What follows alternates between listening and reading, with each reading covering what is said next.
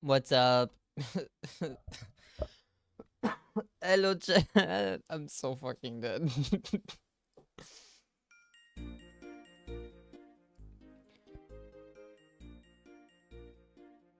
Hello. What's up? I am so extremely sick.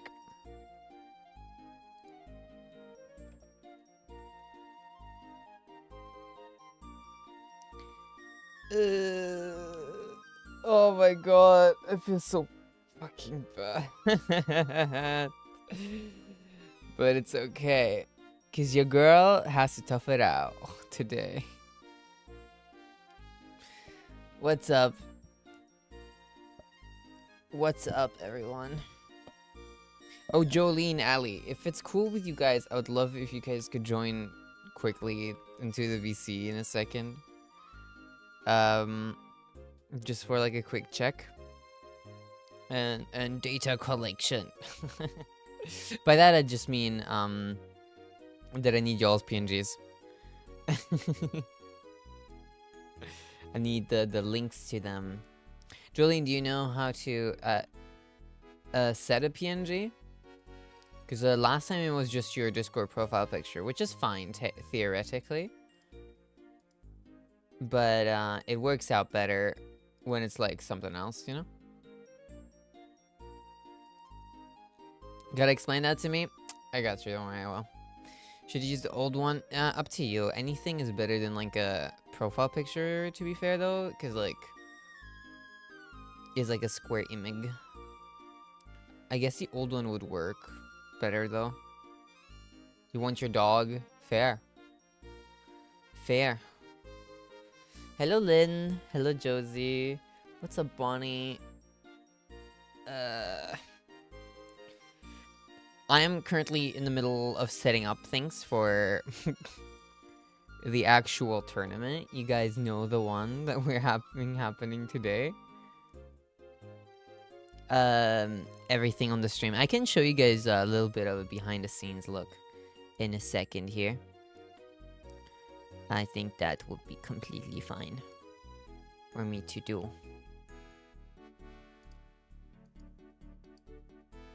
Oh, where did this go? I just broke it. Did I just break it? Oh, I didn't break it. I just did an oopsie earlier, huh? Wait. Wait, no, it's broken. It broke. You guys don't see it. But it's broken. Ah, never mind, there it is. How much do you need to donate for a free loss? Ruby, you can make that easily happen yourself. Just say 2 a.m. as usual for you. Oh, good morning. It is 8 p.m. for yours truly.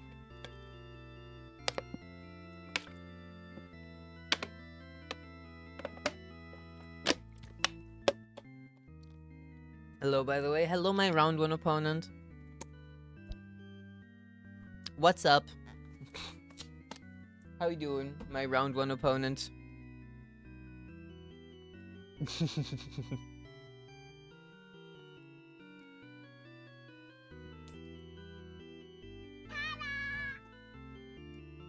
Hello. You're incredibly scared. I don't want to talk big about myself at all. So don't take it as me doing that. But I think competing against someone who competes in actual events is always a scary one. I mean, I personally compete at a regional level every few months.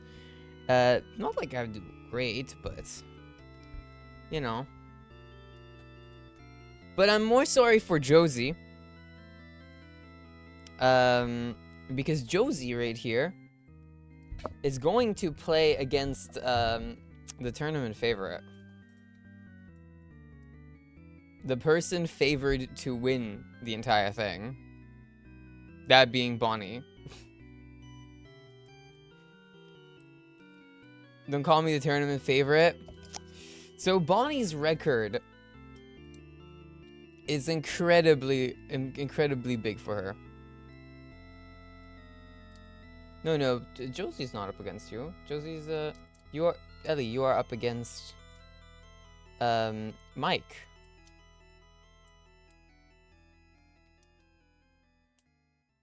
Tournament favorite? Oh. Oh, I see. No, but Bonnie has last time finished in 2nd place in the first YUWUNA tournament.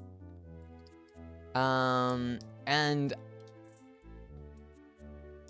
with our last YUWUNA SHOWDOWN champion not playing, our runner-up from last time, who is playing, is technically, by definition, our tournament favorite. So, root against her, everybody. We want an underdog story, don't we? So root against Bonnie. That's cold? I don't think so. Is it? Is it cold? You wouldn't want an up-dog story? What's up, dog? You want a dog story, Muna winning? That's kind of real as well. That is kind of also pretty real.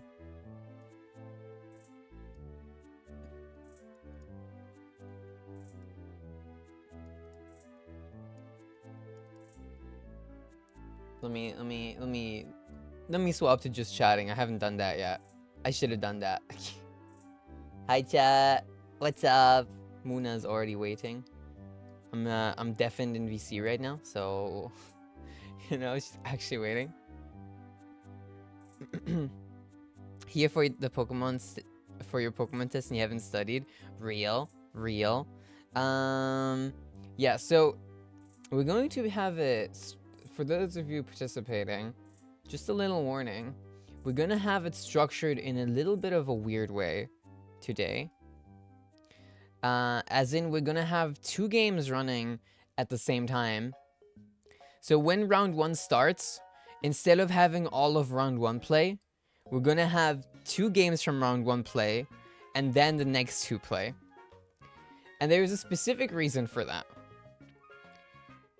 It is, so one of those matches is every time going to be... Oh, there's Julian. One of those matches every time will be, on stream. And the entire reasoning for us doing that is because Muna and I are both playing as well. And we want to make sure we have 2 people commentating at almost all times. If me and Mooner both make it into the same round of games, not like actual tournament round, then that might be a little more difficult. But you know. So in round 1 today, in the first round of games today, we have Sally versus Unzips, and then me versus Ruby. You know, yeah, I'm deafened. I am deafened right now. Don't worry, I will change that in a bit. Vuna, I'll send you the loser. I'll send you to losers bracket. Okay. We commentate our own games and telling chat exactly what we do.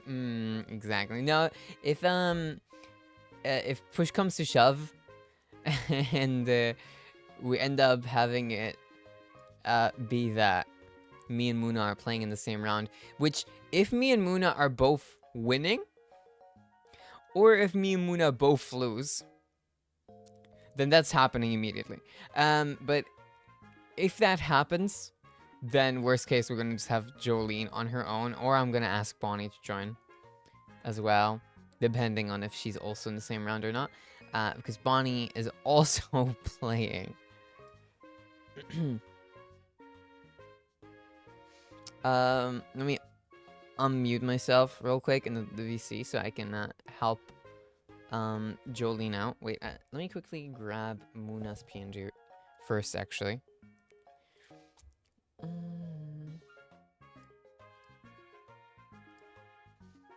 And then I'll help Jolene out.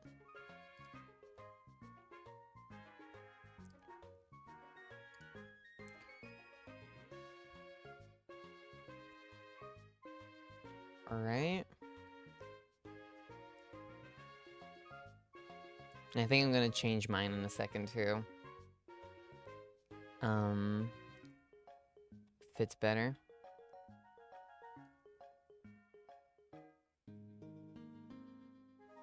So today I'm wearing read creature on screen right now, Chad.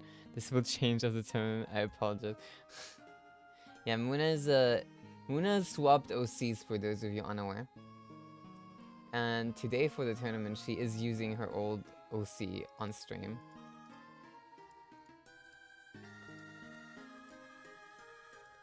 Is TTS on? Yes, ma'am. It's not. I'm not gonna leave it on for long.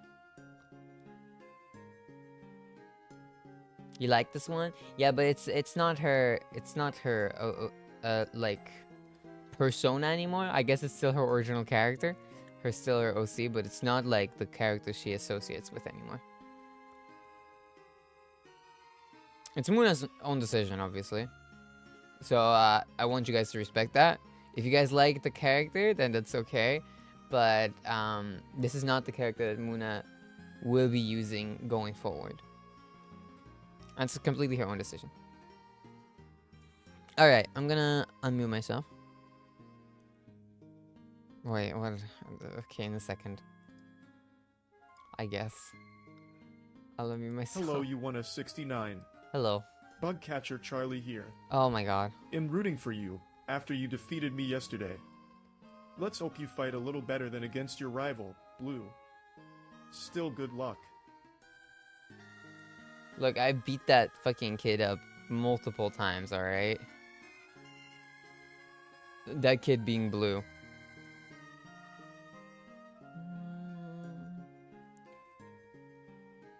So, you know.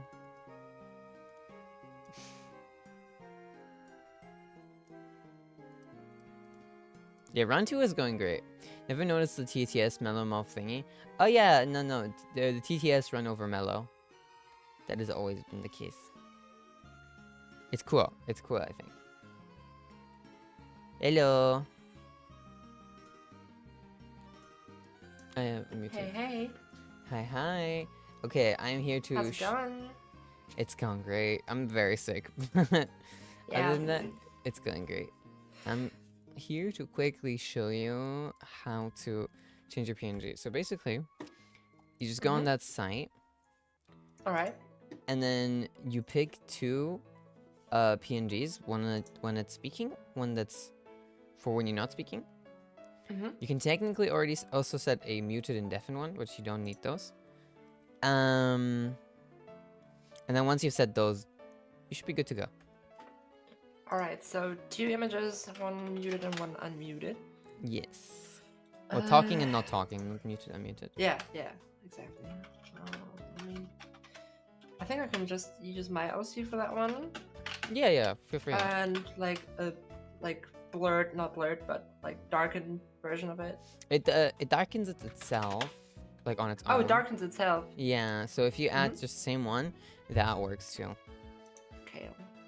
Let me crop it for a second because I have the whole thing, the whole avatar and everything.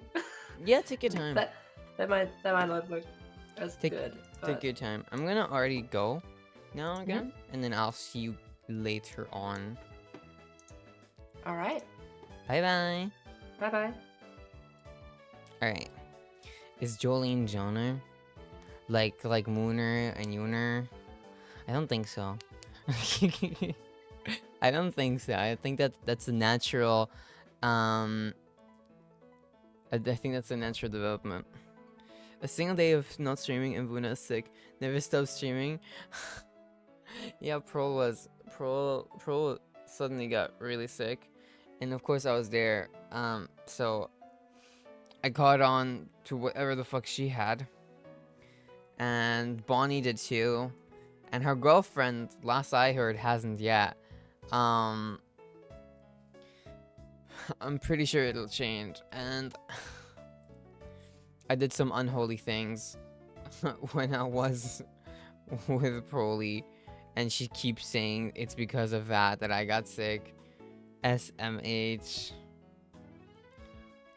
Huh? Yeah, no, it's no, I'm not gonna elaborate. None of this was in the Bible. I don't think I was in the Bible, to be quite honest with you. I think I'm a little too young for that. Okay, chat, I'm gonna quickly, don't be confused. I'm about to take some screenshots for PNGs to use during the tournament.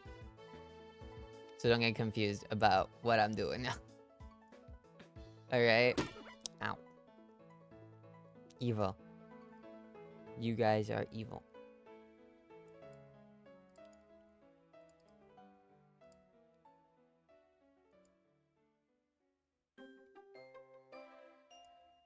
And then I need a talking one too, so I gotta open my mouth now. I gotta open my mouth and take another picture.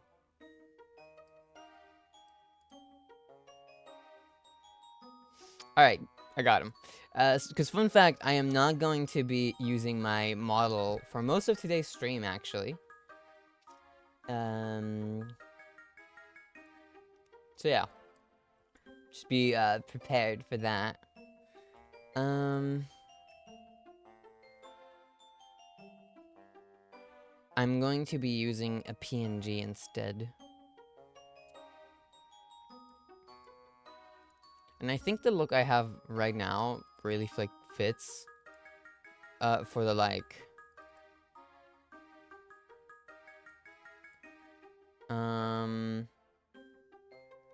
what's it called? Really fits for like the whole thingy. The tournament. Also, I'm feeling so warm all of a sudden. I think it might be due to my room. Due to my heater.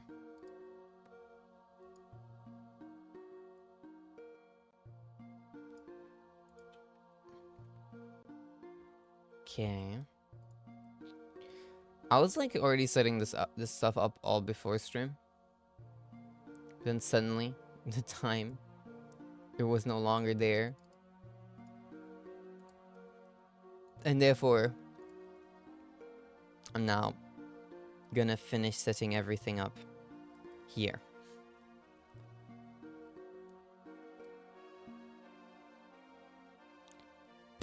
Ow. What am I doing? I did it, oopsie.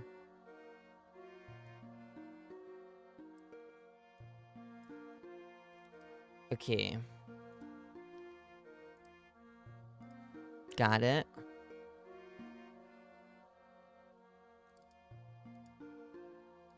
So in the end,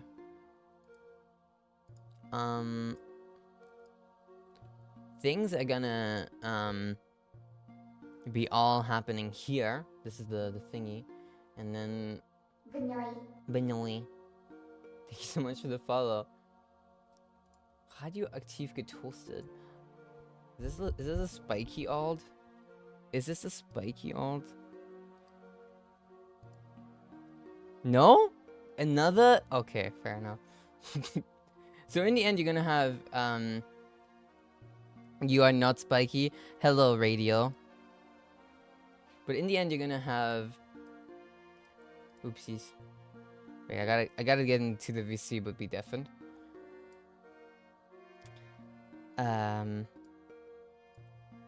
So that I can show you guys properly how it's gonna look.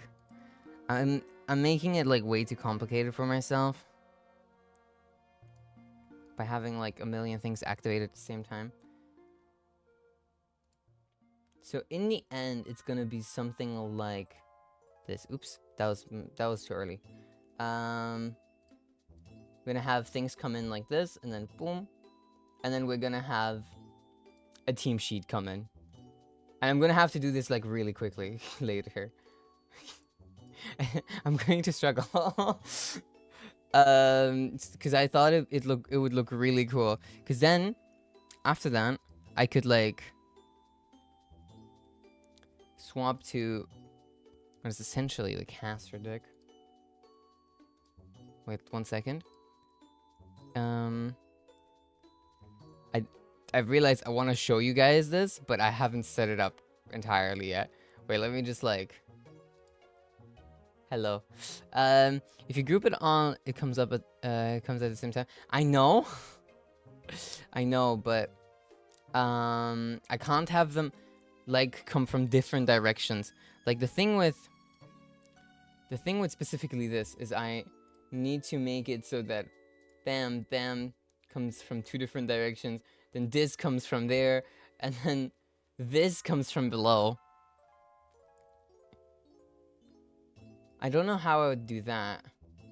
And then in the end I'd also have to like, when I want to do this,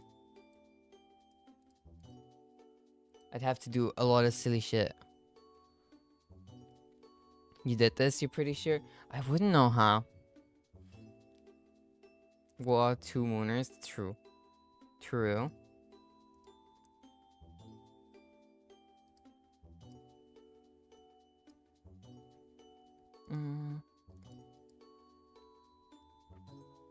So I need to update PNG, I forgot about that.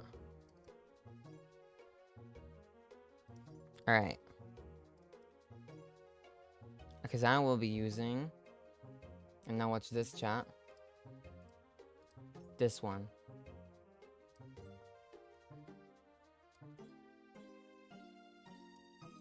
Wow. Don't put a slide thing on the group, rather on the single sources. Oh, wait. Oh, I get what you mean. Wait, I'm gonna try that.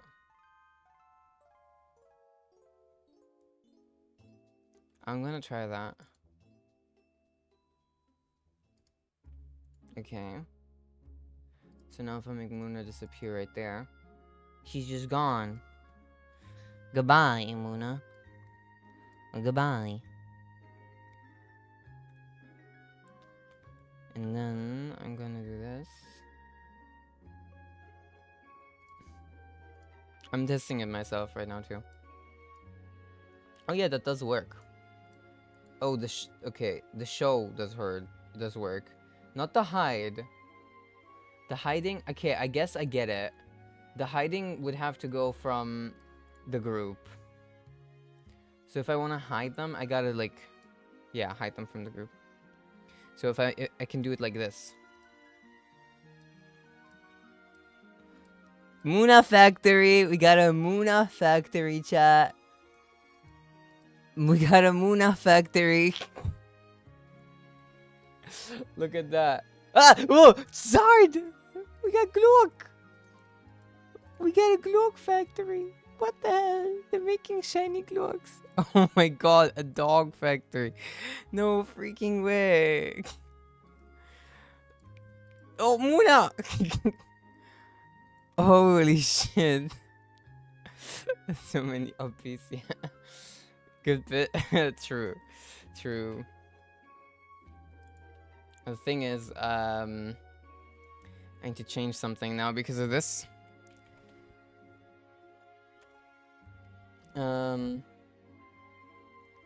I need to add every PNG another time. A second time.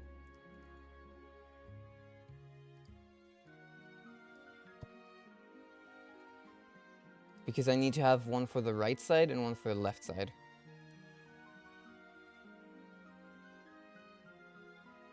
So now look. Oh, I need to... Okay, wait. I need to make everyone have the slide thingy. Right.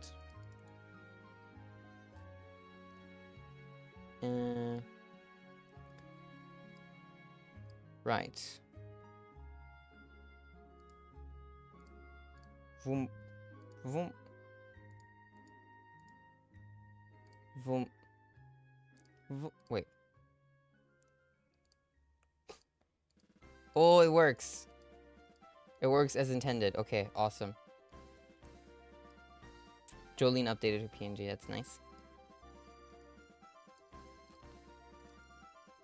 Perfect. Yep.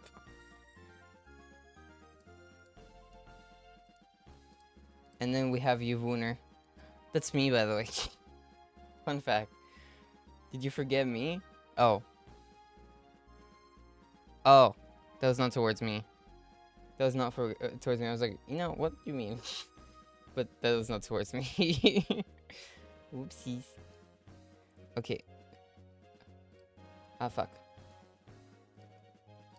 I messed up. We gotta go bald. Okay, so... First up, let me have all of them in. So I can resize them to all be the same size. Awesome. We got them all stacked. And now... we're getting another YUWUNA. Look. This one goes on the right. But she seems a little small.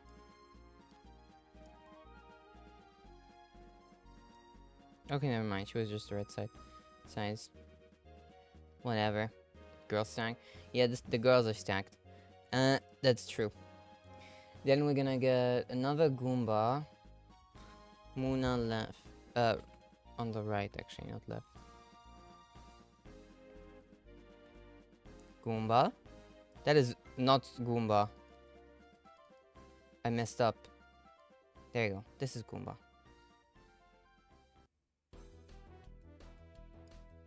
And then we need another Jolene.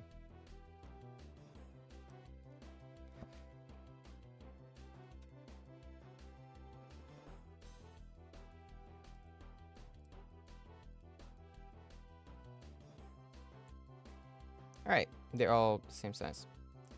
Okay, now I'm gonna make all these disappear. Boom.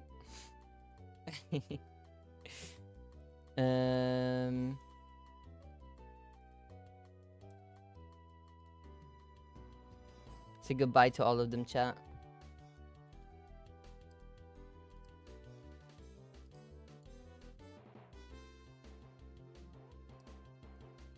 Okay, I'm gonna make these two things disappear as well. Wait, actually, let me first up see.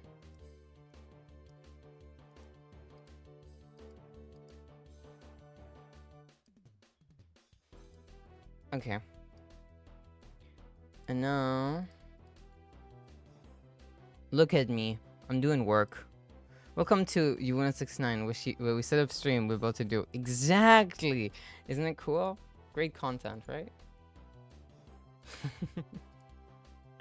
Great content. Look, let's be honest here. I'm talking to you guys. You guys are gonna watch it anyway. And I don't mean that in a mean way, but look at this. Woof. Vroom.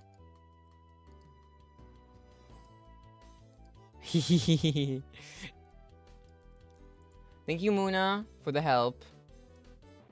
Okay, make this come in from the left side, this from the right side. Slide. Right. I'm gonna make it take longer.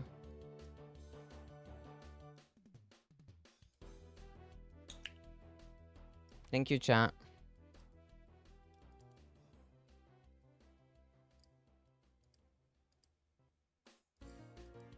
Oh, that's wrong. This is also supposed to... oh, it doesn't have...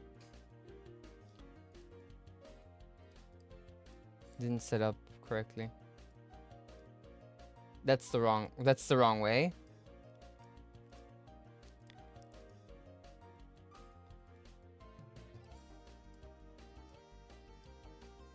Look at that. And then we can pull up, boom, team sheet.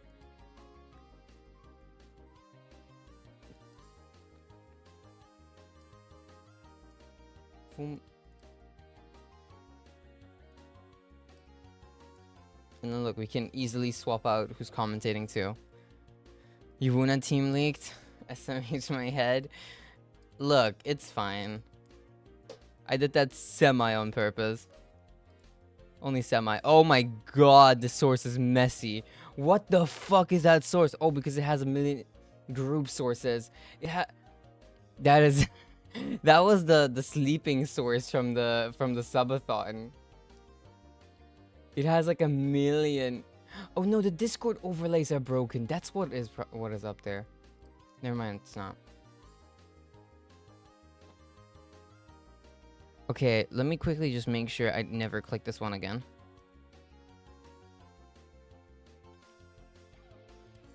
Now, what's up? What's up, chat? Okay, so now this is the team preview, and we're gonna go into it.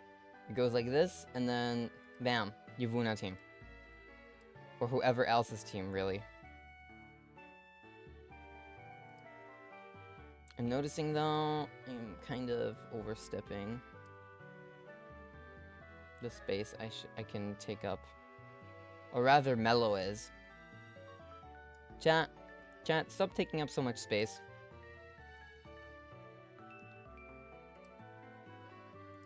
That means Muna is too, actually. And Jolene isn't. Jolene is just right. And on this side, everything looks good. Boom. Okay, and then we have this one. This is the caster deck, technically. I'm gonna make chat a lot smaller in this one. Because this one features chats. Now I gotta add Jolene and Muna to it as well.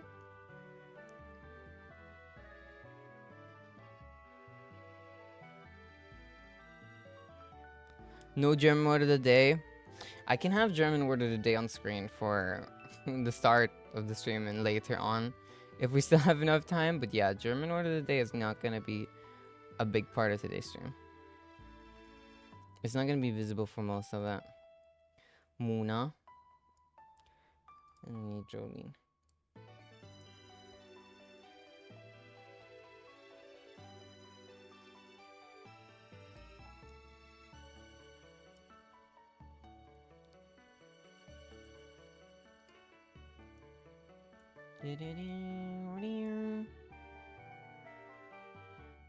It's fun how much German word of the day has become part of the stream.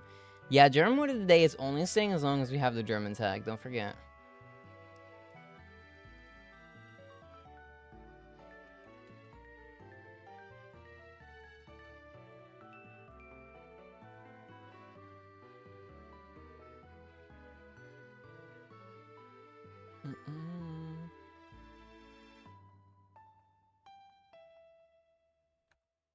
All right. You know, people really like it. I feel like people do like it. That's why they gotta keep it on, right? If the people like it, they're gonna make sure it stays.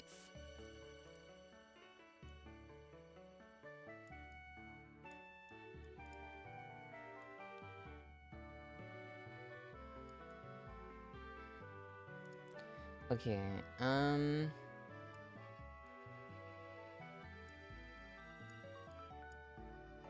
gonna put everything in a folder here too.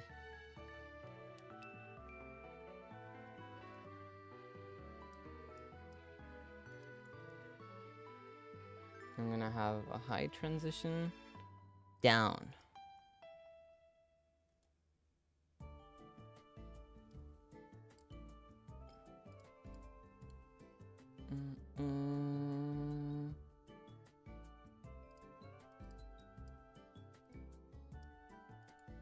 Okay, now let me set a show transition.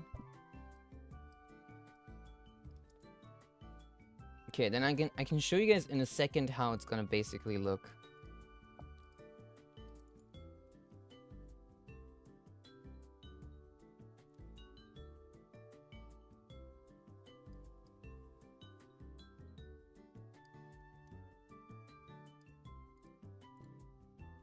Once I have everything set, that is.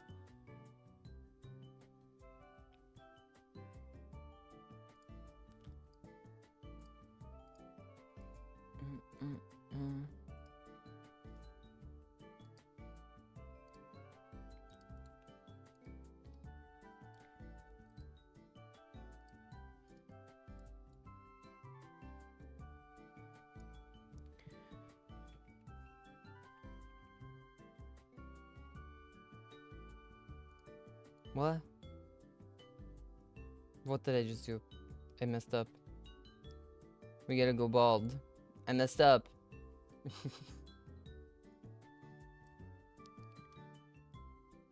Shit. There you go. And now, it'll go like this. And then, oh, oops. Gotta make sure the castles are on there. Boom. Bam. And then once we go back,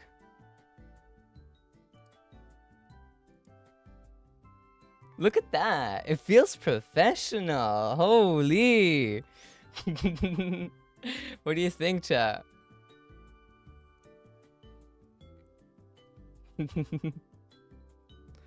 I'm so true. So true. Okay, wait. I'm gonna yoink something from here. Can you show it again? Yes, I will just quickly yoink something from here. I'm gonna yoink the chat box because I like it more than this one. And yoink. You guys are. I guess I'll put it like right here.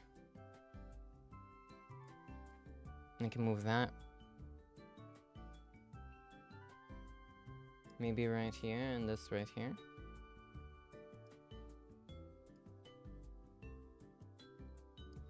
I need to move my stupid ear down.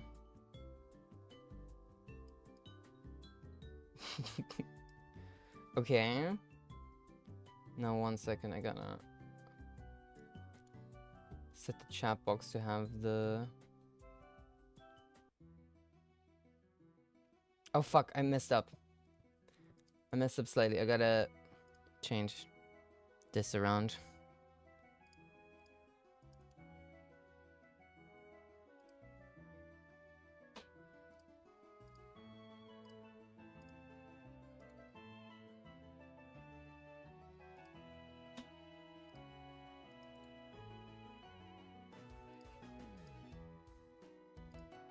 Okay. So it'll be like this.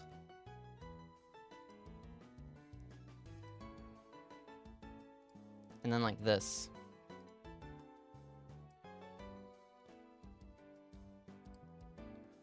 Holy shit. Kinda smooth. Kinda crazy.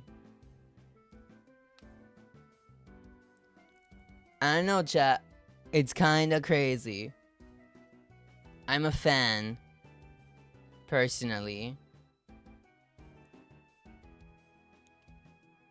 Big fan? Let's go. Let's go. Swoosh. Swoosh. Swoosh. Swoosh. Swoosh. Swoosh. Swoosh. Awesome. I like it. And now I need to make a new source. Okay. I gotta make a new one. So it's empty right now.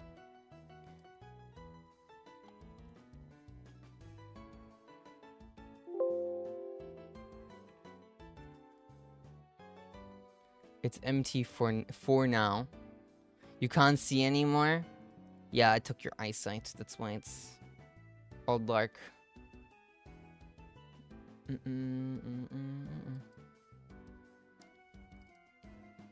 No, I need this. We need this. And then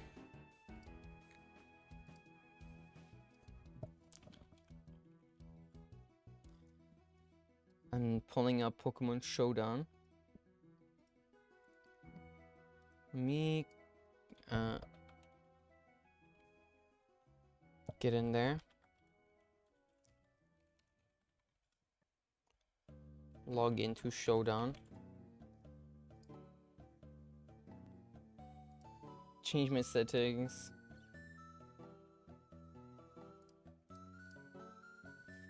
Dark theme.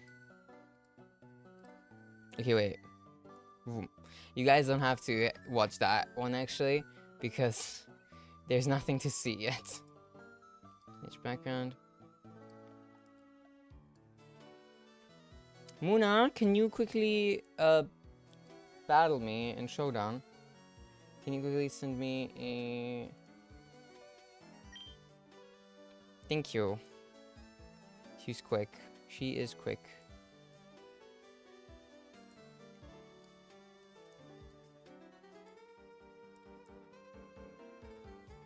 Oh fuck. It's loud. I forgot to change volume.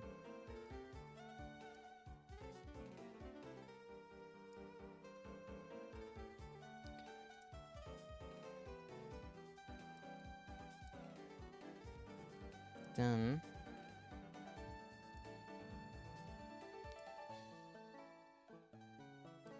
The battles are gonna look sort of like this.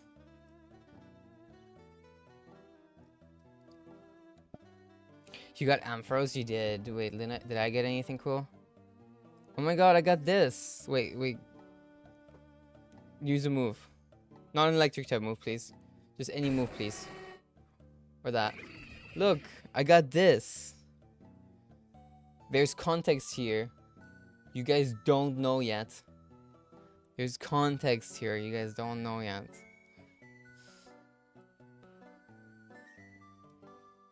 Only like 2-3 people in chat know the context for this. And then if we accidentally have this on screen, it'll blend in with the background.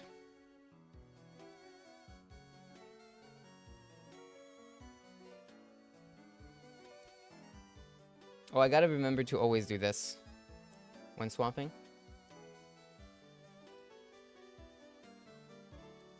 Whoosh.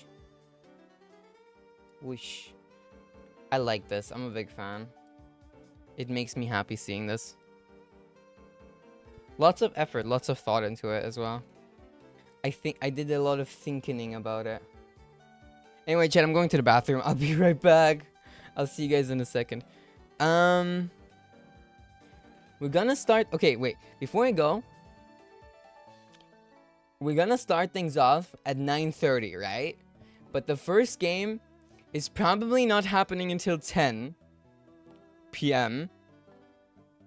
This is because I found out Muna has to go out with the dogs. With her doggies. So this is on me. I didn't know that. But yeah, we can't start without Muna, because Muna is commentating the first game. And I'm playing in one of the first games. Which I forgot to ask you this, but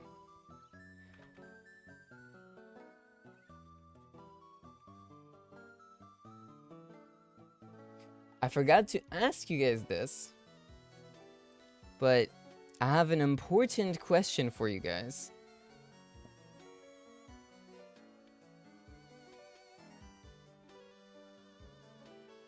The question is, which game are we watching on stream first?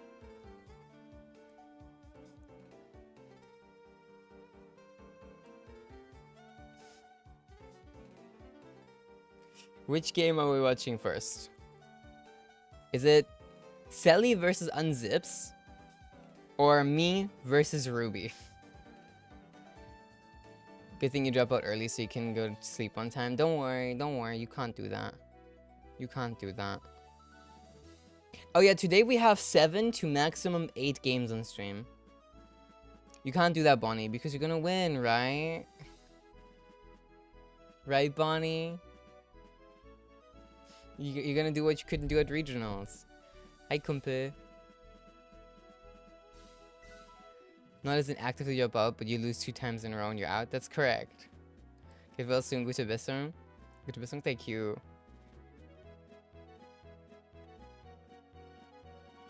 Yeah, Bonnie,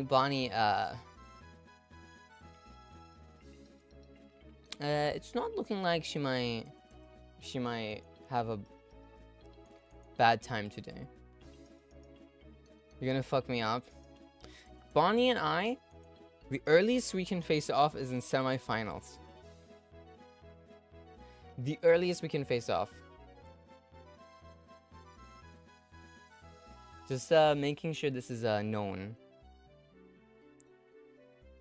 Alright, I'm gonna be right back. I'm going bathroom. I'll see you guys soon.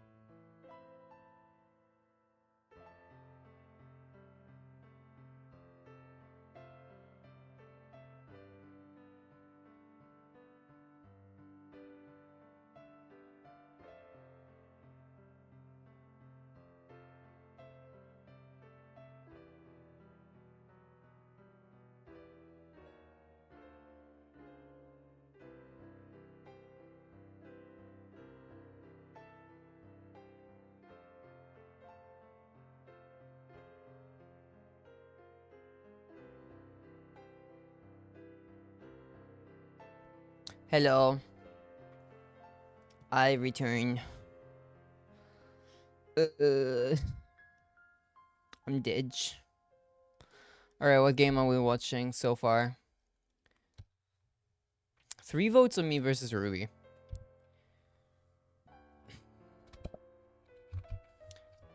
Three votes on that one. That's currently in the lead. Feel like you're about to hold a presentation in front of class because you don't want to be super bad. Don't worry. I'm pretty sure you are our only person that is a complete beginner. So really do not feel bad for winning, for losing. Have a good time. That's all that matters. Yeah. That's all you want. You're just trying to have a good time. I'm gonna leave the VC for now. I'm also a big fan of your team, Sally. Sally is playing my favorite Pokemon. And I love to see that. I love to see that. I wanted to play it myself today, but couldn't. Because I may or may not have not wanted to try and team build something. But yeah. No, even Josie is no longer like a complete beginner, because she's She's played in the last one, in the first YUWUNA showdown, and practiced a lot with Bonnie. So yeah, it's not a bad thing to not perform, as long as you have a good time. You hope we see many Gluoks. I'm gonna spoil even more. Not a single Gluok. Not a single Gluok. Terrible. I played Gluok at regionals and I had a horrible time. So I'm never playing Gluok again. I'm never playing Gluok again. Yeah. Chad, never play the team you've had 10 games on over the team that you played like over 300 on. That was such a big mistake. Yeah, today I'm playing my comfort team. I played it on stream a bunch of times, so it's not like people won't know about it. Even you could have told me. Yeah, well, I was silly. It was a really high performing team. Yeah, it won an international level championship. And I got second place in the tournament that Wolfie Glick just won. So can you bring a team to tournament you had 5 games on? Of course you can. You got top 8 in the TCG tournament today. Does that count? You playing 2 in one day? That counts. That counts for something.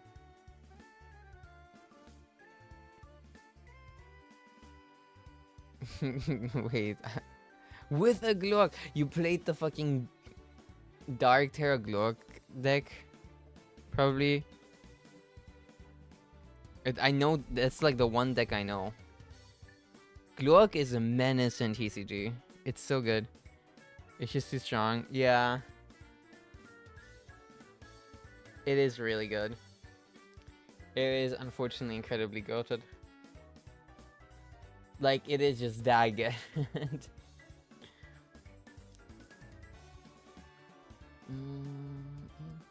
But people have been playing a lot of Duskull, right? I don't know, I'm not very proficient in TCG.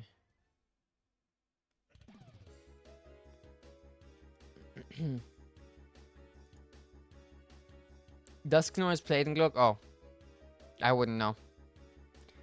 I wouldn't know. Dusknoir is pretty nice for Glock. Oh.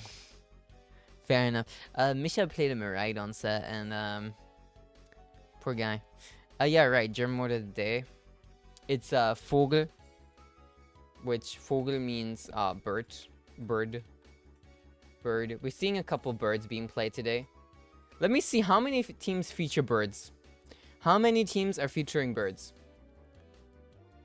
This team does not feature a bird. This team doesn't either. Josie and Muna, no birds. This team has a bird. This is Mike's team. One bird out of 3 teams. This team also does not feature a bird. We are, damn. Half the teams, no birds. 1 bird, actually. Wait, is that? Did I skip one? No, I didn't. Okay, fuck. I love your team, Zelly. Wait, there's not many birds. There is 3 birds in the tournament. There's 3 birds. Actually, Bonnie's playing 2 birds. So technically it's 4 birds. With 3 different teams. With birds. Also, Ruby and I are going to be the first game featured on stream. I'm playing 2 birds too. I did not check out my team. I'm thinking about. True, I am playing 2 birds. That is true. I was not checking. I checked every team except my own. Ina, are you okay? You okay, girl? Ina fell on her keyboard. I can tell.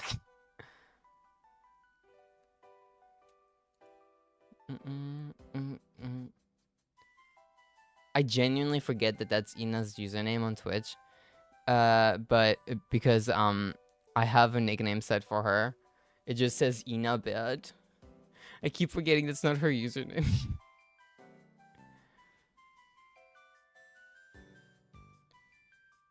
Being totes ignored? No, I did not ignore you. What am I supposed to say to birds, though? You just said the word birds. You're not being ignored. Sometimes you just put a comment in, which is a fairly normal thing. You said more. You said you love birds. Sometimes people say comments that don't require an answer. That is a normal thing in normal conversation too. Unless you're having a one-on-one conversation. You said, "What the fuck is up, my baby?" Oh, I did not see that. I did not see that. Do you love birds too? Yeah, they're pretty cool.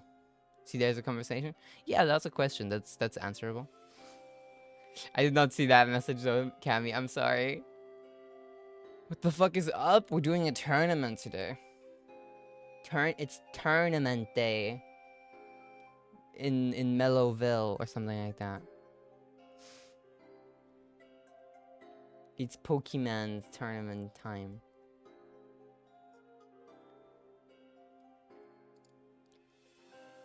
And in fact, we're gonna start things up in like a couple minutes. I gotta make sure I have a certain font installed. Muna sent me it yesterday, but I don't know if I didn't download it because I wanted to check first if I have it.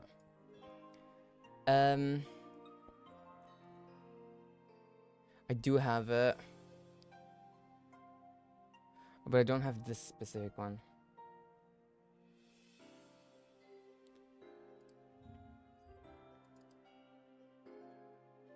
That's heavy italic. I need the heavy one. That is demi-italic.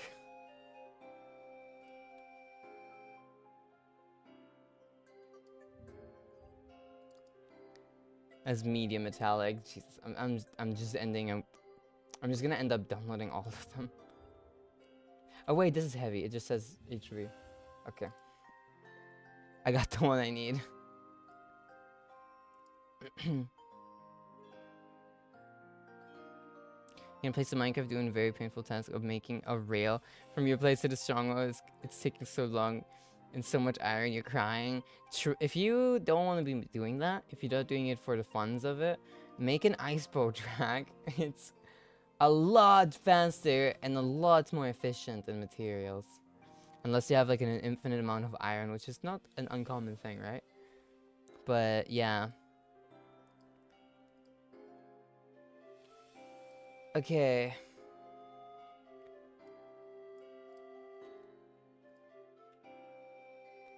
Let me just quickly get everything ready on the battle scene too. I forgot about that.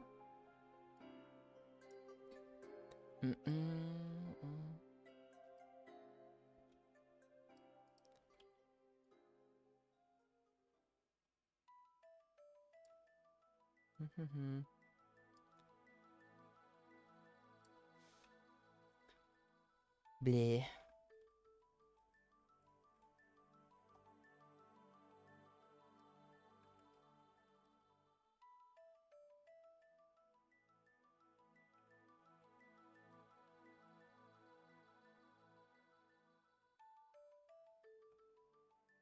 Okay.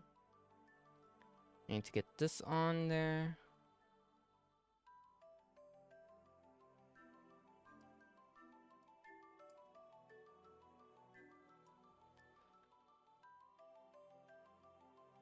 Sorry, 1 second, chat. You've been already taking so long to making this, and they're gonna be deleting it all now. That's very fair. That's a very fair standpoint to have towards that kind of thing. It does take really long to make that kind of stuff.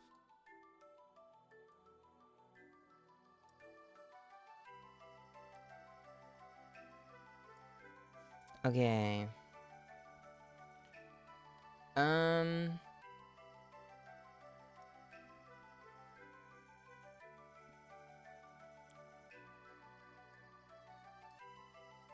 This is taking a little bit.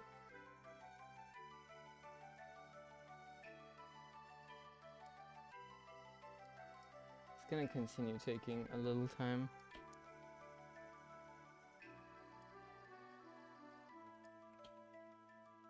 Being here behind the scenes, constantly like swapping things around is gonna be funny. Pressing all the buttons. That's gonna be a little bit of a pain. But, well, there is nobody else that could do it. So, it's fine.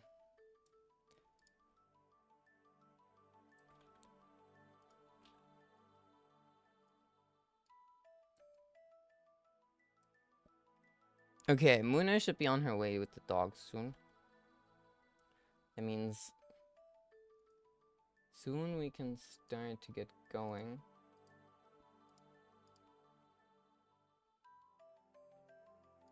Wait.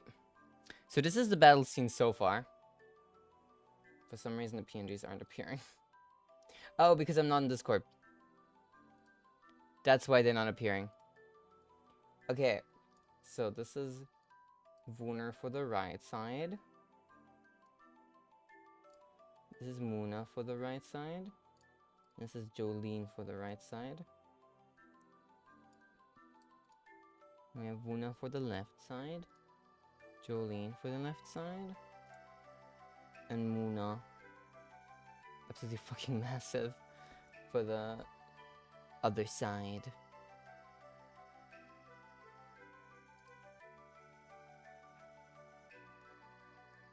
Okay, now I can also center some things a little better. So I'm realizing how badly centered some of this is. For example, this.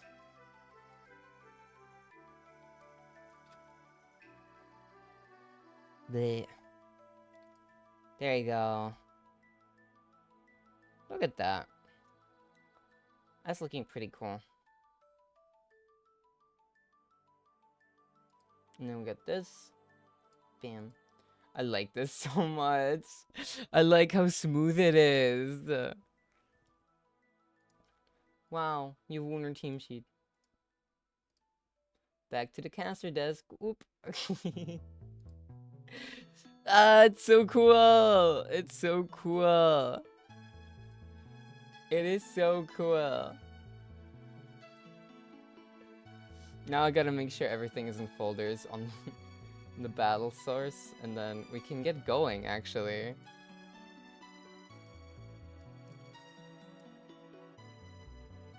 I love when people are proud of their self-made things. Yeah, me too. Big shoutouts to Muna. Big shoutouts. Cause she made all the graphics. Time's going to cold. Wish me luck. Good luck, Muna. Be quick. I'm sorry. But yeah, be quick. If you can.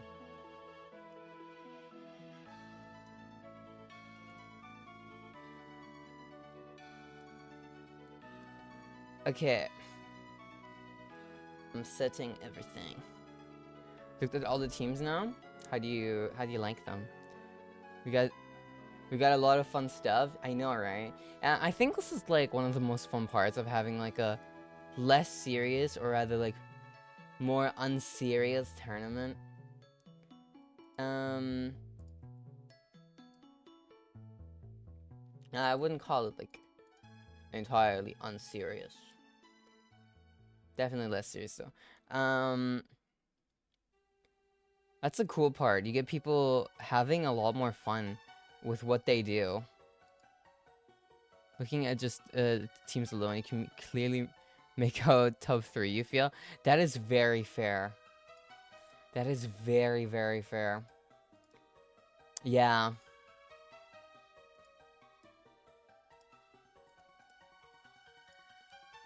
Like, I'm gonna finish setting this up real quick, and then we can start. We can get going. talk about some of the teams and stuff.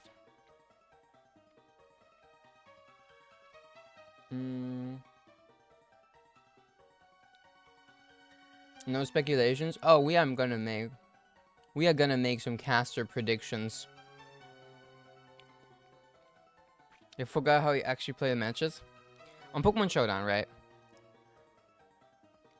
And then you go on find user, and then you just like look up their name. You're gonna be provided that in the Discord. But no starting yet. We haven't begun yet. And you're in the second half of the first round, so you're gonna play after the stream game.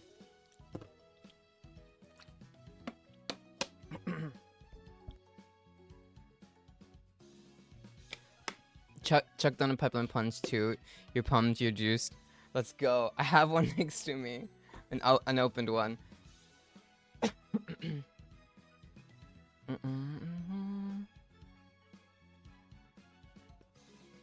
You have no idea where to find any information around the tournament in Discord. There's the hashtag Pokemon channel.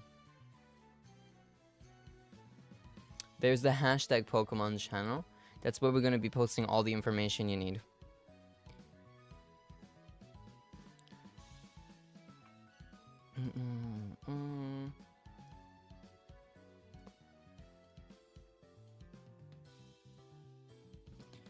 Okay, let me quickly... Oh, wait, you can copy and paste? Oh my god. You can copy and paste show transitions. Wait, that's so good. I did not know that. Oh my god.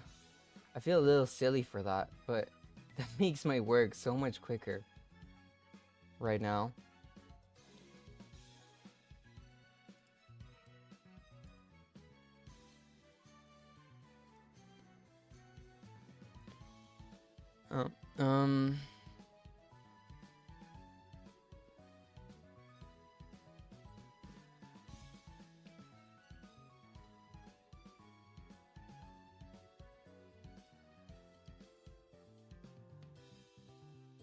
Come TTT. Nabi, I'm about to do a tournament. Please don't ask me that.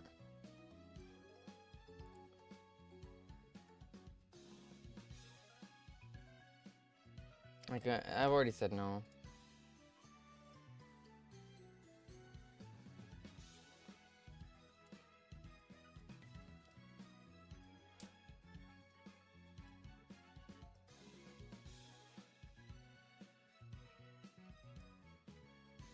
Alright. Okay, and now I just add a high transition for the entire group and then make it go like, I don't know, down, I guess. And now, check this out, chat. So for the battle scene, it'll go like this. And then we swap back to, for example, the caster desk, and then it goes whoop. Whoop.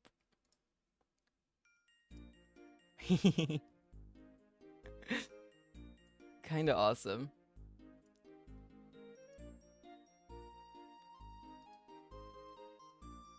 Yeah, big fan. I will end up forgetting this at some point. Jan is böse. What is he doing? What is Jan doing? What is he doing? Oh wait, oops. I meant to go in studio mode.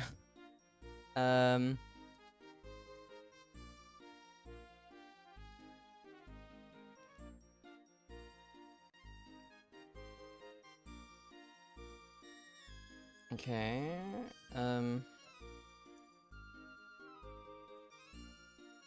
What is the font moon I used again?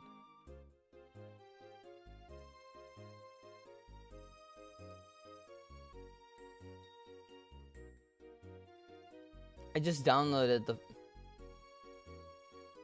It's not popping up. The right one is not popping up.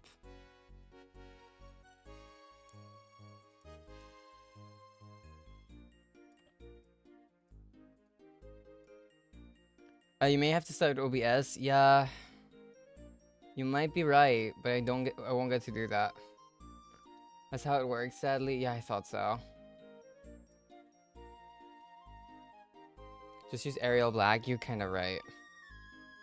It's gonna look good enough.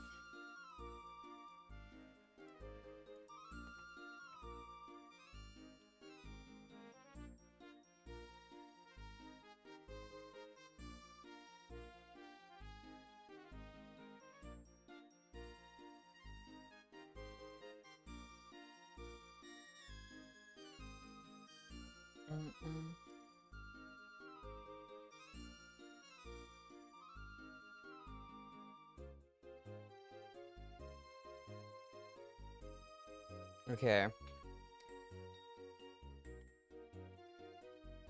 But I am now setting up the last thing I gotta set up.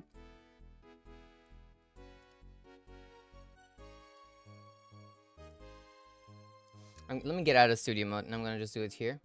Because yeah, we're gonna have the player name right there. Let me actually make it smaller on both sides.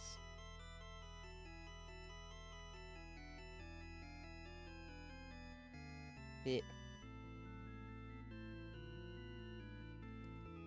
Oh, oops. We're actually gonna have it like this.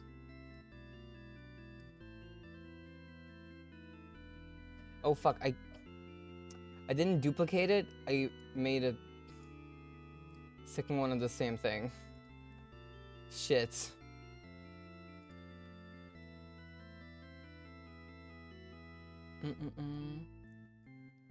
Wait. Let me copy and paste the names. Actually. From SHOWDOWN.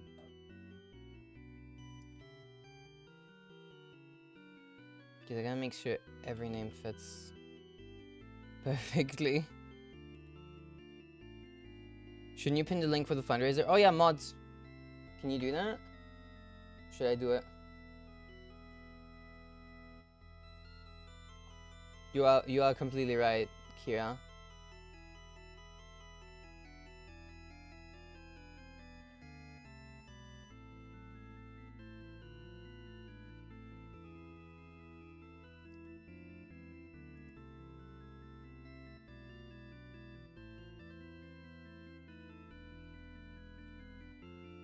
So I'm gonna be updating this thing right here throughout the games.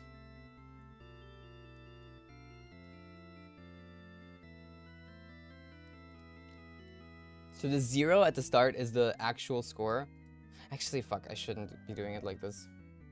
I should just have the player name and their score. Their overall score. And then I'll add, in a different color, the game score.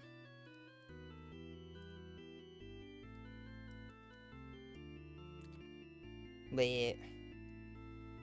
No, I just need to figure out a color. But you know what, actually? SHOWDOWN is providing a nice color here.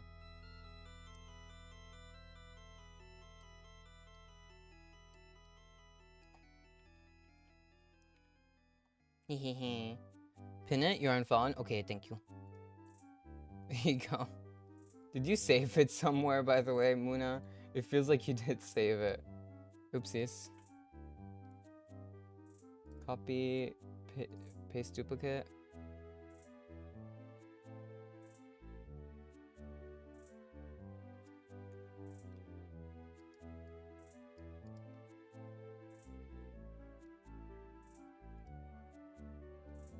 Yippee, setting up the stream during the stream. I love it.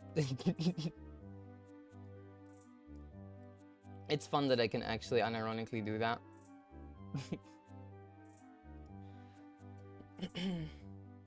Alright. Chat. I think Wow, I think we're done. So I think it is time for me to actually start. I'm gonna close VTube Studio for once. During my stream, that is kind of crazy. I never do that. And I'm gonna close TTS. And we're also gonna close fishing for today. Remind me for... oops. Remind me for next stream to turn fishing back on, chat. Or rather, maybe later. If you guys don't do that, I will probably forget. But I'm turning off the redeem right now. Exclamation mark fish never worked. Why do you type exclamation mark fish?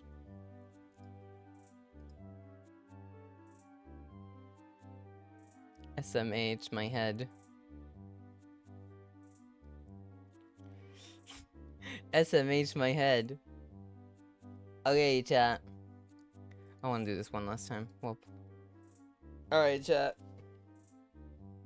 Let me take off my sweater. It's warm in my room.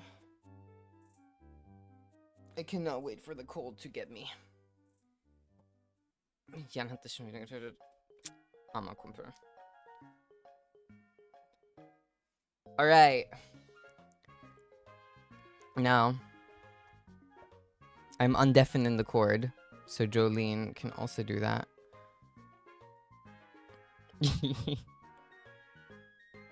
Josie just gambled all.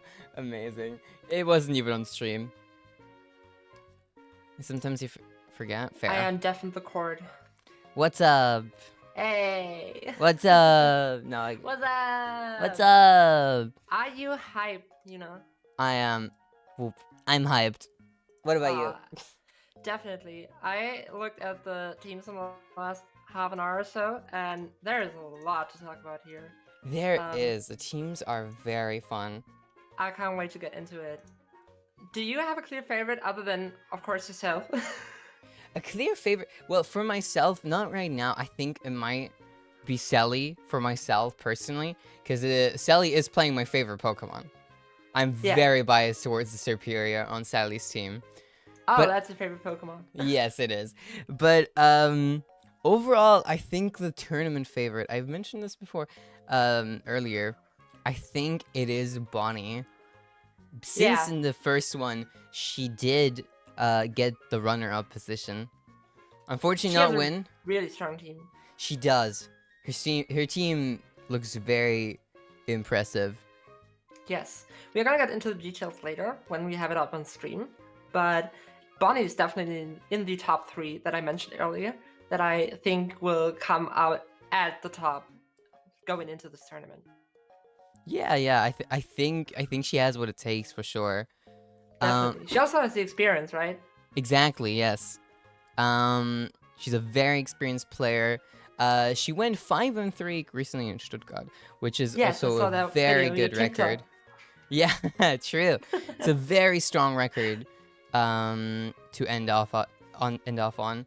I think she plays higher than Michael Kelch actually, which is insane to say. Oh wow, that is actually insane. I did not know that. It is. He was playing the Koffig team. Weezing team. Weezing, yes. Was it like, it was regular Weezing, right? Not Gala. It was regular Weezing. It was a very interesting team. Playing Gunk Shot, this is something I really remember. I think probably it against lost... like Corina and shit, right? Yeah, I think it lost a couple games though. Because of the nature of it. It is very telegraphed, especially if you play on open team sheets. Exactly. I need to post the pairings, I realize. I realize that is my job.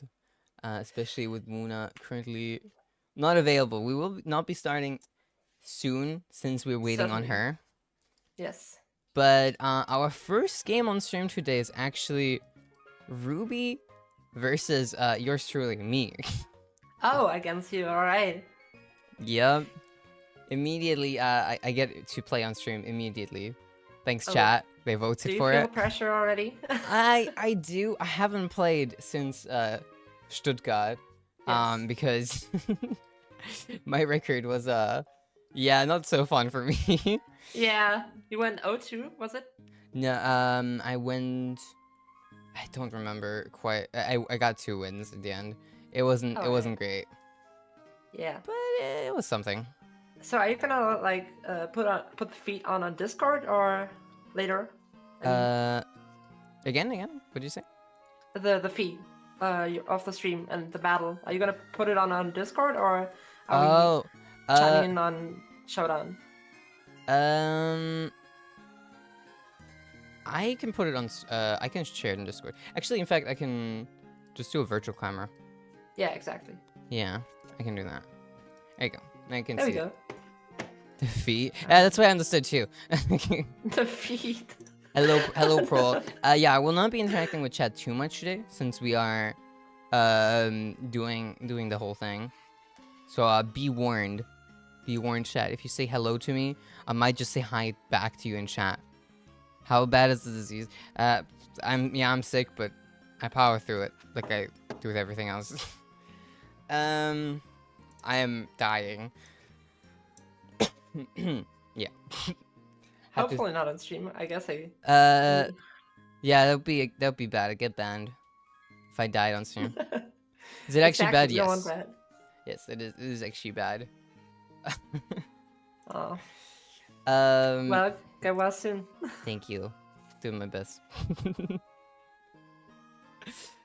But yeah, I'll make it through. Let me quickly post the first pairings. We are going to have 2 games being played at the same time, instead of like all the games in the round 1 being played. I mentioned the reason for that earlier, but I will mention it again. It is oh, Jolene is looking funny. It's alright. Yeah. Look at that. That's the like mute thingy. It's pretty that I put cool. on. Come again? It's pretty cool. Thank you. I was just like I saw my avatar bouncing up and down because my like sensitivity is all fucky right now. I think. I can fix that real quick. Oh, I see. But yeah. Yeah, let me see. I'm gonna mention the reason now. Yeah, we're gonna have 2 games being played at the same time instead of the entire first round. Because me and Muna are both participating ourselves as players too, and since we would like to have it be 2 commentators at a time on stream, we will have to improvise. Which that is our improvising. 2 games at a time. We'll manage. That means we are going to be watching me and Ruby on stream, while Sally and Unzips are going to be playing as well. And then next up in round 1, we will have Mike versus Ali and Josie versus Bonnie. Which one of these is going to be on stream is for you guys to decide, chat. If the mods are in chat, they can already run the poll, but I will do it in a bit myself. Oh my god, talking so much when sick is a challenge. Yeah. Managing. But yeah, I will now quickly let the people on the Discord know about that too.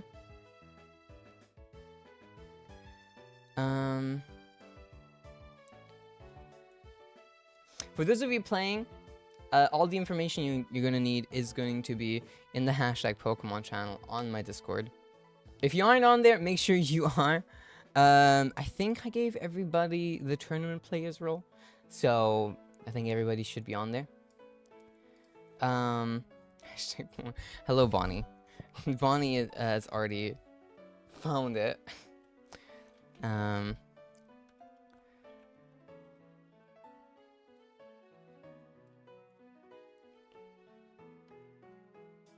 Yeah, let's talk more about the teams. We can already Should we already get into the first match we're gonna see on stream?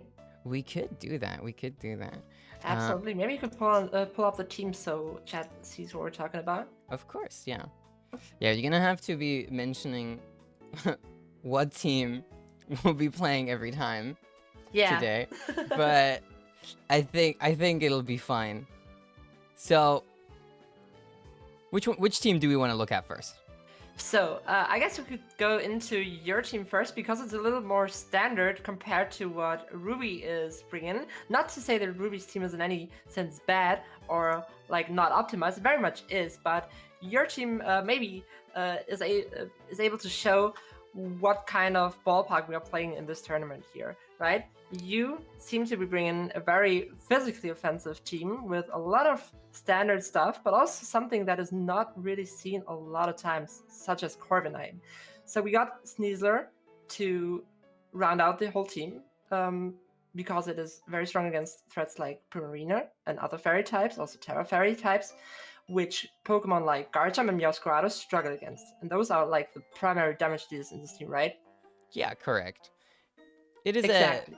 it has those very oppressive regulation H threats. You keep seeing the Garchomp, the Sneasler especially, although it Exactly. did go down in usage really recently. But the Indeedee male in here as well, the Talonflame with the Tailwind, Corviknight also, not the least common Pokemon. Yeah, We've seen Corviknight it is win. really the star in this team, I think, I because think so it's too. not very like common as you said, and together with Garchomp, it forms a very oppressive lead core too, because the opponent has to figure out which of the threats to target first, right? Garchomp pulling up with a live orb, you're not gonna switch anything into that, and removing Garchomp is very important for the opponent, but while doing so, Corviknight can freely set up, which is why this team is actually working very well. It should be without redirection support. Yeah. Redirection, big thing in the current regulation. Not seeing it Definitely. on a team is usually quite strange, but this team does indeed work. Switching out into any of the attackers is always very difficult because they will just deal so much damage. Exactly. Of course, the Corviknight, rounding it out, just like you said, it gets to bulk up freely if you ignore it. And then at some point, if you ignore it for too long, it also has that Psychic Seed with Indeedee Male.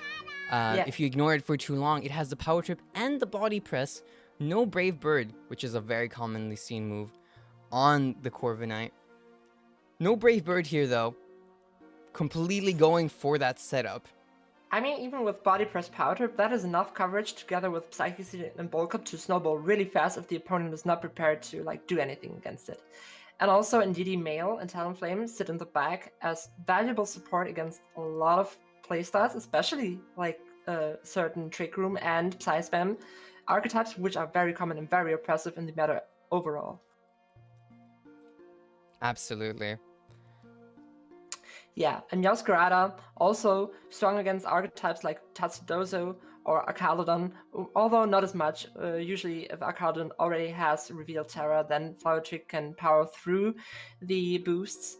But facing against Corviknight with the Terra Dragon, Archaludon will also, or certain Archaludon sets will also struggle to do anything against Corviknight, especially with Psychic Seed going on. Yeah. The Meowscarada specifically, I think here the least seen Pokemon overall in the regulation, but I think personally that it does a lot of great work.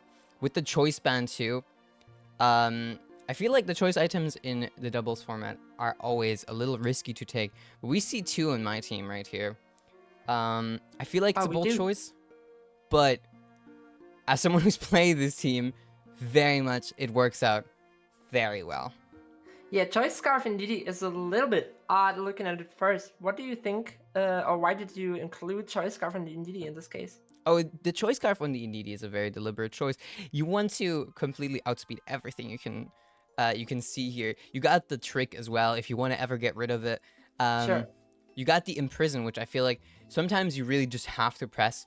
It's a little difficult with the choice scarf, but if you get this Indeedee going and you press an expanding force, maybe even with a Terra Psychic, you will outspeed everything that's coming, and you can just wipe an entire team if you set up enough. Definitely. One thing to watch out for is the combination of Indeedee with Talonflame, since Gale Wings might have some kind of anti-synergy with the Psychic Surge. However, Indeedee itself, as you mentioned with the Choice Scarf, can disrupt a lot with Trick and Imprison too. Imprison being probably the most important move on Indeedee Male here.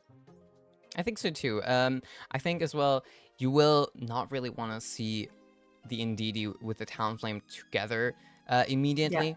I feel like once that Tailwind runs out, though, the Indeedee becomes really strong. Although with the Tailwind as well, it'll still be able to do a lot, but you really want to use the other damage dealers while you have that Tailwind, while you get Yeah. to outspeed everything else. And you really, if you are relying on that Indeedee mail, you will really get to set up during those Tailwind turns if you decide to bring Talonflame. You have a lot of flexibility with both Tailwind and Trick Room on the team too here. However, what I'm kind of curious about is what you were trying to check with your Terra Flying Meowscarada using Terra Blast here. So Amoonguss? Among Us, for example, so the Talonflame here doesn't deal as much damage as you might expect it to. So the Meowscarada with the flying type brings a lot of coverage. The Annihilates as well are there. Oh yeah, sure. The Terra Flying, just in general, a great Terra to have with the Garchomp. You get to freely Earthquake into everything without having to really worry about damaging the Meowscarada, although it does resist it once while it's still a grass type, but you also have the protein. So if you end up getting protein into like the dark type or the fairy type, the Earthquake is going to suddenly deal so much more damage. Yes, absolutely. So while the Terraflying Terra Blast can be a good option, the Terraflying is more there for things like the Garchomp in the team. I see. Yeah, Garchomp is a vital part in this team, and I'm very curious to see what kind of damage it will be dealing, because Garchomp is very underrated in, I think, this regulation, but also in prior regulations where there wasn't like so much focus on, like, for example, Regulation G, was it, with the legendary Pokemon? But early on in VGC metas, we saw a lot of Garchomp usage, way before like stuff like Acaudon and the other newer what was it? Photosynthesis. What's the name again of these? The Paradox one. The Paradox, yes, the Paradox ones. Garchomp was used a lot with like something like Rotom, for example, in the core, because it also synergizes well with the Levitate. And Garchomp plus Levitate or plus the Flying type is a very ancient VGC archetype in of itself, going back to like VGC 2010. It's a very strong archetype that has survived all those years because Garchomp is just able to do massive amounts of damage. And together with a partner who isn't affected by it pressing Earthquake and dealing massive amounts of damage to both the opponent's Pokemon, yeah, that's just a very strong archetype to have. Absolutely. It did really fall off in the Regulation G and the regulations before, and I think as well, it wasn't as commonly seen, together with the Tyranitar that we don't see on this team, Yes. but just generally synergizes really well with the Garchomp. But I think this regulation, it did make quite the comeback. It does deal so much damage, Certainly. especially with that Life Orb. Even more so if you want to Terra into that ground type.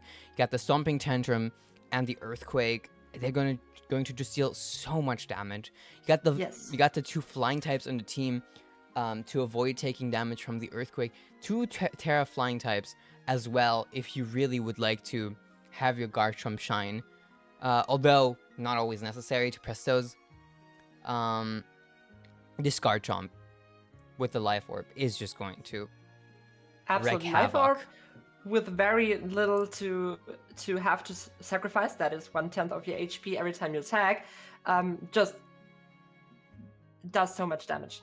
And usually you see Garchomp with stuff like Choice Band, but you don't have to Choice Lock yourself. Life Orb is definitely a very fair trade-off for the extra damage on your moves. Yeah, absolutely. And you can really see the whole team is built around it. Absolutely. The team synergizes very well. We will be seeing it very soon. But shall we look at Ruby's team next? Certainly. All right. So, speaking about strong dragon types, Dragapult. Oh, Dragapult also is so strong. Very underrated Pokemon. I wouldn't say underrated, but kind of flying under the radar in a certain sense. I don't know. It's very oppressive. We've seen it time and time again. In this game, it represented in some very high level games. You know, Michel Kelch bringing it to Worlds, for example. It is so incredibly strong. We see it time and time again. I would really not say it is flying under the radar at all. Fair it enough. also has like with the Outrage and Terror Dragon, if there's no fairy type in the opposing team, it has like a delete button Muna jump since scare. it's choice band. Yes. All right. So, I will be taking my leave here real quick since I am playing. We were waiting on Muna to join here. You can still talk about the team. You just started talking about it. Yeah, but I'll leave it to Okay. you since I will be playing, like I said. Oop. all right, Oh, Muna. big Muna. Welcome to the stream. Are you hyped for today's matches? Absolutely. As I said it in chat earlier, I'm like more under pressure than in the side tournaments we played in Stuttgart. Even though there's nothing to win here. Yeah.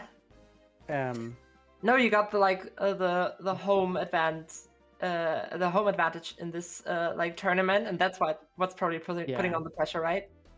yeah. Yeah. So let's distract you a bit and look at Ruby's team here on stream. I certainly have a lot of things to say, but what is your first thought going into this team and maybe into this matchup? Actually, I helped her picking out the team. So, Oh, you did?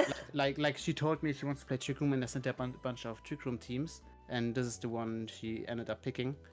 Oh, she did her homework. You can really see that. Yeah. So maybe you can share some of those thoughts. It really just was Trick Room. Then I gave it I don't know what exactly she did. So, I'm warning myself why she picked that team. I told her like stuff about the team as well. But I see like what the team does, since I think this team got top 64 in some regional. Oh, so she just took the whole team, and it's like she okay. So I mean, you can clearly see some synergies looking at the entire team. First off, of course, the primary strategy that this team deploys is Trick Room. You can clearly see that with the Ursa Luna, also with the Armor Rouge. The colors are a bit off, but there is a Trick Room on that set as well. I just noticed it as well. It kind of bothers me.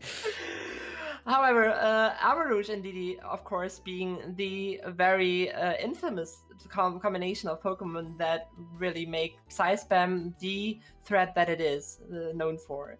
So there's not a lot to talk about here. Everybody watching the stream and having like some kind of experience with VGC and especially with this regulation knows to fear this combination and knows to prep their teams onto it. Ursa Luna being a strong second option for offense in Trick Room, absolutely demolishing everything with Guts, Flame Orb, Facade, Earthquake, and Headlong Rush, and maybe disrupting a bit with Protect.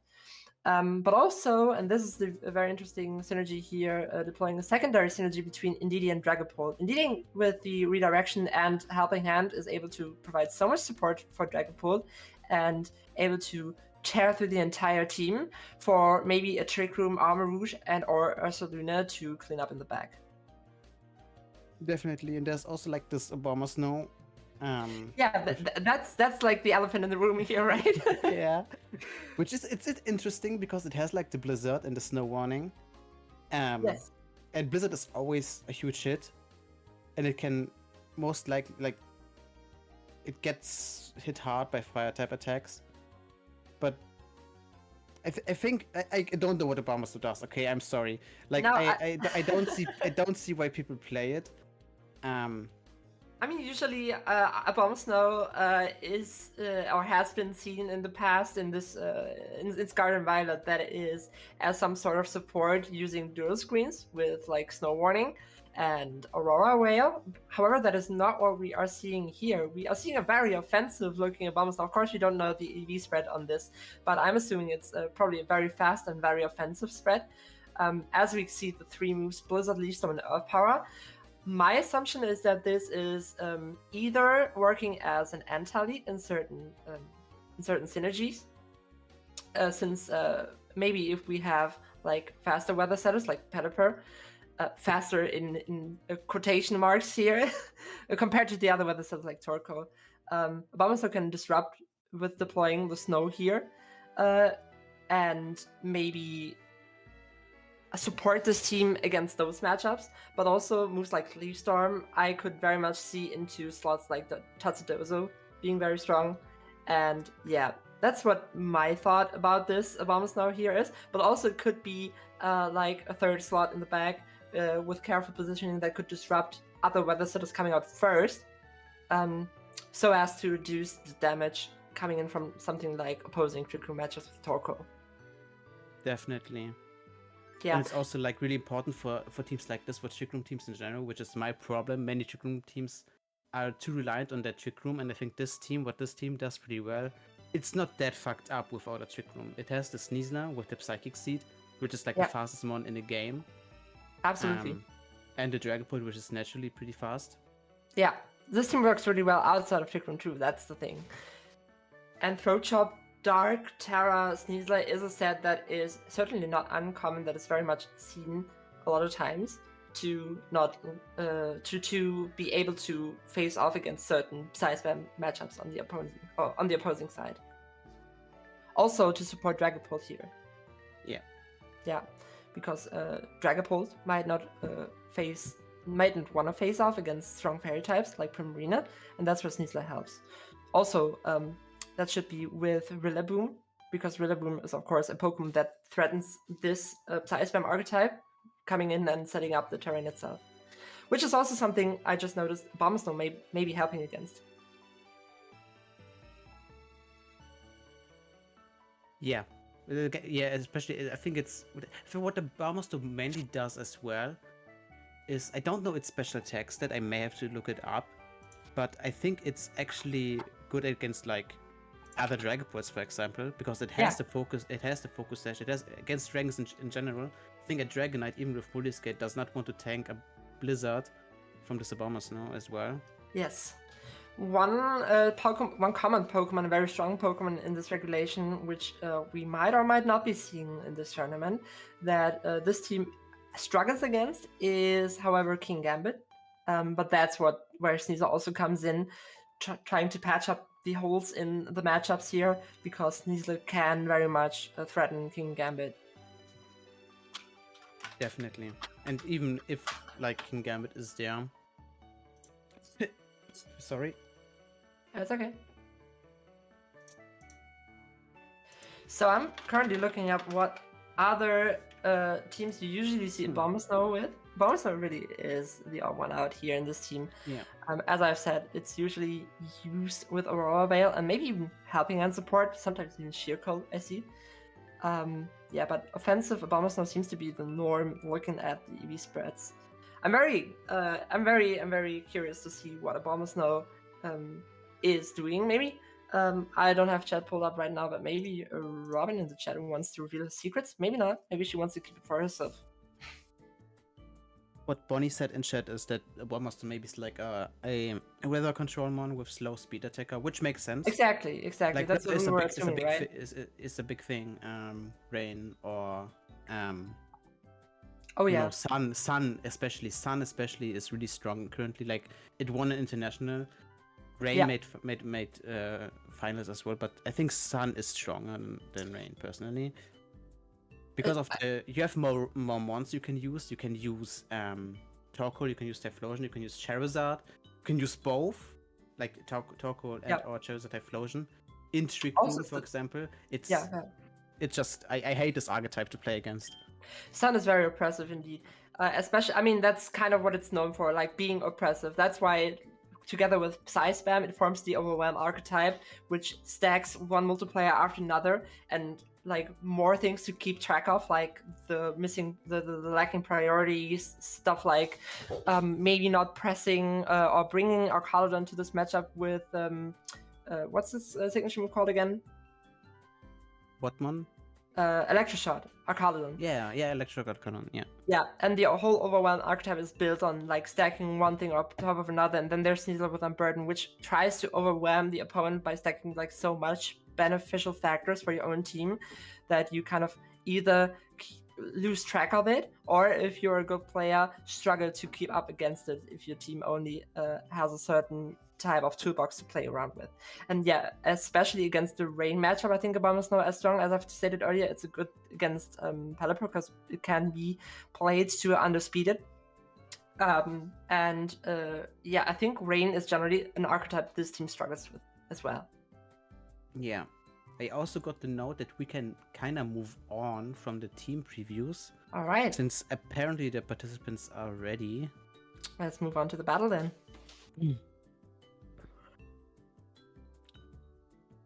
Oh. And there we are. Holy. There it is. We see both contestants in team preview right now, ready to choose and pick their Pokemon for the first match of the stream today. I hope everyone in the chat is excited because we are starting with two very strong teams here, two very offensive teams as well. And as I said earlier, there's no real fairy type unless maybe Terra types on Yuna's team. So a brainless move I see is that what I said earlier. Dragapult is very strong going into this matchup. Talonflame provides a very, very important setup for Yuna, though, to kind of counteract or try to counteract the Dragapult here. And if I remember correctly, this is a Terra Dragon Corviknight, right? Wait, let me look it up. It is. Yeah, so Terra Dragon Corviknight is obviously not optimal against Dragapult itself, but can be a very important win con. And we are already starting into the match. We, on Ruby's side, see the standard Psy Spam lead, and on Yuna's side, she brings Indeedee, which is very much provided to face off against Trick Room, and Meowscarada, which can pressure Indeedee as well. However, positioning is not optimal for Yuna here because Sneasel is out on the field, and that, again, pressures Meowscarada.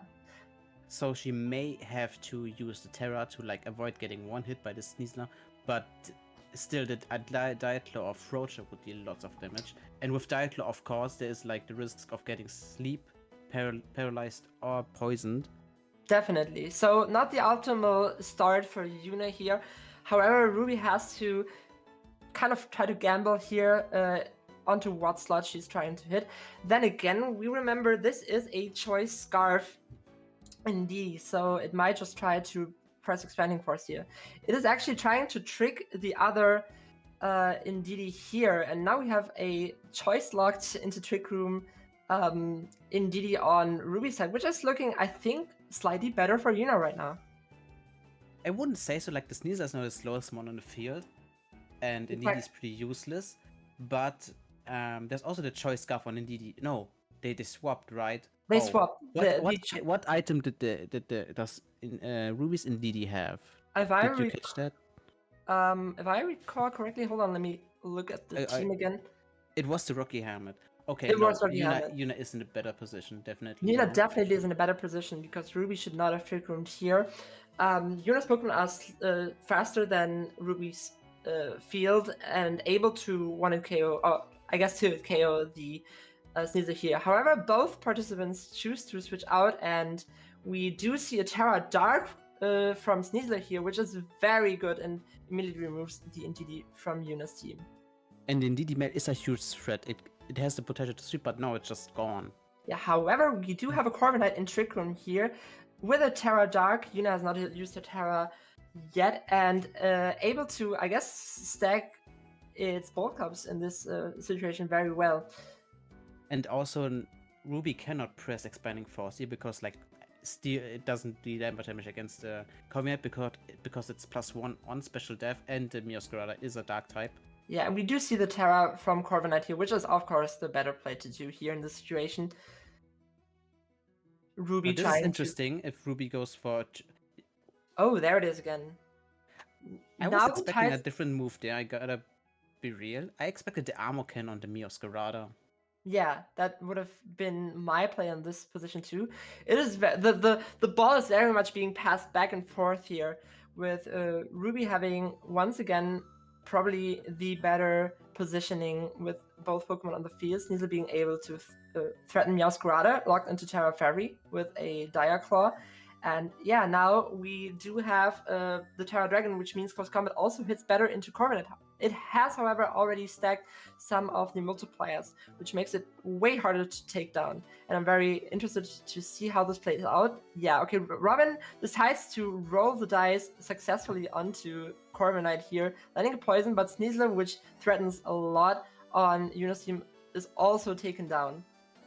The poison on the Corviknight is really important because now it has a timer ticking down. Yes. And it cannot stay there forever. And then we see the Garchomp against Dragapult, which is once more unfortunate for Yuna. Her best play and optimal play in this situation would probably be protecting the Garchomp and clicking into the Dragapult slot is my assumption. Definitely, but the Dragapult may be faster. So, and if Ruby goes for Dragon Darts, I think there could be loss of damage. But also, like the Outrage, either one of those could die. I think. Having Dragon Darts in the back, or having Dragon Darts, having Dragapult in the back really pays off for Ruby here because she's very strong in this position. She can honestly just press Dragon Darts, Expanding Force, and probably take the game. Because I see Dragon Corviknight living the Dragon. Oh, so much for that. It was a crit though. That was unlucky, I gotta say. I think it would have lived the normal Dragon Darts. And then Power Chip would have killed the Dragapult. Yeah, but she would not have been in a good position either way. So Robin able to take the first match on stream here. Unlucky for Yuna as the host of this tournament. However, she might still have a chance coming back from the losers bracket later. Wait, no, it's best of 3. Oh, it is best of 3, actually. Okay, I was not informed correctly. So, we see a strong start from Ruby here on the side, and maybe Yuna will take a better lead this time. Ruby being able to pilot her team really well against the threats Yuna has brought. So I think Talonflame really is the key for Yuna here to try to win the war around the speed control. Oh yeah, Bonnie's absolutely right. It would have been 2 Dragon Darts since Dragon Dart like intelligently avoids Protect. Yeah, that was definitely a tough situation. Yes. I want to see how they adapt. Especially how Ruby adapts now with 1-0 being the underdog. You mean Yuna? In this matchup? No. Ruby is the underdog in this matchup. Because Ruby doesn't play really see that much. Oh, I see. Yeah. Just won a game. And now Ruby has to figure out how to get this game done. This set. As she has shown in the first match, she definitely has the wits to pilot this team well. And we once again see the same lead matchup going into this match. We see how it plays out this time. Maybe Yuna decides to overwhelm the Sneasler with Expanding Force plus Terra Flying. However, she has to be wary of the Terra Dark on Sneasler because that was what tripped her up last time. Now I want to see how Ruby plays the first turn, because maybe there's the follow me also coming. Like, Sneasler wouldn't care, but maybe like, I don't see Ndidi staying in here. I think the same lead were the wrong choices here. Like, they didn't know, but it's Yuna certainly has to try to take care of the Sneasler. We see Ndidi switching out here, and unfortunately, Dire Claw hits the smart prediction into the Meowscarada, putting YUWUNA at a disadvantage. Jesus Christ! Immediately, and also the alluring voice on the switch with the Psychic Seed. That is insane. +1. That is insane. What the hell? I think that wasn't planned. And I don't want to discredit Ruby, but this was an insane play from the outside. Definitely not, but Yuna has her Garchomp out together with the Corviknight, which together form very strong opposition to Ndidi plus Sneasler. Here, Garchomp can honestly just freely press Earthquake on this spot, and once again, this is the situation I was talking about earlier. Garchomp and Corviknight together are on the field at the same time. I mean, there is the Ndidi with the alluring voice. However, I think Ruby has to focus her offense on one single Pokemon in this situation. There's the Abomasnow. There's the Abomasnow. We said Terra Ground Garchomp doing a lot of damage and also protecting Garchomp from the super effective alluring voice. Now Yuna is in a very good position here because she set up the Trick Room. Now the Abomasnow is actually a threat, I think, because it's definitely slower than Garchomp. But Yeah. is it slower than the bird? That's the Um, question here. Naturally, yes, considering that like everything is on like neutral speed. However, I'm assuming that the bomb snow is probably a quiet nature or something like that. In which case, it would outspeed the Corviknight. Wouldn't do a lot of damage after the special defense boost. However, the freeze chance can be scary together with the confusion, which is like that's what Pokemon is, right? You have a lot of RNG stacked against you, and also the Terra. Oh, the Terra Ice Helping Hand Blizzard And it single is target. faster, but it. Ooh. But there's the Oh. confusion. That is exactly what I'm talking about. All of the RNG factors being stacked against Yuna in this situation. She still has a chance to come back here, but she has to have a plan against the Helping Hand from Abomasnow. Of course, she could try to double protect with Guard Jump and then remove the Abomasnow, but we'll see if that works out because that is also just a 50% chance. We also don't know what Yuna has in the back. I think the Abomasnow being turret is also pretty bad for Ruby, since now the Terra is open Oh, then and there Yuna can the just other play around. enemy. Oh, Jesus Christ. That is a lot of Of- damage. But it is Roosk from Carbonite here. And yeah, now we don't have to forget that this indeed is Scarf, so it's very slow under Trickle. Faster, however, than the opposing Sneasler. But with the Is Bombs it? on the... It should be because... Unburden isn't No, it hasn't been triggered, right? It was triggered, but they switched out. So Sneasler is faster than Indeed in Trick Room, I think. Oh, Pretty that is sure. not good. Yeah, you're absolutely correct. That is not good for Yuna. She can remove the Abomasnow, however, which is, in this situation, I would say the bigger threat. Definitely. Also with the freeze chance, Yes. but there's And no we freeze. see the Corviknight still stacking the Ball Club. But I think that was the wrong decision from Yuna here, because if I'm not mistaken, the next Blizzard might take out the Corviknight. Unless she unless it doesn't kill and she manages to dry out the Trick Room. I don't know the other word. Stall out the Trick Room. Okay, we see the protect Which from would be Guard Jump big. here. And unfortunately, Corviknight goes down here. Once again, not the most optimal position now- for Yuna. But if she now Earthquake is neutral and not resisted by bombers now. So it may be an option for a comeback for Yuna. So the poison is actually the least, the worst outcome for Ruby here, because a sleep or paralysis would have really tripped up Yuna.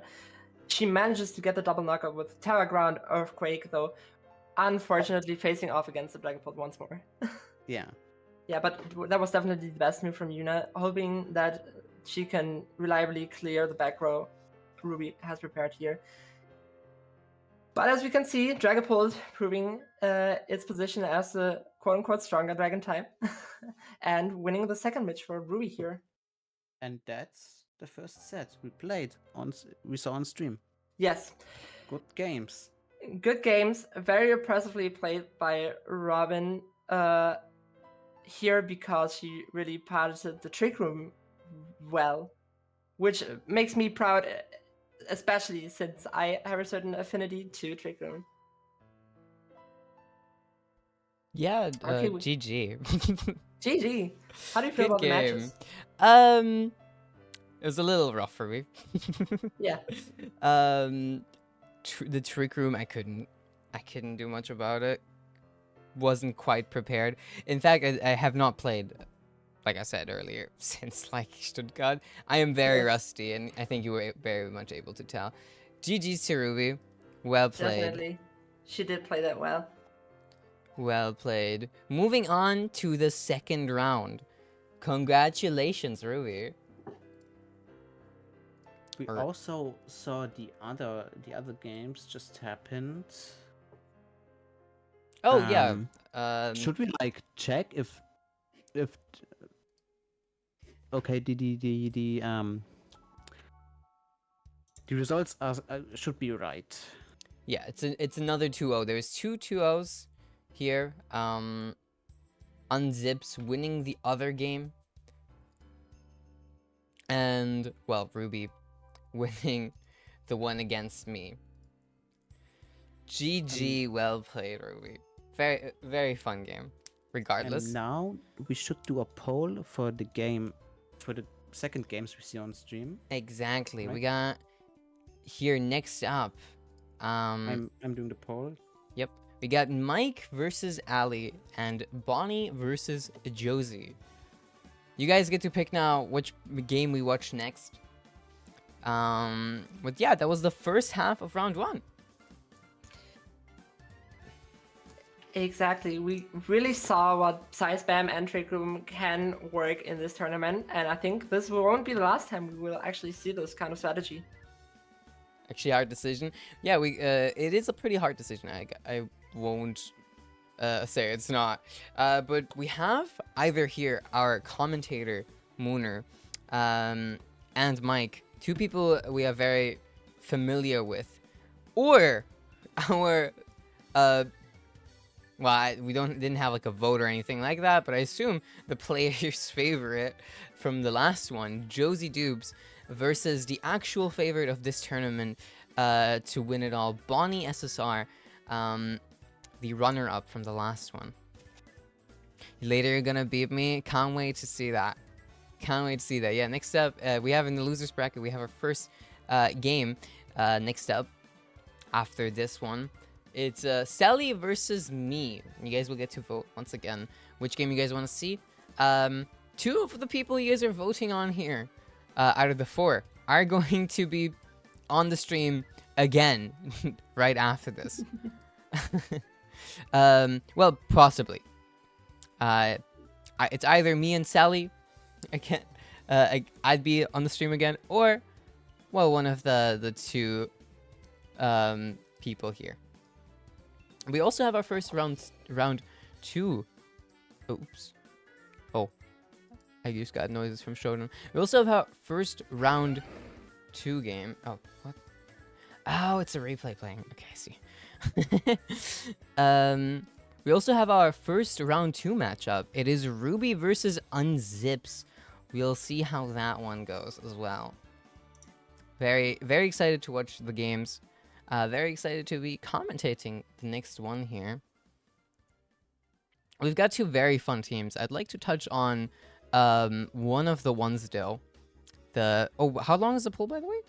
Mods? 10 minutes. Oh, okay, fair enough. We have 10 minutes to yap. I thought it'd be 5 minutes.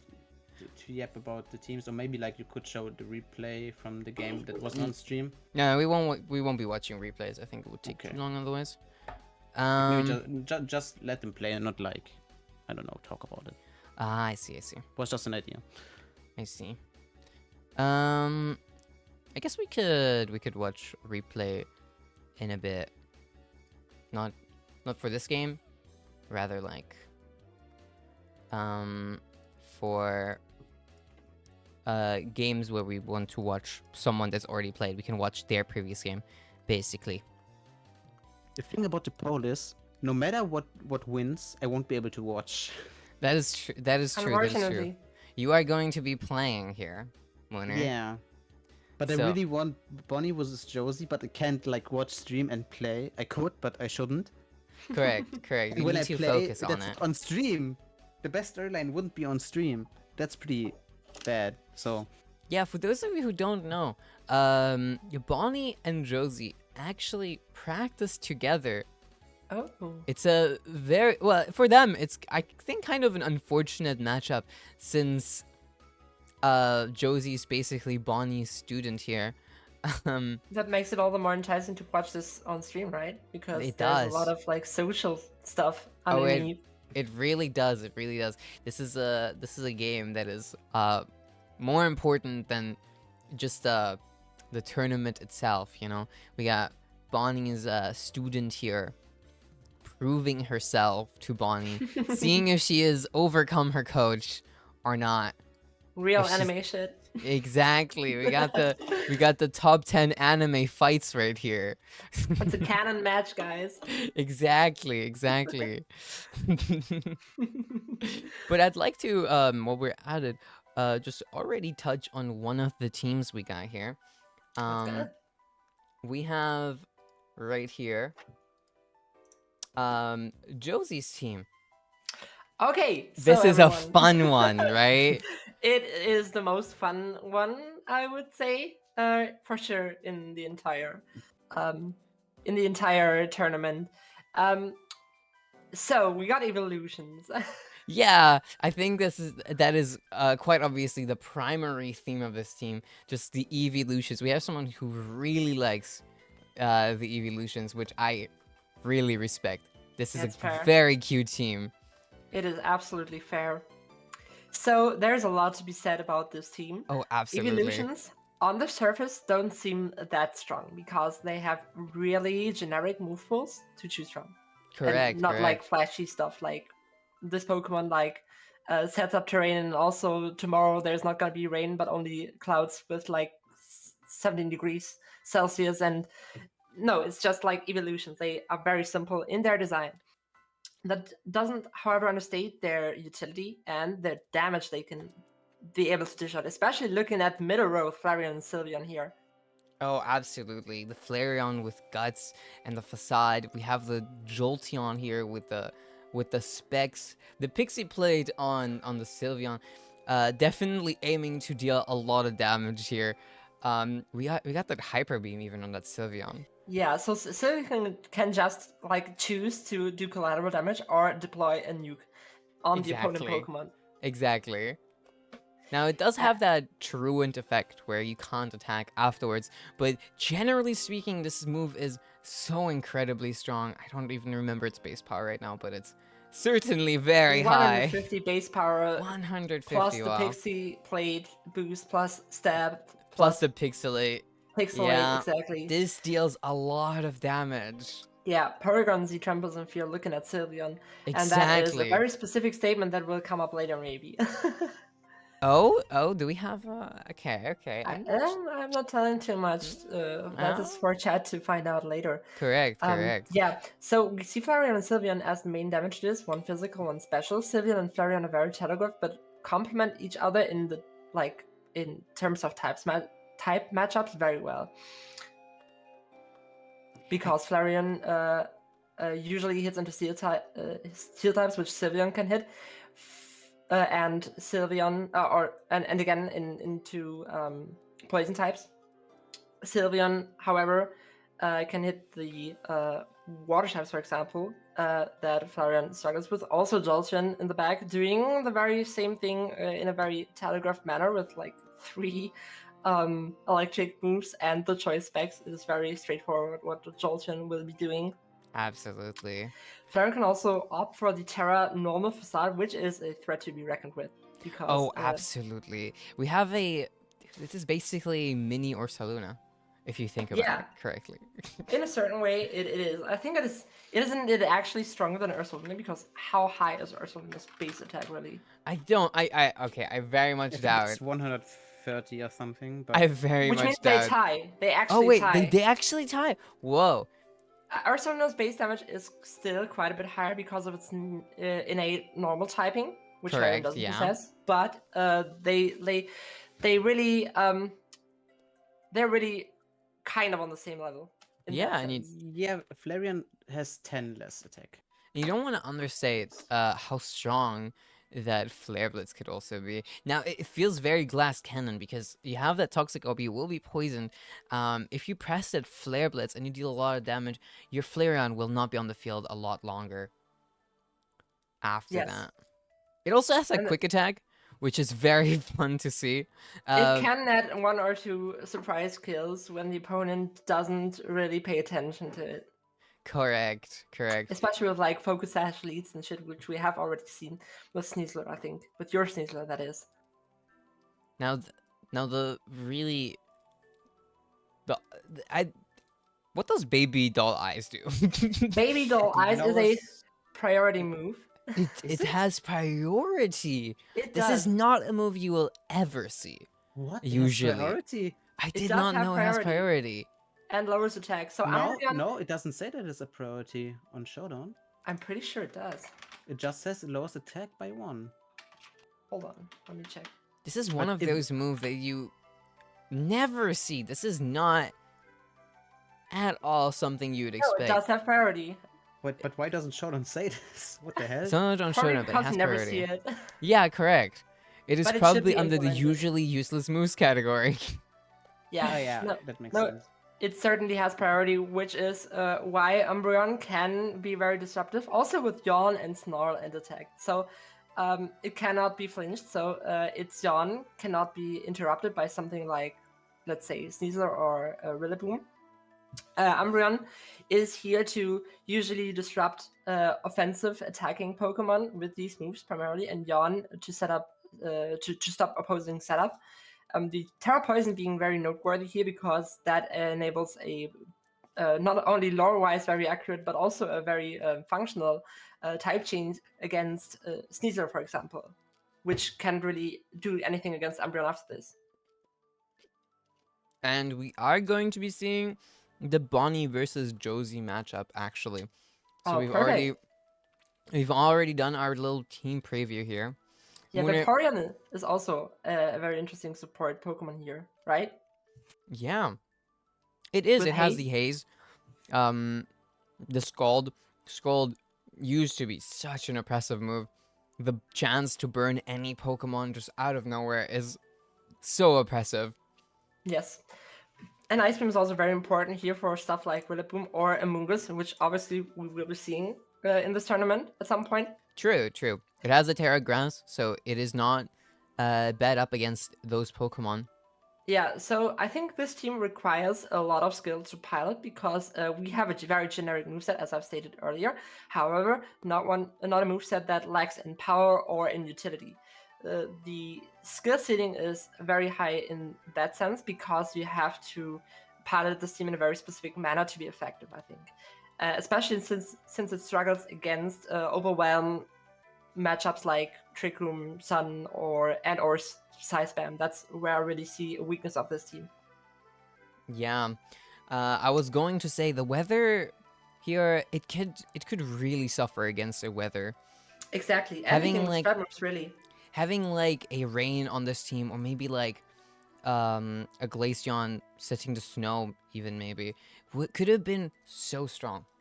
It is able to fight off against these teams, but like choosing your matchup carefully and positioning really do like 99% of the work with this team. Absolutely.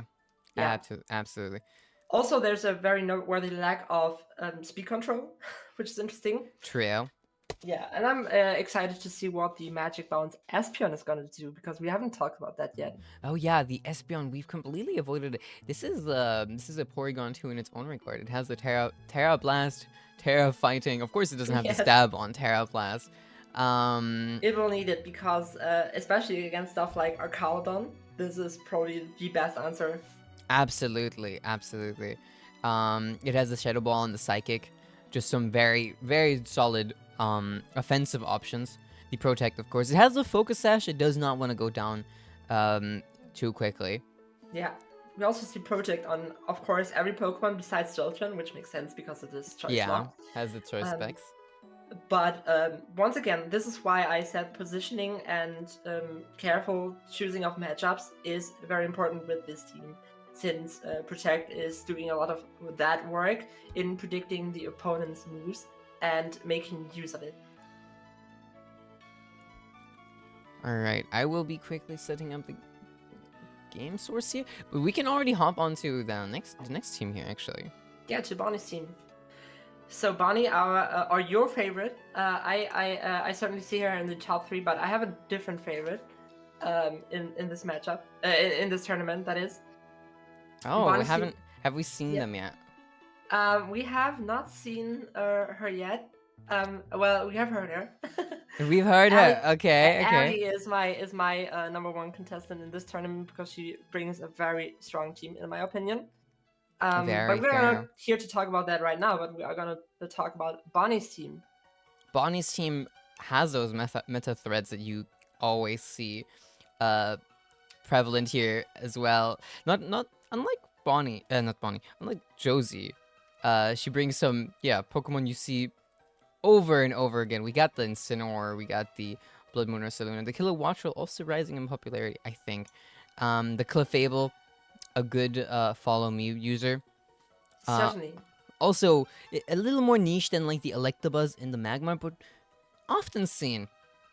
A little more niche, but I think probably the second, I would say, best in a general sense, second best redirector in this meta, right after Indeedee, and maybe Volcarona. Since it really complements this team strongly. We have the Decidueye Hisui and Ursula Blood Moon as the main damage dealers in this team. The Decidueye Hisui also a very niche pick, you gotta say. Not very often seen, but very. I would say if it's shown, if it actually appears in tournament, it makes an impact. Yeah, she's doing something that I personally really love to see. She is bringing her favorite Pokemon here to the game. It is the Decidueye. It can be very strong. Scrappy is just such an oppressive ability. Scrappy is very strong with its added Intimidate immunity, so it faces off well against Incineroar, which is basically on every team, right? It faces off strong against our Caledon, because together also with the Scope Lens here, it can crit through the defense boost from Stamina with triple arrows. It faces well off against one of the best Frequent setters in Porygon 2 against Tatsudozo with Leaf Blade, into Golden Go, into King Gambit. So Decidueye History really just blanket checks all those metagame threats that we see everywhere. Exactly. It is one of the anti-meta picks. Of course, Exactly. yeah, with that Scope Lens, with that triple arrows, with that Leaf Blade, the added crit chance, it's always a threat. You can hit a move into any Pokemon, and it could just be a crit. And yeah, when you get crit, what do you do afterwards? We've seen it in the crit in the last game I played. I think the Corviknight would have survived the two Dragonites, especially after 2 bulk ups. But of course, the crit does go through that setup, does just pick up the kill with the added damage. Does not care for RNG, it just does crit the opposing Pokemon. Exactly. With this, it's not RNG, it is just expected to crit. Yes. Also, the Kilowattrel Tailwind support, very vital for both Ursaluna Blood Moon and Hisui Decidueye, because they are natively on the slower side.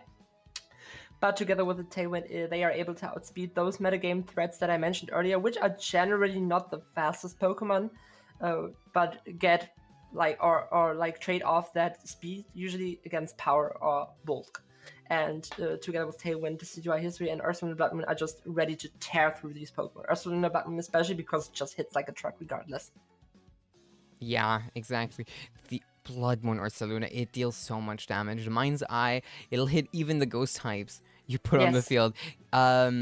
You just can't do anything against it. It's just you have to carefully play around Ursaluna Blood Moon in order to not lose a Pokemon or half of it immediately. And Clefable enables Ursaluna Blood Moon, of course, since it can redirect moves that usually hit into it, especially with the Terra Water. Exactly, yeah. We also have the Toxapex and the Clefable, 2 incredibly tanky Pokemon. Toxapex, not really oftentimes seen in the doubles format. Once again, we have an odd one out here, yeah, Toxapex. Exactly. But many of those in this team, but let's talk about it. Yeah, Toxapex is a really interesting pick here, since its natural typing, water, poison, provides a lot of great immunities, or not immunities, but resistances yeah. Against all of those metagame threats that I've mentioned earlier. So Toxapex is a defensive anti-meta pack in its own right. It faces off well against body press of all kinds.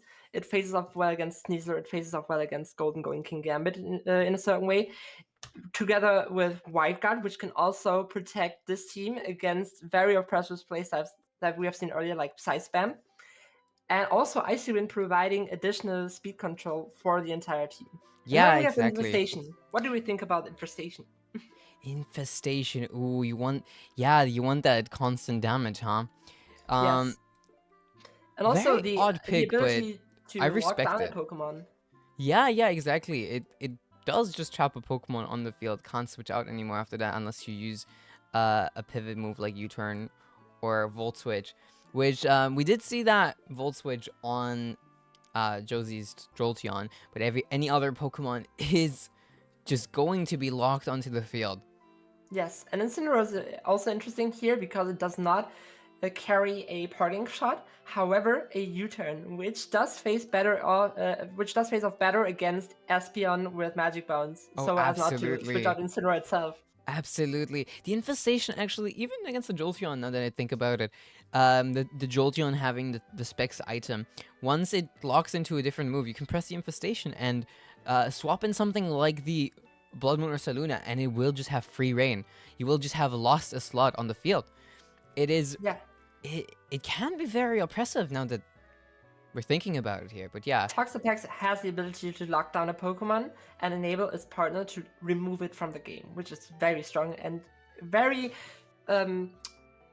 very not well understood if you don't face off against it a lot of times. We have open team sheets here. However, if you are not used to face off against this type of strategy, and you forget that this is a thing that can happen potentially, it might cost you a match because you just lost the fighter Pokemon and you couldn't have done anything against it.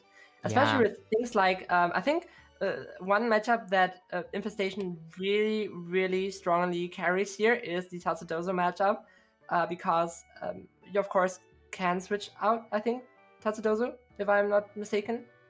I'm not sure right now, actually. I think you can't? Or anything really that tries to set up, and then the Decidueye Hisui might come in and remove this Pokemon altogether. Yeah. Especially like Arcadodon and shit. And Terragrass helps in these matchups since it does resist like Electroshot. But especially on the Toxapex as well, if you get the Tailwind off on Kilowattrel and start outspeeding some Pokemon, press some Icy Winds, you will just have the control over the game's speed. You will almost definitely hit first, and especially with something like the Blood Moon or Saluna up on the field, you're going to deal some big damage, and obviously always usually you count on being able to take out the Ursaluna before it can deal any damage to you, but you just will not have that option in this matchup. One thing this team kind of struggles with is, once again, Trick Room teams, but it does have the tools to take care of it, like Taunt on the Decidueye Hisui, like, for example, Toxapex against Psy-Spam Trick Room teams or Eruption Trick Room teams with Torkoal. It does have those tools, but it is, I would say, on the weaker side against those. Yeah, absolutely. It does have the Incineroar as well, which is just generally a great mon into any Trick Room team. Definitely. But yeah, it does have that weakness there. Yeah, not like this matters in this matchup because, as we have seen, Josie does not deploy Trick Room, but rather a control strategy herself. So we are really seeing an enticing match between Disciple and Master in this case, in which we can definitely see that the winning factor is probably gonna be how those contestants are gonna use all the tools they have in their toolbox to seize victory. Exactly. Now are our players here ready to begin? Are waiting for y'all on y'all, or y'all waiting on us? We are kind of both. Okay. Yeah, we're doing both. There was no information given here, so you guys are ready. Then please hop in the game, and as soon as we are in, turn on the timer. Before that, obviously, please wait for us to join into it. I think generally you try to underestimate the evolution team because it's sometimes kind of decried as a joke. However, first off, this isn't the most serious tournament, so fun is allowed, actually. True. And second off, as we have mentioned, Josie should have a lot of guidance under Bonnie in terms of strategy and skill in VGC. So True. Now, it is very clear who the victor might be in this case. Now, I do wanna mention that once again, Bonnie did almost win the last one, but Josie was a very beloved participant of the last tournament as well. Even got her own command, the exclamation mark Josie. Yeah. The exclamation mark Josie reading. God jump outdated, annihilate overrated, long heavy weighted. Josie Great. activated. I will be I running. apologize for being stupid. For? Huh? Yeah, I didn't announce who plays. I thought it was clear since most Oh, people were like, no worries, no worries. Mm. I will be running a prediction here for the game as well. This time we didn't do that for the last game, but it should be fine. Yeah. One thing that is worth mentioning here is that Kilowattrel is, of course, a very good Pokemon to face off against rain teams here. True. Together with Ursaluna, both can threaten rain threats like Pelipper, which very much carries offensive pressure with it, and Arcaladon. Now, we don't see any weather here on this team either, which is the weather archetypes are very well presented in the regulation. Not here, I guess. I mean, we have seen a very strong act from Abomasnow in the first 2 matches against you. That is true. That is true, of course. Yeah, we have talked in length about how Abomasnow is kind of the odd one out and kind of not really clearly, concisely able to. You can not really clearly formulate a strategy around it, but it did pull its weight with Blizzard, which is obviously all it needs. Now, we are in the game now. Seeing all those evolutions on the field, it's very fun. We got VGC threats on the one side and what appears to be a petting zoo on the other side. Exactly, yes. But that is I would say that is a false sense of security. And now we can see the leads with Incineroar and Kilowattrel being a very strong lead that I anticipated kind of earlier, because Incineroar can fake out one of these Pokemon while Kilowattrel is able to set up Tailwind more or less freely. Yeah, correct. The Kilowattrel almost guaranteed going to be pressing that Tailwind here. The Intimidator coming out, not really doing much since we have 2 special Pokemon here. Exactly. The Sylveon and the Jolteon here. Now the question is, who will Bonnie be faking out here? I certainly would fake out into the Sylveon slot here, since it carries the most amount of offensive pressure, and Volt Switch might decimate Kilowattrel's health because it does not carry Volt Absorb, it seems. Yeah, it has the competitive. It does almost pick up the kill. It did everything it had to do, however. Exactly. It would have likely, I think, pick up the kill with any other move. It has Focus Sash, though, so it would have gotten the Tailwind out either way. Right. So now Bonnie is in a very strong position here. Yeah, correct. The Vaporeon here is facing off against a Kilowattrel. The critical hit. Did not go into it, though. The crit right there is very good. Into the Vaporeon slotted. Okay, so now we have Toxapex out here, which is able to block the Hyper Voice from Sylveon. However, Sylveon still has the ability to just nuke something with Hyper Voice into the Incineroar slot, so Bonnie might want to try to overwhelm the Sylveon, maybe with a Flare Blitz here. However, Vaporeon is still on the field and can press Scald into the Incineroar slot. Depending on the speed investment from Incineroar, this does make a difference, and it will be the U-turn. There we see the Infestation. Coming from the Vaporeon. Incineroar did go for the U-turn, did not get it off though, since the Sylveon did go for the Protect here. But that is nasty though, because I think that is a rather speedy Incineroar, and if I'm not mistaken, it might outspeed Sylveon with the Flare Blitz and might die to Recoil.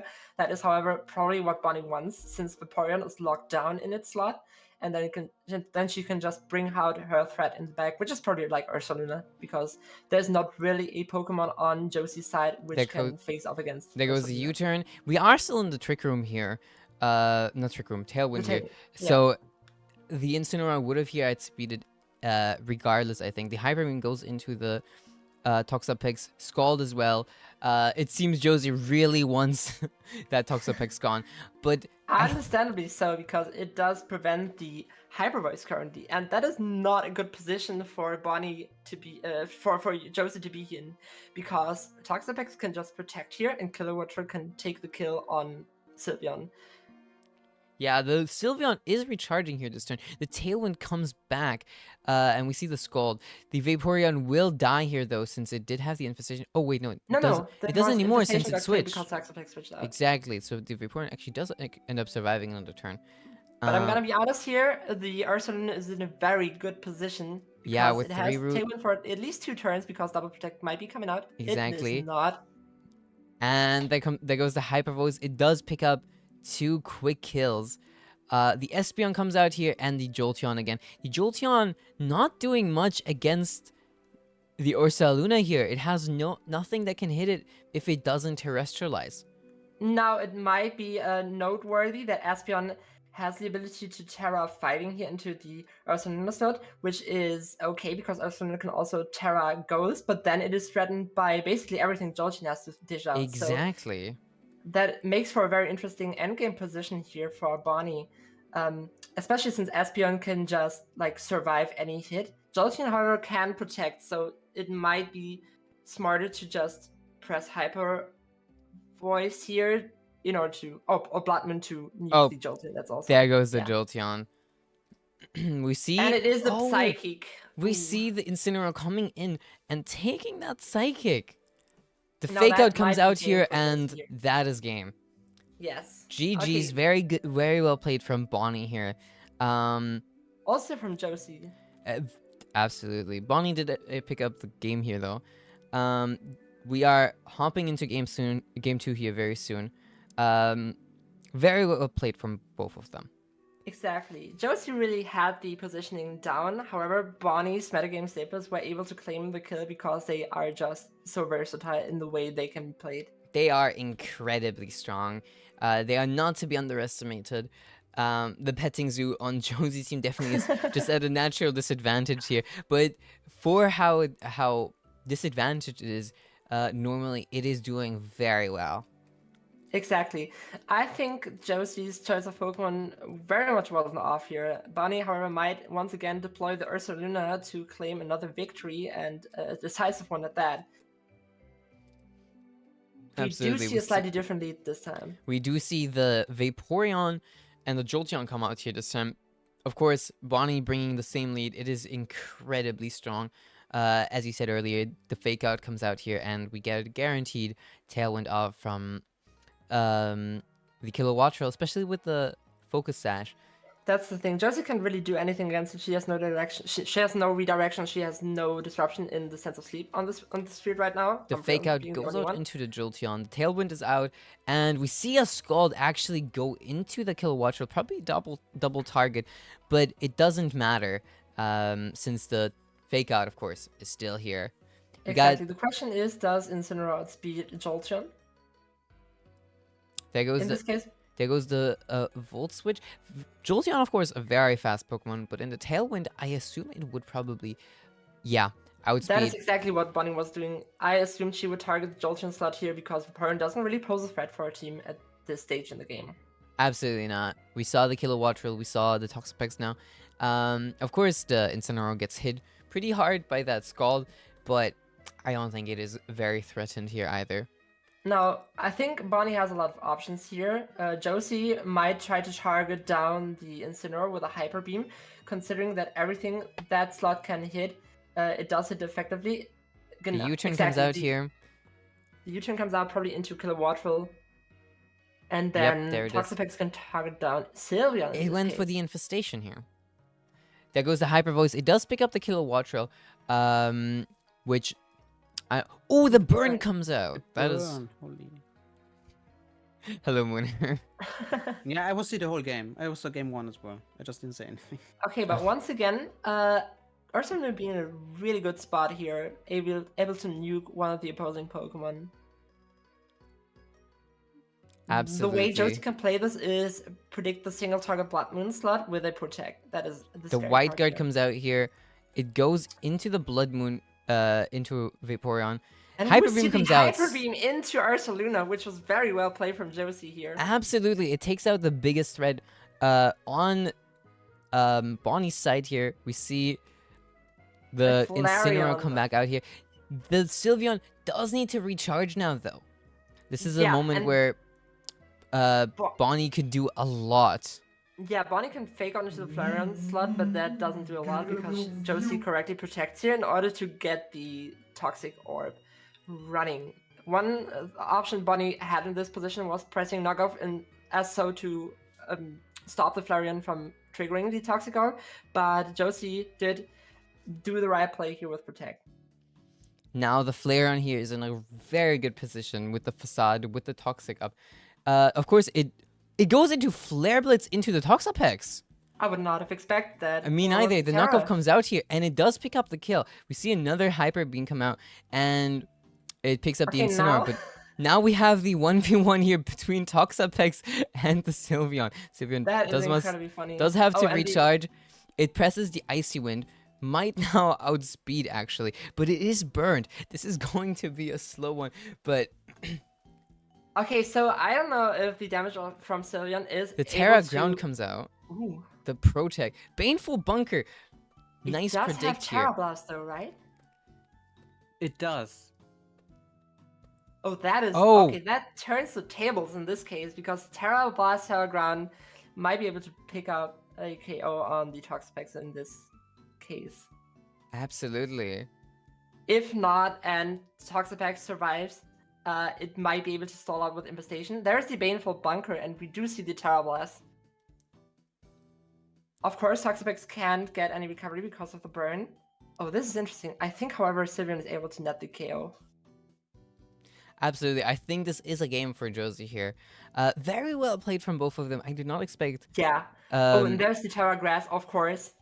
We forgot that part. And True. now, yeah.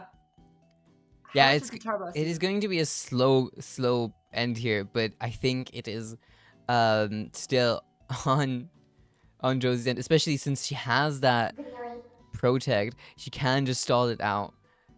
Although now, the Infestation is also on that Sylveon, it might still go either way. Has to get lucky here because Sylveon, of course, can choose its moves freely, and it can still go for like Hyper Beam.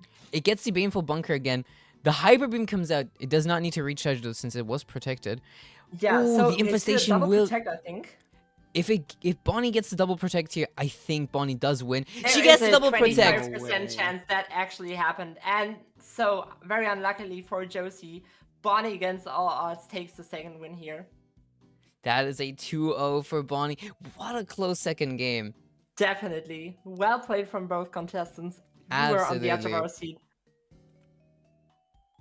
What a game. What a game. And you gotta give it to Josie in this case, because while she lost both of those matches, she did not lose them in a way that wasn't close, because she was able to play those matches to completion down to a very narrow margin. Yeah, GG's. What a game. What a game. Definitely that was. 2-0 for Bonnie. How did your game go, Ali? 2-0. 2-0. We have two more 2-0s. Let's go. I'm scared. I don't want to play against Bonnie. I'm scared. Oh, you won. Okay. Yeah. Amazing. GG's. That means we will keep having two casters on board for next game. It's the two of us again. It is going to be the two of you. Oh wait, yeah, it is going to be the two of us actually. Josie did play that very well. Yes. Wait, no, actually, it's going to be the two of you guys because we're going to go into the losers round 1 next up here. All right. Nice casting, by the way. Thank you so much. I don't know. Do you have any casting experience outside of this, Jolene? I assume so. I never did cast. There were many instances in which I probably had the opportunity to do it, but I never seized them. Fair. This is my second time casting anything Pokemon related. Yeah, the last YUWUNA Showdown, the first one. That's the first time I casted anything. Second time casting today. Yeah, getting some good experience, and I'd say both Definitely, of us. and it has been a lot of fun so far. Oh, absolutely. Ducky VG, thank you so much for the raid again. I could not talk about it just a second ago since we were playing. Watching that game actually. We faced off in round 1 at Dortmund. That is crazy coincidence that you found me then. Damn. Yeah, as if I remember that correctly, I did win. I did win my round one. That was my first ever game, played on a regional format. I was so happy I won it because it was my very first one. You know. Very, very, very good games though. Absolutely.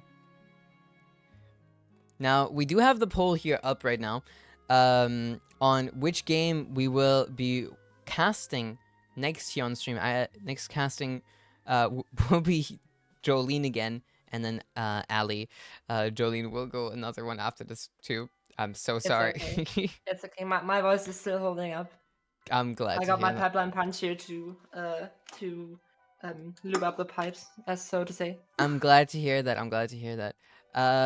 Yeah. After the voting here is done, we will go into team previews again, and this time we will announce once everybody can start playing. Muna and Mike did just go ahead and start playing, which is okay. But Yeah, I will be getting something new to drink here because my Monster Energy drink is empty. So I'll be right back in a minute. yeah, no worries. We have the time. Muna, how did your game go? Would you like to tell us about it? You can actually pull it up while the poll is running, no? If I you guess want we to. can, yeah. We can do that. Have a good lurk, Duck. We can do that, indeed. Let me quickly save. I accidentally didn't type Schnitzel Mike. I typed Schnitzel Miko. That's silly. Let me quickly post my game 1 and 2 from the last round.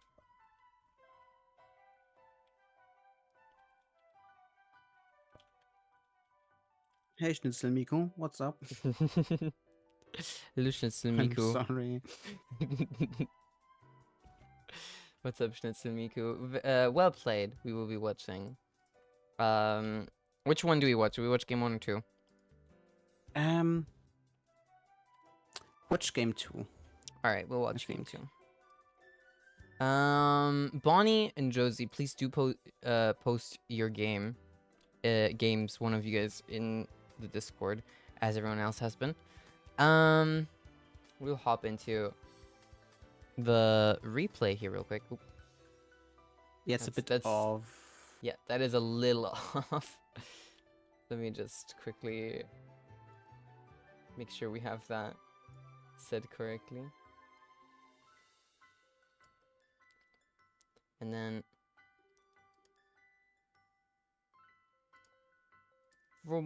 what's up? Holy. What's up, Muna? Let's watch your game. Yeah, that's game 2. After I won game 1. Your teams are both very standard, I gotta say. Oh yeah.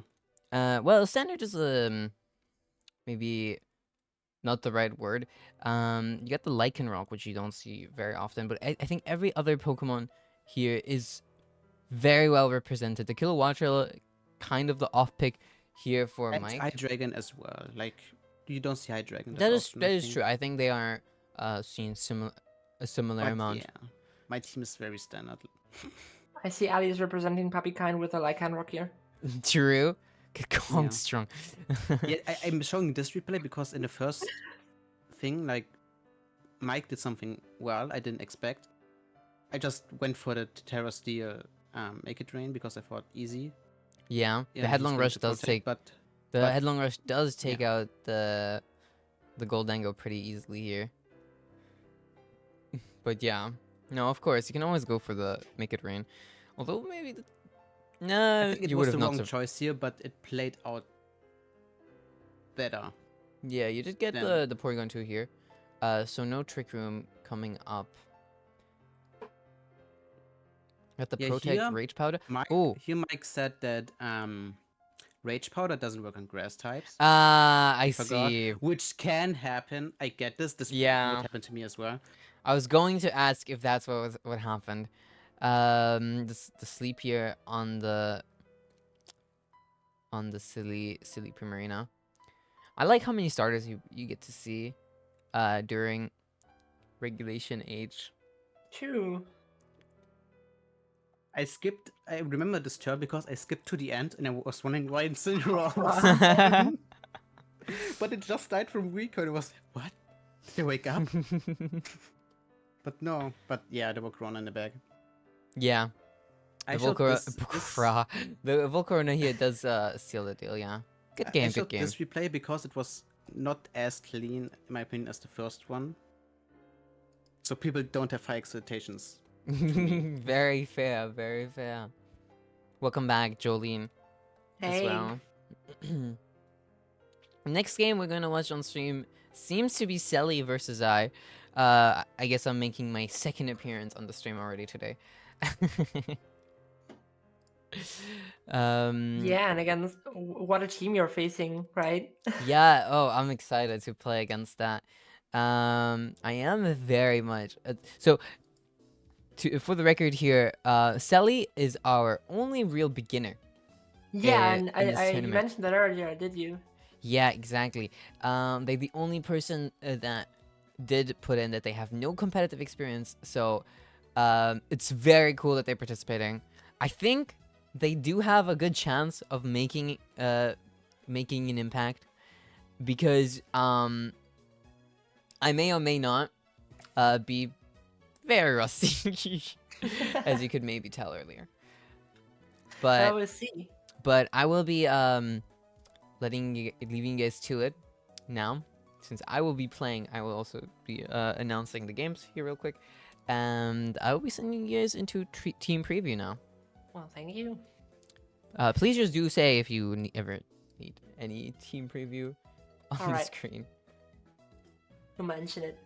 So maybe you can pull up your opponent's team first here, because it really got a treat, and it certainly won in one sense, that being the style place #1, with a Rolls in the front here. So may I indulge you guys in a fun fact about Rolls? Hit me with it. So you remember the Calyptus Poke Plaza, right? The CVP? Mm-hmm. And a friend of mine participated in the, I think it was CPP role play with a Rolls Trick Room. It was a like singles team. It was a singles tournament. However, Rolls possesses the very endearing capability to, of course, surprise your opponent with Trick Room, usually with a focus sash, and then immediately netting a KO with Destiny Bond after, and then enabling a very fast playstyle with Trick Room itself. So, and that inspired me back then to bring my own very renowned, patting myself on the back here, Trick Room team to the next Calyptus, which actually won the tournament. So this team by Zelitendo has a really, well, special place in my heart, because Rolls is a very, very, very niche strategy, but a very, very fun one. It is. And there's also, like, every pick in this is basically spicy. Even the Amoonguss, which is a common Pokemon, but if you look closer, it has the effect spore instead of effects, you're absolutely right. Which could actually be a game changer. That if might it gets it off. That might very be a wild card. There very much be a wild card in the matches we are gonna see on the stream, especially since YUWUNA also brings a very physical team, right? So the effect spore does have a chance of triggering and maybe changing the tides of the battle. Also, the Golurk, if you remove the O, it's Glurk. Fun fact. No. It has Klutz and a Toxic Orb and Trick, which is actually pretty funny. So yeah, we see a lot of very unconventional picks in this team, but nonetheless, teams that are packing the heat. So Golurk has a lot of a lot of hidden utility in Klutz, Trick, Toxic Orb, because not only do you remove an opponent's item, which can be vital in some game states, but also you immediately like poison them with the Toxic Orb. And that is while being very situational strategy to look out for. It also has Stealth Rock, which is very unconventional for VGC, but it does enable certain Focus Sash Pokemon, or also something like Talonflame for that matter, right? Yeah, especially against Yuna's team with 2 flying type Pokemon. yes, that does make a difference. If you repeatedly send in these Pokemon and switch around, Yeah. which does happen a lot in VGC, and you do not prepare for the fact, or do not have it present in your mind, that you have to keep that in mind with you switching around. Yeah, it can also fuck up a lot with Trick once again, and works really well in Trick Room, which we do see from both Rolls and also Porygon Z, which I kind of hinted at earlier. Now, Porygon Z is an offensive threat that has seen the light of day in VGC at some places in the past. Tri-Attack, Thunderbolt, Ice Beam, of course, very, very wide-spreading coverage here. Adaptability to Tri-Attack, Six Scarf does do a lot of damage, and why not being the nuke that Hyper Beam is, together with all those multiplicative factors, it does hit very strongly into a lot of Pokemon. Definitely, but it's still like in the shadows of Porygon 2, which is more present because it's like it's better, but Yeah, you shouldn't offensive. underestimate Porygon Z.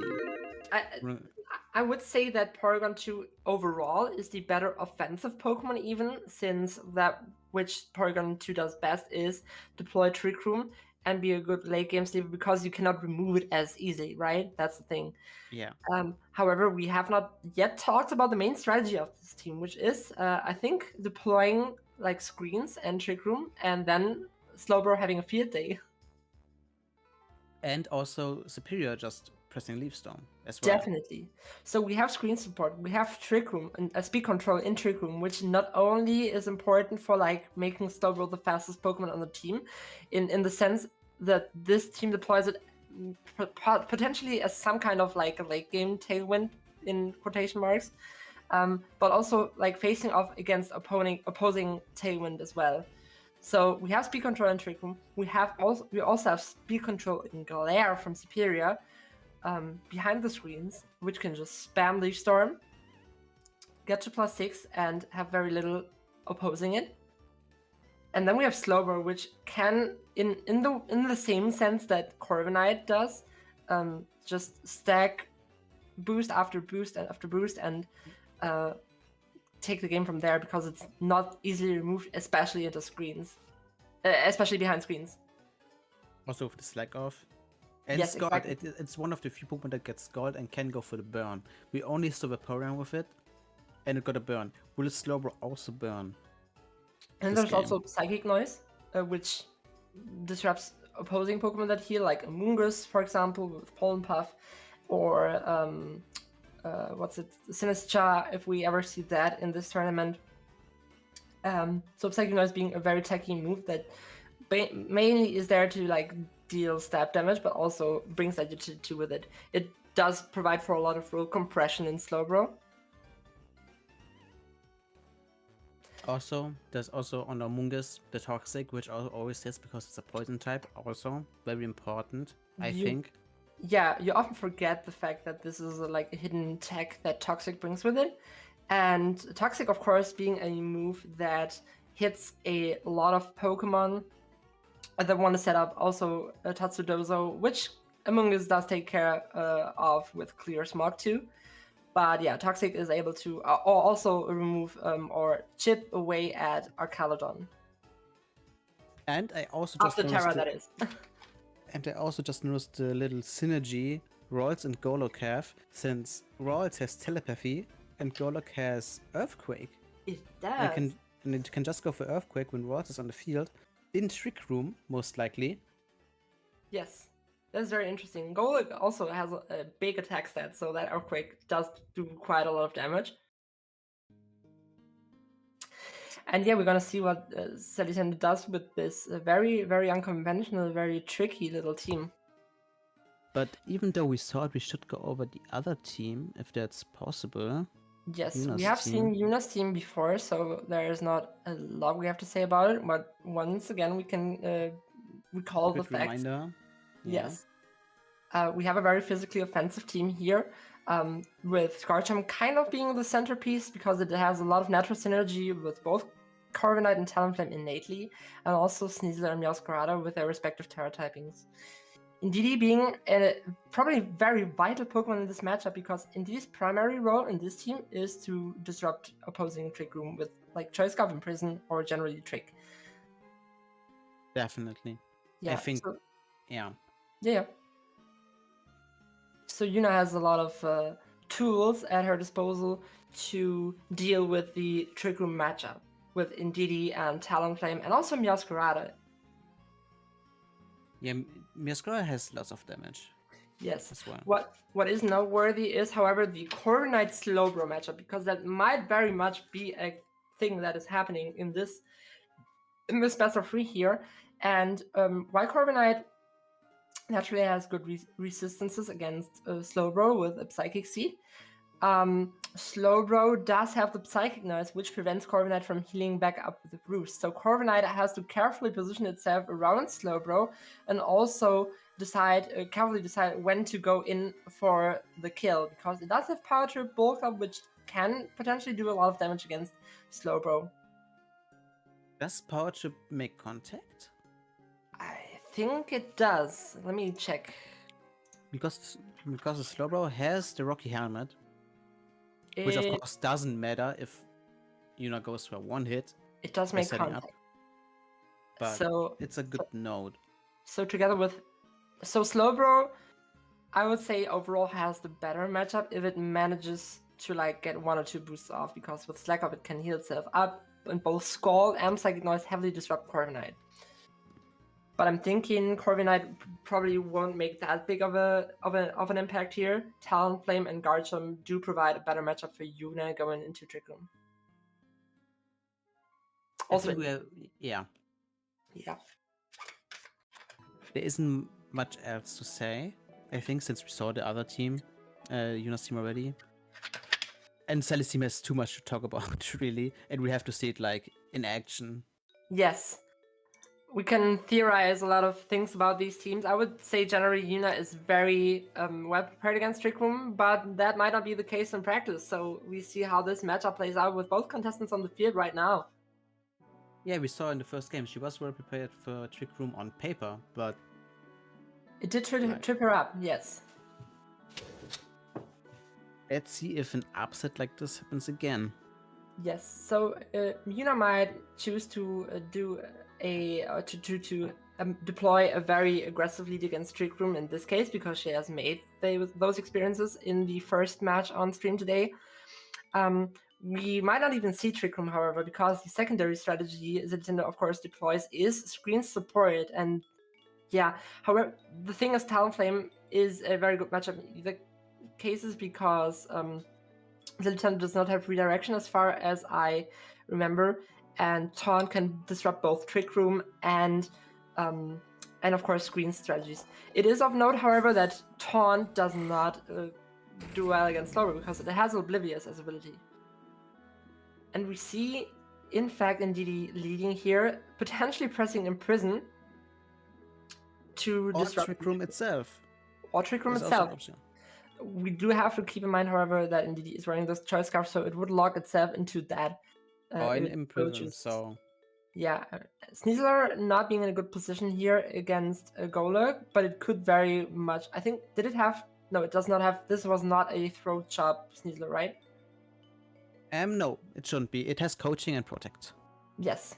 Okay, so Sneasler might opt to switch out here, depending on what's in the back. Potentially Corviknight. Yes, and there it is. Raising its special defense, and then there's the Imprison, disrupting the opposing. Yeah, Trick Room and Telepathy does protect rolls from the Earthquake coming from the Golurk, as we have talked about earlier. And it's lots of damage, as we talked about as well. I don't know how tanky Indeedee Male is. On the physical side, not very much, I think. Alright, so that damage isn't that like amazing, but it's still noteworthy that Golurk is a thing.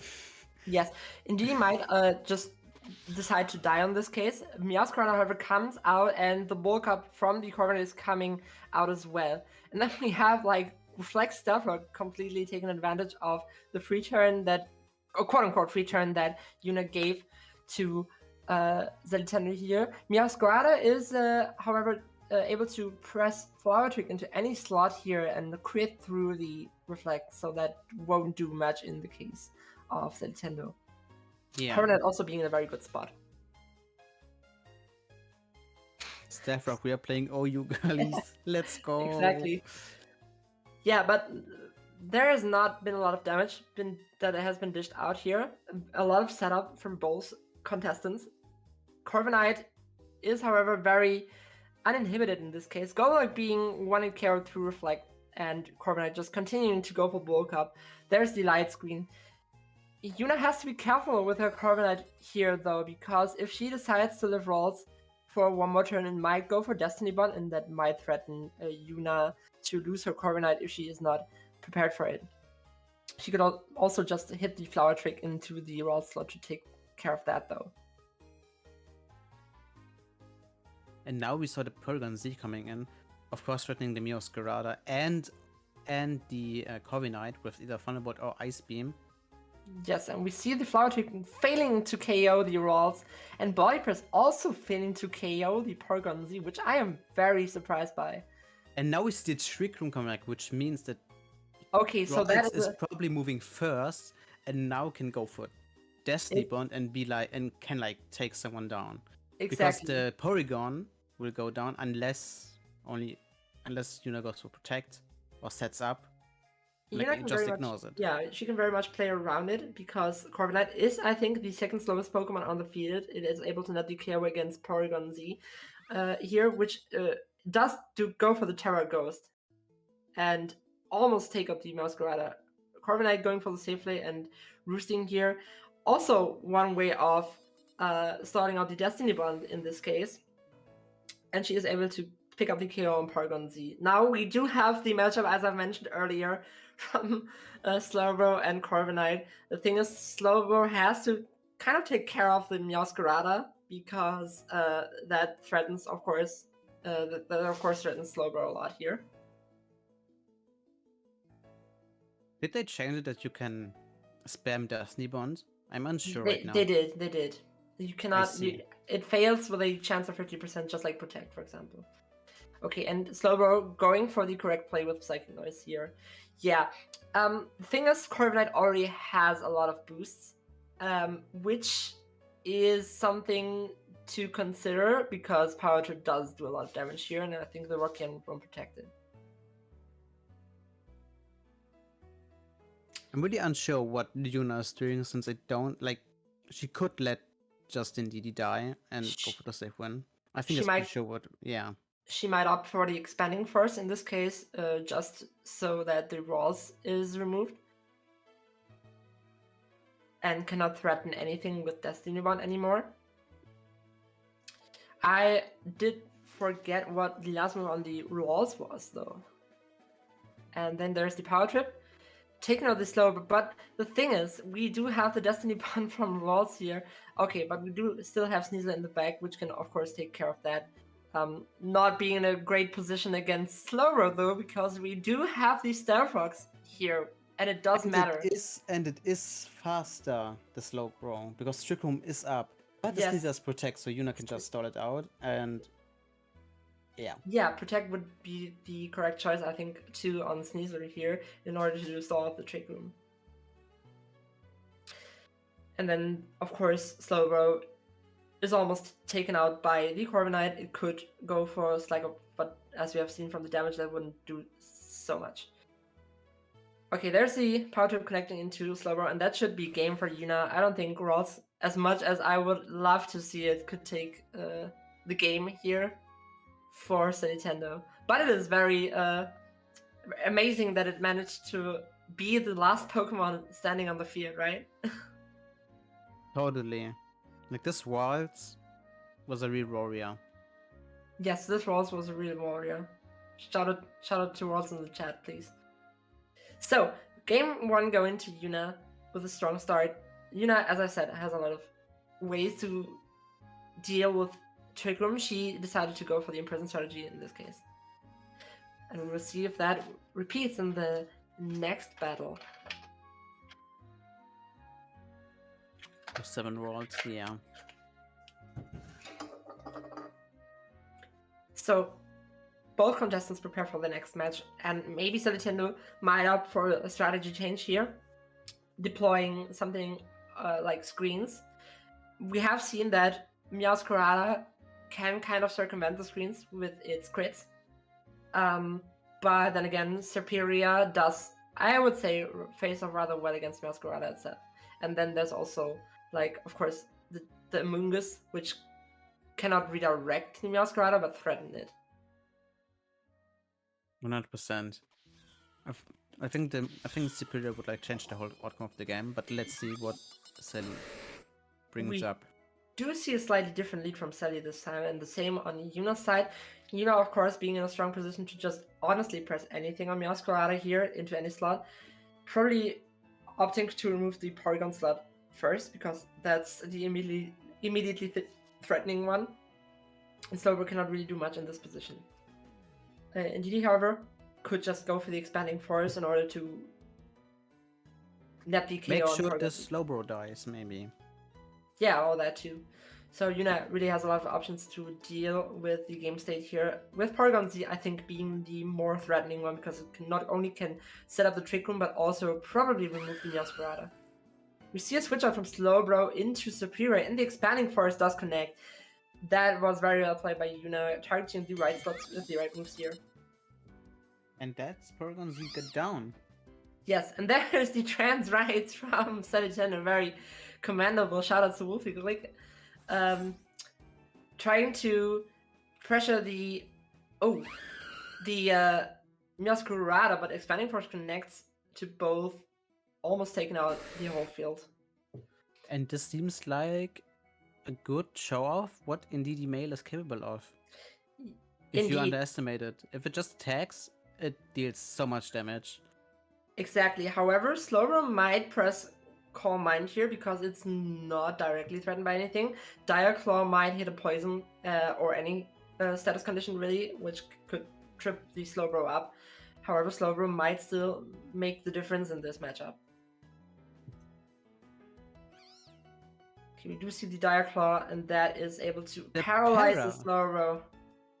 There is the Calm Mind, and together with the Calm Mind, it might survive this next hit and slack off. But now it has to go through the para in order to even hit anyone on the field.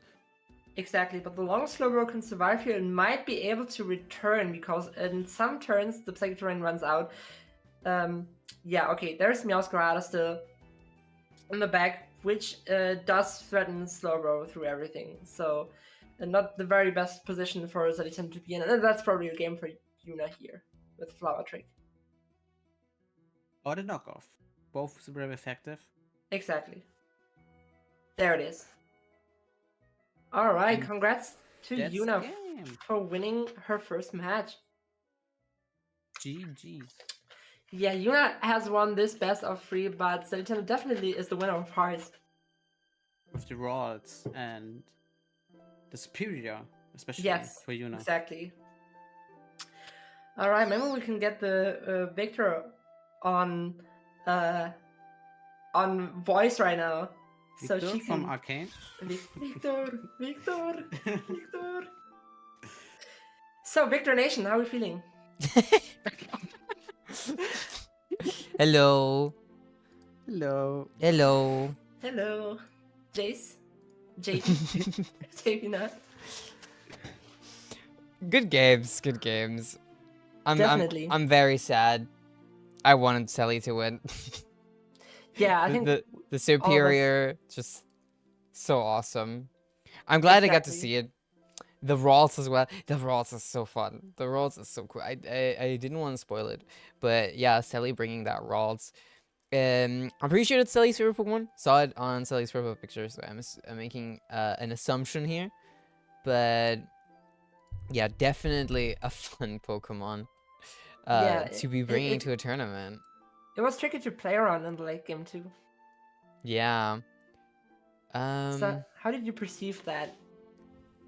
Going for Destiny button shit. I feel like my strat there was just like kind of ignoring it.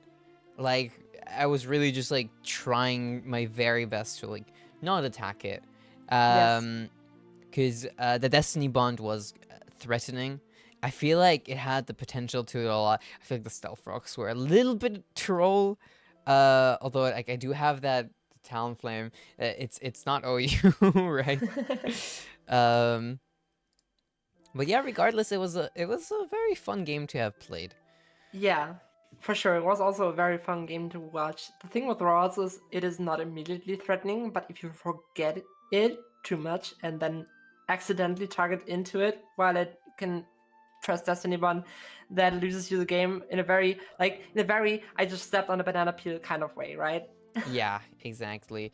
I made sure to give it as much respect as possible because I think this is where people lose against this specific team right here.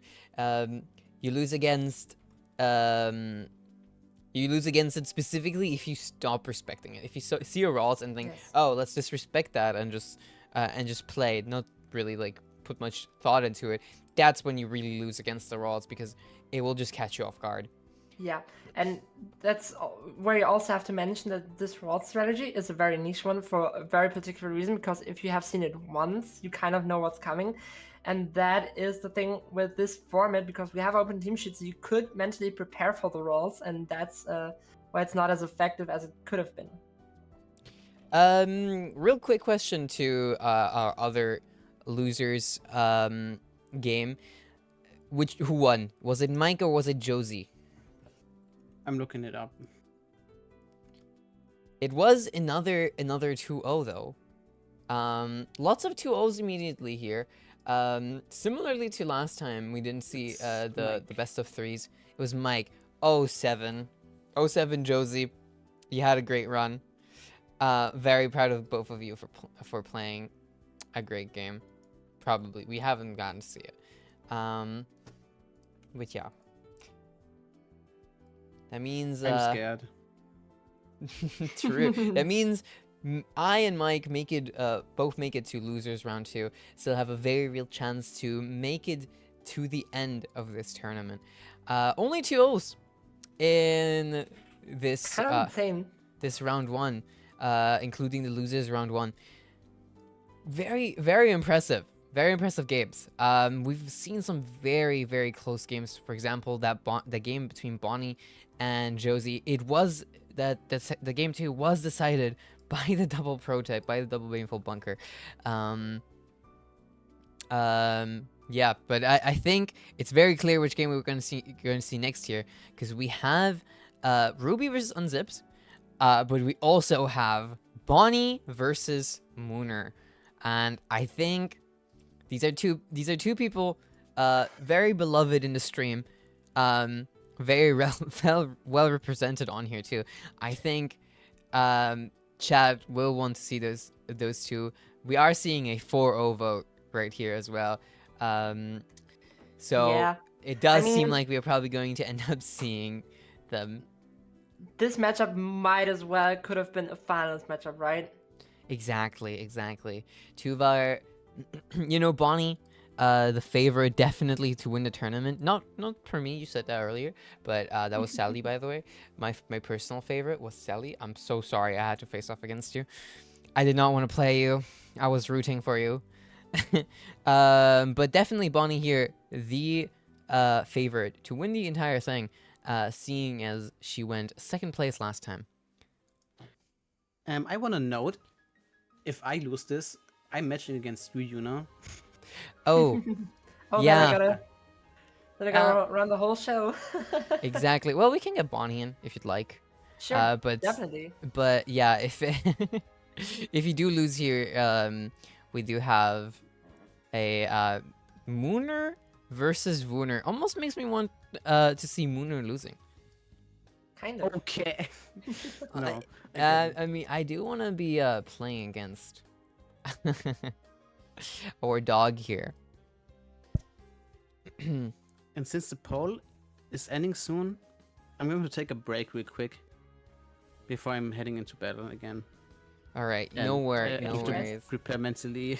No worries. We are going to be seeing that Bonnie Ali matchup here, I think. Very clear. Exciting.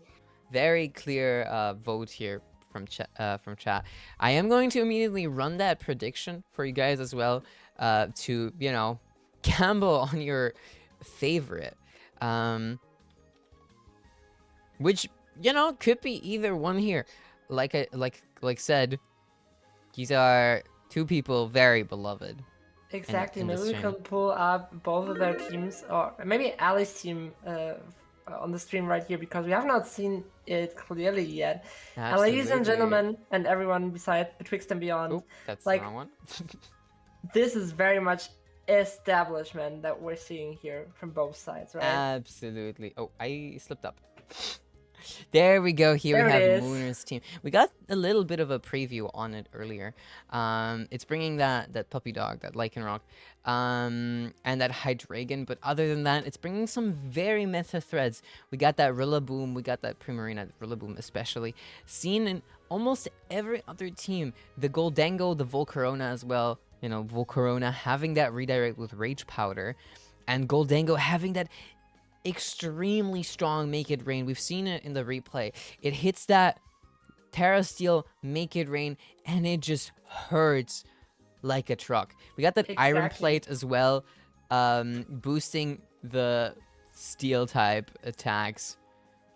Yeah, this Goldango looking very scary.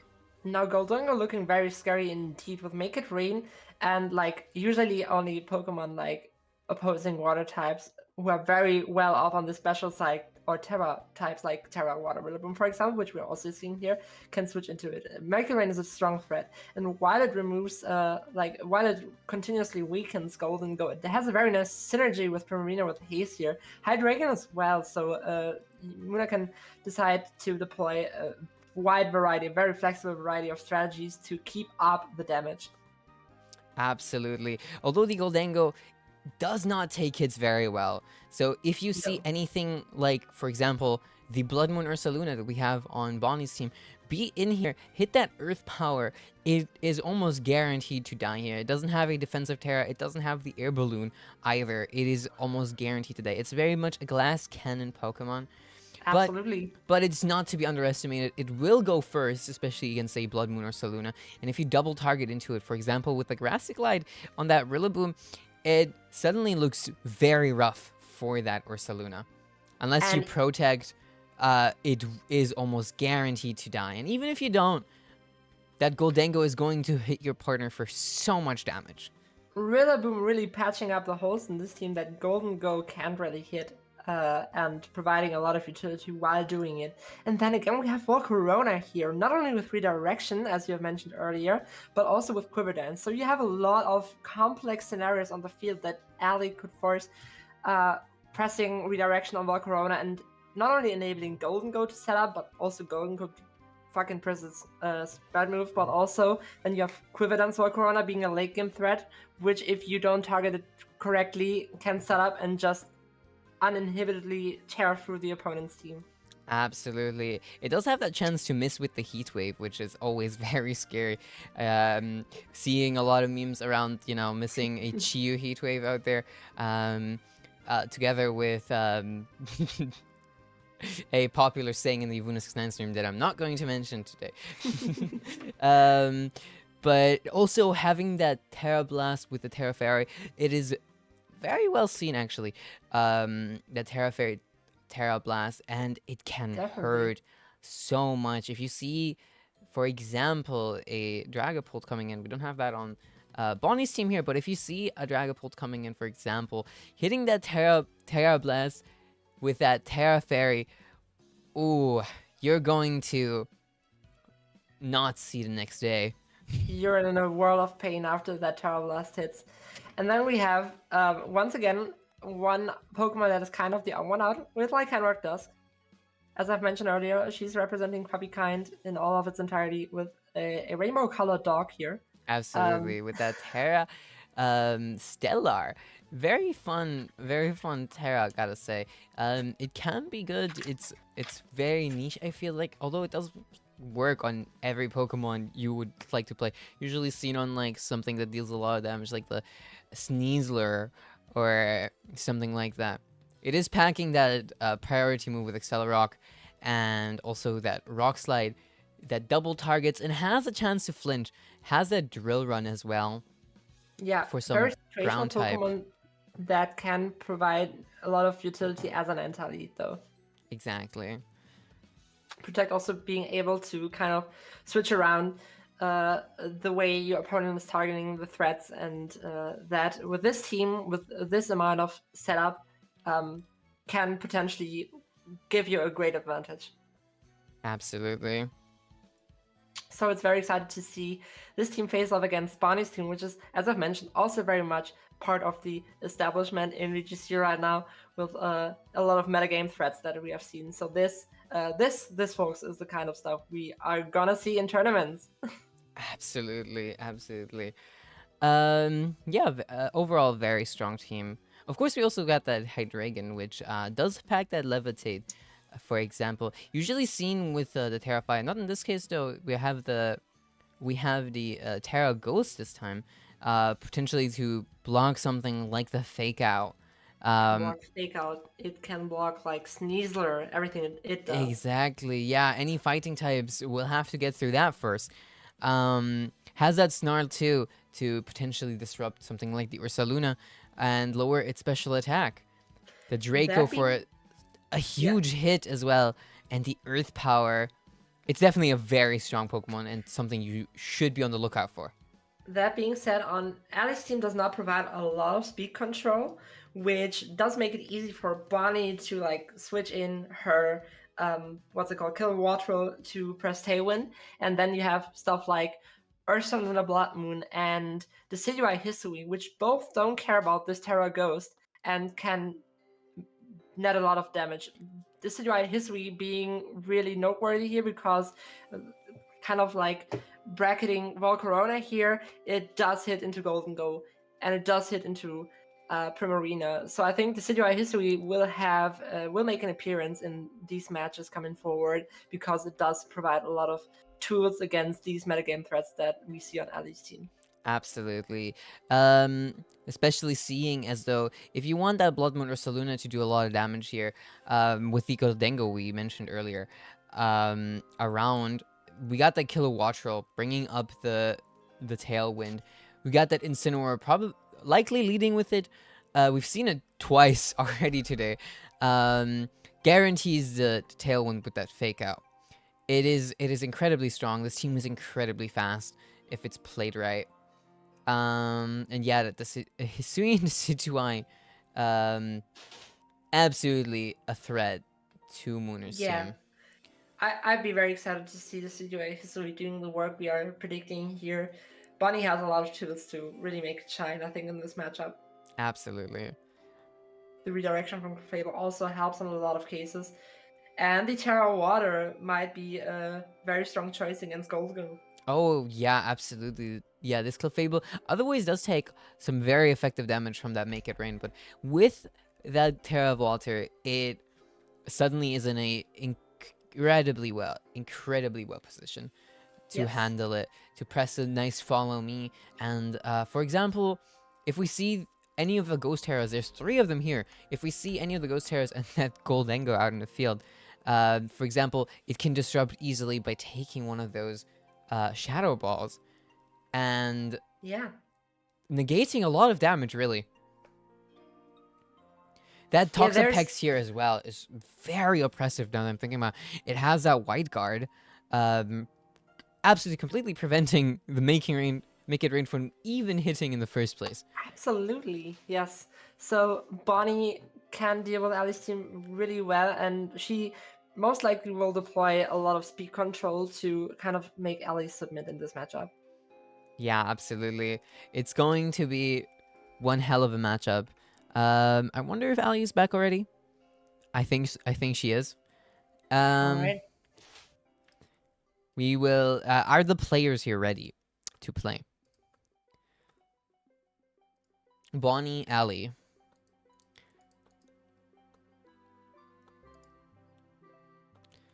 I will be pulling up the game if it's already there. Yes, it is. Alright. In that case, we will be switching here to the game scene. And there we are in the next bracket. Now, there are a lot of different ways this lead matchup could go. For example, Bonnie most likely will try to get the Tailwind out with Kilowattrel, and Ali can try to prevent that with a very targeted lead with something like Lycanroc. And Rillaboom, Fake Out into Accelerock, takes Kilowattrel out without it getting a chance to deploy the Tailwind. However, Bonnie might be prepared for that and not bring something like Incineroar Kilowattrel, as we have seen earlier, but maybe something like Clefable Kilowattrel, because Clefable can easily like redirect the Fake Out and enable Tailwind to come out. So that's probably something we could potentially see in this first match. Yeah, absolutely. Once again, Bonnie does have a great matchup here. But Ali's team is not to be underestimated. I think both of these Certainly, players yeah. could play this. I think Ali might have the harder matchup here. But yeah, no, this could be a very fun game to watch. I think it entirely depends on how technical both of these players want to play this first match. Ali could very much go for a very aggressive strategy in the beginning to try to overwhelm the Tailwind from coming out. And We see the Kilowattrel coming out and the Blood Moon Ursaluna. We also have on Mooner's side the Volcarona and the Puppy Dog. very Lycanroc. offensive leads from really both participants here. Absolutely. We have that Tailwind that's probably coming out from the Kilowattrel. It does outspeed almost everything here. We do have the Accelerock on Muna's side, but it will probably not KO. And the Volcarona can't really go ahead and pick up a kill here immediately on the Kilowattrel. It immediately opts for the Terra Fairy. I'm not exactly sure as to why, because Blood Moon exactly targets into the Volcarona slot, and Volcarona just presses Heat Wave and takes out the kill immediately on Kilowattrel. However, Kilowattrel did everything it had to do in getting out that Tailwind. Absolutely. It absolutely did its job here. I see the Terra Fairy as well. Mooner worried for the Earth Power probably, and it would have probably killed, if I'd have to guess, if it would have hit onto that Fire type Volcarona. So I think this is a great prediction either from Bonnie or just like a safe play that she went here for. Now, really, Double Protect is a great option for Ali to kind of cover all options that Bonnie has here. Fake Out into Volcarona, takes it out, and maybe Lycanroc can net a kill on Ursaluna Blood Moon as well. Double Protect from Ali gets her in a position where she can reliably go for that game state. Absolutely, but we do gotta consider that Lycanroc is intimidated. No Protect's coming out here. The Hyper Voice comes out and picks up the double kill on Bonnie's side here. Yeah, Bonnie in a really strong position. However, the double starters, we have all three types assembled on the field right now. Rillaboom is in a strong position here because it can just target into the Ursaluna slot, and even if it protects, then there's Primarina, which can press Hyper Voice to immediately threaten both. However, Tailwind is still up on Bonnie's side, so she might make use of that. It is up for 2 more turns. Mooner does reveal both of her last Pokemon here, as she had no other choice. The Terra Grass comes out here from very the strong Incineroar. The Incineroar does get faked out, which is very good for Mooner. Yes, however, the Terra Grass was the right choice on Incineroar here because it most effectively covers whatever Primarina has to dish out here. Absolutely. Yeah, very difficult rest of the game here for Muna. The Grassy Glide comes out. The double protect that was used by Bonnie did end up failing. Oh, and the Moonblast goes into the Decidueye that was just switch in. That one hurts a lot, but the Intimidate probably was necessary. Suddenly, Muna is in a lot better of a position here to grab the game. Yes. The Decidueye getting Moonblasted, taking a lot of damage, getting one hit KO'd. Absolutely Bonnie horrible. Really struggles to remove Primarina here, and that's why Primarina is, I wouldn't say it's underrated in any sense. However, it's, I guess, holy shit, that Woodhammer deals a lot of damage. And the Flare Blitz comes out, and it does not die to the recoil, but I think this is over. Yeah, I think we all know how this match is gonna play out. Now, going to Ali, actually, in the first match, which makes it all the more exciting because I think this is the first time Bonnie has lost so far. It is. Ali does grab the game 1, it was a very difficult looking game here, I gotta say, for Ali, but she did end up turning it around with that essential Moonblast onto that Decidueye, that double protect that failed. Bonnie going for the double protect, very, very risky decision that ended up backfiring hard. We've seen it from Bonnie before today. We've seen it win her an essential game that was basically looking lost, but Yeah, you can't in roll this that game, dice too much. exactly, in this game, the RNG is not quite as much on her side. Very well played from both sides here. Yeah, you also have to mention that Ali's double protect would have probably changed the game style a lot, since maybe Arsenal Blood Moon's protect would have failed in that situation. So yeah, very well played from Ali. Absolutely. We are now into game 2, ready to see what the leads are in this game. Yeah, This game as I could said still... earlier, there is a lot of potential for leads to be changed here. Oh, absolutely. Yeah, we're gonna have to see what the adaptations here are. Last game we saw the Volcarona and the Lycanroc start from Mooner.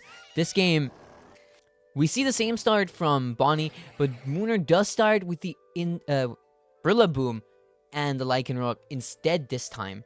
That is exactly what I mentioned earlier. Potentially, Fake Out into Accelerock does hit into Kilowattrel.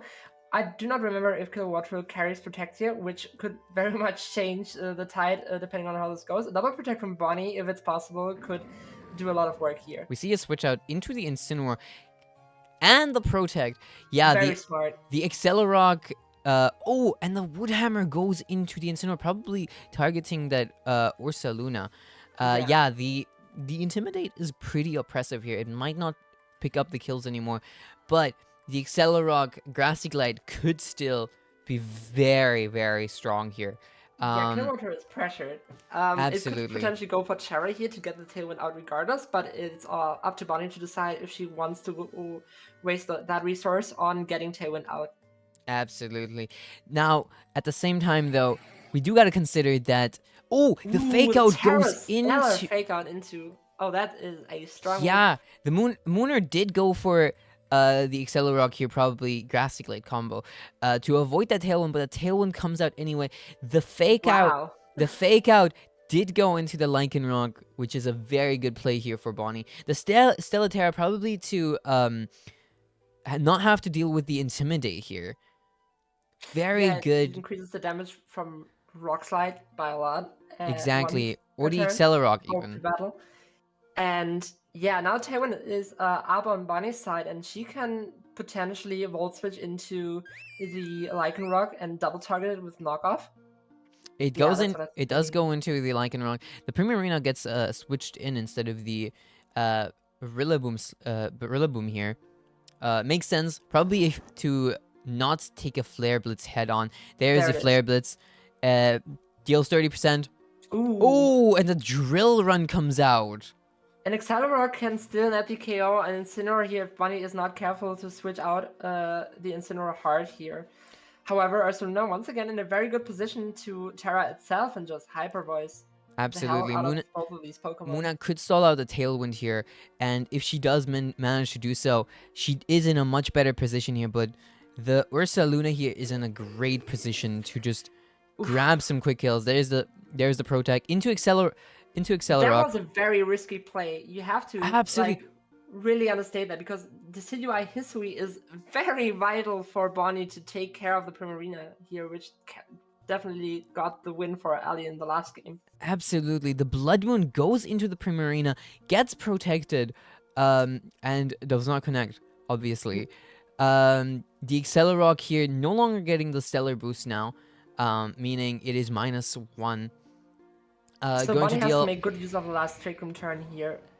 We see a double switch out from the Earth Power goes in. Critical crit Earth Power into Volcarona. Alright, so... What a play from Bonnie. It makes complete sense, but seeing the Volcarona take so much damage must hurt for Ali.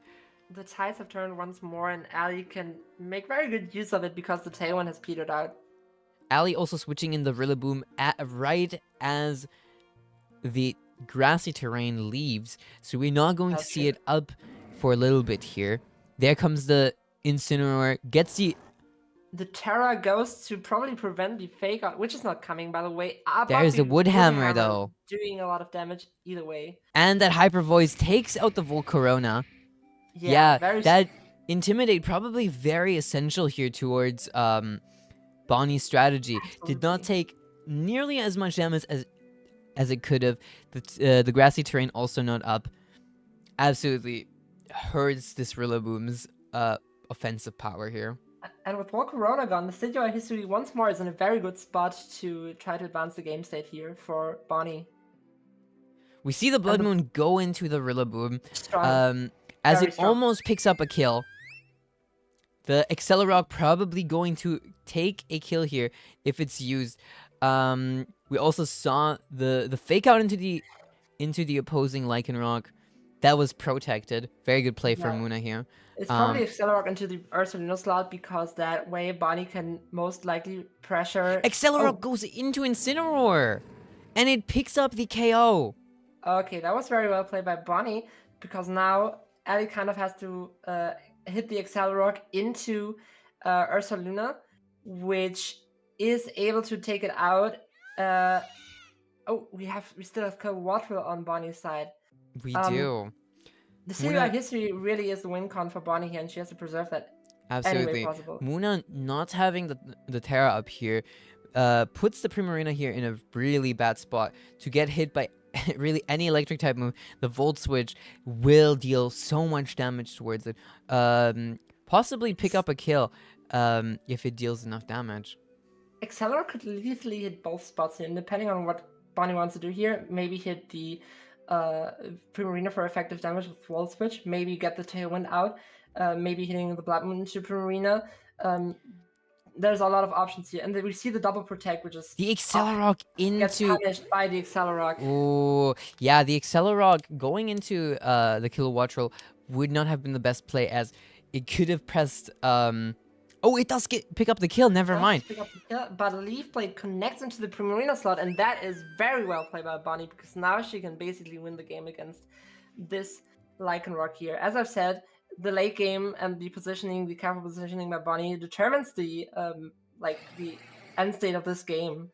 Absolutely. Very much to Bonnie's benefit. Absolutely. And we see our first game 3 here on the stream. Damn.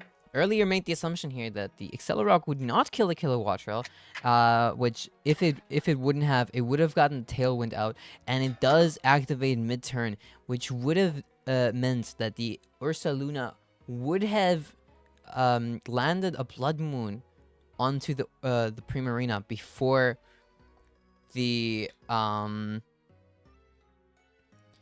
Primarina could take out the Ursaluna. Exactly. Well played from both sides, though. Yeah, Bonnie carefully maneuvered that endgame state to the victory for her. And we see our first game 3 from both. As I said, there is a lot of versatility to the lead here, and we see if any of the participants change up the strategy, maybe to a more offensive state, as we have seen in the first game. Yeah, I saw some very good adjustments from both sides here earlier. Now, a game 3, all cards are... Well, not all of them, but a lot of cards are on the table now. They're now pretty familiar with each other's teams. This will be a test of skill. Yeah. Now, if Toxapex decides to not be used in this game again, Golden Go might be a good strategy for Ellie to deploy if she kind of gets around the speed control from Kilowattrel. So Kilowattrel was a very vital part in both matches. One to the benefit of Bonnie, one quite not. But she is definitely able to carefully maneuver the state with protecting Kilowattrel. So, yeah. Here we see the lead that we saw against Josie twice in a row. The Incineroar and Kilowattrel here. On Mooner's side, we see the Rillaboom and Lycanroc again. Likely to see a fake out from one of each sides. We'll see which one outspeeds. From Incineroar being very important here for Bonnie. Yeah, absolutely. She could potentially fake out into the Lycanroc slot and protect with Kilowattrel to get the best game state here, because I'm not sure if Accelerock and Grassy Glide will be able to net the KO.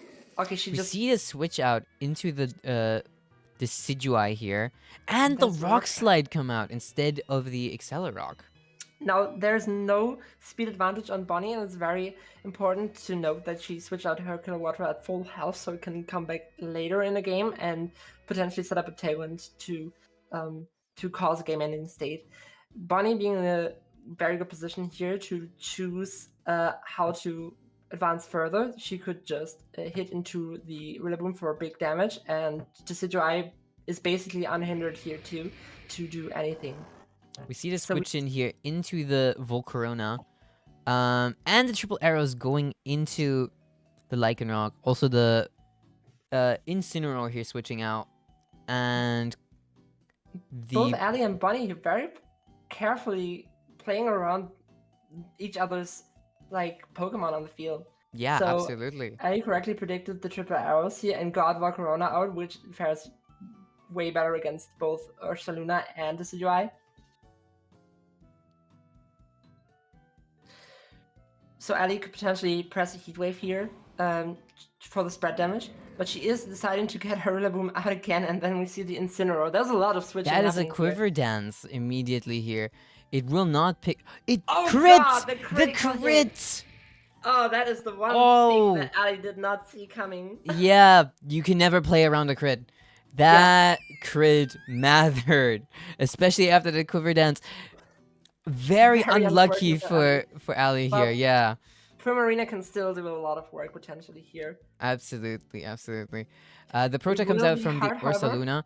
The fake out into the Incineroar, and then we see a Hyper Voice which does not pick up the KO. Very- But we see the throat spray trigger here, meaning that this Primarina will be a much bigger threat now, unless it's taken out very quickly.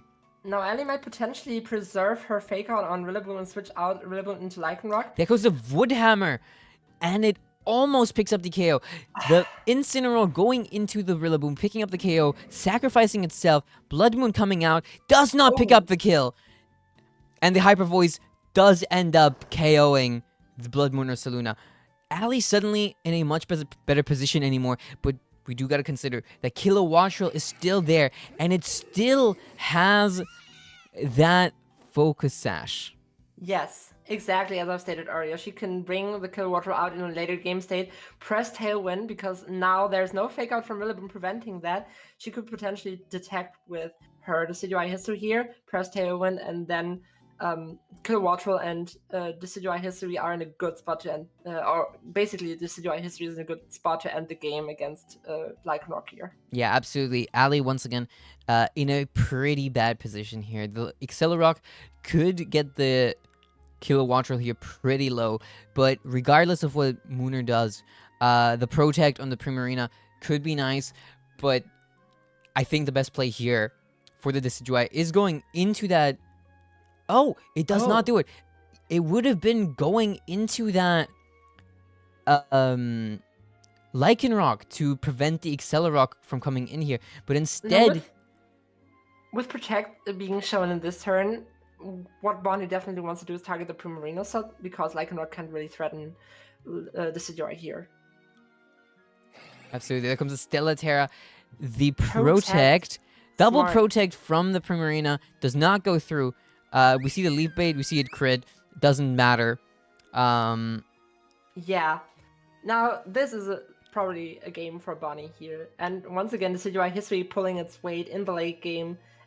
Accelerock comes in, grabs a KO, Leaf Blade, triggering Muna's Sash here. There's one turn of Tailwind left, but I doubt that Mooner can swing this here unless she No. gets a big crit. But I think She- even then, I think Lycanroc this could is over. potentially get some Rock Slide flinches, which would be very annoying for That is true. Ellie. That is true. Rock Slide flinches and potentially a crit could still end the game. She goes for the drill run though, and there it is. there it is. That is the game. GG's 3 to both. for Bonnie. Very well played games here. Absolutely. Very unlucky crit there on the Blood Moon. Yeah, I that think so. No, I got a lucky crit in the game 1, so Fair enough. But that's the game we are playing, right? That's Pokemon. That is Pokemon indeed. That was a very fun game to watch. GG's to both Mooner and Bonnie here. Bonnie does end up getting the game, but it was close. Yeah, and the win is definitely deserved. Absolutely. So now, Ali is indeed facing off against you. Yeah.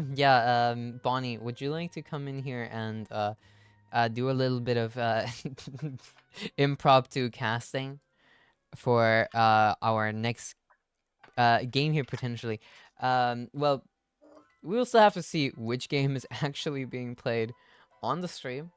But I think I know chat's opinion here. It's the same thing as with this last game. We got two favorites, two of chat's favorites. You know, the streamer herself, that's me, and then we got Mooner here. I would assume there is a slight bias. I would think so too. But yeah, Unzips and Ruby. Which one of you guys won? If to move me, I will be moving you soon. Well played though from both of you. Yeah, that was intense. Absolutely. Very fun game to watch though.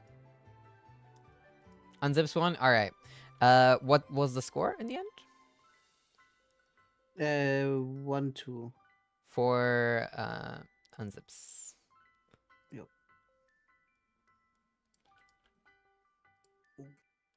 Hello. Hello there, Bonnie. Hello. Moved in a little early. I'm gonna move you out again. Why? See I you can soon. mute. I can also mute. Alright, sure, that works too.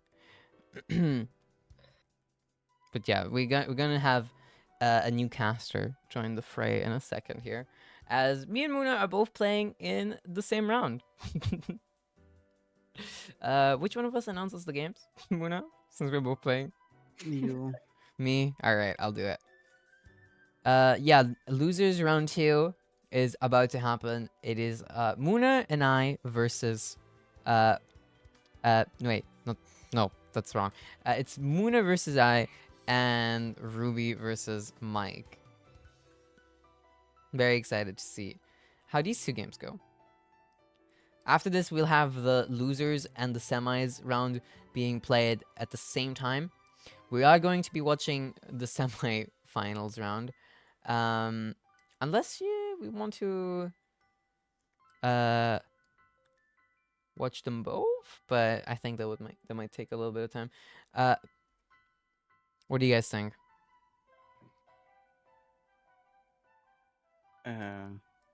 Do we want to watch both losers round 3 and semifinals? Nah. I think we should like Maybe we hold. just watch finals and then we watch losers round 4. Since it's the final losers round and then finals. Yep. So we'd still be watching 8 games. Yeah.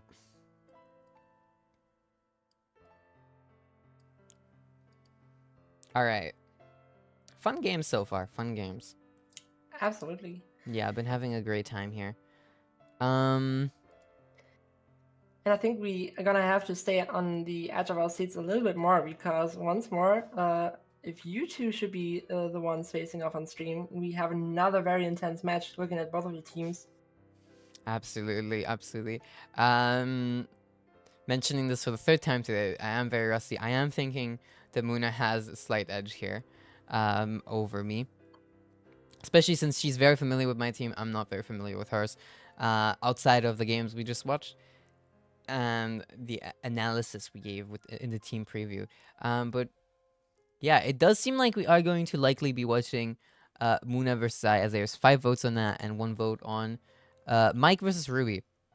Mike and Unzips, 2 people we have not seen on the stream yet at all, by the way. We have seen Robin. We have seen Ruby, yeah. We haven't seen Mike though. Seen Ruby in our very first game of the day, in fact. But yeah, in the semis, we are going to have Bonnie and Unzips facing off. So Unzips will be making their debut here on the stream. Very excited to see their team, as we haven't gotten to see that one yet. I'm slightly biased towards Mike winning, just so that we can maybe see Mike's team eventually on stream playing as well. That'd be hype. That would be hype. But yeah. Good games. Good game so far. We see protests from the chat. And I took that personally. I'm so sorry, Ruby.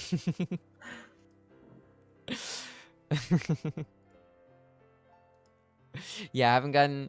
Well, to be fair, I do kind of want to see Ruby winning too, because Ruby did play against me in round one and did end up winning. So seeing Ruby win would be a treat, knowing that I've played against someone that has so many wins in the tournament so far. It would kind of be insane to see you face off against Ruby in the next losers match again. Would be funny, yeah, true. It would be another rematch. Yeah. Well, a rematch would be a first one, actually. But yeah, that would require both me winning and Ruby winning, which that's not something we can easily predict there. No, definitely not. Yeah, I will be announcing the games here really quickly. In the Discord, we are watching Muna and I play. So, Muna, I'll just say it ahead of time. Good luck, have fun. Good luck, have fun. I'm scared. All right. Alright, let me quickly announce the next games. And then we'll swap casters here. Alright, we got Muna versus I. And we got Ruby versus Mike. Oh, I should add everyone. I forgot about that.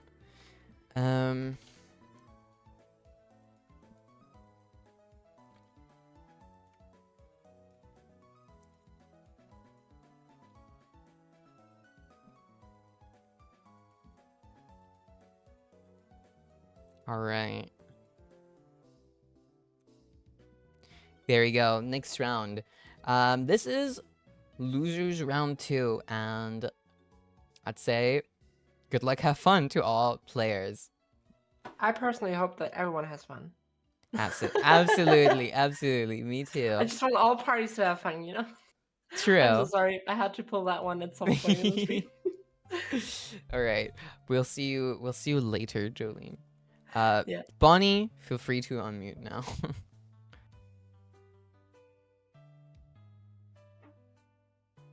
Hello, Mario. This is my brother Luigi, coming in with a whole heap of spaghetti pile of information. Before the stream complains, I am Italian. So, anyway, hello, Bonnie. Welcome to the stream. Hello, Julian. I feel very honored that you named your win condition in the last 2 games after me. Of course. At first, I didn't think about that you were casting, and then I quickly changed my deciduous name. But of course. Yes. Bonnie, you're a little quiet, by the way. Yeah, I'm sorry. You might have to make me a little loud. Oh, I made you a little loud, a bunch louder. Yeah, it's okay. I'm doing my best. I'm very sick. So let's face let's see face Yuna and Ali off here again. Yeah, I think it's a very interesting matchup.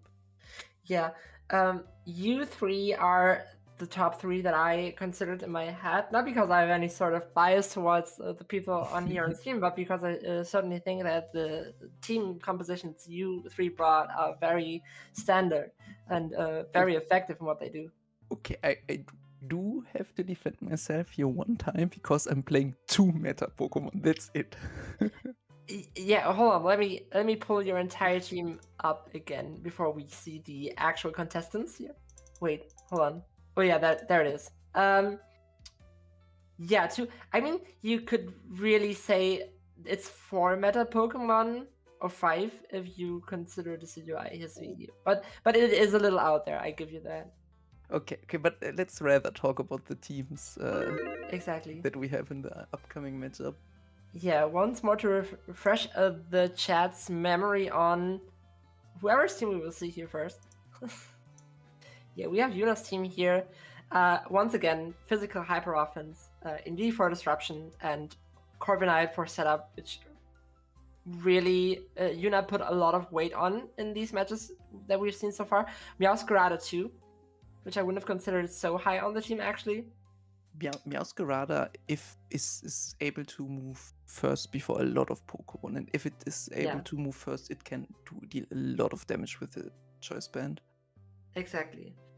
But positioning has to be careful to deploy Meowscarada in a very effective way, because it does not have the ability to press, protect, or like defend itself, because Yuna does not have any form of redirection here. Yeah, in addition, I think this is the first matchup where we see another terrain than Psychic terrain. We do. With Muna's Rillaboom, so Yuna will have to be careful about her positioning against priority moves, which Muna has some, actually. Yeah, exactly. But Muna can also use her Rillaboom as an option in the back to reset the Psychic terrain, to not only rid Corviknight switching in of its potential Psychic Seed, but also weaken Garchomp's Earthquake, which is kind of bad for Yuna, because the entire team is sort of kind of built around Garchomp to do a lot of heavy lifting with its damage. It is, though, like with the Terras, like the Terra Flyings and stuff like that, the rest of the team does have a very good matchup into Rillaboom. Like Certainly. Corviknight can just ignore Rillaboom's existence, similar to Talonflame, especially since it has the covered clock, ignoring the exactly the fake out. But Talonflame, on the other hand, is very threatened by the dog, by the Lycanroc. Exactly.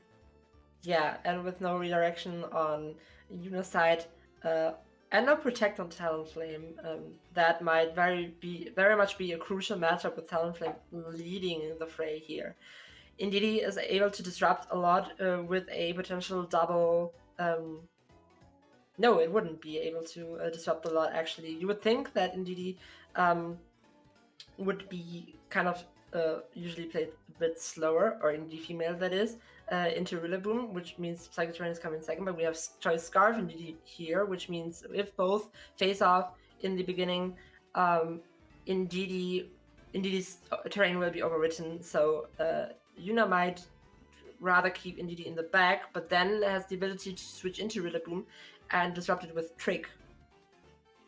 On the other hand, if Indeedee is locked into Expanding Force and Rillaboom comes in, there's no Psychic Terrain to expand the Expanding Force.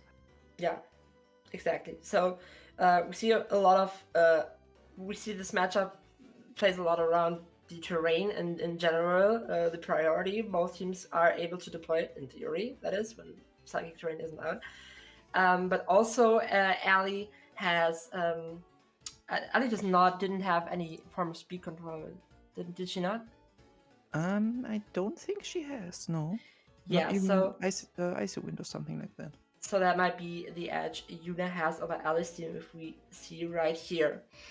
Now, Ali's team has the ability to also overwhelm Yuna with a lot of damage with something like Golden Goal or Volcarona. Yeah, Volcarona can be very strong if it gets set up. It will be the fastest one on the field. Yes. And also threatens a lot of Yuna's Pokemon. For Yes, example, the Corviknight is very threatened by the Heat Wave, and if it terrestrialized to escape the Heat Wave, the Terra Blast Fairy could again threaten Corviknight a lot. Exactly. So there, both Yuna and Ali might want to keep their deck hidden, the hand hidden until the very last moment to gain an edge over the other. It will be a very interesting chess game here. Yes.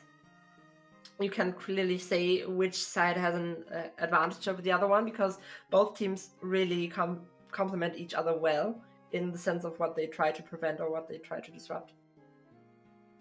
It is important to say that without any quiver dances or something like that, the 3 fastest mons are on Yuna's side with the Scarf and Didi, Meowscarada, and Sneasel. So she definitely has the speed advantage. Absolutely. Yeah, so maybe both contestants are ready here. So after we have talked about their teams in detail again. And Talonflame, 4. Yeah, exactly. Talonflame's also there. We do see them facing off against each other for these losers brackets. For the third round of losers bracket, is it? Yeah. No, Yeah. wait. It's the second round. Second round. Yes. You're right.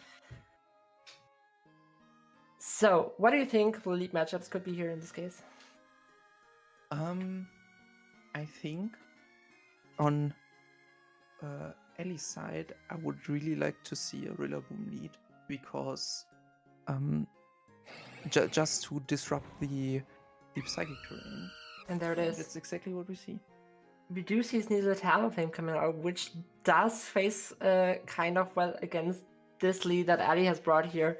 And it will be very important on how Sneasel will protect itself and Talonflame even staying in. Maybe there's a Corviknight in the back, which could be very strong in this matchup. In addition, this Sneasel doesn't run Fake Out, so yeah. So Rillaboom might have the edge over Sneasel here. Maybe this is a double target into Sneasel because Ali predicts Talonflame going out here. Because Talonflame really doesn't want to stay in here. And we see the Tailwind priority. Yeah, and there goes the Sash. Okay, interesting. And the Poison, which is very unfortunate for Ali. Poison is very unfortunate. Now, Ali's team is slightly healthier than Yuna's team. However, Yuna has the advantage with Tailwind coming out. Grassland could potentially threaten Sneasel and whatever Yuna is bringing out here. Oh, it is, in fact, the Psychic Terrain. So we potentially see a Choice Scarf expanding force here, going into both slots, and Rillaboom can't net the KO on Sneasler. Sneasler may target Direclaw into Volcarona, because even Terra won't save it. Yeah, and in addition, Volcarona doesn't have Protect, so... And I think Ellie wants to pivot out Rillaboom, so Volcarona's in a really pinch. Yeah, Volcarona's in a position pinch right here. Yuna definitely has the high ground in this position, and Ali has to kind of try to carefully play around it. We don't know what's in the back for Ali. If Ellie has Goldango in the back, this could be a very nice position to come out for Goldango. Yeah, Goldango would really appreciate this matchup against Indy and Sneasler, because neither Sneasler cannot like threaten Goldango at all. And it is the Terra Psychic and Didi, which manages to take out the Rillaboom, which I think long term. Okay, what is very interesting is that Sneasler's Focus Sash is not triggered as far as I know. I think the previous hit has like barely not scratched the Focus Sash. Yeah. And it's not even unburdened. But Scarf and Didi... Tailwind is up. Scarf and Didi really doing all the work here for Yuna. Yuna overwhelms Ellie. Yeah. So, folks, sometimes Psychic Terrain is everything you need, right? It is. You cannot understate the offensive pressure Scarf and Didi brings in this matchup, because we didn't see Goldengo and we didn't see Hydreigon. Maybe Ali wants to prepare in her next match for this possibility and bring something like Primarina and Hydreigon to better face off against Indeedee. Yeah. I believe that I'm sorry. One second. It's okay.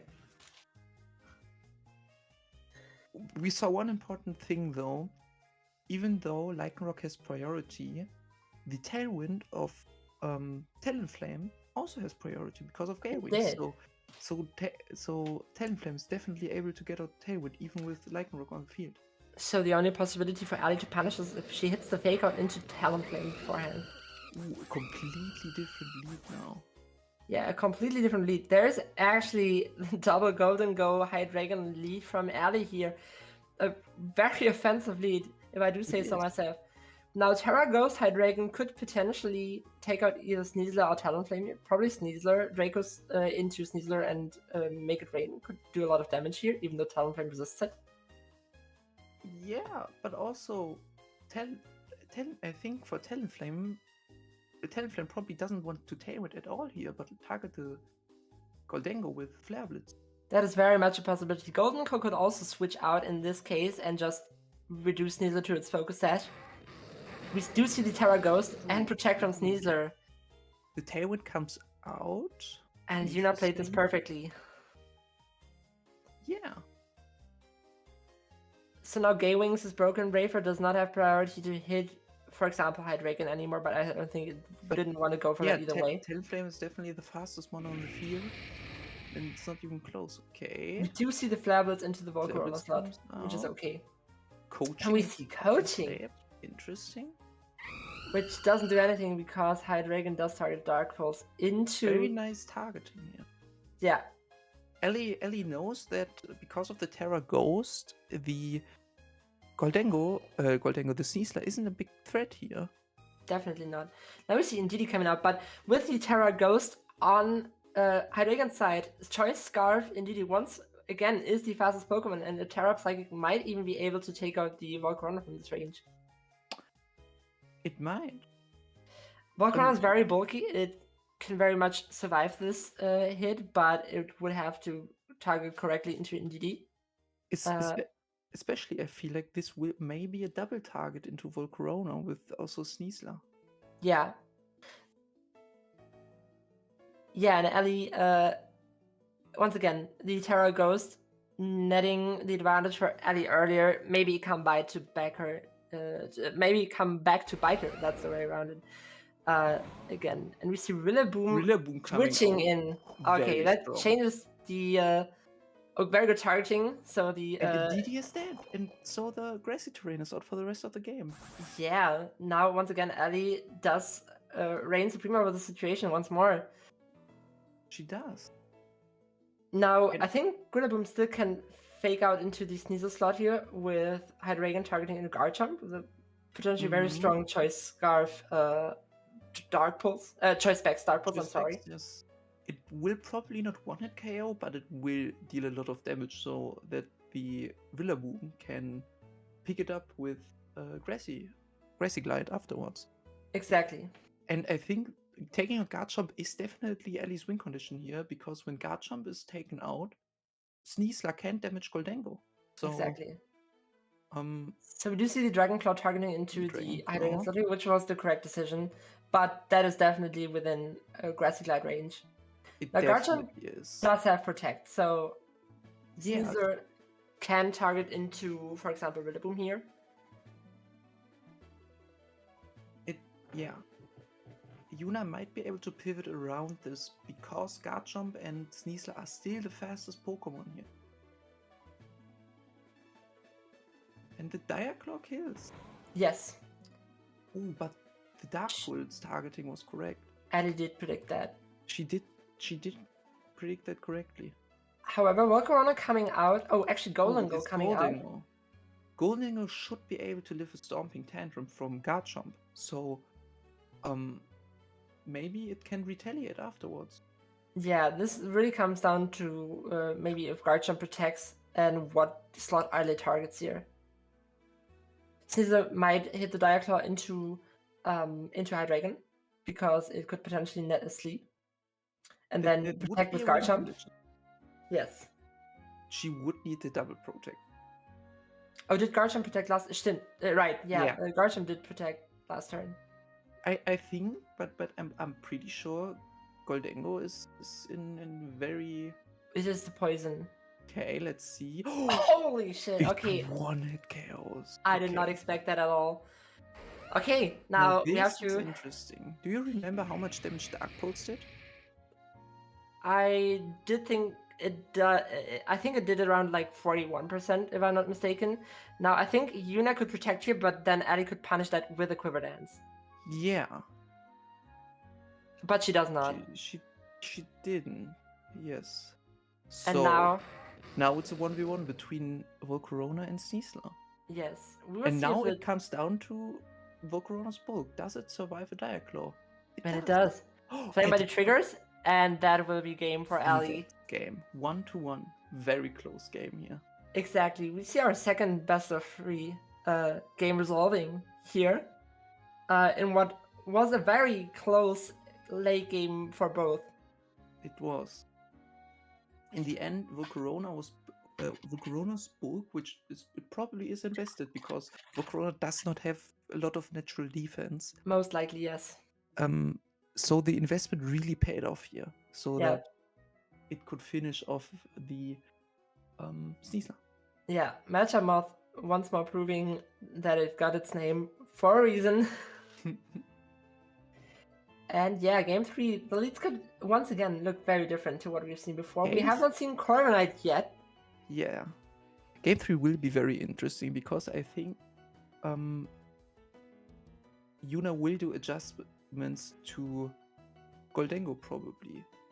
Yeah, Because the position where Goldengo can just switch in and doesn't care about expanding force or any of Sneasler's attacks is very strong for Ellie. So let's see how Yuna adapts. yeah, we could potentially see maybe a very offensive lead with Corviknight Garchomp. That punishes a lot of strategies that Ellie may deploy, and an NDD in the back, which could kind of like trip up the Rillaboom lead that Ellie very much could bring again. Also, it would trigger the Psychic Seed on Corviknight, immediately putting it in a very good position. Yes.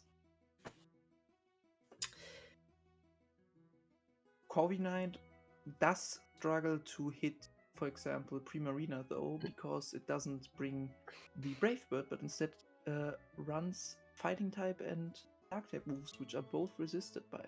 Exactly, so Sneasler might very be vital if Yuna decides to bring Corviknight. And we see Meowscarada and DD here For the first time. for the first time. And so Exeter is interrupted, and we have Volcarona here with the ability to Terra Fairy and Quiver Dance immediately. Indeed could punish this with a very targeted trick, though. So we might see that for the first time. That would do a lot here. Yeah, But also, I do believe that Volcarona doesn't want to take an Expanding Force plus knockoff, even if it Terra Fairies. certainly not, no. So we will see now what. Yeah, Meowscarada might also choose to target into Lycanroc. It might, but It is the trick. When we do see that, it is a Quiver Dance. So Quiver now Dance. Volcarona is locked the fuck in, and that is And kind of ooh. that she was shouldn't have- certainly a blunder because she knocked off the choice scuff she wanted to have on the. Yeah. Now Now Volcarona is the fastest one on the field and can with indeed That not was having certainly- the choice scarf. that was a blunder, as you said, from Yuna here, because she did want to lock Volcarona into that. Now, Yuna really has to carefully think about how to remove this Volcarona. That could be very much be a Talonflame in the back, which could take it out with Priority Brave Bird. But Volcarona looking very scary here, especially since Meowscarada now takes neutral damage from Rock Slide, so it could just be Terra Stellar Rock Slide. It is the heat wave coming out. Meowscarada knocks off Okay, the so Volcarona again, and Ellie's in a very commanding position here. definitely, Yuna cannot change her positioning, so she has to take the match with what she has left. And it is Corviknight Garchomp indeed. Not in the worst position here. And Corviknight doesn't get its special defense bonus. But on the other hand, Volcarona, the number one threat for Corviknight, is dead. Exactly, there's a lot that can still happen in this match. We could potentially see a Corviknight bulk up sweep here, depending Yeah. on the last Pokemon. Exactly. Not all the cards have been openly displayed on the table here. Garchomp, of course, cannot press into Earthquake. Not that it would in this situation, but it could potentially target Rillaboom, or like maybe even, I guess Lycanroc would be better in this case, because you'd want to remove that. Rock Slide could be very annoying. Yes. I do believe that the Rillaboom right now only threatens Garchomp. Exactly. Now, Yuna could protect with her Garchomp here and take the kill with Corviknight. That would be a Yes. very strong move. But we have not seen what is in the back. Potentially, Choice Specs Hydreigon that could threaten Corviknight, but as long as Garchomp is still on the field, Hydreigon does not want to come in. Another Accelerock. Okay, very, very well played by Yuna here. Yes. Taking out the Rillaboom was the right choice here, definitely. Because now, And exactly. the last Pokemon is and now it matters a lot that that Corviknight didn't get the special defense boost from Psychic Terrain. Now Garchomp definitely wants to target into Hydreigon here because Hydreigon cannot protect from this Dragon Claw, and I think the only winning play from Ali is targeting Accelerock into Garchomp and hoping for a crit, I think. I think Drill Run would be the right play because It is faster. It is faster. I believe it has 8 base speed more. Right. So if it isn't adamant but jolly, it could outspeed the Garchomp and take it out. There's but it said Accelerock. It said the Accelerock comes out and it is not enough. But we not target into that slot, which is interesting because now there's a Draco. Wait. Because Ellie is locked into Draco right now, and the next Draco should not kill unless it's a crit. So if we do see Corviknight surviving, can roost up, and I think this is game. Probably game, because even if it crits, it should not be able to one-hit KO the Corviknight because it's resisted. A crit from this range might be able to kill, but Body Press takes the KO, and therefore Yuna advances. GG's. Very nice. No idea how I won game 2. I have no idea. Oh my god. I have no idea how I won game 2, and I have no idea how game 3 went. Oh my god. I have no idea what happened. Oh my You were god. in the trance. Oh my god. Well, GG's. Oh my god. I really pressed fake knockoff into that, huh? That almost cost you the game. Yeah. It but did. You managed to come back. It did almost cost me the game. My heart is pumping, guys. That was a game. It was an amazing game. Well played, Muna.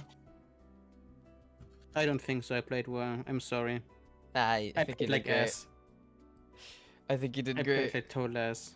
I'm sorry. Muna, I'm so sorry. I did not want to be the person knocking you out of the tournament. That's fine. I think I actually wanted to lose because the chances like that I have to play Mike again, which I don't want, were too high. But now Ruby won. Yeah. Ruby won. Oh, so we have a don't rematch. You don't get to see Mike's team. Unlucky. This is what I don't like about bracket, that you rematch. GG's to Mike. I think it's okay. It happens. I believed in you, Ruby. Okay, you faced off against me, and I might get my revenge now. I may or may not get that revenge. There is a lot of uncharted ground in your matchup specifically. That's correct. That is correct. Yeah, very good games. I think Ruby did get the 2-1. GG's to Mike, and GG's to Ali. Only in this round 2, we only had games that went to the third one. Very, very interesting. Very fun. Yeah, the skill ceiling certainly is condensing here. Yeah, absolutely. Going up the ladder of the tournament. Once again, 07 to Ali and Mike here. Bonnie, thank you so much for commentating. Thank you for having me. I really appreciate it. We might see you. I think actually we will be seeing you play here next in the semifinals game. Bye bye, chat. Bye Bye. Bye bye, Bonnie. And I think I can also take a break, right? Yes, this is your opportunity to take a break. It's gonna be me and Muna casting the classic cast. Yeah. We don't need to vote on who is playing this time. But we can immediately cast a prediction right here. because we got Bonnie versus Unzips. Unzips, we're seeing here playing for the first time on the stream. Very excited to see their team. We're gonna have some stuff to talk about here in a second. Yeah.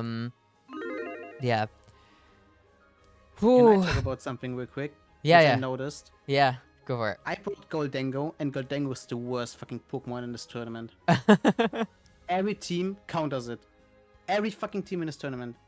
Except Mike's. It happens. It Yeah. happens. Gonna go sleep. Need to drive tomorrow. Good night. I'm glad you had fun, Sally. I'm glad you had fun. Good night. Your mother came in screaming at you after you loudly cheered for Ellie cry. Ah, man.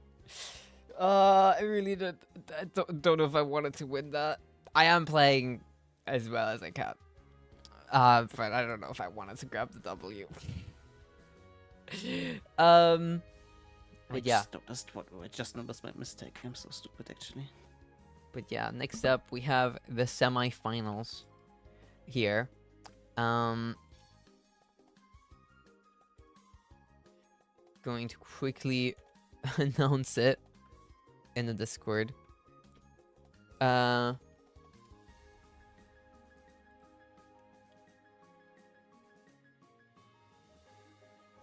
I shouldn't talk about the game that was just played, You can't. but my mind, I have the boomer mind, even though I didn't play competitive back then. But in my mind, Steel still resists Dark. That's why I went for Draco instead of Dark Pulse. Dark Pulse would have been the right play. Yeah, no, the special attack drop definitely mattered.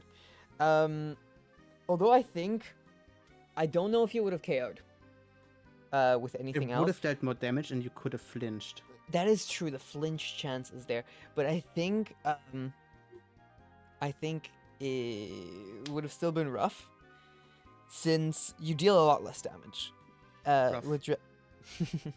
It deals a lot less damage than Draco, and then with the Roost coming through, my Corviknight would have been in a great position to survive another one, and we didn't see another Bull Cub come through. We just saw the body press come out. So in fact, actually, I could have just pressed body press after the Draco and would have taken out the Hydreigon there. So I don't know if it mattered.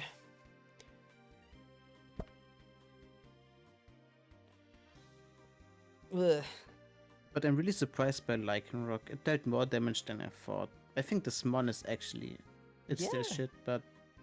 It's definitely a good counter towards like these Tailwind setters. I want to see it in a game versus like, does it outspeed a Prankstermon with its priority? What wa- Prankstermon? It Uh, would outspeed... what is it called? I'm thinking about Murkrow here. Oh yeah, Murkrow is definitely outspeeded. Yeah, because you see, it could have done pretty well. You know, dying sounds. Yeah, the disease. But yeah, let's check out the teams here. There's one team here in particular we have not yet gotten to see. It is Unzip's team. So I'm very curious about that one. We have not, like I said, seen it yet. Chad, don't forget to predict, by the way. Oh, oops, I messed up the prediction. Oopsies. You made a poll. No, you didn't. No, I just made it say Muna Yuna, versus yeah. versus Muna. Okay, oopsies, my bad. Let me redo that real quick. The scuff was bound to catch up with me. It's been going way too smooth so far. Okay, we're gonna have a 2-minute prediction here this time. Since it is almost time to watch the game. Whew. Some very high intensity games, I gotta say. Anyway, Yeah. we have Unzip's team here. Ooh, this is a very classic Size Spam team. Yeah, it's the kind I hate. Yeah, it has the Hisuian Zoroark as well, which is not a mon you see a lot in the you know, open team sheet format, because you just know that the Zoroark is there. and you'll know what it does, and you'll know when that Pokemon is not the Zoroark. But it's still a big threat. It deals so much damage. Its typing is amazing. It's got the Stellar type here, which I think suits it very well, since any other typing would take away its just awesome typing, really. Ooh, but Bonnie's Decidueye could really do some stuff against the Zoroark.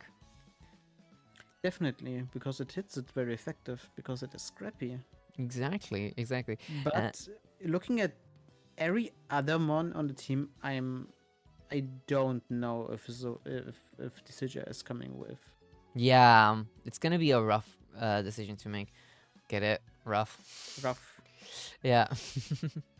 But yeah, other than that, this team is a very classic size spam team. We got that Indeedee Hatterene core, getting up that Trick Room almost guaranteed in the first turn if Unzips wants to, and then obviously we got that Torkoal and Ursaluna in the back who just really benefit from it.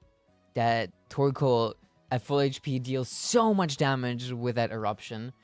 Anybody who's played a little bit of ladder knows exactly how strong this thing is and how beloved it is by players. Yeah, it's just a very, very surefire strat. But it has a disadvantage that people just know what it does. Especially Yeah. Bonnie here. Bonnie, very proficient in all things size spam. Bonnie has played a fair share of it. We will see. We will see how she faces off. I would assume more than anybody else, Bonnie does know how to play against this. I might be wrong. She certainly says that it's wrong. But yeah, not much to say about this team. Very high damage. Very slow.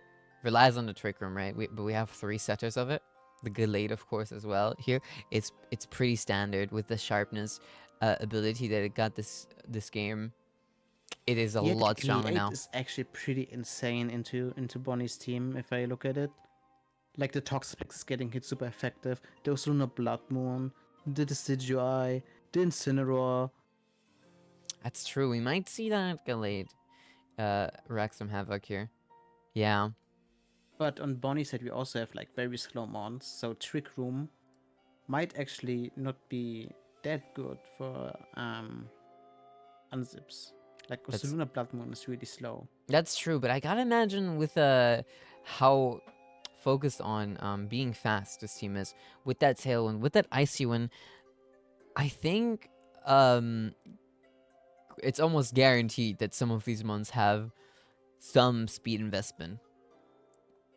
And with that, they become a lot worse in the Trick Room itself. But yeah, the Clefable does indeed face off well against the Gallade. Probably capable of shutting it down almost entirely if it gets there.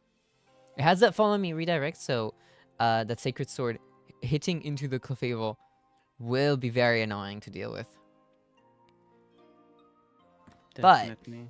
But if both of our participants here are ready to go, we can already hop into the game here pretty soon. Yeah, they're ready.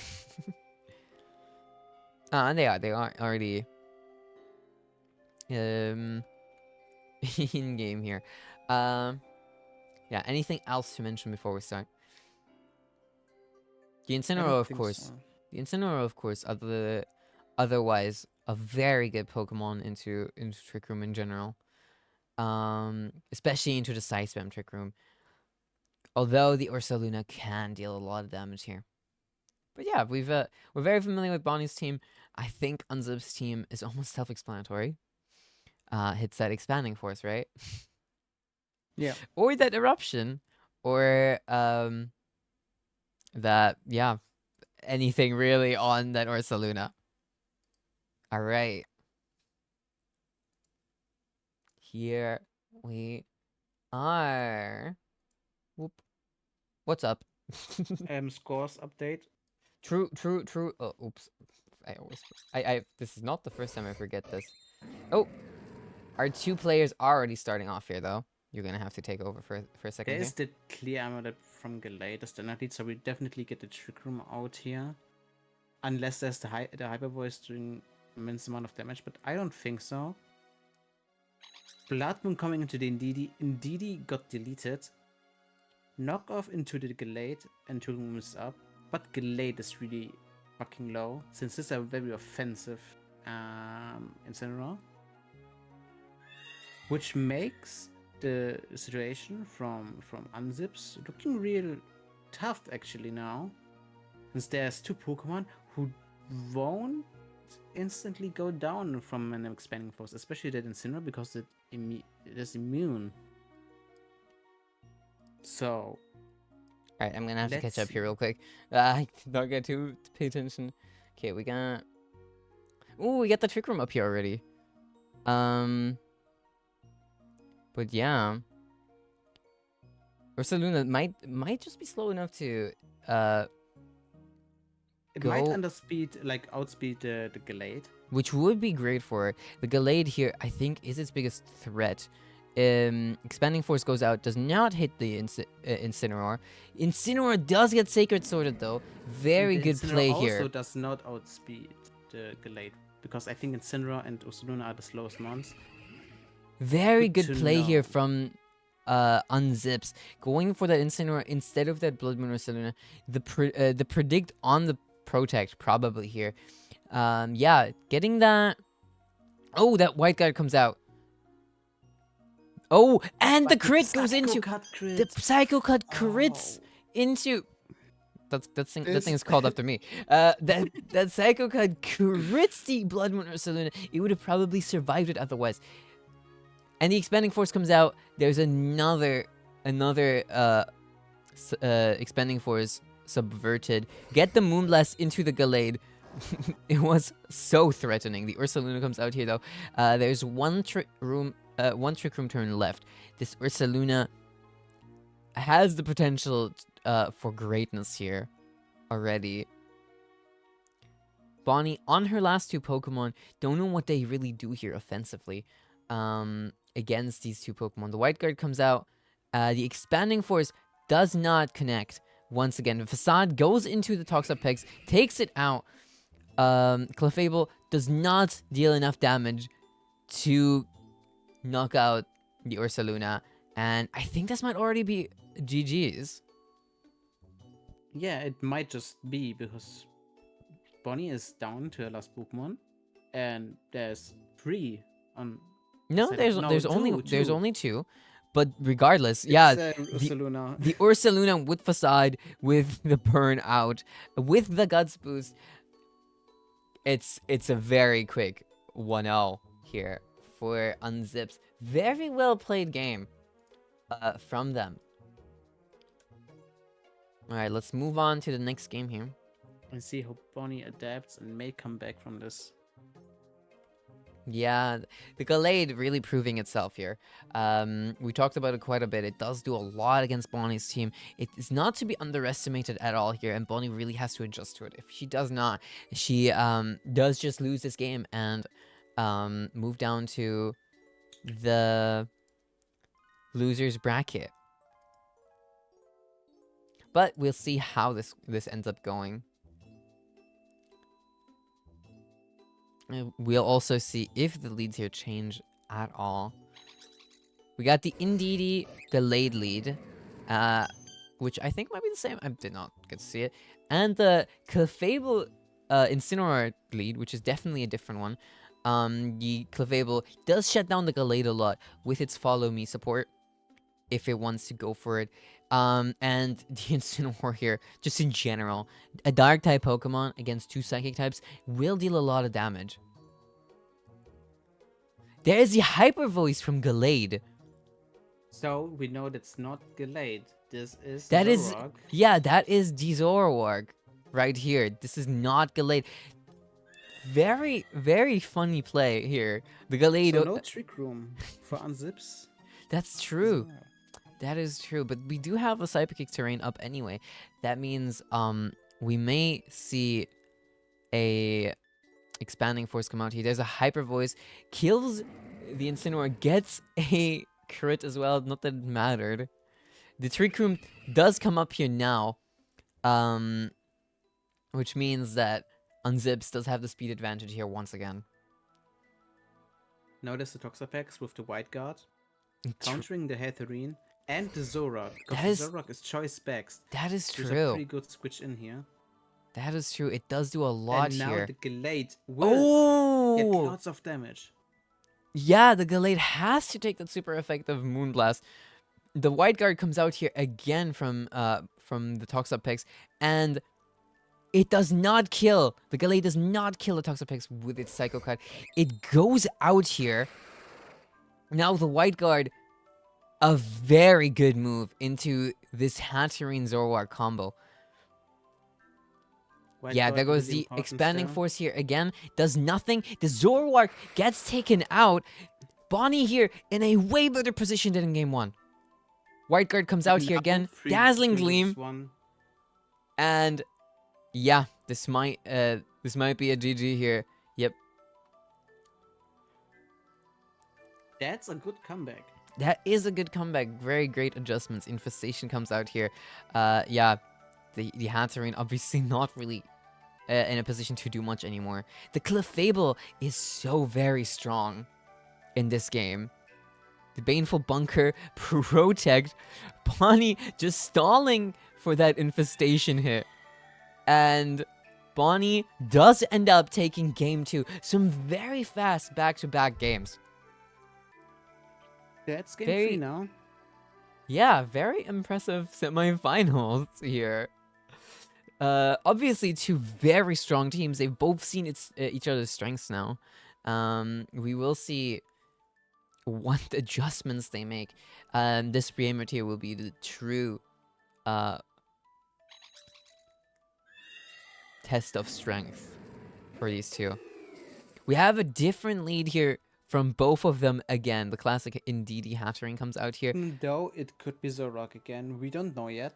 That is true. That is true. It could be the Zoroark again, which, if it is a Zoroark, has the potential to surprise. The knockoff comes out And it lives it. from the Incineroar. Yeah, and it barely gets to live. Probably didn't get the roll it wanted. This is indeed the trick. The Hatterene though, as it does use the Trick Room. There goes the Ursaluna. Ursaluna here in a position to do a lot of damage, as it's the fastest Pokemon on the field with how slow it can be. Let's see what they do here. Yeah, because the Hatterene still just goes for Expanding Force, and the Decidueye might just go down. The Yeah, expanding exactly. force takes the Decidueye out. Indeed, yeah. There And goes the then there's headlong rush, and the Incineroar is down now as well. Bonnie, down to her last two Pokemon, cannot readjust And her it's positioning us here. again.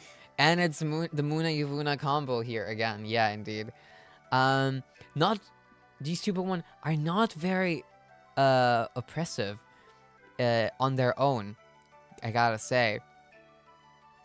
Especially against those two Pokemon. Exactly. They do not deal a lot of damage. The Headlong Rush comes out again from Unzips into the Toxapex. The White Guard comes here from the Toxapex. Expanding Force, of course, does not connect because of it. The Facade comes out, almost takes the kill. Moonblast does not deal enough damage to threaten this Ursaluna at all. I think Bonnie's trying to stall out the Psychic Terrain now, and the Trick Room, which both last one more turn. True. But Yeah. we don't know if that actually helps. No, it looks very difficult for Bonnie here. I gotta say, one play she could pull off here is go for the Baneful Bunker on the Toxapex. There goes the double protect. It does not matter. Yeah, the Baneful Bunker into Moonblast, maybe into Ursaluna. What a turn. Could have been nice, but this is just a quad protect turn. The But Trick Room. I don't know why Unzips protect here. Yeah, the Trick they- Room is out now. Gallade comes in. The Moonblast connects with it. almost takes it out. The Infestation, it cannot switch out anymore. Expanding Force does take out the Toxapex, though. And the Infestation is just immediately removed.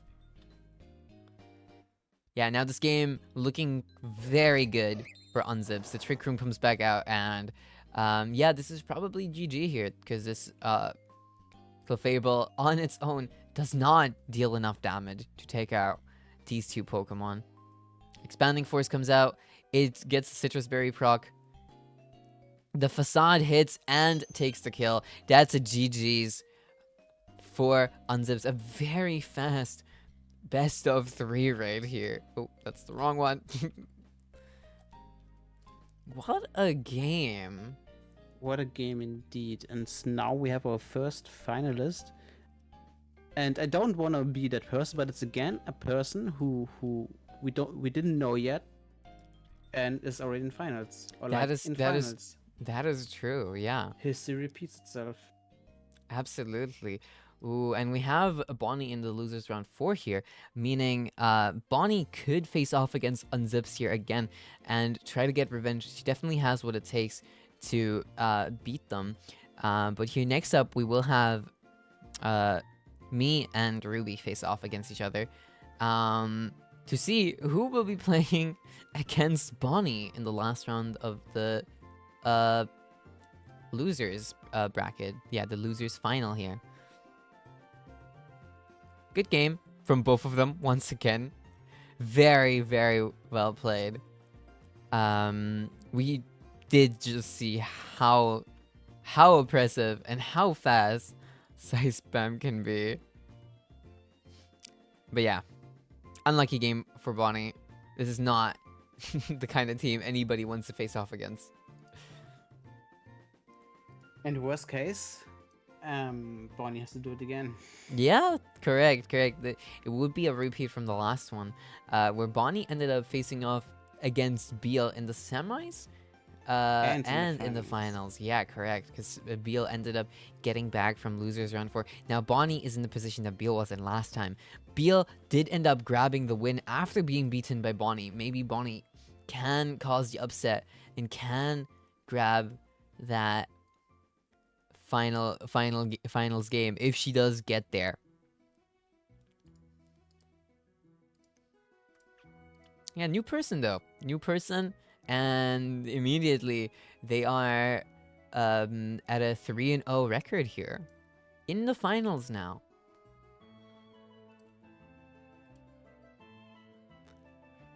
GG's definitely. Next up, we have Ruby and I facing off against each other. Which means Yuna and Munakars is over. Correct. We got Jolene coming back here in a second. Getting minimal breaks here. I hope you enjoyed your break. I cannot. This best of 3, my stomach is turning. Yeah, the Size Spam, you don't want to face off against it. Size Spam really taking this tournament by storm. Absolutely. It's such a well-known strategy as well, but with this tournament's nature and everyone being the most experienced players, you don't really know what to do against it every game you play. And Exactly. The thing with Size Spam is you really have to be on your toes, and if you slip up once, like we have seen, for example, in game 1 with like Galade and Sinnoh with some unpredictable factor for you, that may just as well cost you the game, because once you've got that hole in your team, you're wide open. yeah, absolutely. Now, though, we will get to see, history repeat itself. We will see our first game of the day, repeat itself on the stream right now. And this time, That's insane. it's for all the marbles. The winner of this one, if it's me or Ruby, flies out of the tournament here. So yeah, this one really is for all the marbles. So we have certainly seen what Abomasnow can do by now. Yeah. Even though we And- didn't watch the other replays, but I think Abomasnow did similar things. Yeah, It did. Abomasnow definitely a Pokemon you should not be underestimating. It has the Exactly. potential to come out of nowhere and just hit. Especially with how we've not seen very many teams that have any like weather to cover them. Of course, Unzips has Torkoal, but I don't think any other team really has any weather setter. And No. that no. blizzard just with the 100% hit chance, it does so much damage, and then it has a chance to freeze too. It is Exactly. so There's really oppressive. nothing you can do against that, especially since nothing can like really safely switch into that blizzard as it hits everything, Yeah, absolutely. except like maybe ice types, but those are very rare, I would say. Correct. Yeah, ice types usually not the strongest, but I think with snow being introduced, they've made a reappearance, I guess you could People say. underestimate Terra Ice Abomasnow because yes, it does have like 4 weaknesses, but it is a fairly bulky Pokemon behind like Snow, which gives it a defense buff. Guess I Ooh. forgot something here. I'm gone now. No, but yeah, behind those defense buffs, Abomasnow really has a lot of longevity, and the Terra once again boosting the naturally strong Blizzard. You really have to be prepared for it. Bonnie would have been with her Toxapex, although we won't see that much happening. We will We see. might. could. We might. We could. It depends on which person wins here. If it's Ruby winning, then we actually- will actually end up seeing Bonnie and Ruby face off against one another. I will now take my leave though. Get ready to play. Chat, don't forget there is a prediction up right now. Make sure to bet some points on your favorite. We will see who ends up taking this one and going into losers final. So, Ali, do you think Abomasnow will be stopped in its onslaught with Blizzard, or do you think Yuna this time around is well prepared for it? I think Yuna with more games played than like the first game she played against Ruby might be more prepared now since it's a rematch as well. It's a rematch. So- She has experience and- against this team, yeah. And so does Ruby. She played this team a lot as well since she played this tournament, and maybe found something that like messes up Yuna, which she doesn't what she doesn't expect. Yeah, I feel like with Yuna saying that she was a bit rusty in the beginning, she really that was my like that's how I felt about the first best of 3. She really tried to like go through with like her head through the wall in the first match with Meowscarada, which ended up not paying off twice. While Meowscarada is able to really tear through defenses effectively, she did not able to pilot it that way, and maybe her physical hyper offense will be more catered towards Abomasnow this time. Definitely, and since Yuna's team is also pretty fast, we might also actually see the other version. Like, we didn't see the Zuluna in the first set, right? I not don't sure. believe we did. The Pokemon which were very prominent in the matches we have seen so far were Abomasnow and especially Dragapult. Yeah, Yeah, that too Dragapult. I remember as well. So I Dragapult wonder is if we see scary. others, because every single Pokemon on this team, besides maybe Indeedee, is a huge threat actually under circumstances. Yes. So Ruby really bringing a lot of offense with her team. And the thing is, Dragapult is a very intelligent Pokemon, quite literally, because not only have you said it does hit like a truck with something like Outrage and Phantom Force, it can even prevent damage for one turn. But also Dragon Dart circumvents Protect, which we didn't really mention in the first games. Yeah, Maybe we can pull up Yuna's team here on the screen so we can see how potentially she might face off against Dragapult this time. Now, Tailwind is a very vital step, I think, in kind of outspeeding Dragapult, because naturally, Dragapult is the fastest Pokemon on the field. And Talonflame could very much bring out the Tailwind. However, then again, Yuna has to also take into account the trick room that we see on Ruby's team, and that might be coming out in the first and the second, maybe in the third game, changing the tides on this type of strategy. And the only Pokemon really standing in the way of the Dragapult from Ruby is the Corviknight. Yeah, Corviknight. Corviknight is really the only Pokemon not really scared by Dragapult, and that is if Corviknight is not Terra, right? Because once it pulls that trump card, even then, Dragapult is a very scary Pokemon to face. It has like 123 base attack, choice band, stab, even behind like 1 or 2 bulk up boosts. That is a base 100 base power move hitting you in the face if your other partner protects. Yeah, that's... Dragapult is pretty scary. I think Dragapult is still very amazing against Yuna's team. Yeah. So definitely something to watch out. Yeah. But what Yuna has against Ruby is the Tailwind or the Taunt on the Talonflame. Yeah. In order to like stop the Trick Room coming off. Exactly. So if Yuna will try to take this one back, she really has to play around with the speed control here. That is, I think, the deciding factor. So she can somehow get around Dragapult, which is otherwise a huge threat for the team. The thing is, once Dragapult is locked in a move and it hasn't done a lot of damage yet, you can. It is more telegraphed.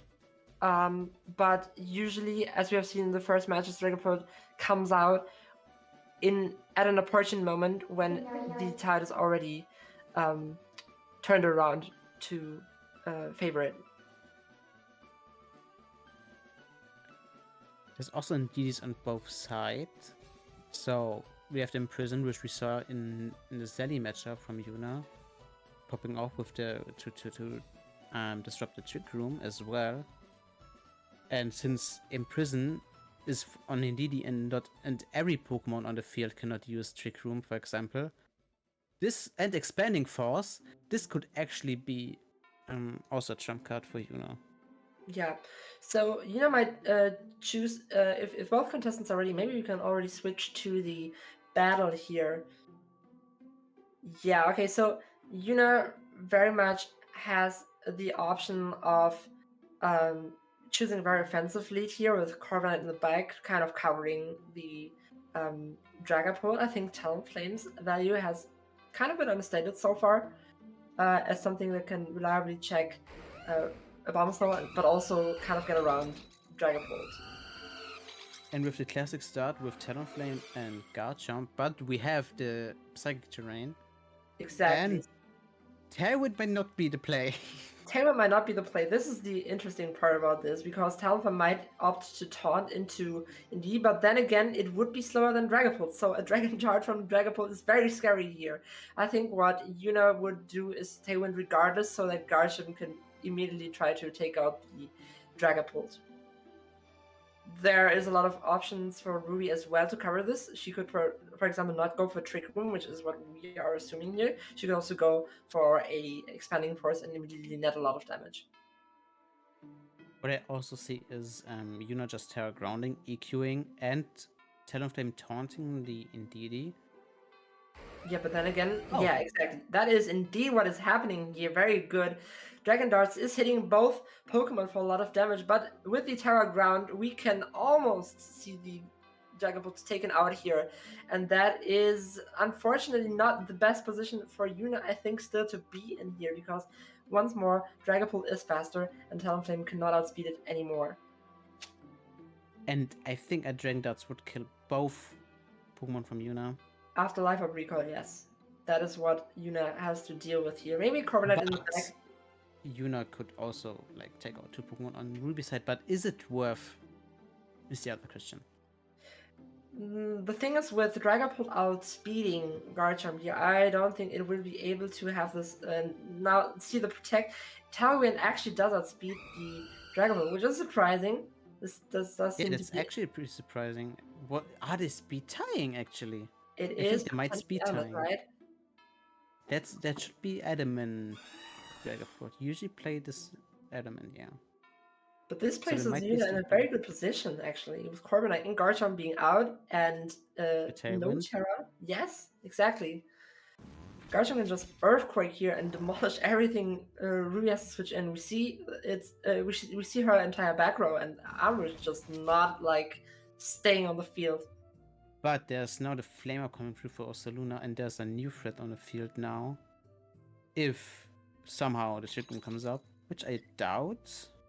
I doubt as well. And what we could see here is follow me, but I think Earthquake does the trick here. Not really anything Robin can do to get out of this pinch. Exactly. And Bonnie says that Talonflame is 1 point faster than Adamant Dragapult. Is it? Wow. Okay, that is insane. Okay, that was the correct play by Yuna then, and now we see that Talonflame is also a way of getting around Dragapult then. Which is very important information for Yuna to have for the matches coming forward. Nobody ever plays plus speed Dragapult. That's true, that might be true. Yeah, Dragapult is naturally so fast that it usually does not matter, especially with something like Tailwind. And now Yuna can actually prove herself against her nemesis so far.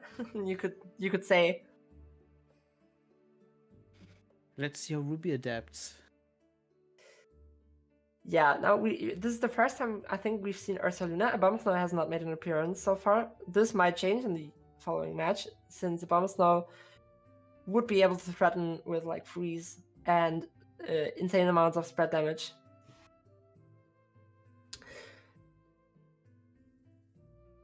So we will see how both contestants prepare here. Yuna's strategy of keeping Covenant in the back and starting with a very aggressive Talonflame Garchomp really paid off the first time around, and we see that samely again with the tide, I would say, favoring Yuna again, because once again Terra Ground Garchomp is a threat to be reckoned with. But now we might as well just 100% get a Trick Room on Ruby's side. Exactly, she could Terra her Armor Rouge into Terra Grass and Trick Room with it, with Yuna not foreseeing that option, potentially. And we do not see Terra Grass, but like the taunt, which does not outspeed the helping hand, of course. But yeah, once again, this very aggressive type of lead with Garchomp is what that team excels at.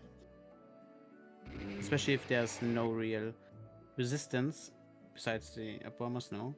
Yeah, Abomasnow will live Flablets, however, if it terrors and that. But then it does take increased damage by Earthquake, so nothing Robin can really do against that here. Yeah, that's the power of Garchomp, everyone. Proving why it's such a consistently good Pokemon. I think Yuna is undervalued the amount of like collateral damage Garchomp can do in this matchup, in the first matches. Last one is Ursaluna, which might, I think this is pretty obvious what who's winning. I think the dice have been rolled. I think this is very much a 2-0 for Yuna, reclaiming her supremacy over this team. Oh, and the Stomping Tantrum actually does more damage next turn, so... True. Yeah, that's game for Yuna, I think. Just way past my bad time. Yeah, I saw. Alright, Robin... That makes sense. That's also what I thought. Oh. Ooh. Okay, yeah, that will be game, though, in the next turn. Yeah, so... Robin, able to retire now, get a semi-good night of sleep after she has proven her weight in this tournament here. Definitely. Proven her worth, that's the saying. Pulled her weight, proven her worth, you know what I'm saying. Anyway, yeah, congratulations, Yuna. Yeah, GG's Ruby. I definitely adjusted really well after those first games. after having enough time to think about it and adjust to like playing Pokemon again Yeah, in the first some place. growing pains, you know. Yeah, exactly. But you guys will have another game to cast together now, because I Yay. seem to be playing back to back here due to me winning against someone who was really excited to be playing against me. What's up, Bonnie? We're playing. It's the side event regional rematch. Yeah, at regionals, I played this team again in the side event after I completely failed with the Charizard LAIC winning team, and ended up playing against Bonnie's team that went 5-3 in the main event, and I may have won the tournament by beating her. Yeah. So she's been out for revenge. I've been rubbing that win in her face quite a bit. So yeah, she definitely is looking for that win here. I'm not gonna make it easy for her, but I will say she has a better chance than last time, as I am a lot less familiar with her new team. It will be interesting seeing you two face off together, as both of you provide valuable tools to deal with the main damage deals of the other. Yeah, Especially like the mind games around Toxapex and Garchomp will be interesting. Oh, thank you, Mooner. I was about to do it. I can do it. Thank you, Ina.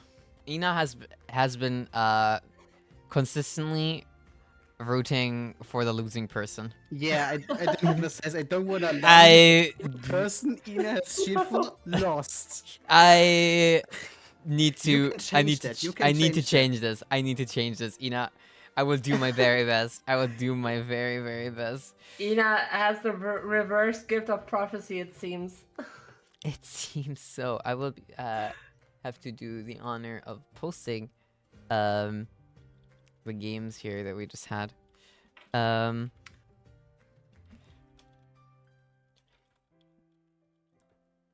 Yeah, good night, Ruby, though. Good night, Ruby. Some Night. well-deserved rest after all these games. It's been a very fun tournament, I gotta say. Definitely. Yeah, some very nice games. We got to watch and play here, but we are soon nearing the end of it.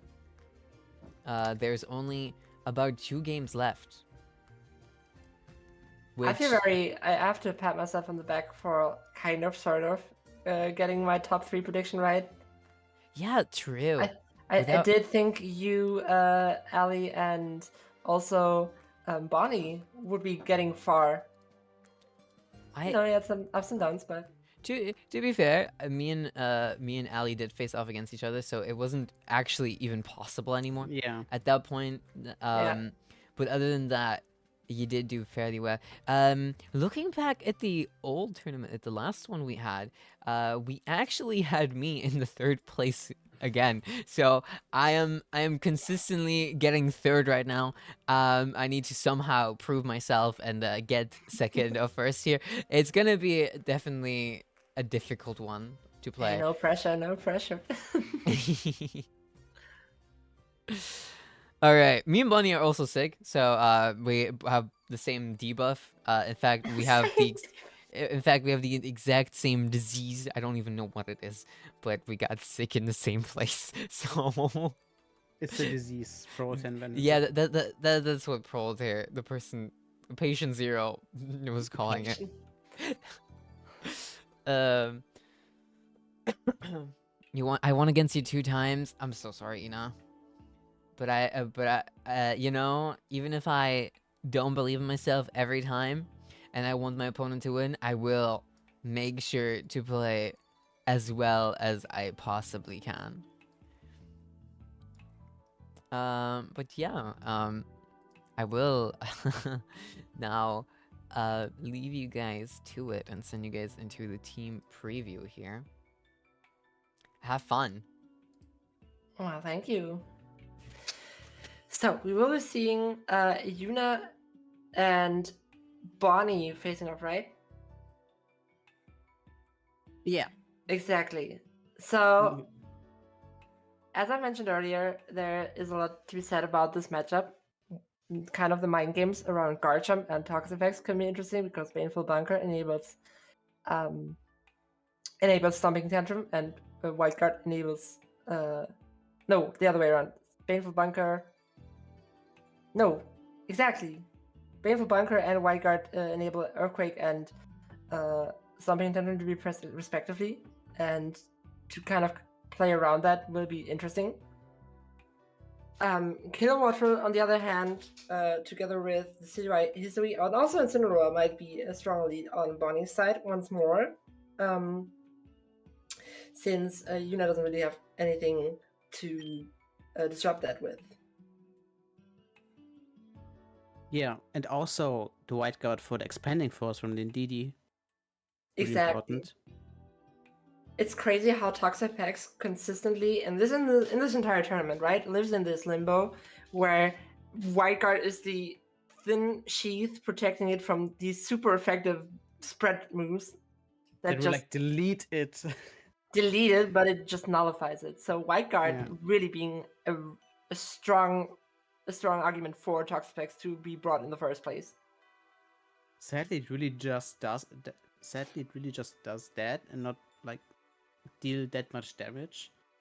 Because if it would deal more damage, I think more people would pick it up. Because it is such a menace. It is a menace, indeed. When we pull up Yuna's team here, we can kind of see how both of these fare and what kind of strategies Yuna might be deploying. Now, Corviknight is here, and I think Corviknight is a very strong Pokemon going into this. Gets kind of checked by Clefable, though. So, Yeah, both attacks are resisted by Clefable. yeah. Unless so it terras to its water type, then it's neutral. But I don't think Bonnie would do it. There's so much better terra types you can use this game. Yeah, the Decidueye History also being a very interesting choice in here, because once Talonflame is maybe out of the picture and Shaywin is set up, the Decidueye History can kind of muscle through Corviknight here. With Corviknight not being able to do too much in return. It has to get like a few boosts running for Body Press to deal significant amount of damage, and Power Trip doesn't really hit the Decidueye for anything. And I mean, Indeedee May is also here with the Choice Scarf. That is one thing Bonnie has to watch out for. But then again, she does bring her Toxapex with her, probably. So, yeah, it'll be careful positioning and careful selection of teammates that decide how well Bonnie fares with Yuna's team here. I think Yeah. she does have the tools also to deal with something like Garchomp, for example. I also think... Okay, no, never mind. I thought Incineroar is good here, but then I looked at more than one Pokemon, and then Incineroar looked really bad for Bonnie again. I mean, Incineroar is fairly decent here. Incineroar is able to disrupt Talonflame leads if Indeedee doesn't follow, but then again, Incineroar also pairs well into Indeedee, so Incineroar has a beneficial matchup regardless. Incineroar might have to watch out a little for Garchomp, but that's where Kilowattrel comes in, right? That which Incineroar cannot cover, Kilowattrel deals with in setting up Takewind and gathering advantage for Barney. And then there's also Ursaluna, which kind of also just unlimitedly runs into Yuna's team, with Corviknight maybe being the best answer against that, once it hasn't Terra. Yeah. And if the participants are ready, we could like look at the actual matchup, if they're ready. And it seems like they are ready. Holy shit. There we are. So this is losers round 4. We see Bonnie versus Yuna here on the match. Yeah, as I've said, once again, Kilowattrel and Incineroar very potent lead for Bonnie. Yuna I'm might. not on screen, by the way.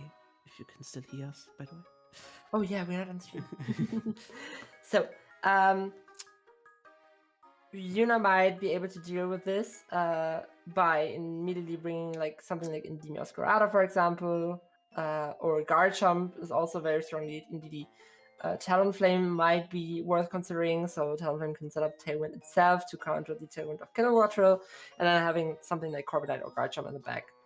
I think Corviknight and Garchomp will be the scariest Pokemon from Yuna here. Yeah, and I'm still thinking about what could Bonnie lead. It's really hard for me personally because against Psy Spam, we saw what this team can or cannot do against Psy Spam. So let's see actually what We do will see happen. Incineroar Decidueye leading here, which makes for a difficult situation for Bonnie because Talonflame is threatening and Garchomp is threatening here. Also, So- the Incineroar cannot fake out the Talonflame because it's covered cloaked. It is covert cloak, exactly. So Talonflame gets a Tailwind up either way, and then Garchomp, or a Brave Bird that is, into Decidueye, and then Garchomp can just press Earthquake or Stomping Tantrum into the Incineroar slot. Garchomp being weakened by Intimidate, however, makes this a little bit easier for Bonnie to deal with. And also Talonflame because maybe stuff now. But there's actually the figure coming to Garchomp. Yeah, that was the best. Interesting. Ooh, the And crit. the crit Brave Bird and the Citrus Berry is gone. That's kind of unfortunate, I gotta say. It is a bit unfortunate for Bonnie, but both are not in the worst position to be in. Yuna can redirect Garchomp here with a Stomping Thunder. Garchomp could just decide to Terra Ground Earthquake here, though, and Talonflame could just press Tailwind. I don't really know if Yuna wants to pull that right now, considering that Garchomp is already weakened by Intimidate.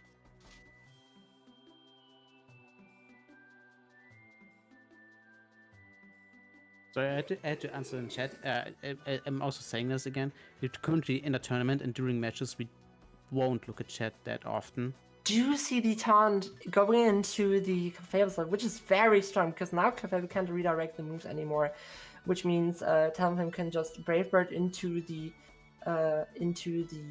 Decidueye. slot. However, Incineroar is in the back, so Yuna slowly but surely losing ground here with Incineroar coming out in and out. Definitely. And now on -2 and Terra, this will definitely, yeah, it just aided. Yeah, And now the triple triple arrows. arrows come down. Ooh, there crits. is the increased crit chance. Now, the CGI with Terra Ghost is in a very good position to deal with Sneasler, as I've said, because Sneasler can't really do anything in return and has to hope for the Dire Claw proc. Yeah, that's its best thing one can do. Yeah, But now actually, it's not actually just come hit- in and will get faked out. May or may exactly. not. But it won't. We see a lot of There's the switching and poaching. coaching Garchomp. That is very strong. Once And again, another crits. It's 50% chance, I think? Or what is the chance? I don't know. it should be It's 50% really high. with scope lens, yes. So now we have a +1/+1 Garchomp, which does outspeed most of the opposing team. Now, Toxapex could go for White Guard here or for Bane for Bunker. Yuna could punish this with a Stomping Thunder, but the safest way, covering most things, would probably just targeting into this UI. Would it be like if she goes for Stomach Tantrum into Bane for Bunker? I think is that good? Like, of course, you get poisoned. It does put Garchomp on a timer, especially with the infestation. Yeah, and the Decidueye always can go for crit with like Leaf Blade against the Garchomp. Exactly. So, but the Tantrum just came back in, so probably it's like Tailwind coming or something. Yes, there's Well, now there it's could be still Silicon. pretty There could open. also be a taunt coming into the Toxapex slot, which would probably be the best answer here, and then maybe a Dragon Claw into or Stomping Tantrum actually into the Decidueye because it also covers Incineroar coming in. And also, yeah, no White Guard. The Decidueye gave up its ground resist, but we see the Hateful Bunker, which makes sense. Yeah, exactly. And now Stomping Tantrum into D slot. Now Yuna could very much protect with Garchomp here and taunt into the Clefable slot. which would probably be the best choice here. Exactly. Because now it's protected by Moonblast, Moonblast, and yeah. then there's the Icy Wind into Talonflame. Interesting. Which doesn't slow it because it has a covered cloak. I was confused for a millisecond. Yeah. Icy Wind, I know it's like, Toxapex isn't that offensive, but Icy Wind's still scary for the Garchomp, no? It does do a fair amount of chip damage, even with Terra Ground coming out. And yeah, there's Clefable removed, which is very important. But And now the Garchomp Garchomp is also slower. exactly, and that changes the tides a little, because Decidueye History might outspeed Garchomp right now, considering Garchomp has been slowed. And Leaf Blade is super effective now, so Garchomp is threatened. We do not have, we haven't seen, I think, Yuna's last Pokemon though, so Garchomp We have might, seen all. Oh no, we haven't seen Yuna's, true. there might still be Corviknight in the bag, and there's Incineroar coming out, which is probably the smartest option to whittle down. Since the Garchomp Garchomp anymore. is now neutral again. Now Bonnie could do a very smart play here and fake out into Garchomp and infestate on. Okay, there's the Protect. That is arguably the better choice. And oh, Tailwind is actually coming out, so that once again, speed control being a very deciding factor in this match here. And Garchomp lost its attack buff, so it only has to work with Terra now. And definitely, there's no room for EQ here, which would have, in any other game, would have been great. But Right Guard is just very scary. And even at -1, it does 57%. But and there's the triple arrows and Garchomp gone, a huge threat just gone. And there's the Ndidi, which doesn't make things better actually. That does not make things better. Ndidi does not fare well against Incineroar. Bonnie played that really well with her positioning around the Incineroar and the Toxapex, because the threat was that the White Guard prevents Earthquake from being pressed here.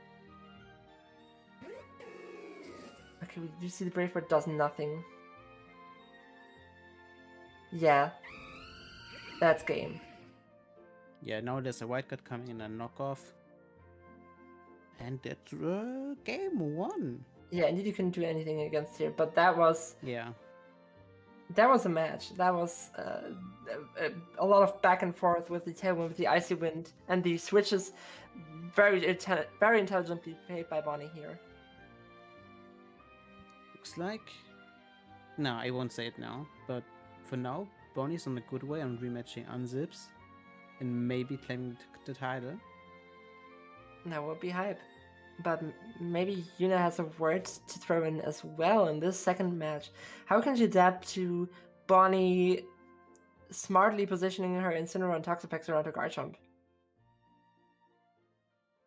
That's a good question. Maybe the Miascarada would be a good... No, I don't think... Miascarada is like a hard... I don't know if it would be good. There's like many things it would be good against, but also like loses against... It's like... I don't know what I would adapt here. Ndidi hasn't done too much in the last game, so maybe Corviknight in that slot would be a better option. Yeah, even though you don't have the Psychic, so basically no item. Yeah. But... Now, if I remember correctly, Toxapex does carry haste, so that's the problem with Corviknight. It should not pick haste. It has Infestation and Icy Wind as its Oh, Icy Wind, that's what it was. Yeah, my brain was remembering some ice move, but... Yeah. Okay, we do see the same aggressive lead here again. And Toxapex Quill Water, which is very interesting because Toxapex kind of prevents Garchomp here in a very interesting way. And Quill Water just freely gets out the Tailwind. So we might just see double Tailwind here, double Protect. Yeah, there's also no Rock move on the Garchomp. But they just Tailwind. Exactly, and the Icy Wind. Which does nothing against Talonflame, as we have seen, because of the Corviknight Cloak. Yeah, now, both contestants have deployed Tailwind here, and now it's interesting how Yuna will play around the Toxapex. Toxapex could just go for Baneful Bunker here and poison the Garchomp, putting it on a bigger timer, which is something Yuna might want to try to prevent. And also the Kilowatcher could also just go for the KO on the Talonflame. Exactly. It is Terra It's actually Grass. did it. Ooh.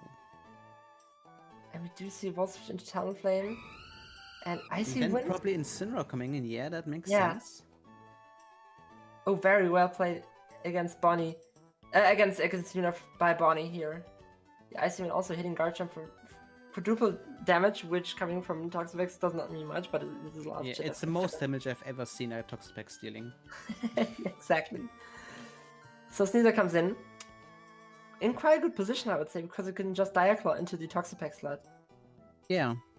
Also close combat into Incineroar. Both very valuable Pokemon to hit. But Incineroar can go for Fake Out. Yes, and it does. It does into the right Pokemon, even. And there's the Icy Wind slowing the Sneasel as well. Now Sneasel might still outspeed both Incineroar and Toxapex, especially because Toxapex is really slow. But But it might be important for Kilowatcher, which I think now it speeds Sneasel and can Yep. KO it with Air it could be Slash. very funny if Sneasel just decided to protect here and Garchomp decided to go for Terra. Oh no, wait, Terra Grass. Toxapex is a thing. But Terra Ground Stomping Thunder might be able to knock out the Incineroar here and put Garchomp in a good position for later if Sneasel decides to Diaclaw into Toxapex. But there's no way, there's no way that takes it out in one hit. And we Poison, see the though. Poison. And someone can jump. It is the Icy And Wind again again. the Icy Wind. Now Sneasel and Garchomp are very, very, like, slow. Yeah. Clefable is probably outspeeding both, which is not an advantageous position for Yuna to be in. Sneasel are very important here, though, so she might want to preserve it in any way. We haven't seen the last Pokemon once more. Corviknight might be able to gather some boost against those two, though. There's It a is Protect Protect. coming. Double Protect, and it's gonna be a Protect from everyone. Holy, what a turn. So no one's trying to like show any weaknesses in this match here. There's a lot on the line, and one mistake cost the game here. Sneasel is in a good position though, now that both Clefable and Toxapex have protected in the same turn. Sneasel could just Diaclaw into any slot and probably make progress. Garchomp, however, does not live a lot in this state. It can only go for like 2 more moves because of Life of Recoil. So Yuna has to think about what to preserve here. I think on -2. I think Garchomp on the field now, if it stays on the field, it might be a problem. So maybe Bonnie plays around it. I'm not sure. Yes. Follow me, hitting Clefable, and there is the Icy Wind taking out Garchomp and reducing Sneasel's speed even further. So we will be seeing. I think Bonnie really goes for the Kilowatcher killing the Sneasel. And we also have not seen the last Pokemon, and there is Kilowattrel again, which is And naturally the faster than Meowscarada. Meowscarada. And now Bonnie has the choice who to KO. Even though I think the choice is obvious. I think the choice is obvious. I think Toxapex can go for Baneful Bunker here, and Kilowattrel can just target the Meowscarada slot. I think it doesn't matter who gets targeted here. If the Sneasel dies, Incineroar just clears the Meowscarada. Exactly. And the other way around. Actually, no, I think going for the Meowscarada could be. This Depends on Meowscarada is how choice banned though, so it's very telegraphed Yeah. what it will do. Bonnie might just decide to double protect here, and it's the Air Slash, just barely missing the KO. Oh my god. And there's the Diaclaw. Wow. Okay, I would not have seen that coming. We see Incineroar, and yeah, that's the last Pokemon on Bonnie's side. That's a very, I mean, Faker can take out the Meowscarada here, but then Sneasel can just target with close combat. I would have played it differently. Timer? Did the timer run out and it was random moves? Holy. Oh no. It worked out though in the end, because this looks like a win for Yuna on the very last percent of a Meowscarada. That just goes to Holy. show Twinks are the strongest Pokemon in the universe. Anyway, game 3. It's getting late, guys. Speaking of twinks, why is Indeedee male thicker than Indeedee female? That's for the experts to decide. We focus our brain capacity remaining here on, on the match. Important questions. We have seen the team so often. We have to think deeper now. Oh god. Yeah, so it was really close for Yuna though. So Bonnie definitely showing her expertise with the team, piloting well around what Yuna has to offer, more specifically Garchomp, which even though it has heavily been debuffed, has done a lot in this last match. Because that debuffing did come at a cost. Let's see what happens though. If the timer runs out once again, and we'll press a random move. Okay, we see Killer Wattful and Toxapex again. Indeedee, that's interesting. Very interesting indeed. Indeed, he might just choose to trick the... Well, anything here really. Most likely the Toxapex, which could protect this. But yeah, Talonflame might just try to get the Psychic Terrain out, the Tailwind out. It's pretty much mind games what happens. Like if there's Expanding Force coming, Bonnie might go for the White Guard or the Baneful Bunker. The Baneful Bunker to protect from the trick, because now Bonnie can decide to just switch something out. And the Volt Switch immediately punishing the Talonflame is also a very smart play.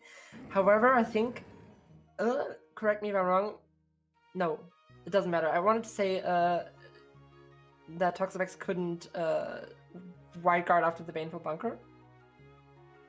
But with Incineroar coming in, it might not want to do that either way. So there's Corviknight.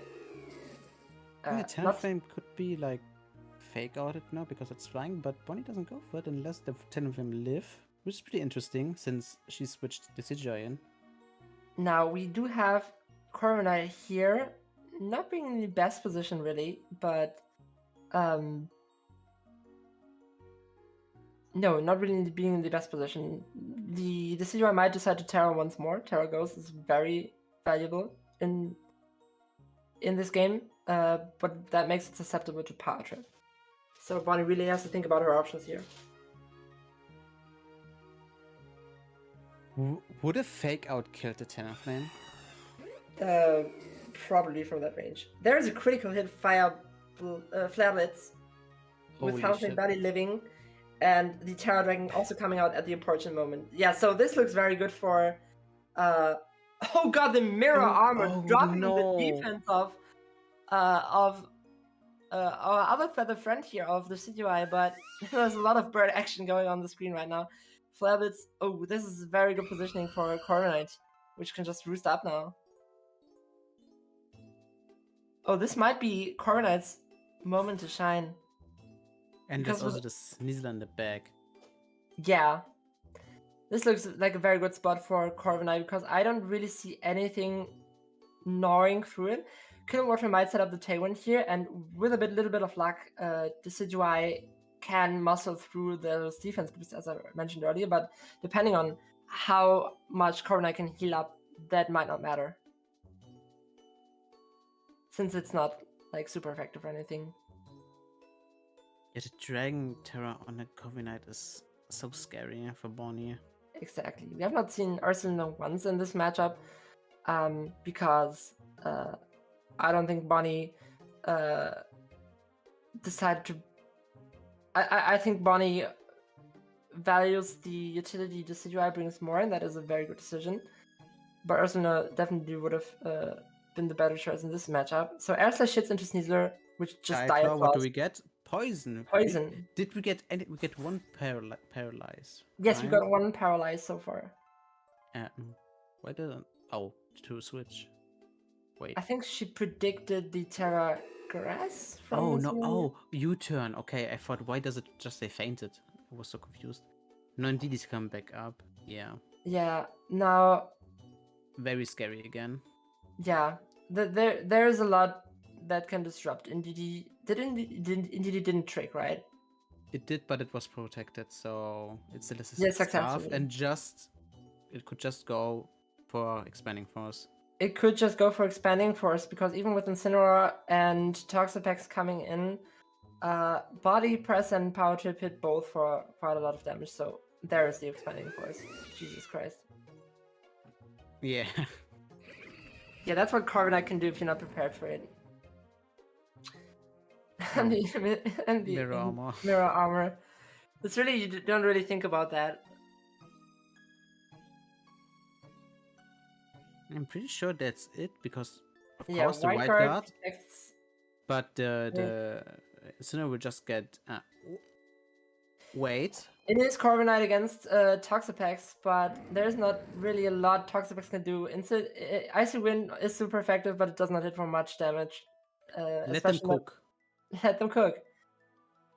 Poison Infestation. or freeze could change the whole game. Infestation Exists. True. exists, but as long as Carbonite can heal itself back up, that won't do a lot. And also, Icy Wind doesn't even drop its speed because of Mirror Armor. Which is kind of insane, because you can just stack your buffs and not get debuffed. So for Power Trip to hit for more damage.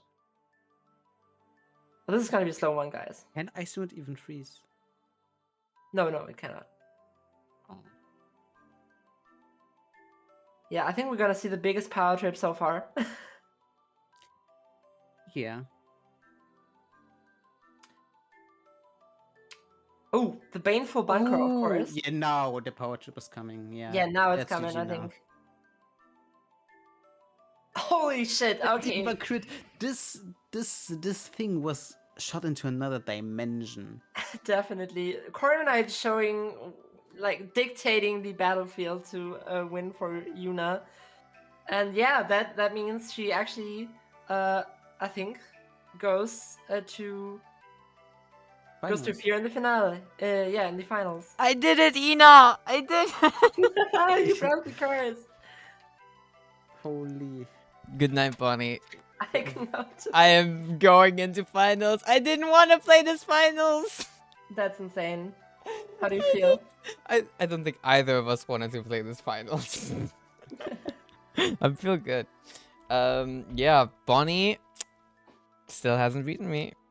I get to rub it in further. Bonnie always wins in practice. When we scrim, when we play, she always wins. But she has not beaten me since that regional win. But the spite is growing. She did beat me in the first YUWUNA tournament. I didn't quite know her yet, where I didn't have many stakes into in our game. But yeah. Technically third, right? You lost against both finalists. I think you might get third, right? That's kind of true.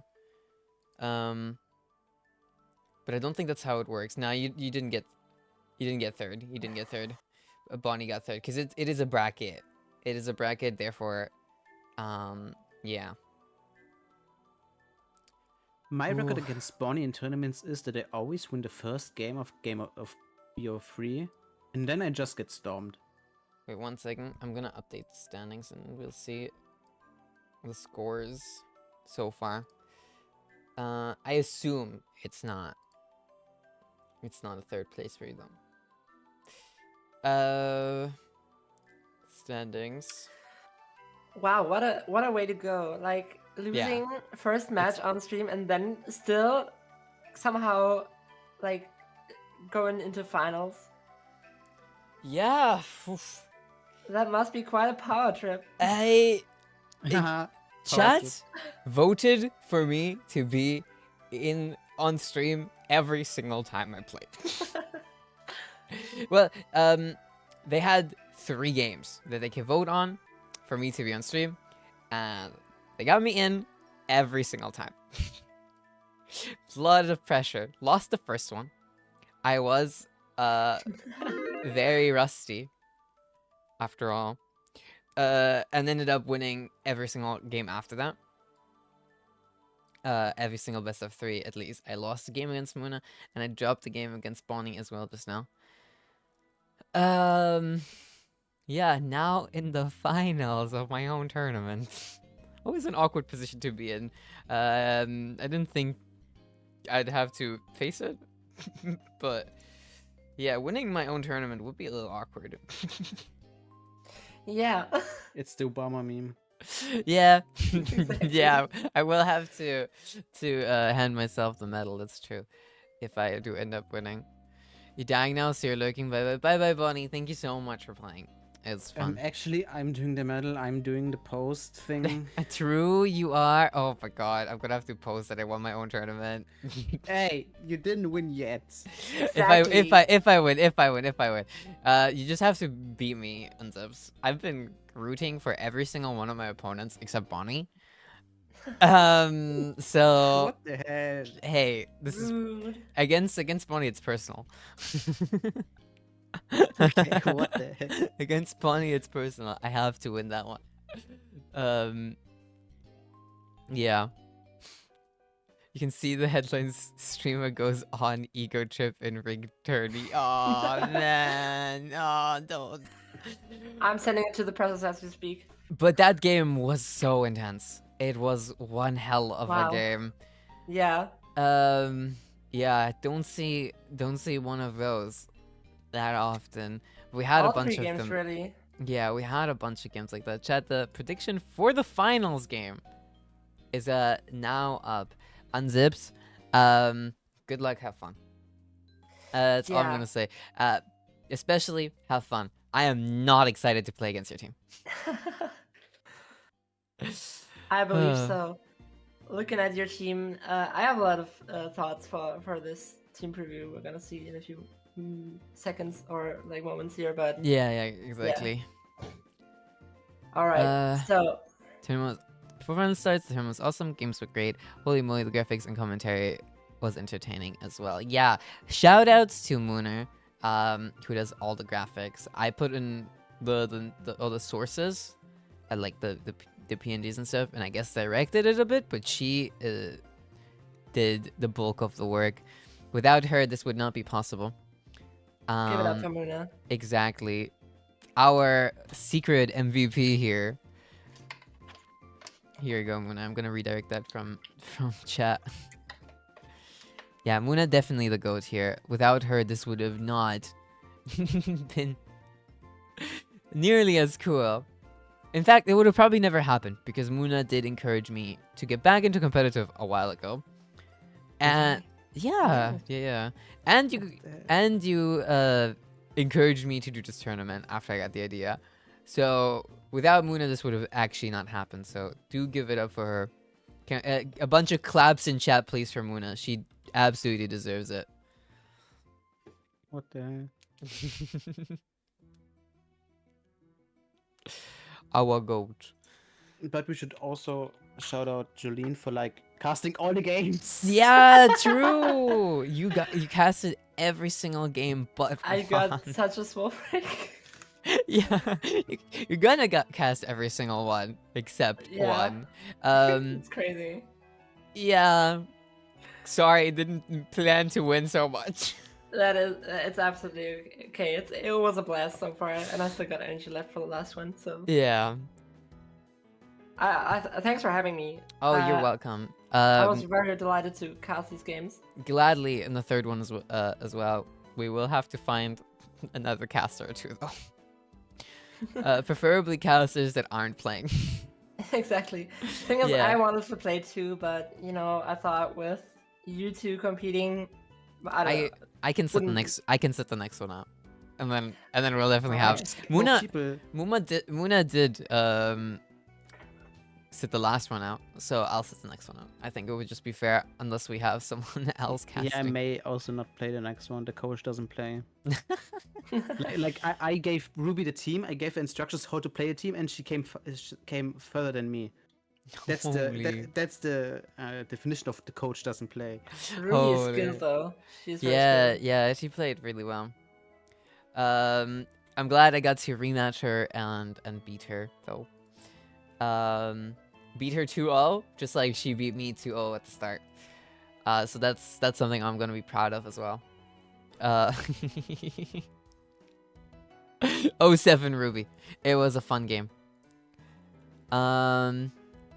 Yeah. It seems I'm the underdog here, actually, with there being 100 points on me and 420 on Unzips.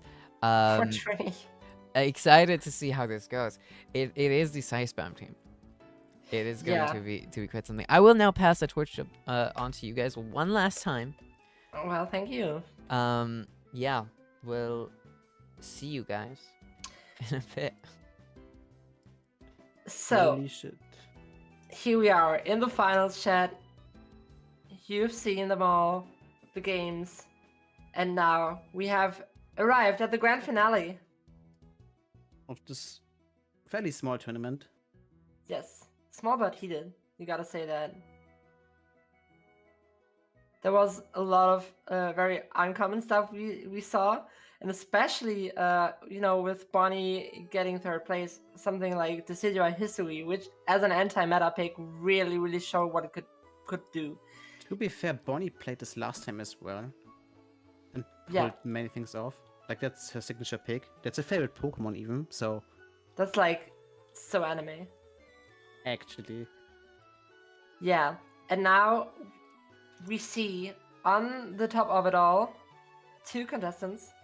Yuna with her very standard, I guess you could say, VGC regulation H team. Something with a very strong offensive side. It's just, I mean, we've talked enough about this team, right? We've said it all. Yeah. This team just aims to like control the speed with something like Talonflame and like disrupt opposing speed control with something like Indeed, and then just like make Garchomp go haywire.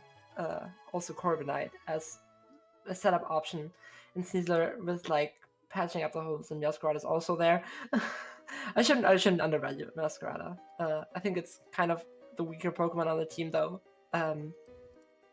However, one that might be very valuable in this final matchup, because if we look at her opponent's Pokemon, at her opponent's team, we see, kind of like, it very much feels like the Mancy Rain of like this era, right? To pull that one out of the book. Do you remember Mancy Rain? What? Do you remember Mancy Rain? Like I just know the term. I have no idea what it actually was. It was a very popular like singles team in tournaments during like Pokemon Ultra Sun and Moon era, and it was like this rain team, which was very impressive in the same way that Psyspam is very impressive in Regulation H. I see, and I know in our group, we all hate Psyspam, even though Yuna kind of plays it, sort of. But this, Sort of, yes. This thing of Psyspam is, I'm sorry to Alex, but this is the worst thing to play against. I hate it so much, but it's also like, it's so good, but it's also like bad because it's too predictable. It's very cookie cutter, right? But that is what I would say if there wasn't this Glade, which seems to be like specifically speed crept to outspeed faster like Incineroars under like Trick Room also, and this is probably like one of the thoughts going into crafting that team, something like Arcanodon, of course Sacred Sword hits through it and everything, and it will also put its weight, I think, in the matchup against Yuna, because as I've mentioned earlier, in general Yuna's team is rather weak against something like Trick Room, and well, this is something this team very much excels at. We have seen the absolute menace Ursaluna can be if you try to prep for something like Katarine Torkoal, and like Yuna doesn't have like something with White Guard which can just prevent Psyspam from happening or Eruption from happening. So Yuna really has to pull everything, every little trick out of her book with something like Indeed Imprison to win this very cookie cutter Trick Room Psyspam team. Before we actually go into this, I wanted to add, there are many, Glade isn't the wild pick here actually, because Glade is like a really popular pick. I think it's just multiple teams of Psyspam. There's also some with Lilligant, Hizui, using After You. Exactly. This is also one of the worst, but I think that's better than this. I'm sorry. I despise Psy spam personally. That's why I kind of like compared it to Men's Rain because I mean the thing is no one in chat will probably get it because I'm very old, but it's clearly not this own thing. But Men's Rain was also be hated because it was such a popular, such an oppressing, such a simple strategy really that you could like change one or two cogs around, and yeah, okay, Yuna said she specifically built her team around Seisman, which you can really see when we look at it again with like Ndidi and Talonflame being two Pokemon that can disrupt the strategy. But then there's a wild card like Zoroark Hisui, which might potentially not be seen, and then there is like something like Sneasler hitting close combat into it, or like Corviknight hitting body press into it, or whatever, and then a Terrastella, Zoroark, Hisui netting a lot of damage with like Hyper Voice and shit. So we will see if Yuna can actually use her little tricks against Psy Spam in this last best of 3, in these final matches that we see today. We will see, yeah. If the opponents are ready. Yes. We're waiting for confirmation, and that seems to be it, guys. Welcome to the finals. Did you not pick a proper track? Let me check. It's literally a route music. This is so anticlimactic. I'm so sorry. it's Kanto, Fire Red, Leaf Green, root music. Oh no. Well, maybe that's just to calm the nerves a bit for her, because there's a lot on the line. There is like fame and not really money, but you know, clout and pride behind this, and we will see what Yuna will lead off with here. Of course, indeed, being a strong pick that can be theoretically picked up by Zoroark Hisui, but it is a choice scarf indeed, so it gets the Imprison out either way, and Zoroark Hisui might not be able to even KO it with Hyper Voice, thinking about it. So Yaskar also being very strong on Yuna's side, and here we see the lead. It is indeed the girls, the girlies on the opposing side. To production, Ricky. I know you're battling right now, but the music is a bit loud. So now, we do have Meowscarada here, which can probably just one-hit KO Ndidi, which could potentially like do a follow me. Ndidi on Yuna's side, however, could imprison so as not for Hatterene to Trick Room. That, however, Hatterene could predict and go for Dazzling Gleam, a very strong one. And now we see the Imprison, so none of the Pokemon on the field right now can go for the Trick Room. But it's not even coming, and there's the Dazzling Gleam killing the Meowscarada. That's exactly what I was worried about for Yuna here, because Unzips takes advantage of the strategy of trying to prevent Trick Room with Imprison and DD. But we see Corviknight, which also theoretically has a very strong standing here, because it can just set up its boost, and Hatterene doesn't really do anything against it. You can't really press any move against it. Gallade, however, does have the Sacred Sword, which muscles through the Bulk boost that Corviknight might be stacking here. Yeah, and there's also no Terror option to like get less damage from Sacred Sword, maybe. Exactly, Since he's there's locked a into Dazzling Gleam. And it does 50%, that is insane.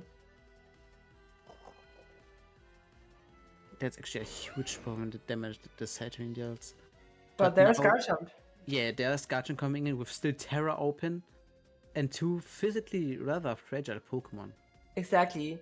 Corviknight could just go opt for the Roost here with nothing from Hatterene coming to threaten it, and Garchomp honestly could just Terra Stomping Tantrum into Gallade, because Wild Guard is still an option for Gallade here. Yeah, and the Terra Grass also. However, Yuna has to be careful, because if she chooses this path, then Hatterene is, I think, free to press Trick Room again, since Indeedee has been going down.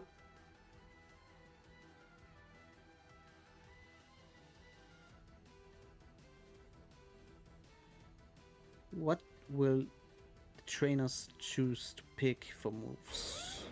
There's the There's Terra Terra Ground, Ground, and we see there's the Terra Terra Grass Grass. delayed. There's no White Guard happening, which And means there's Hatterene is Statue almost going down. Lives.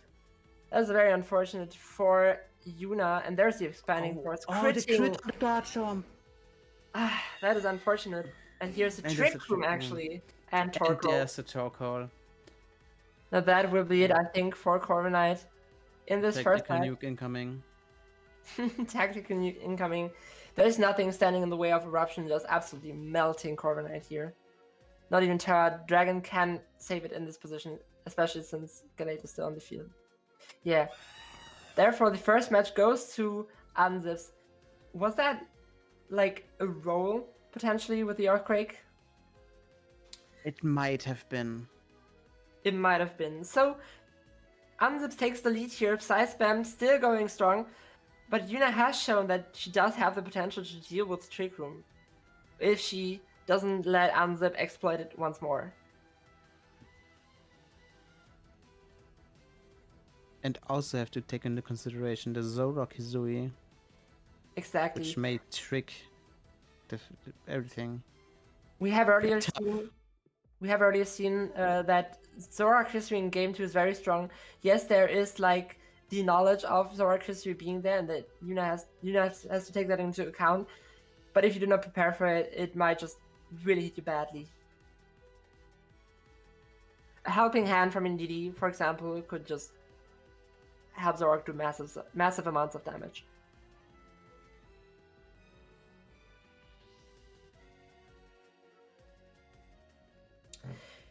One thing I think Yuna could opt for is, instead of like relying on preventing Trick Room, she could just go for another very strong lead. She could like lead Talonflame Garchomp, which has the option to potentially disrupt something like Indeedee, or well, Indeedee specifically, because Hatterene cannot be taunted. And there's the Indeedee, Hatterene lead again with the Garchomp Talonflame, which is what I expected on Yuna's side. Now Yuna really wants to just Terra Ground here and maybe even double target into Hatterene, I think. Yeah. Because that way Yuna can punish this very technical, very obvious, like Trick Room Psy Spam lead.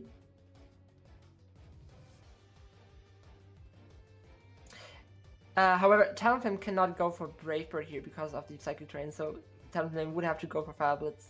Fire Blitz? Flare Blitz. Or Taunt. But Yes, what's the other move? exactly. Yeah, There's it the was Taunt, Taunt. and Terra And there's Ground the is the EQ. play here. Does not take them out, however. And there's the Trick Room coming. Yeah, exactly. But Yuna could protect her Garchomp here and hit into the Hatterene slot, but that would not like protect Talonflame from the Expanding Force coming in. So very strong position for Anzips to be in, with the double Expanding Force just threatening everything. That's the problem here. You can't really do anything against the Expanding Force. There is the Protect, and Talonflame gets it by the Expanding Force just dropping immediately.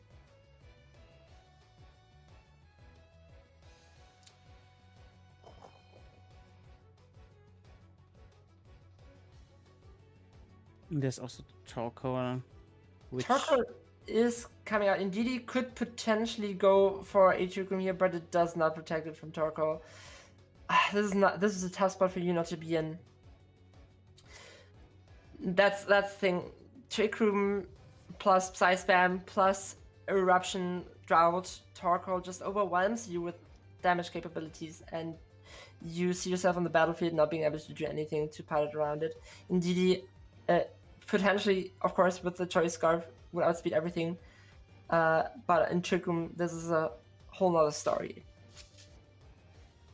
So we will see the Eruption coming out and just taking out both. Very unfortunate for Yuna. We will see the last Pokemon, which is Corviknight, but I'm assuming it is not able to turn the tide here. No, there's the Eruption coming out. One and carrying Corviknight through the special defense boost, and that's game for Anzips. Psy Spam taking the crown here. Congratulations to Anzips for winning the second YUWUNA Pokemon Showdown. Yippee! Yeah, GG's. That's side spam for you. That's Sizen for you. How do you feel not being able to prevent it? Yeah, it's a very oppressive strategy. I expected myself to have a pretty hard time going into this. Not quite as hard as it ended up being, but side spam. This is just side spam's nature. If you don't win the game quickly, you know, even though it's Trick Room, you want to be quick with it. If you don't win a game quickly, you're probably losing. So with the pace of the game being so quick, yeah, I basically couldn't do anything about it. I have nothing to add to this. Yeah, Trick Room is a very hyper offensive playstyle, and this type of team, this type of structure, with so many pieces that just fall together nicely, is very hard to not fit on such a hyper offense playstyle, and it performs really well. Absolutely. GG's to Unzips. Very well played game. Yes. The team is really good. Congratulations on the win. Taking that first place victory here in the second YUWUNA Showdown. Going 4-0, not dropping a single game, not dropping into the losers bracket once, just showing how strong Trick Room really is. Trick Room side spam specifically here. Yeah, I want to note, I ended up playing 2 more games than Unzips, with me losing. So really, winning is the most relaxed way to win this tournament. Had to play less games than me, just as many as Bonnie, and just as many as Ruby, who well ended up dropping in the losers bracket. Yeah, nobody was able to stop Sizem's relentless assault. No, but it's a deserved win. This is our last Regulation H tournament until maybe it returns, which I doubt. Yeah, probably won't. Or we decide to return it, which I doubt we will. But yeah, very well played, Unzips. Congratulations on winning. I hope to see you playing in the next one too. Regulation H returned, prank. Regulation H is so fun. But yeah, the next YUWUNA Showdown will probably end up being in Regulation G. So, who's ready for some Urshifus? Oh no. Freddy Fazbear. Freddy Fazbear, the horses, and Tornadus. Oh The- god, Tornadus. Tornadus does not get a special name. Tornadus is Tornadus. Yeah. The guy. It's just the guy. The man, the myth, the legend. Imagine you just your Pokemon's just a dude. It's like It's you just set it up. It- On a cloud, right? True. So, oh, sorry. Let's look at our final standings, shall we? Yeah, that's a good idea, I reckon. All right. Swoosh. Well, we don't have players on, so I'm just gonna remove all this real quick and pop. No, Hello. You're me. I'm gonna just lurk down here. Oh, tiny Yuna. Small streamer. Haters would say low accurate size, but Haters would real say. people know it's not the real size. Fun size. True. Muna is just coping for being small technically, but yeah. I wish I had her right. Here are our final standings in the end here. Unzips obviously grabbing first place. I grab second place here, you know. Better finish than last time. I played 2 more games than everyone. At minimum. Bonnie Pretty grabbing distribution here. Yeah, Bonnie grabbing third place, Ruby 4th, Mooner grabs 5th together with Mike, and then we have Selly and Josie down in 7th place. Personally, I'm hoping for Josie return. and a Selly return next time. I loved the teams. Selly had a very decent game, few games against me. That Ralts is so fun. And Josie, that second baneful bunker. Ah man, that was some RNG. Josie could have taken that. And that was like a 12.5% chance of happening. Yeah, it's crazy. Was really fun to watch this time. Hell yeah! I hope to see you guys at the next one again. Probably happening like in March or so. I don't know. We'll see during Regulation G. In April we're getting to see what Regulation I is, or if we're returning to a previous meta.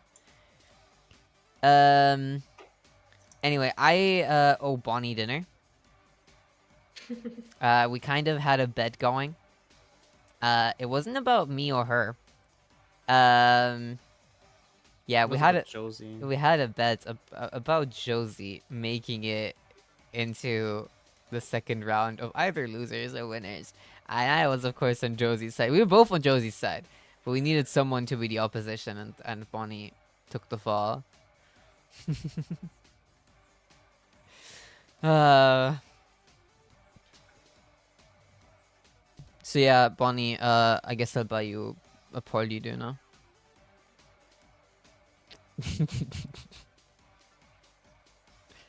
Or I guess something else. Because I'm seeing her in January.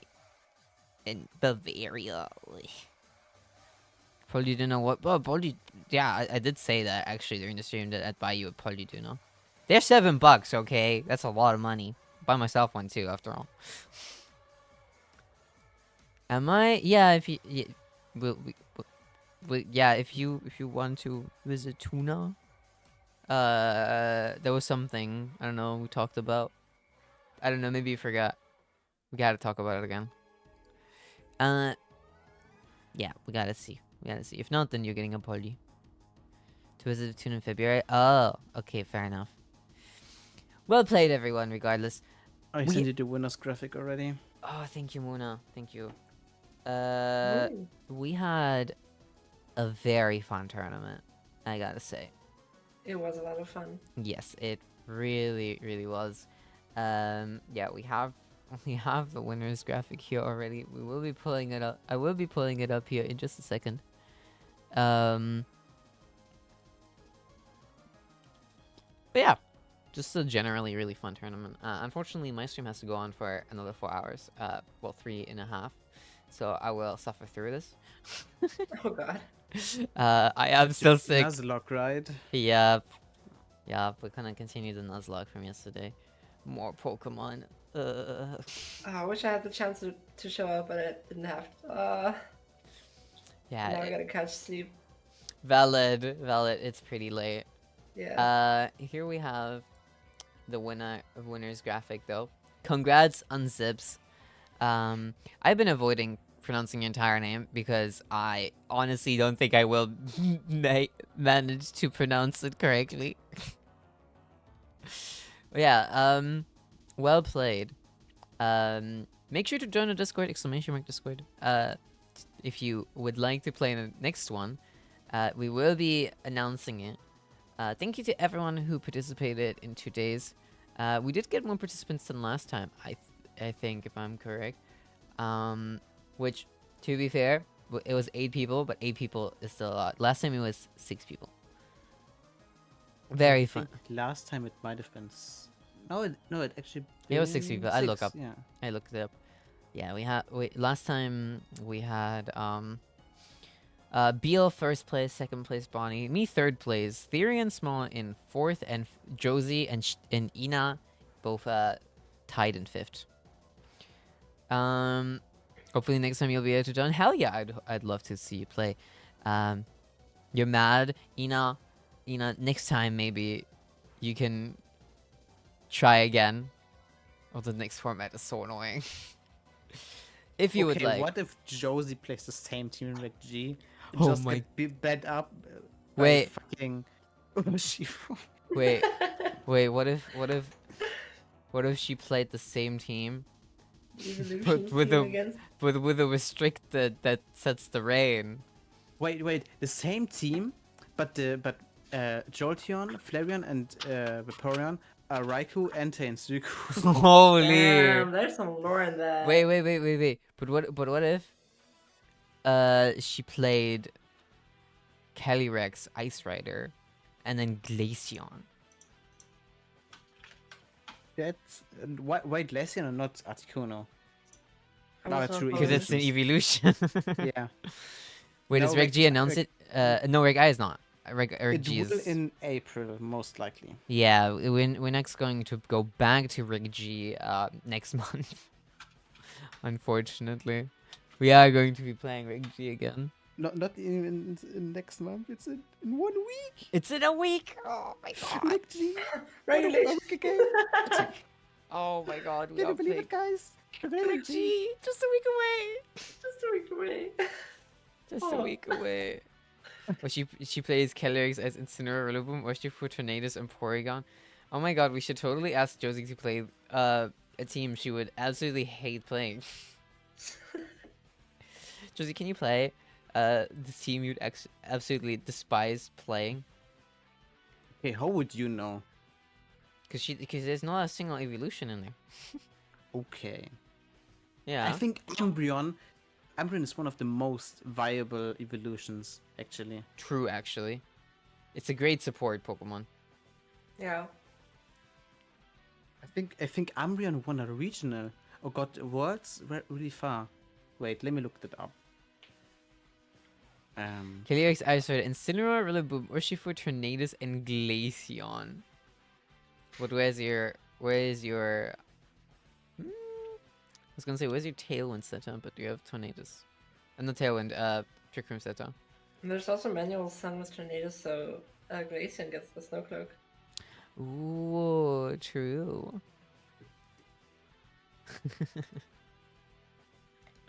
I think Josie's team with some weather would be incredible though. Yeah. Maybe replace the Vaporeon for a weather system, maybe like a Kyogre, and then go for like a I'm not sure about that actually. Maybe keep the Vaporeon actually and just replace the Flareon. I think Josie got to go back into the kitchen with that one for Regulation G. Why do we have a Glaceon emote?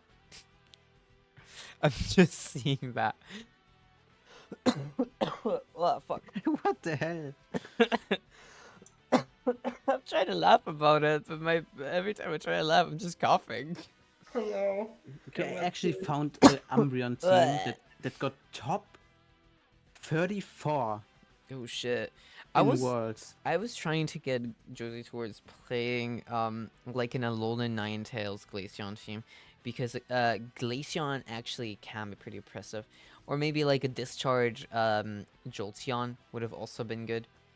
There is multiple teams that do feature evolutions that actually are pretty good. So, This you team know. also featured Zacian. Zacian. Who will play Zacian in 2024? I was gonna say, holy shit. How did it end? How did The it dog fell so hard. 34. 34th? Holy shit. Umbreon. Worlds! This guy was cooking. Yeah. Zacian on the top 30. That's crazy. Well, 35. That is crazy. Ooh. Alright. Alright, let me pull up YouTube Studio again. Alright. So I'm gonna catch some of these now. That was a great tournament. Everyone. It was another great one. The last one was also incredibly fun. And similarly this one was too. I'm very glad to have had you as a commentator. Thank you so much Thank for you. popping in again.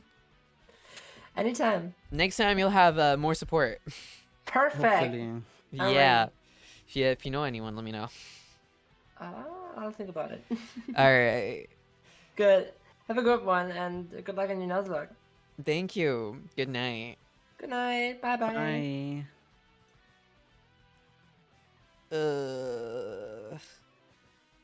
I'm dying, Goomba. Yeah, I'm I dying. know. Gooba, I'm dying. Don't die. Goomba, Yeah. Goomba, I'm dying. No. Wait, I can switch my brief. Fast. What? Oh! The dog.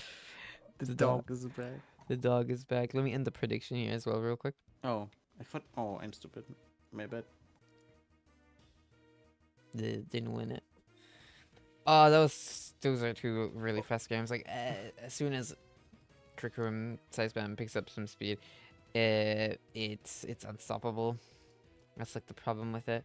Unless you have like specific hunters towards it, which I just didn't have.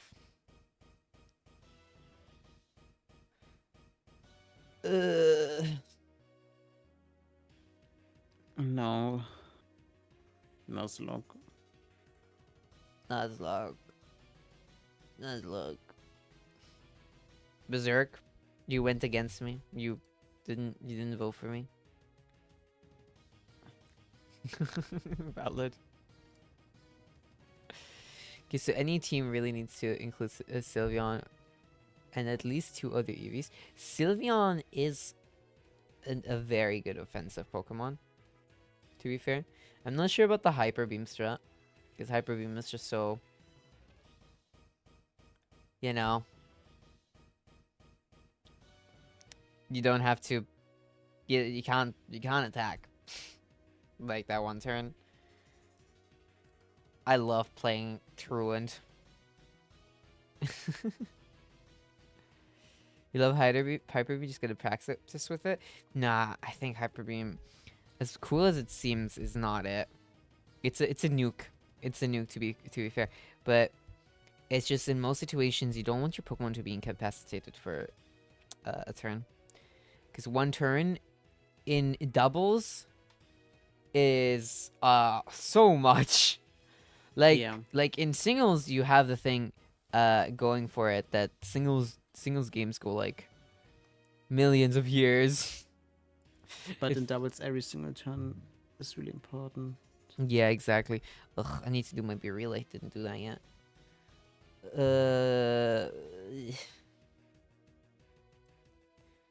Gah. Man. Alright, VTube Studio is starting again, so we'll soon swap away from the tournament sources. Thank you so much, Muna, again, for making them. No problem. You did very great.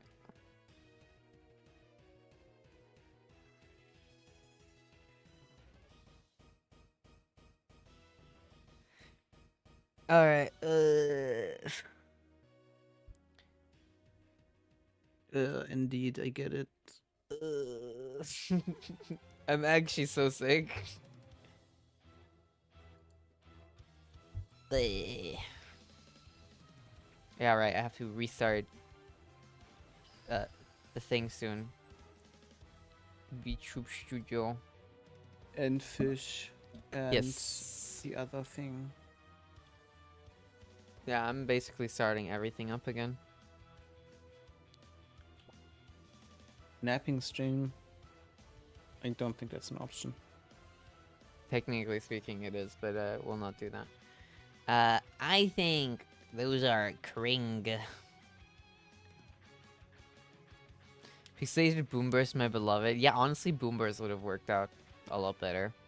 Although it does. Yeah, does if it would learn it. Yeah, I was gonna say, does it learn it? Oh my god, wait, I need to read this. Bonnie, can I read that? Can I read that? Is it okay if I read that? Bonnie made a whole ass, like, document for Josie. So, remember how often we saw Josie... Okay, wait, 1 second. 1 second. Boom. What the fuck? What the fuck is the cube? What? What the fuck is it? Why did you What? look at my body? Blink the whole thing? Holy fuck, this is, oh my god, oh my god, oh my god, wait. This is a 1, 2, 3, 4, 5, 6, 7, so 6.5 page document for Josie. Oh my god, they took this serious. Ew, why did you put the Sylveon Funko Pop on there? Disgusting, genuinely, I hate Funko Pops. Ew, bleh, The just... page is crazy. Sorry, Bonnie, you just lost a little bit of respect on my heart. Unironically. Fucking Sylveon Funko Pop. That's okay. No, it's absolutely not. minus 10. Espeon, my bad. Yeah. Minus 10 friendship right there. Blech. Gotta reclaim those. Good luck. I put it there ironically though. It's horrible even ironically. Anyway, you guys remember how often Josie pressed Hyper Beam? That was more than once. Bonnie wrote Hyper Beam. Don't. That's bold, by the way. Don't is bold. Don't use Hyper Beam unless you have to one-hit KO one Mon. Hyper Beam stuns your Mon for one turn after using it, so it's not worth most of the time. Unless your Sylveon's about to die or you need to deal big damage now, it will delete almost all non-resisting Mons though. If you want to have fun, use this move. If you want to win, probably leave it unused. It is very memey. My girl just wants to have fun. Girls just want to have fun, chat. Wait, I need to read these titles.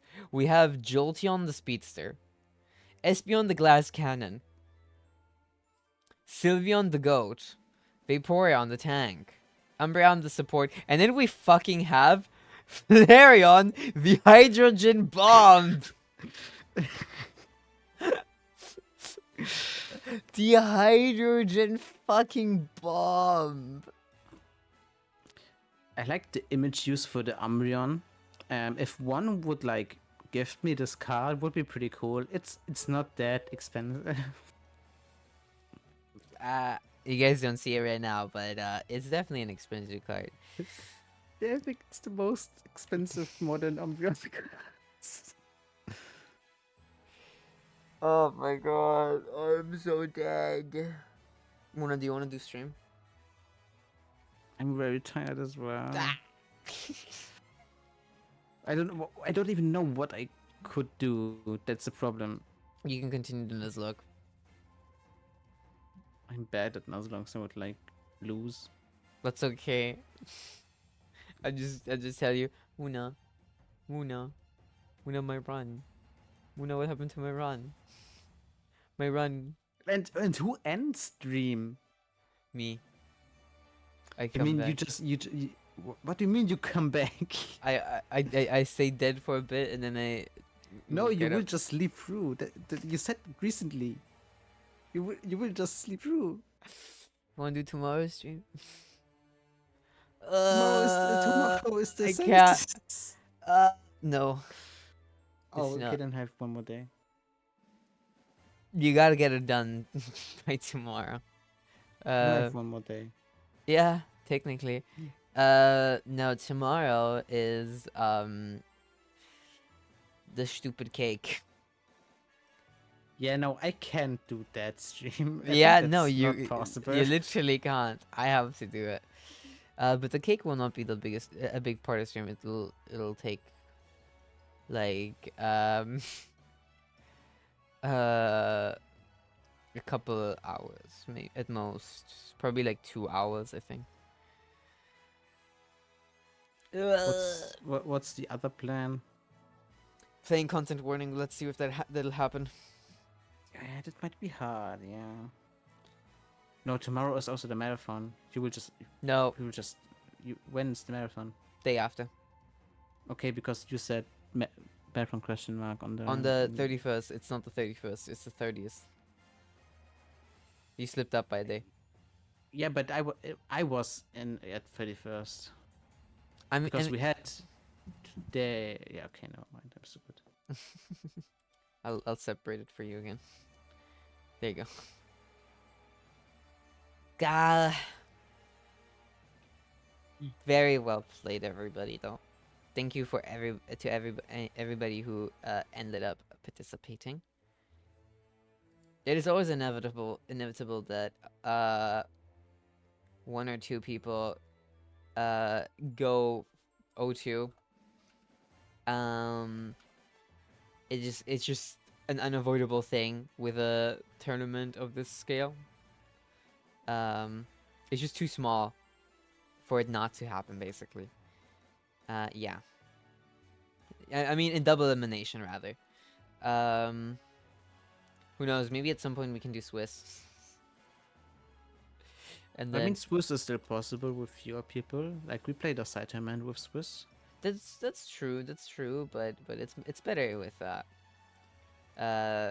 with more. Otherwise, we'd You know have what- like today we had 8 stream games. Yeah. Like 1, 2, 3, 4, 5, 6, 7, 8. We had 9 stream games. Semifinals, losers round 3, and round 4, and finals. So we had 9 games, and if we did Swiss, with 8 people, we'd have like 5 games on stream at most. Maybe 4, even only.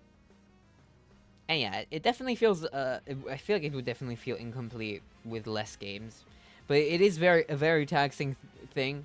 So this is the kind of thing that will not be like super duper common to happen. I will. We did 2 tournaments this year. Next year, let's see how many we can do. I'm assuming we're doing like 3, max 4. You think today was a perfect length? Yeah, it was just slightly shorter. Than last time. I do think today was perfect, the perfect length too. Even though I'm like really exhausted, I had to play 6 fucking games, 6 best of 3s. I went. Yeah, I was too bad, and you kicked me out. Otherwise, you might have been the person to play 6 best of 3s. Against Precise Spam. 2. Wait, I'm gonna count the total games. 2, 4, 5.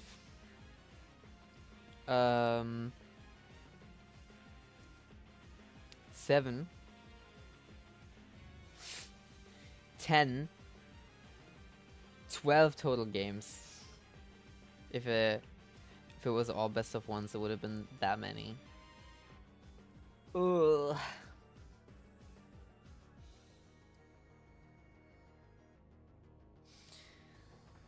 Now Bah. what? Yeah, soon. I need rest. I need a moment. I need a moment, and then we'll get back to the Nuzlocke. Is this Moon on my head? This is Moon on my head. Yeah. Yeah, the old Moona PNG is retired now, officially. You guys will never see that PNG again. 07, by the way. 07 to 07 to old Moona PNG. It will never return, probably. Yep. Yep. Maybe we'll see the character return, but definitely not as our Moona. Who knows? I don't know what your plan is there. I don't have a plan. That's my plan. Real. Now I feel bad for you being sick and you have to stream 3 more hours. 3.5. Yeah. I feel like I have to do something about this, but Don't worry about it. Chad needs to give me a lot of money because of how sick I am. Chat, I'm so sick, and look, guys, we're doing this like fundraiser. I didn't get to mention it today. You guys should give me lots of money. Yeah.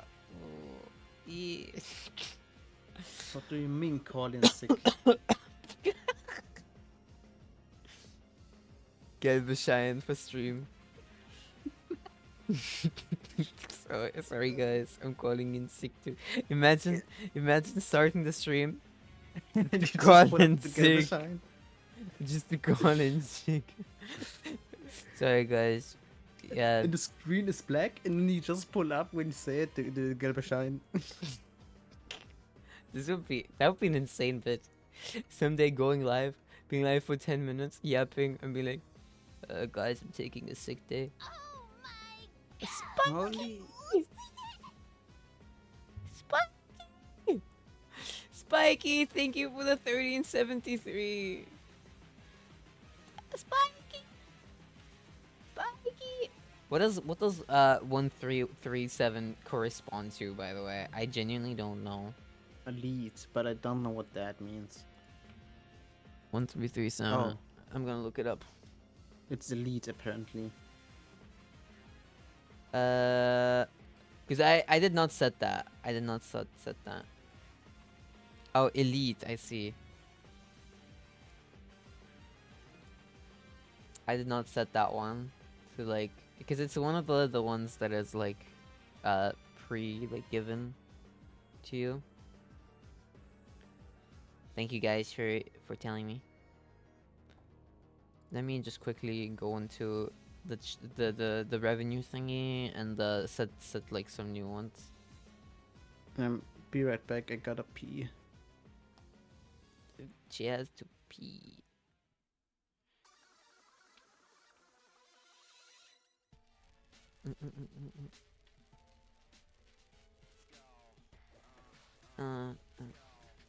Team Skull.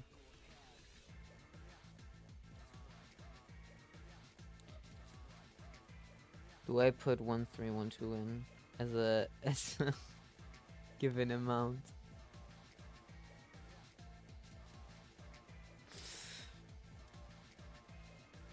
I'm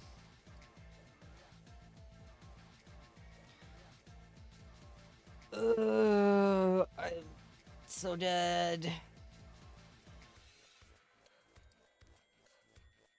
Right now.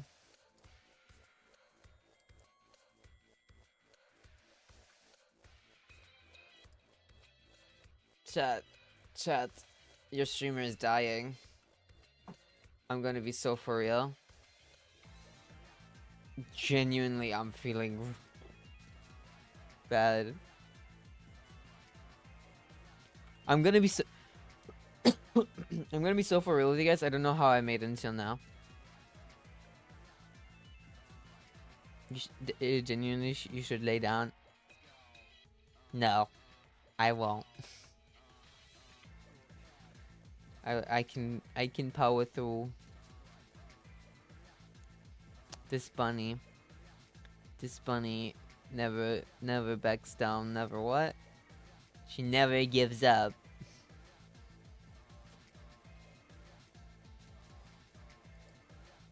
You can't power through. That doesn't mean you should. Look, this is day 20. I've done 19 days of streaming 10 hours every day. You think in one of the final few days I am going to just stop? Why is Muna a glork? That's just what happens to her when she mutes. Yes? I'm too stubborn for that kind of shit. Girl, you are sick? Yeah. In the head. Yeah. It would be better for me, that's true. Chat, someone donate $500 and tell her to take her ass to bed. Okay, yeah, you know what? That's a convincing argument right there. That is a convincing argument.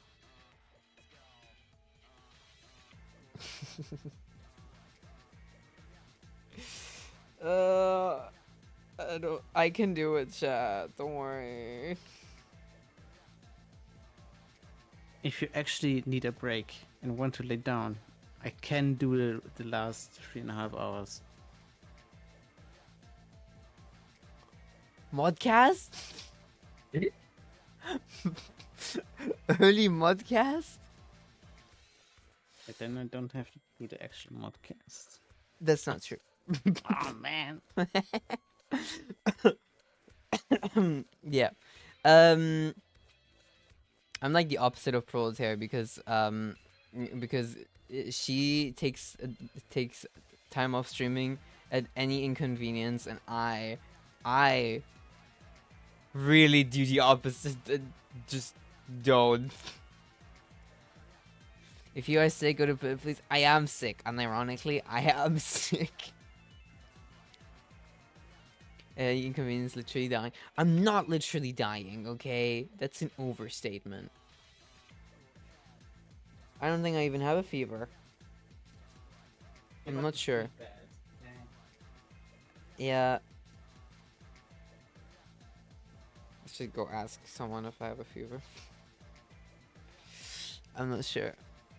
Girl, take your ass to bed. She's delirious. Me? Me? Me?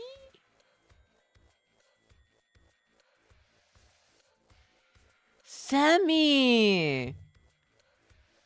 Why did it not play? No, You've got to take some medicine and take care of Give me the yourself. sound. Less than 3. Sammy! Thank you for the 50! Wait, where's Sammy on the leaderboard? Oh, holy shit, Sammy is berserk! Is about to be knocked out of the top 3. Wait. That's actually kind of crazy. Okay, wait.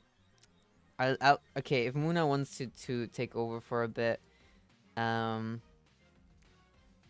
she can. I will, you want to continue the Nuzlocke? Unironically, I don't care if you lose the run. Like, I do. Then I need team viewer access. I would play it through that maybe. I don't know if that's smart. I guess you can. Yeah, I can give you that. And also like if you like I don't mind you would- having team view access. yeah, and if you like would sleep too long, like oversleep, which would be valid, I just end stream. Valid. I will probably not sleep. I'll probably just chill. Okay. Maybe I'll nap. Okay. Do I actually play Nuzlocke? Should I play Nuzlocke chat? I mean, we gotta continue it somehow. Otherwise, we lose it automatically at some point. We have today and tomorrow.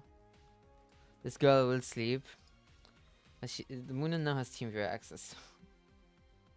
So you know. The code didn't change, I think. Just the password. Yeah, it makes sense. Oh, hello Muna. Muna is not on my PC. Holy moly. Holy. Holy moly. Wait, Okay. I gotta check something. It's still this nickname, holy shit. Old school nickname. Yeah, you still called Elibert on my end. Holy shit, you're right.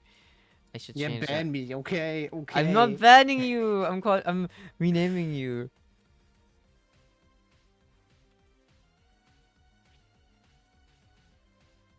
Why is caps lock on? Alright. Now your name is way too long. Why take away the badge? She's now Goomba Puppy. I could also make a Goomba Bat. Or Puppy Bat. No. Puppy Bat! No. Puppy Bat! Elibet is still her name. But her Discord nickname is I changed it from Elibet to You Goomba changed Doggy. it a bunch of times. Yeah. Name was discontinued. Yeah. Puppy Bat is adorable. What does bat mean? It's a name. Okay, let me close some unnecessary tabs so you don't have to worry about those.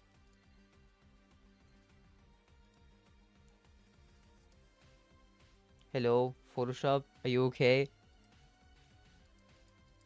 Oh, okay, Photoshop is not reacting. Great.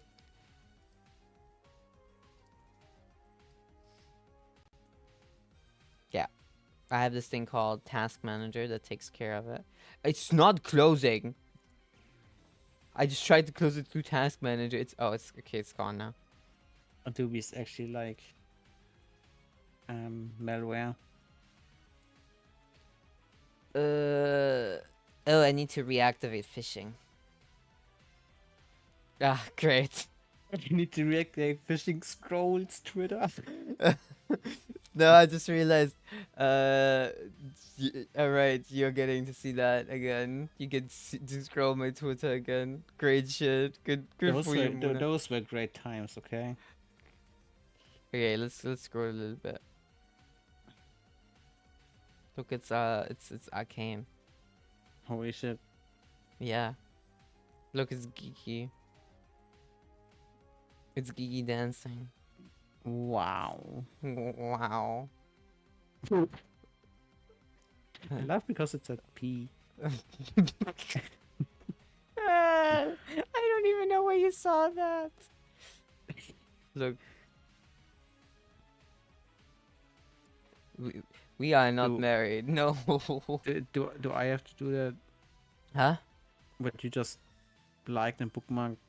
No. You want to go ahead. Do what you want. No. If but if I'm not married by 30 and Muna isn't either, then I think she's contender for me to just marry her. So I'm not forever alone. And apparently Ina and Spiky are married. That sounds very wrong, I gotta say. No, they married in chat recently. Yeah. Good for them. Good for them, yeah. Good for them. Them bitches married. Oh my god. They put the puppy dog in the microwave. They put the real life dog in the microwave. Okay, but back to what I was saying. Josie.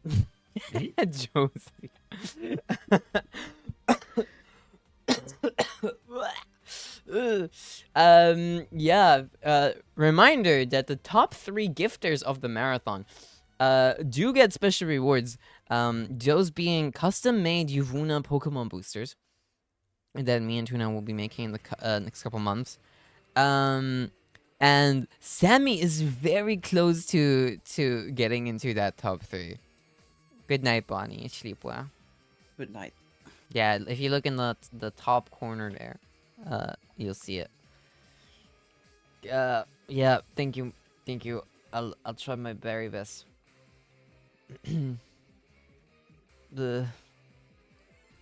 I have Loki dying. But yeah, that top 3 could be shaken up soon. Anyway, yeah, Muna, you're taking over. I guess. Are you gonna do the Nuzlocke? How do you play with keyboard or with a controller? I play with keyboard. Okay. I might change the controls if they not like. That's fair. Whoop. All right. Actually, I will probably disappear in a second. Here's our little game source. Good luck, Muna. Good luck. Thank you. Good luck. Good luck. Don't forget to update the chat kill count, deaths, and the run. Oh, true. Yeah. Don't forget to pay attention to donos, because you guys can kill Pokemon. Don't forget that. You guys can kill Pokemon or decide to just straight up reset the run at any point. Evil Chat has killed 2 Pokemon already yesterday. There it is, the video game. Oh yeah, right. And when you get into the situation where you need to kill a Pokemon or a random Pokemon rather, just pull the browser up and type names in. Okay. And then put up this source right here. It's called Stardew Valley because it was at some point the Stardew Valley source. And you just do this. Okay. Yeah. You wanna try playing? See if it works. Wait, where's my... It's a enter. No, I wanna check before I do anything. Fair. Am I blind? Controller. Keyboard.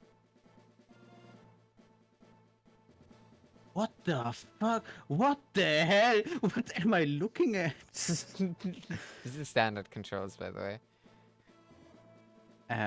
Wait. I have to think what side it is. Okay. You never use shoulder buttons. I know, but Oh my it's God. important to me. All right. Good luck. Have fun, Muna. Holy. Yeah. Wait. We just Why get. can't I sprint? It's then free. You can't. No, you can. You can seg. You can sprint in houses. It's B. It press B. Hold B. Yeah, that's what I'm. No. That's fucked up. Don't forget to check the team in the boxes. We're up. Like, we need to get the ticket. No, the potion. From the and here the captain, and next gym is electric type. Okay, wait 1 second, Muna. I'm going to take over. All right, chat. Have fun with the dog. At Mellow. They're gonna take over now. The dog and Mellow. They are. Just FYI, if you use TTS, I won't be able to hear it because I would hear myself, and that's. I will bad. just turn off UTS. There you go. Alright. Can I? Or do you want to do something? No. I'll leave now. Leave you to it. Oh, don't do that. What? I don't know what you pressed actually. How do you... I just double clicked. yeah, it's double clicking it. That does that. Okay. Can I? Okay. Alright. Have fun. I try. B. Why does B don't work?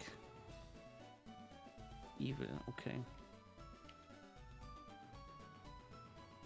Now we're slightly like, so I can see alerts and stuff. I guess.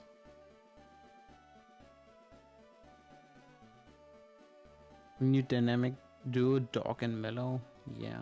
I can't sprint that. It's... Okay. MSN. We have to do MSN. No. I have to press the buttons hard. It really doesn't want me to type. Am I allowed? Wait.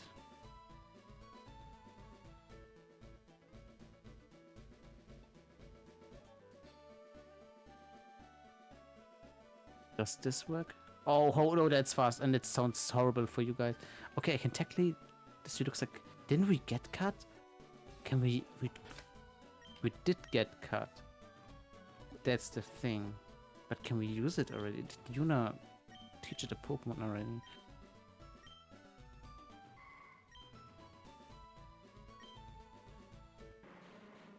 Okay. Spark. Mm-hmm. Mm-hmm. Mm-hmm.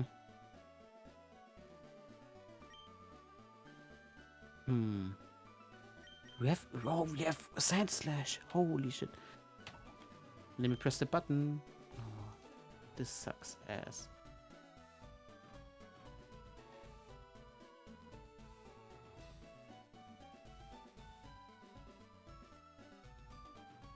I have to. It's like Twitch plays Pokemon. That's how I feel right now. It's mainly the B button that doesn't work, which is interesting. Never mind, it's every button. Except those. Those always work.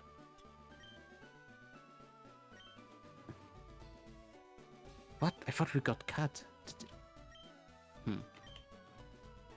We can use cut. that is what Misty does. That makes sense. Okay. We have to do the MSN now. Did Yuna already fish here? Gotta check. Probably, yeah. Probably, right? Anyone watch the stream yesterday? I think I was asleep. So I don't know.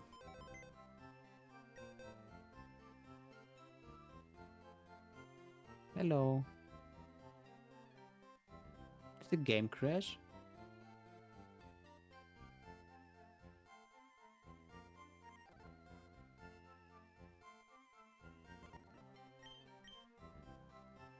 It didn't.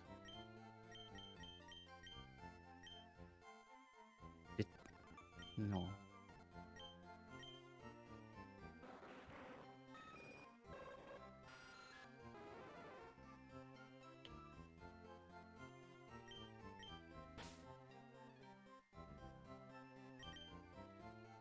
No. I hate this.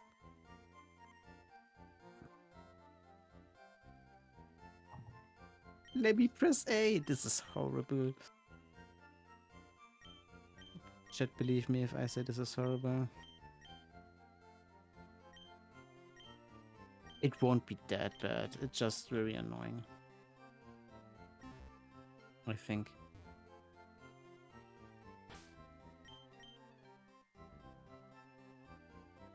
Is it actually the A button that just doesn't work that good? Okay, Red 24, Viridian City, Diglets Cave. I don't know if we got an encounter here. Did Yuna fish here? Fish.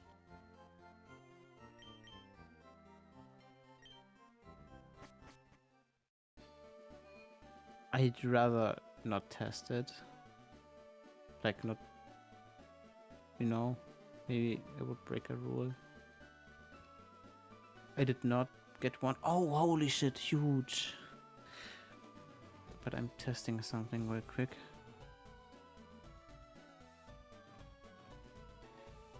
I'm switching again. Because every button seems to work better than... Never mind.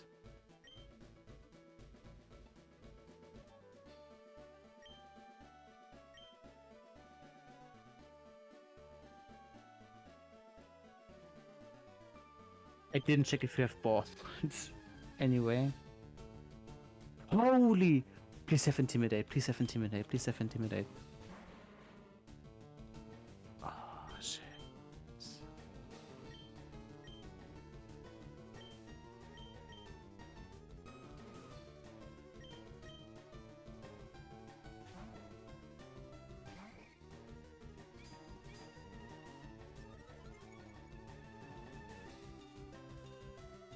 Okay. Thunder wave.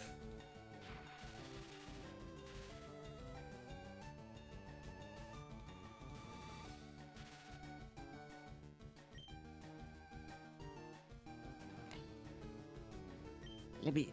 Thank you. Do we have balls? Yeah, okay.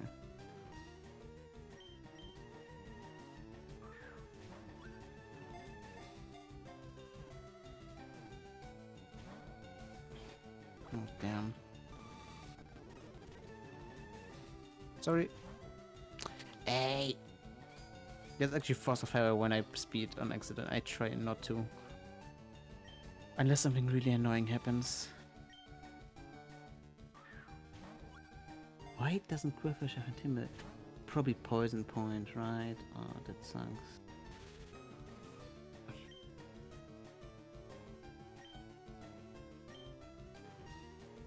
I don't want to risk it. I'm throwing balls. If I'm allowed to. I'll just spam.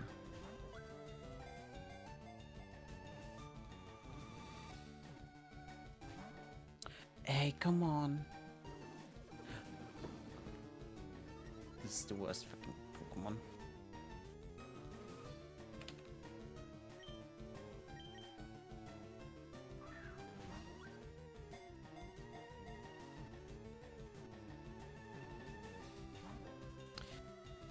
Now this is getting annoying. Thank you.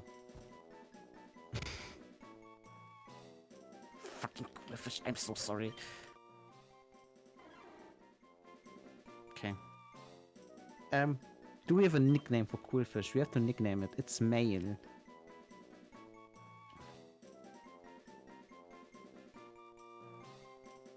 Any nicknamers?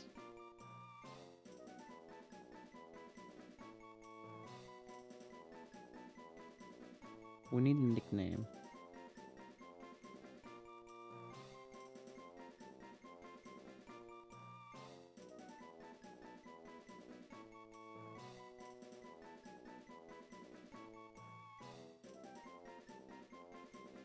Intimidate? Yeah.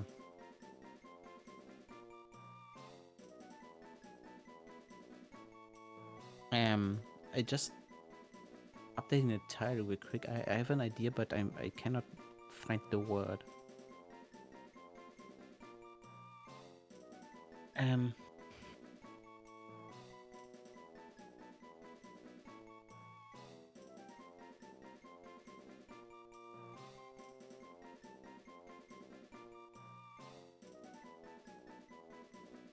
Okay. In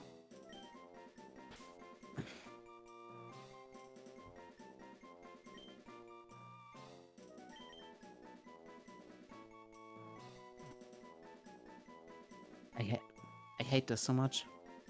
I should have like intimidate. Let me press it. Thank you. Thank. Ah! this is the worst thing ever.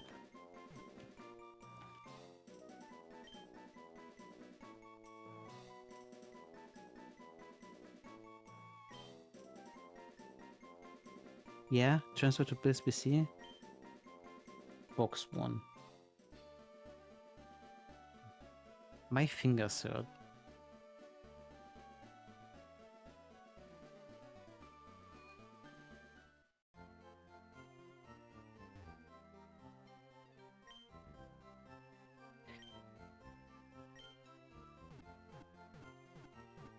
This is very annoying. Why is it like that? I think that's a TeamViewer issue, right?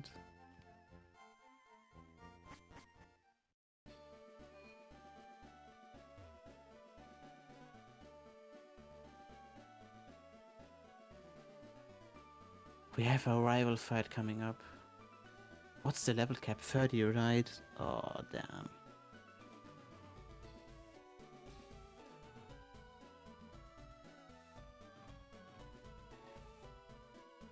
Welcome to the SSN. Excuse me, do you have a ticket? B. I beat him? Oh. Then he doesn't need a potion. That's already done, usually.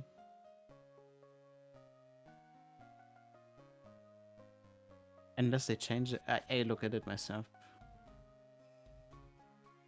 I haven't played Gen 3 in a while. Fight Active Queen in a while.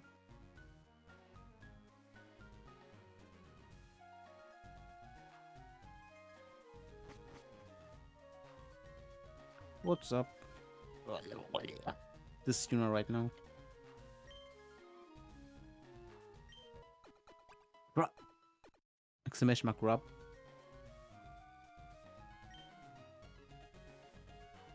Want to see my hidden cut technique? Yeah, please show me.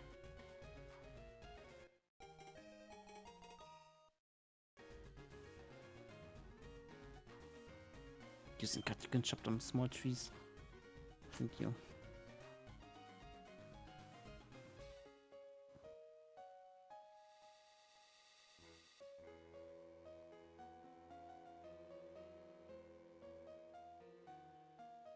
I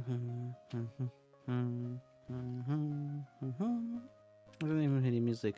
It's the wrong music. Bye ship.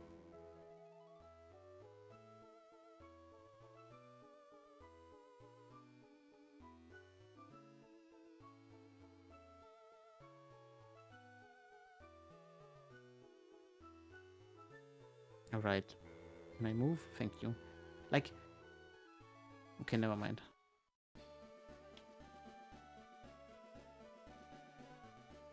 Like, the arrow buttons always work, but A, like X, and Y don't. Gen 1 is so jank, so many TMs you just lose by not getting them in time. Yeah, I probably missed some there. But true, this is a horrible game.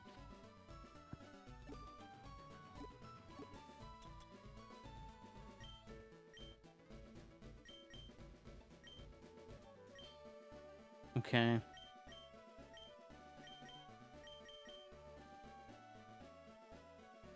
I hate this. I'm sorry, Sanfru? What the hell?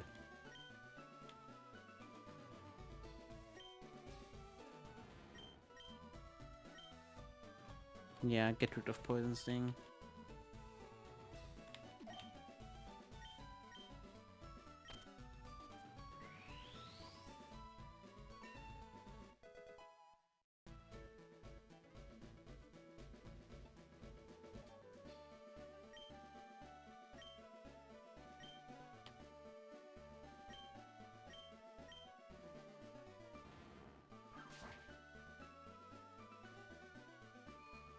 Okay.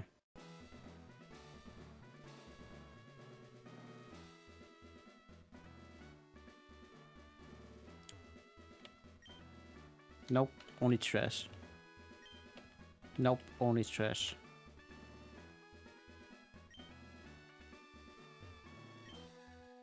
Yes, there's a switch under it.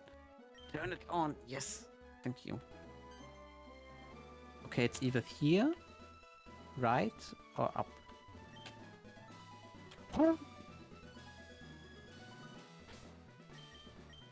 I'm instantly saving.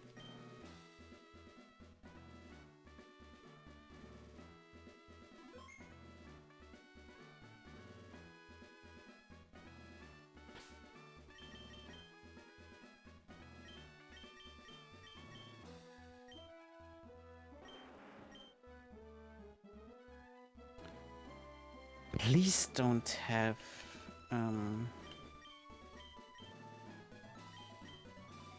Magnemite, but they probably will have Magnemite.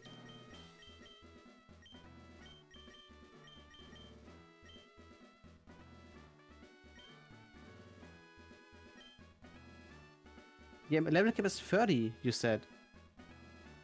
And I won't fight the gym leader. I'm fighting the random guy here.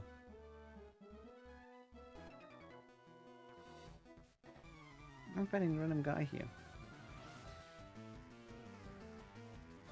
Sailor Dwayne.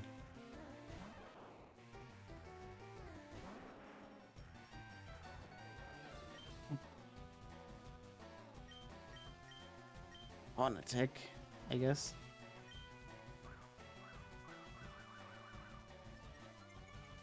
I'm losing it.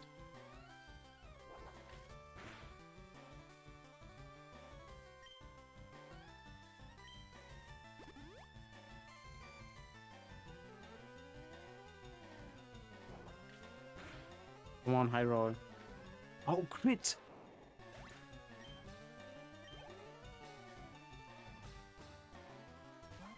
The Reap!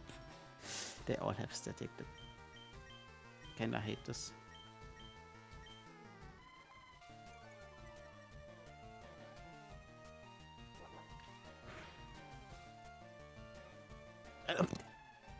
What the hell? Doesn't land. Yeah. I like it. Stomp.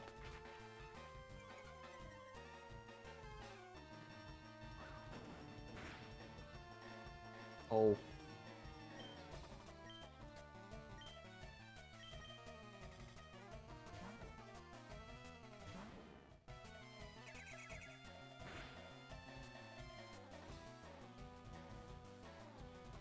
Come on. Fight. Let me press fight and slash. Light screen, okay. Okay, that won't save you.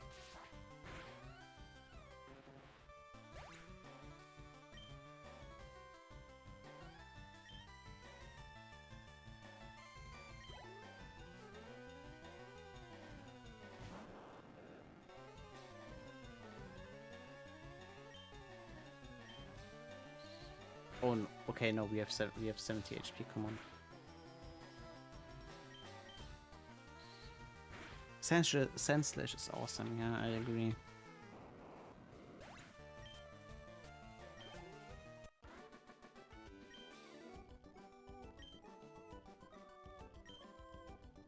But I have to. I hate this gym so much. Do we have potions? I don't think you know good potions. Yeah, berry pouch.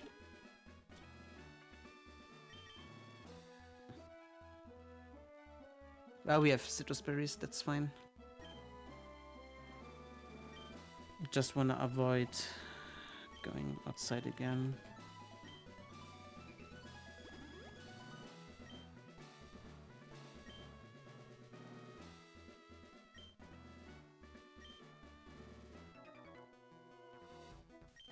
I was in the army? Wow. Good job.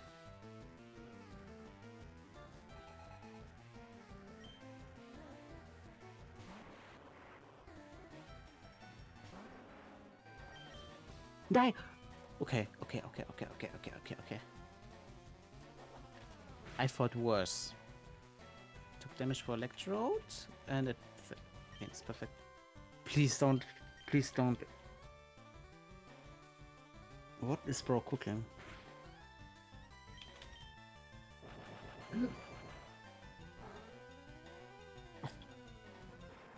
My goat. My goat.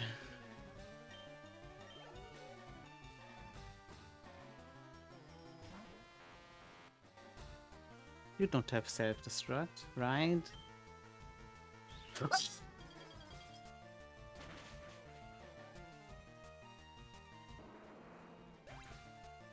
I hate Gen 3 mechanics so bad. Gen 4 this wouldn't have killed.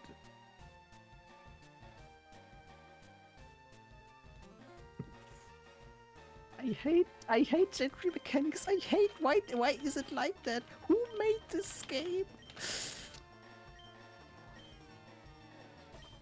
Complete death count, you're right.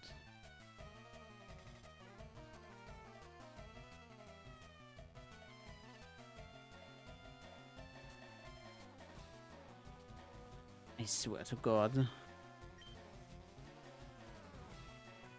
Wait, we get Gardevoir. That's pretty huge, actually.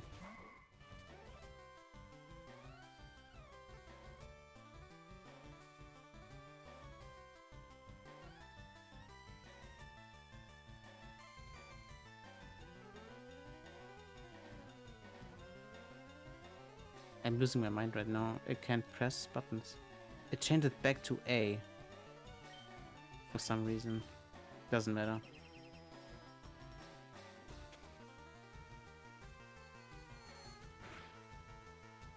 That's...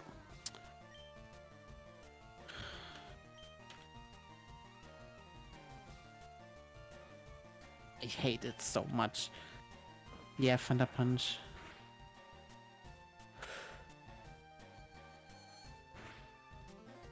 If I lose this one, I'm actually like crying.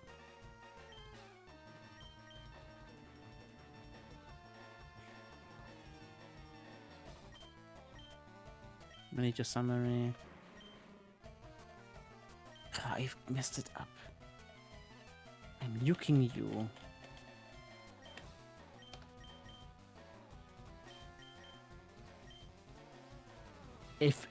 If this electrode goes for...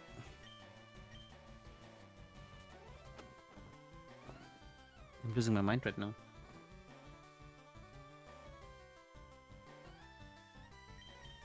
Wait.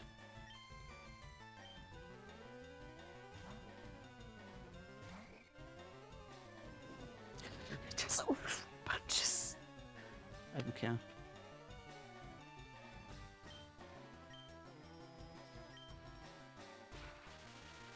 Using Gen 3 mechanics for myself.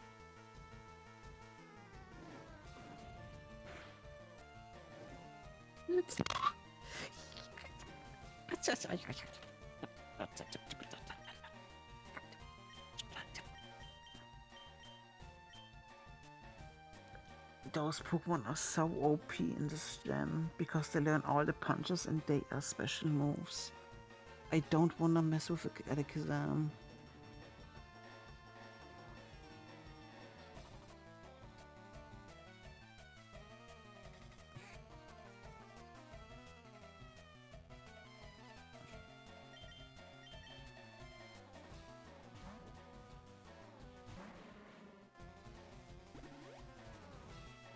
Okay, he wasted his turn. And Light Screen were off. Sludge. It's physical. You tank this, you tank this, you tank this, you tank this, you tank this.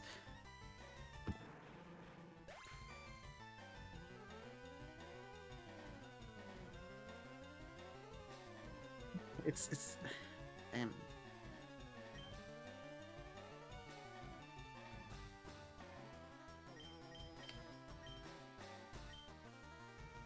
I shouldn't have played the Nuzlocke. Okay, I want you know that I'm bad at Nuzlocks. I want her. Okay.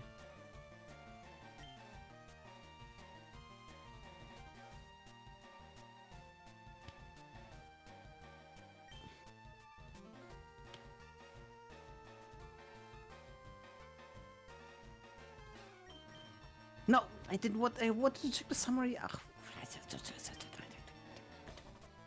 Slash. Come on. Yeah, Ice Punch doesn't matter. It will. No, it won't kill me, but I get freezed. Okay.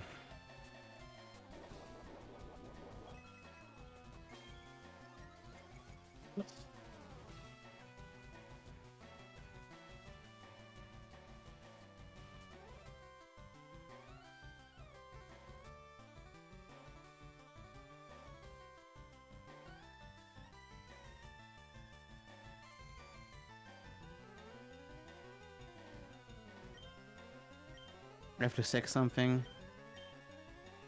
What is...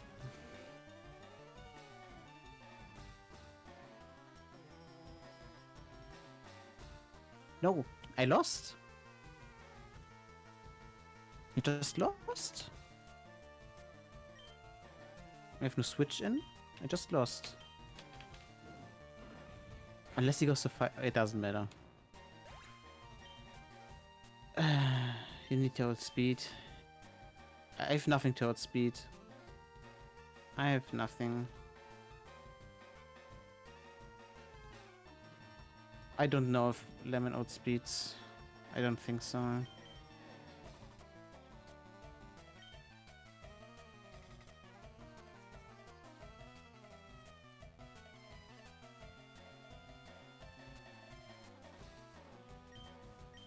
This is only one that might outspeed.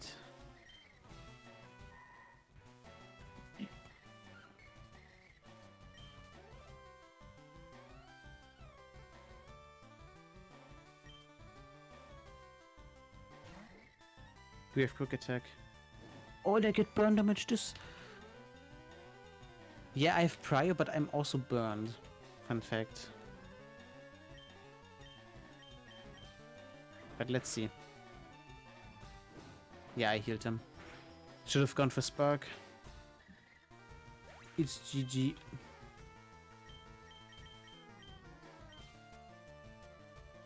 I think it doesn't matter now. Unless I lift this for some reason.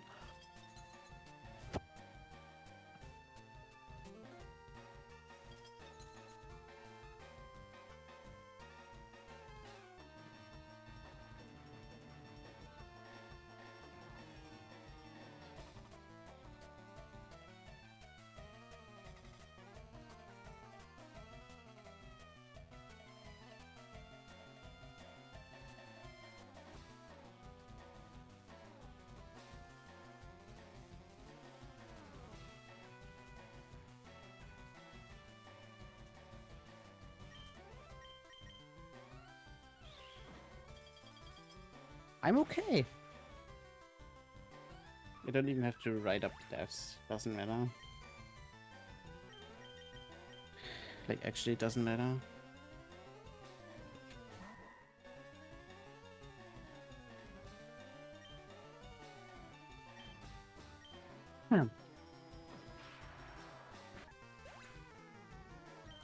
Yeah. Oh, fuck this. Come on. Yeah, okay.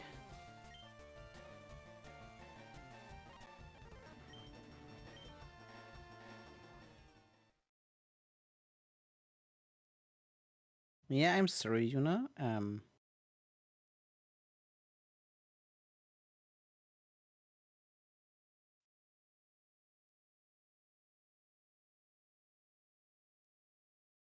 I kinda I said that I would lose the run, but I didn't expect it to happen. Um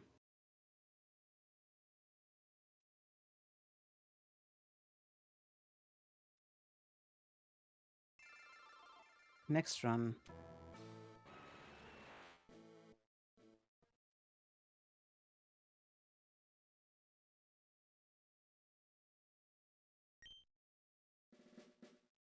I wanna test something real quick. Here it works. You have to pick Chamina, by the way. Yeah, I know.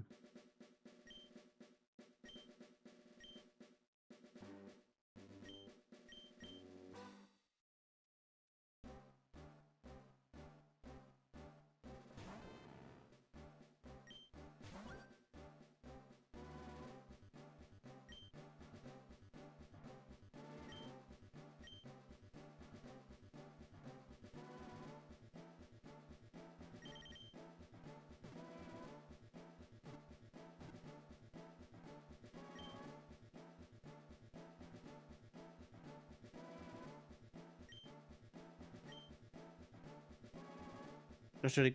No, I go Wuner. Wuner.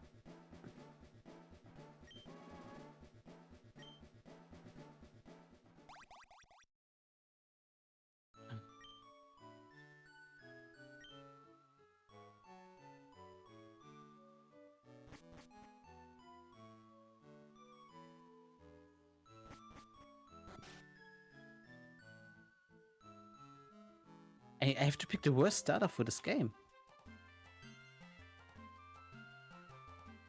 I just noticed. Just the worst starter.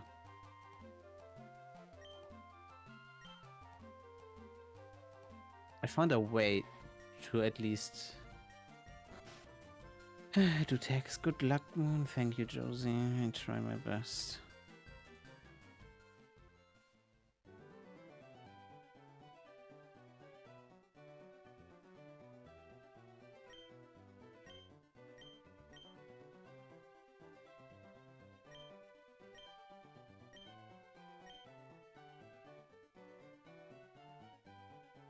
If you need any advice, I'm always here. Thank you, Josie.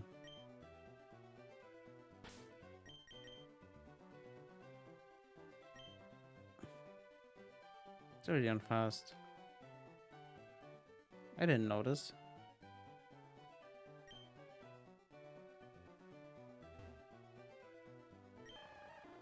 No, wrong one.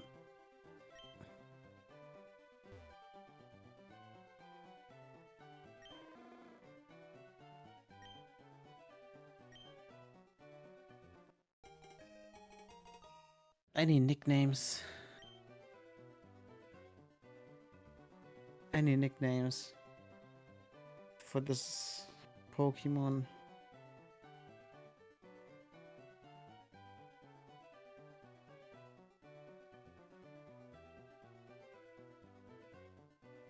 Lizard. Mm-hmm. At least Gen 3 chose Gemini isn't dog shit for most of its life. Yeah, but it's still the worst starter for this game.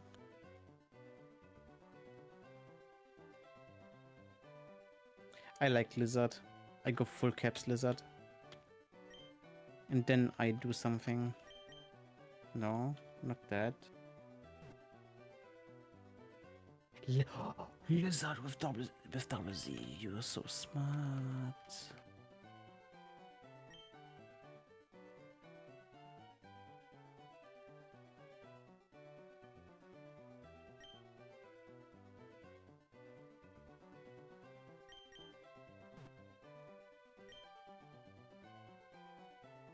Okay, let me do something real quick though.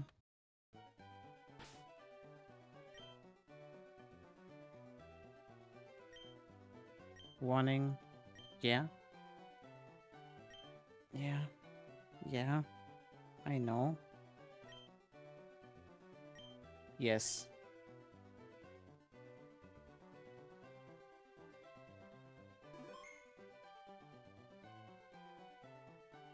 Wait, no, I have to play here. I wanted to maybe like...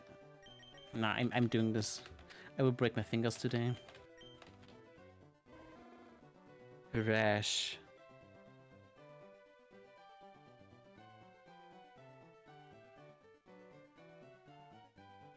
Rash is actually good. We have special attack plus.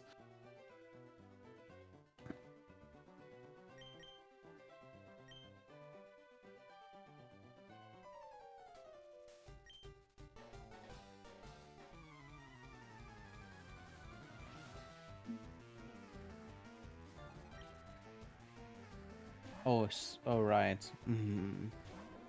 At least it's not the tech minus.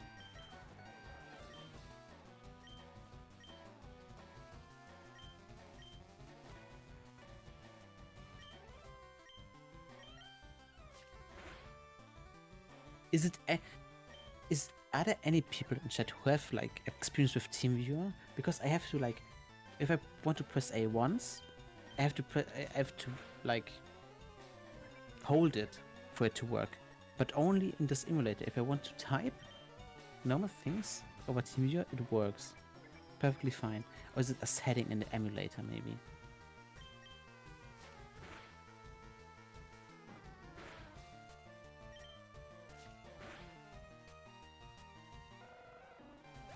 Let me see.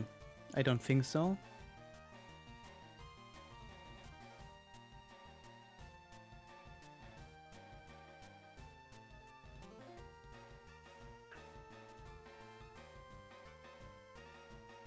Loadless. I mean...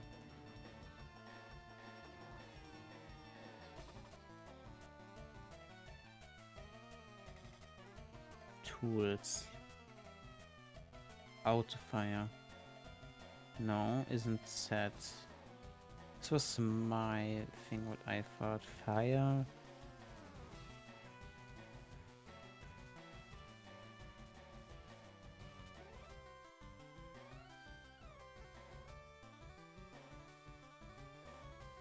That sucks.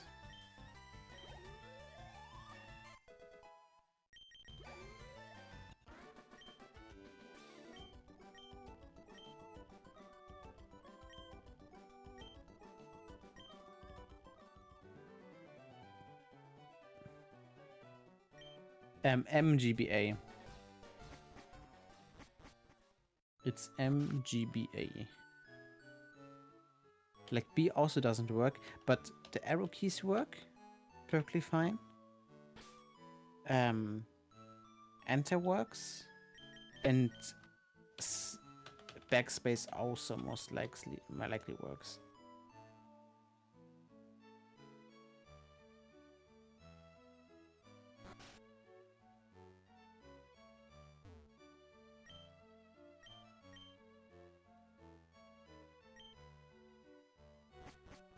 Okay, no thing yet.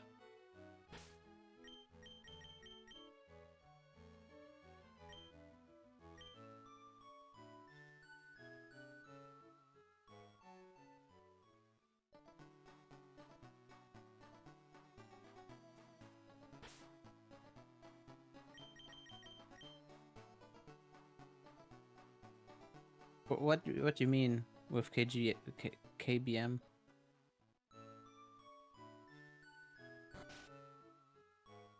You mean keyboard mouse? I hate it when games do that. I'm playing it with keyboard.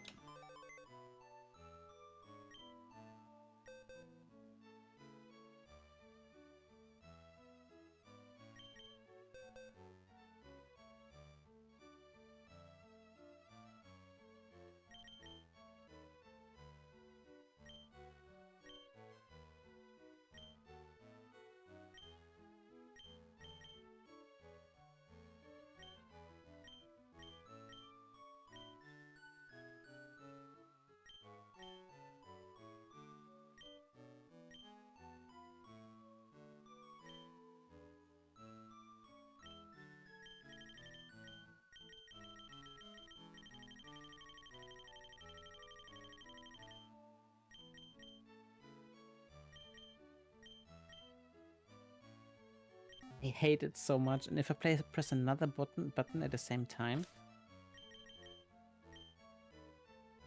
it like doesn't work at all. I'm already leveling up one. Ember, perfect.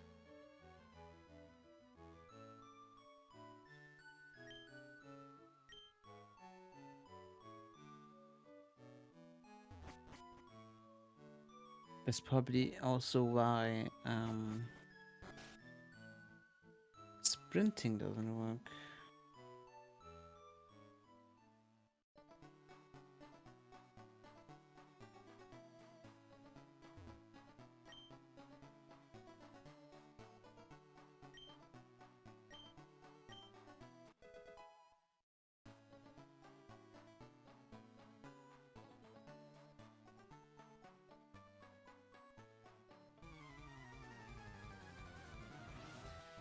I'm seeing some stuff on how button sometimes maps as turbo instead of normal button. I checked it and turbo was nothing. But I could look into it again.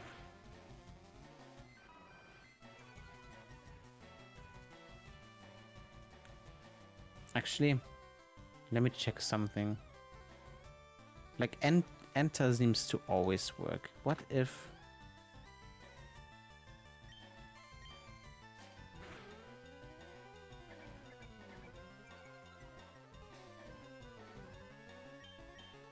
holy shit.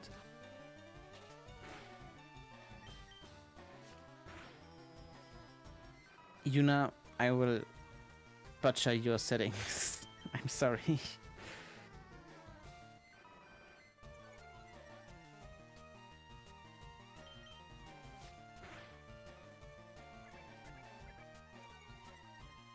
Yeah. I will butcher the settings. And B will be this. And yeah, you don't care. This has to be something that also works, probably. Okay.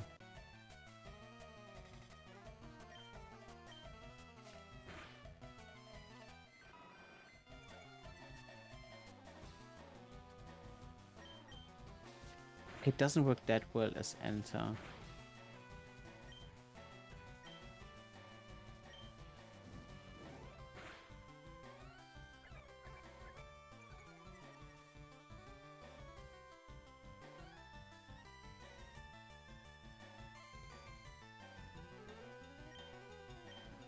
Enter works perfect. Holy shit. This is awesome.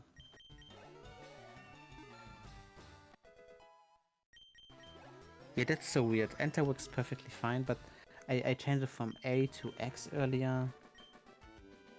Space didn't work, but enter works really well. Lucky egg, thank you. Oh, backspace also works. Okay, I can't go here. What do you have to say? Okay. This is holy shit.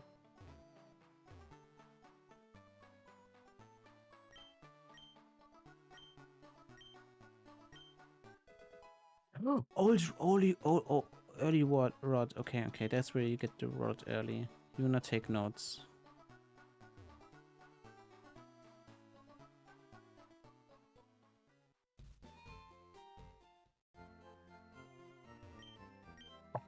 I probably fish in Peloton since we need a water type.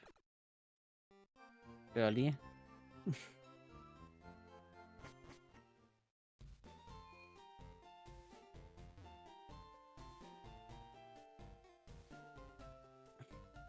Not just get many water types, but we need at least one for sure.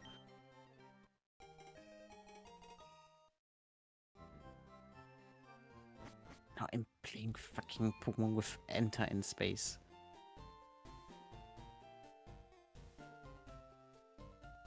We didn't get Pokeballs yet, so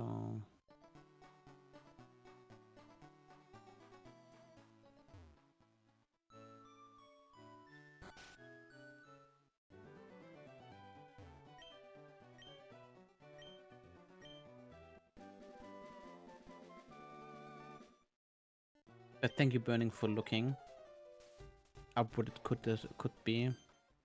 It just isn't that. It's so weird. But we found a solution. That's pretty awesome. Did I miss something? No.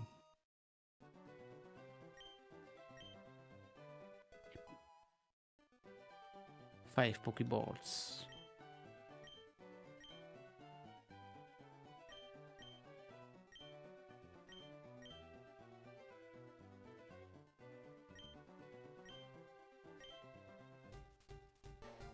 Okay.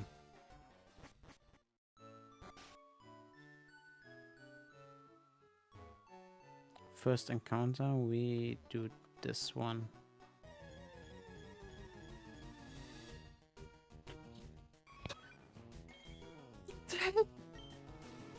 It's only an Eevee. It's it's a shiny one. I mean, yeah, the shiny odds are pretty high. There's those shiny claws because the odds are really high. So you know, decide to play without them. It's like 1 in 20. 1 in 20 Pokemon are shiny. So, but that we got one is pretty awesome. It uses Growl, I think. Please don't kill it. Please don't kill it. Please don't kill it.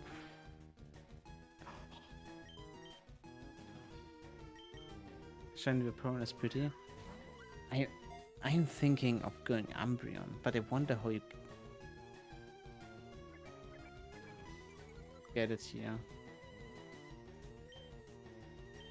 Please, please. I only have 3 Pokeballs. I should have bought some.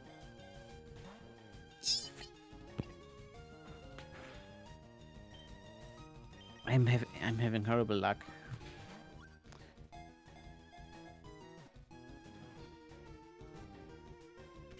Ah. Okay. Saved. Any nicknamers? Any nicknamers? We need a nickname for the shiny Eevee.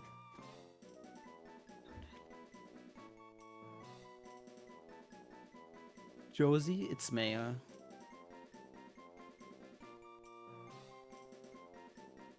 I'm a person that cares about that. I'm sorry. There are some who don't, but I care about that.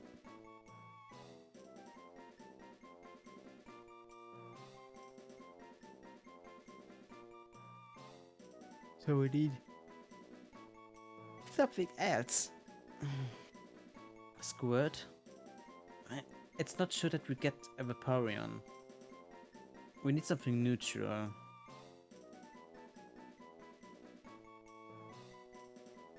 Even though I think Vaporeon is the best in this gen, right? And Espeon. And Jolteon. The other two kinda suck.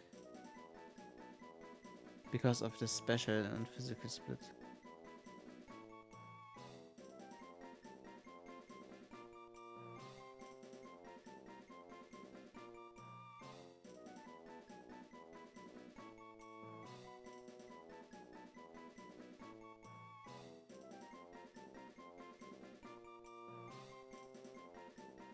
Well, worst case, I mean, it's good.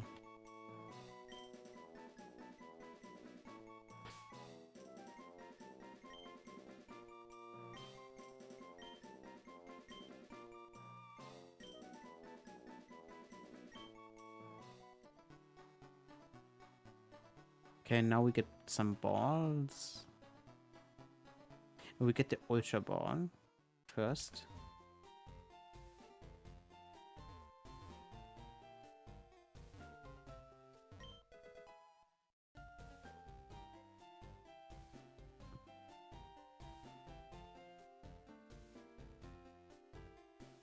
Can you buy no Pokeballs here, by the way? Okay, you can buy 0. Escape rope could be big later.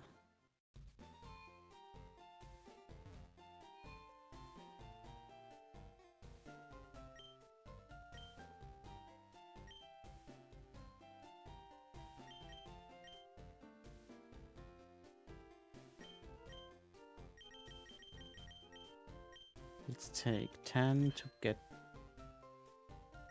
We don't get a premier ball. That's fucked up. My music stopped. No, it's just a music video that's really long.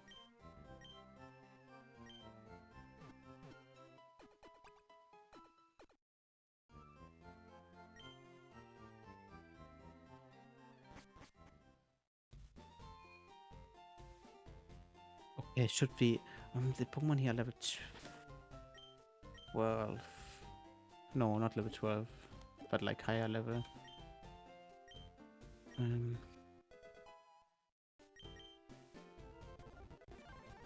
I'm speeding this real quick. I'm sorry if that like sounds awful to you, but that's I think that's better. True, we didn't check Eevee yet. Palm. I think that's a. Now we call it Squirrel.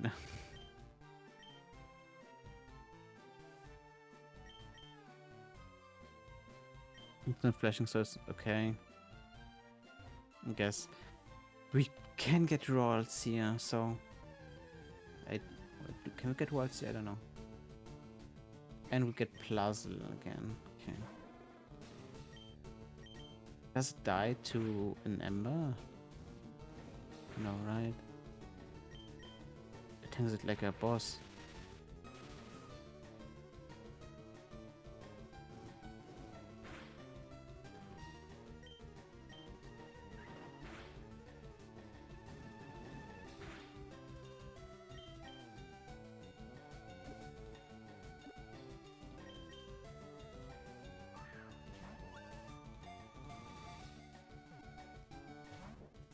Come on.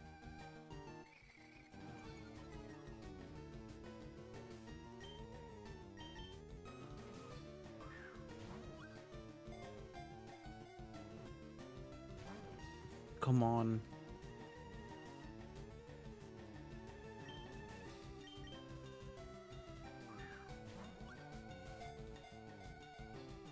One, two, three. Yippee! We need a name for Puzzle, chat. Puzzle. Female Puzzle.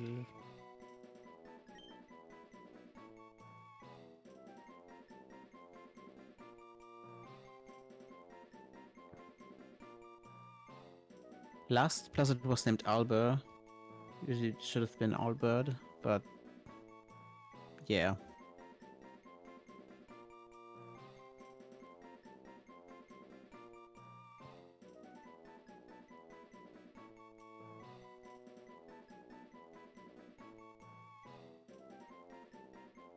Any namers and if math, okay, if the Holy Albert, should I name it Albert again or math?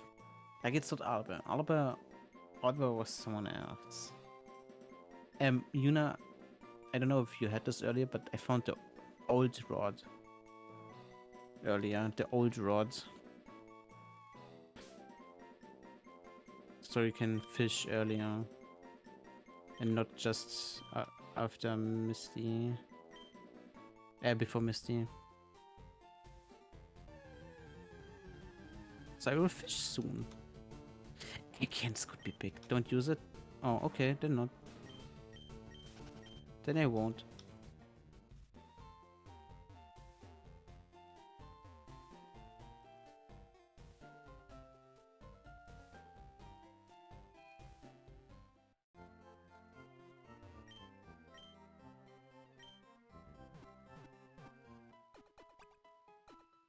The species class? Yeah, I guess.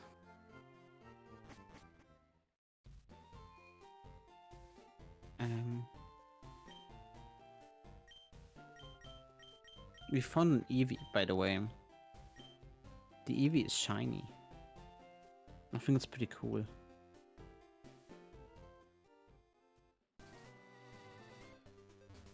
Okay, I don't...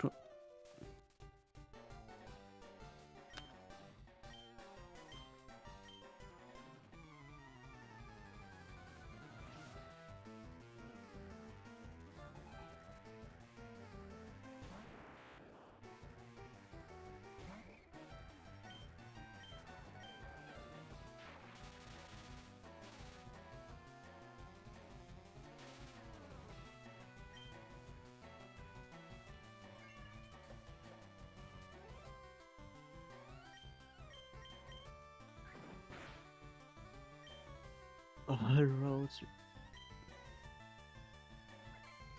I thought I heard something. Why does it have splash? Uh-oh.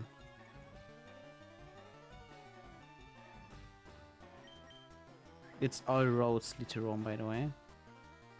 Not emoji.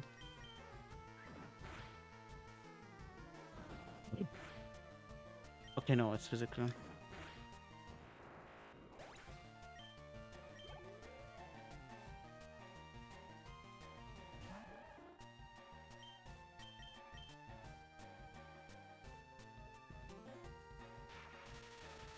I love 100% accurate Thunder Wave. Oh, this is insane.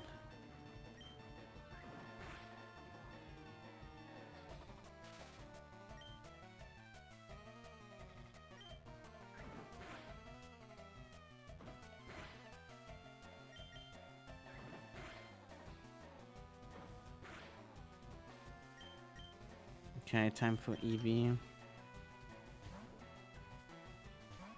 Because this guy will be parried now. Or miss.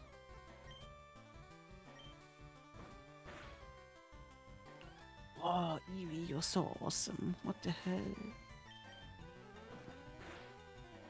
Goat.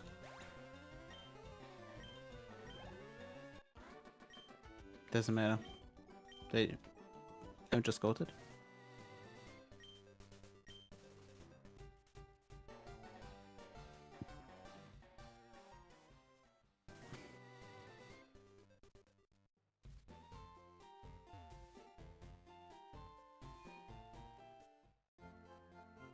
Okay, who's getting pet? Me! Okay, basically YUWUNA as well, but me! Colon free.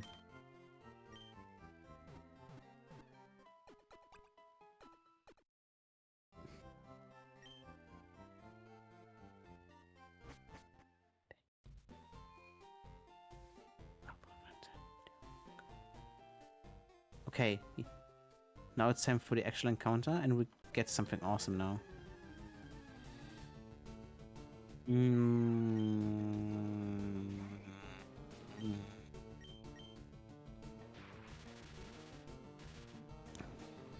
Thingy for the pets.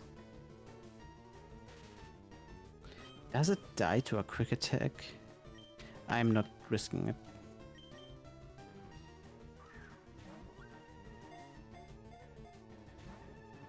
Come on.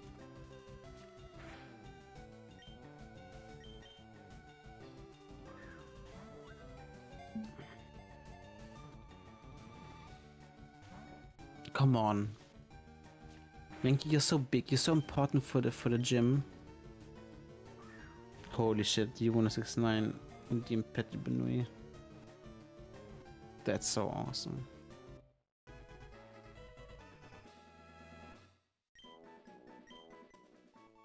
I think Mankey is actually insane. Now we need a nickname for it.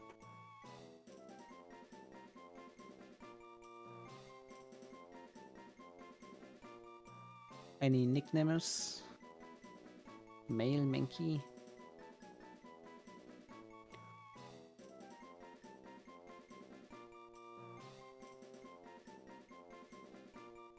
Ow! Ow. I just stabbed my... Can you... I just stabbed my... Piss boy? Tantrum? I like Tantrum more. Sorry. Tantrum is a good name, actually. I just stabbed my fist. Is that even possible? Is that like a thing?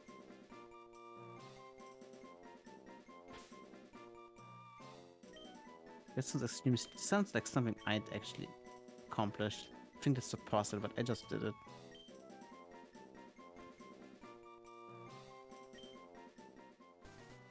Okay, this is actually a big encounter. Oh. Is this a shiny? Yeah. Nidoran female.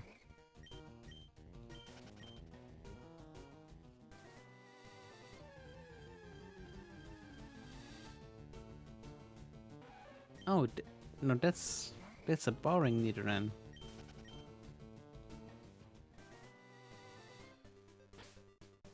Okay.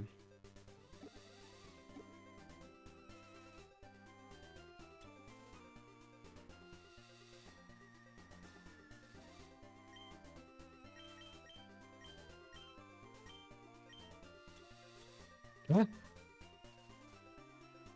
What? This rare candy thing is so bugged. We have to do something else. And I have no idea. Next run though, next run.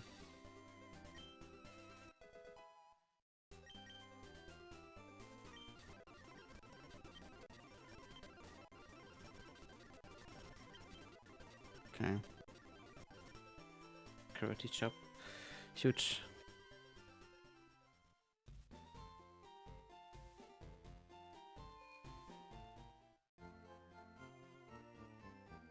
Heal, and then we get balls, and then we hopefully get Blossom again. And then in Viridian Forest, we hope for Caterpie, Metapod, or anything else that was really early. And then we win.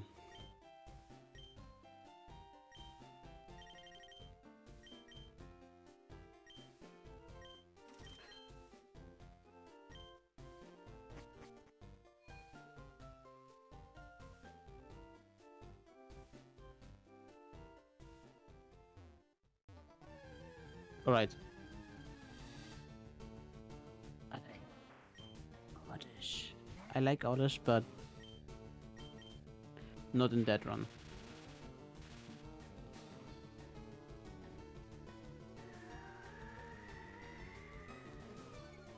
Not in this run.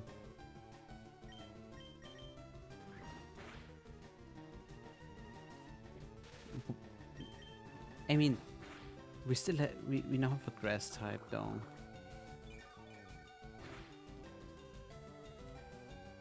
And this thing is probably better in Gen 3 than now. Can you imagine? Probably the opposite, I'm just copying.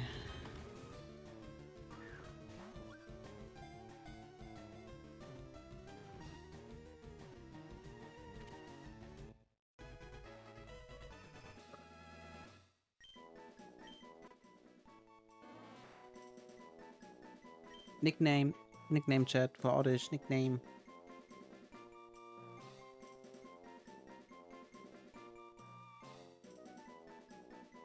Nickname for the grass.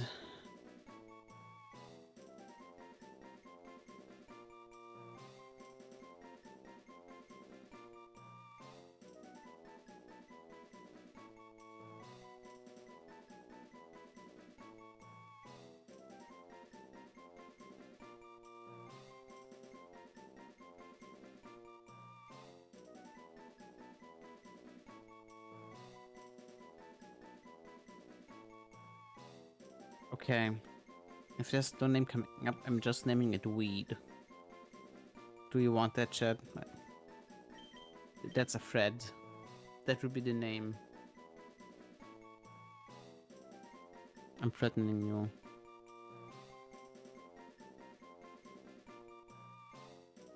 That's good. Thought so. Weed. Okay, it's a weed. Now, real quick,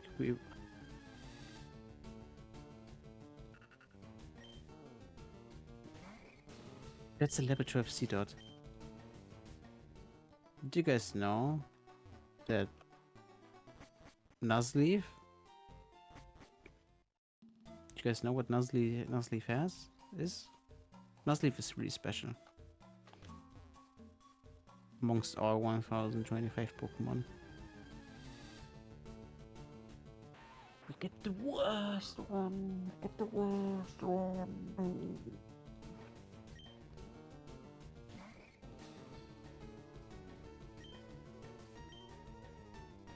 I don't know who John Loach, whatever that, however it's pronounced is. I don't know this person.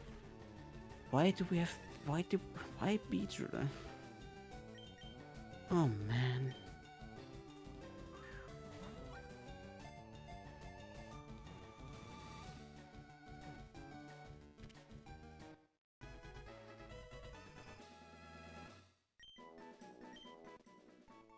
This won't help against Brock. Nickname. We could call it Weed again.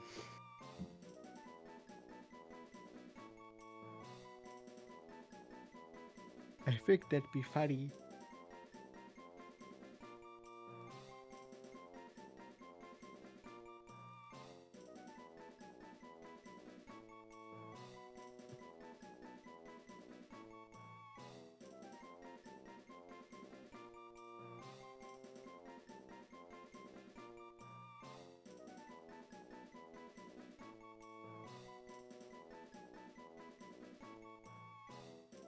What's the Romac name? Can to complete. I'm calling it Weed again. I don't care. By the way, I had to call it Weed 2. Last chance to say something about it.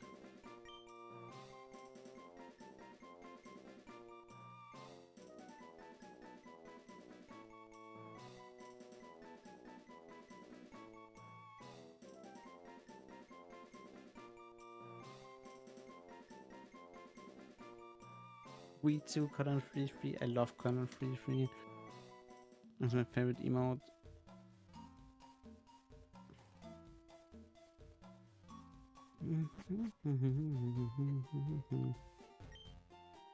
Potato may be small. Did you count one already?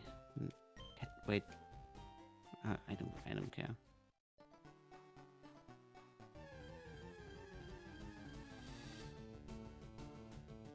Luigi.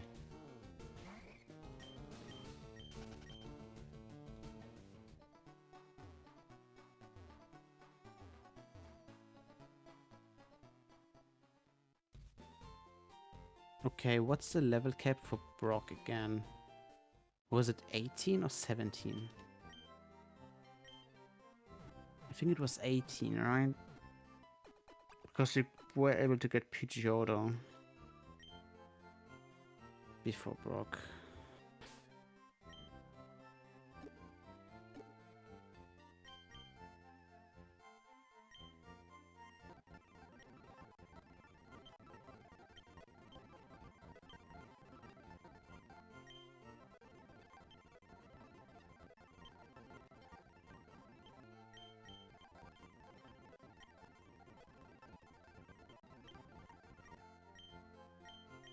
Lizard might get... It gets Metclaw now, yeah.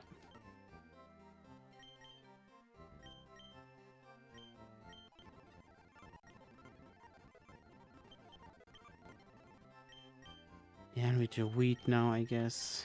We too, I mean.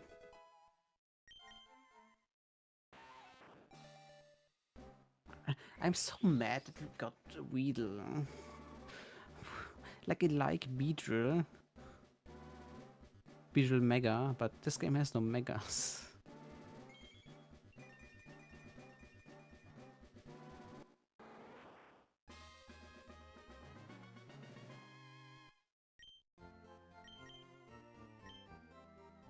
I'm just evolving it for the sake. I will just sack it, worst case. Beedrill is sadly total ass.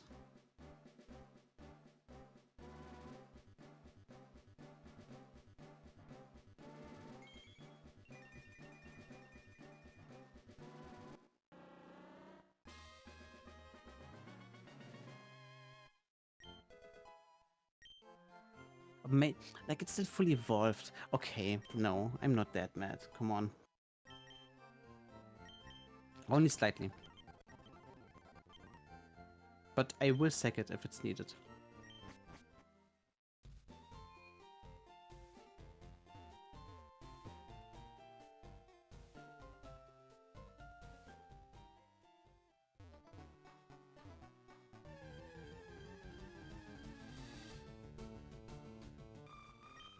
Okay. Maybe Weedle isn't that bad, haha.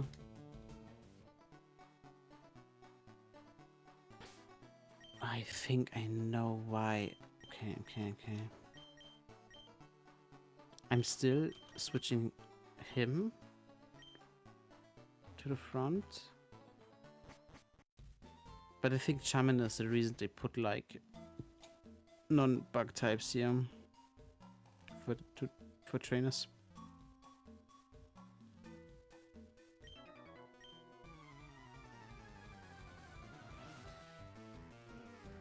All right, Doug.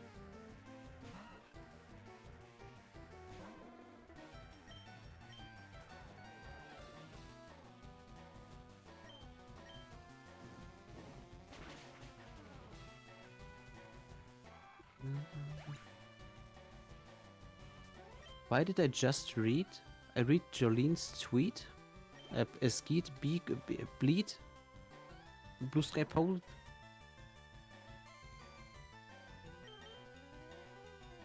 I'm gonna play along with first and I was like, let's go. Okay, it doesn't have this ability. Jolene, who was commentating the tournament, posted after the tournament on Blue Sky, cast my first tournament today. And I didn't even wear pants doing it.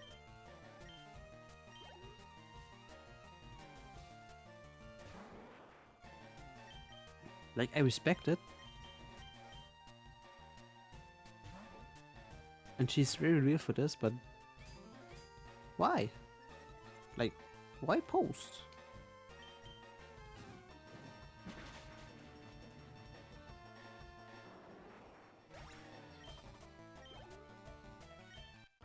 Right, tantrum. To show dominance, I guess.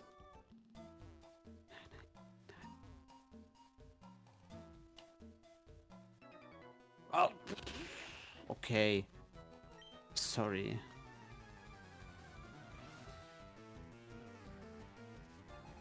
Rick.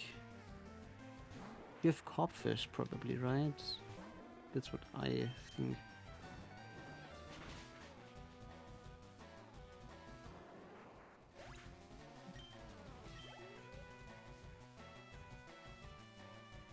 Yeah, you have the codfish.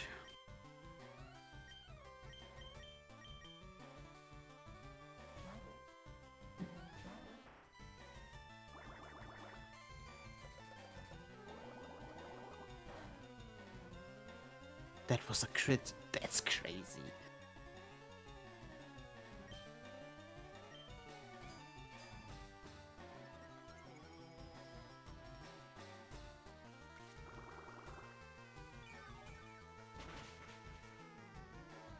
Oh. Almost all code. Huge.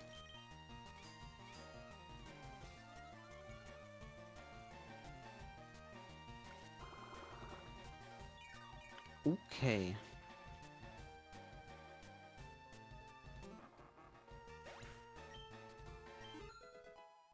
Lizard level 15. Does he evolve now or is it 16? It's 16.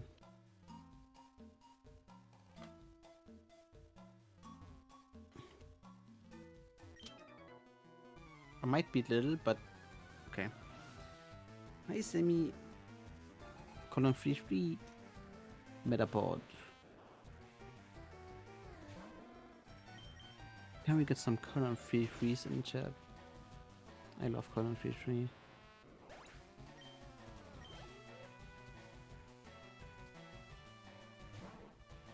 Okay. No, I'm not scared. This is a Phoebus.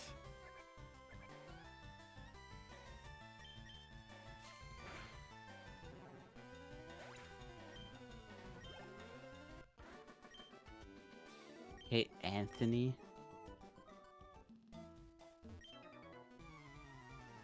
Did you know Pokemon can evolve? No, I didn't. Azura, that's not a bug. That's not even a water Pokemon.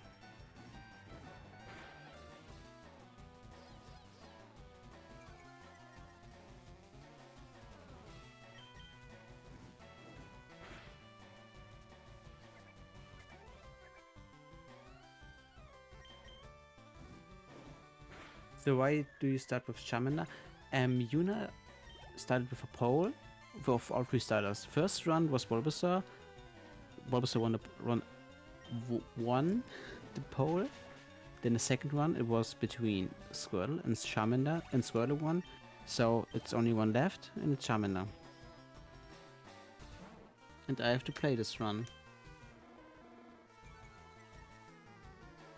I pressed the wrong move.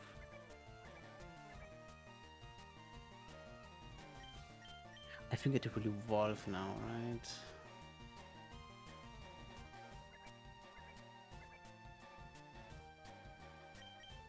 New game plus hard mode run. Kinda hate it that I play Shaman now. And my team is not well prepped for Brock. But I low-key forgot what he had. I just remember he leap.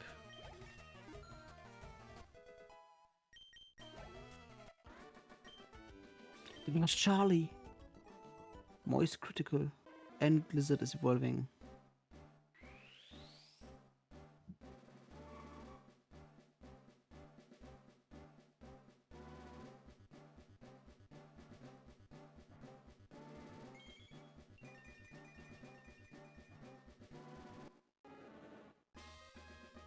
Just play you can Oko sweep. Not possible. I think.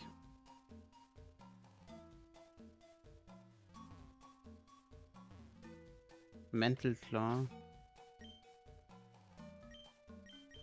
They call me Mental Claw the way I don't know.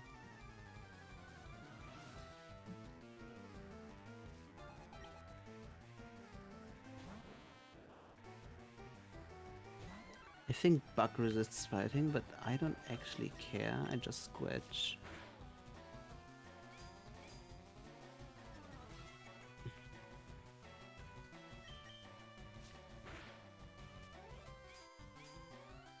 Yeah, I have Mankey. He hit the... Wait.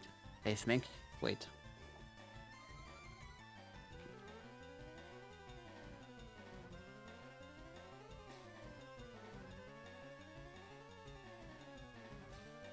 I need documentation of this thing.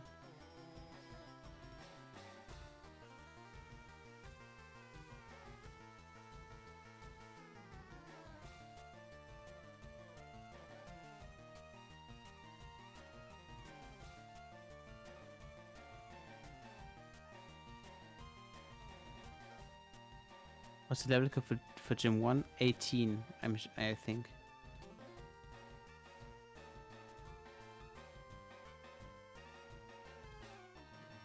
But I don't have the documents for this game.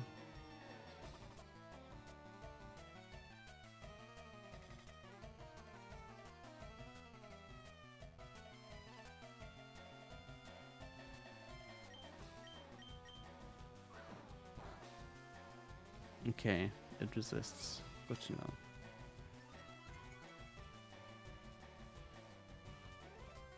Oh, okay, it says here 18. Okay, it's 18, 100%.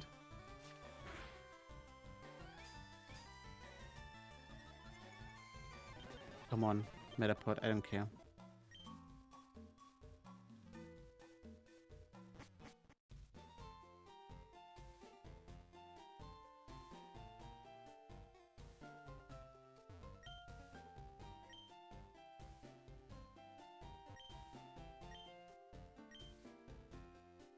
Yeah, we know about evolution cancelling. It happened yesterday a lot.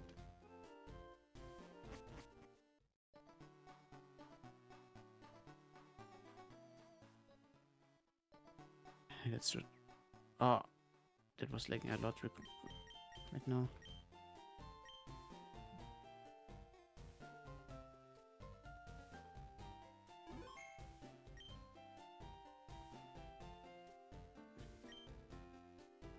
You know what I'm doing? No. Ah, you're evil.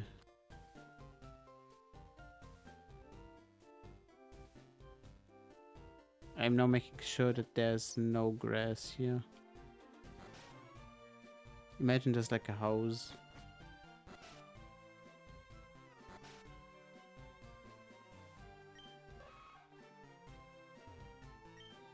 This Needrun is just like me. But I wouldn't obey a kid. Uh-huh. Like that I actually meant it. I wouldn't, but uh-huh. Is it a game code you use for the reckonings? Yeah, it is, but please don't. Please actually don't. Get PK hacks. Like you can just look it up PK hacks and save the game and put the SAV file into it, and you can edit your item back from it and give you the reckonings this way, because if you do it with cheat codes, it will break your game and items will get deleted and eaten.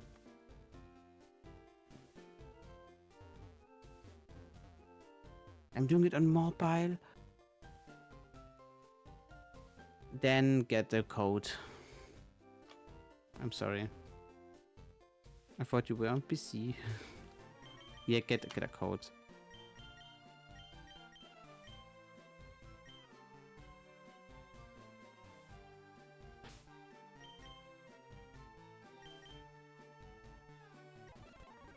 Can we level every one of those to level 16 real quick? Mobile is just little PC. True. Growl? I guess. Guess we get Growl.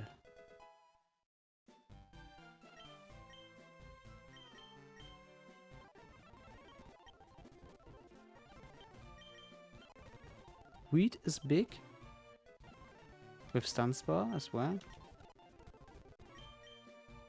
Okay.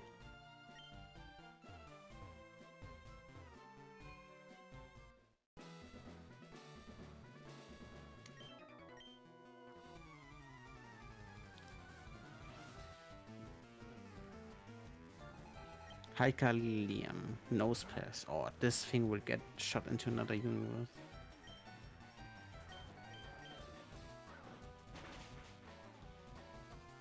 Never mind.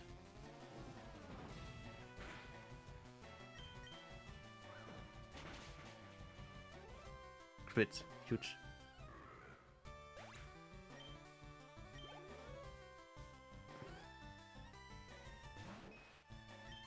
Kabuto. Again. Huge.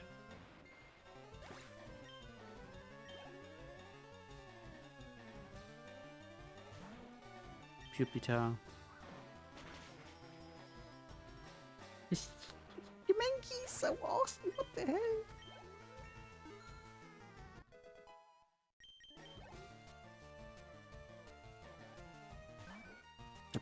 Okay, that's not the rock type.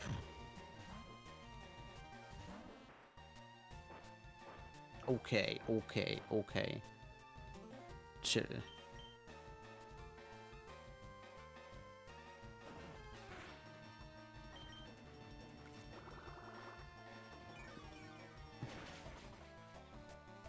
Bye, Whooper. Whoop. Whoop.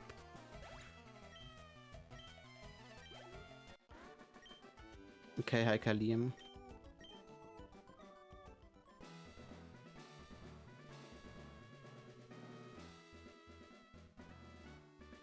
Okay. Wait. Why is... No, it's not an olive. But sure, sure.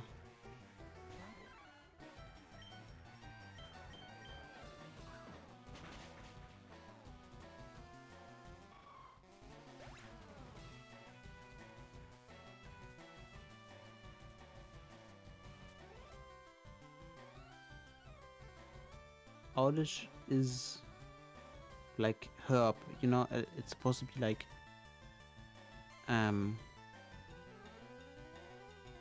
you know what an herb is? It's onion grass, spicy grass. Diglett. That's also not a...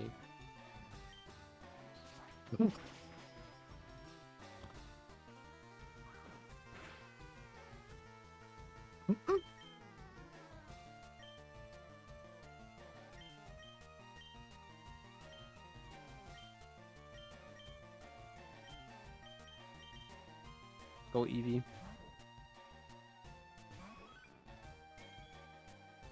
Shiny Eevee.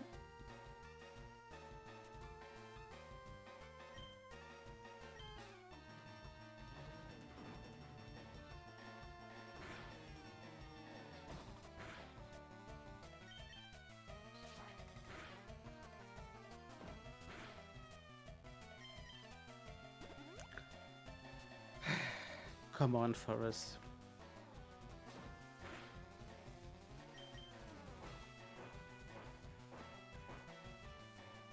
Wait, this might actually deal damage.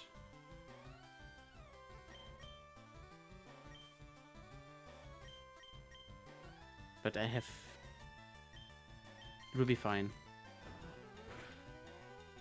Yeah, okay.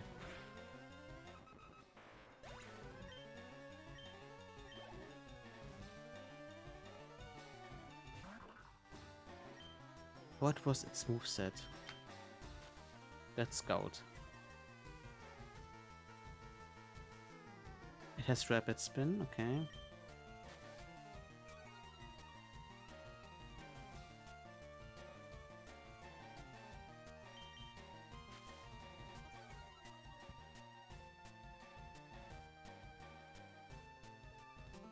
No way, rapid spin is its only move.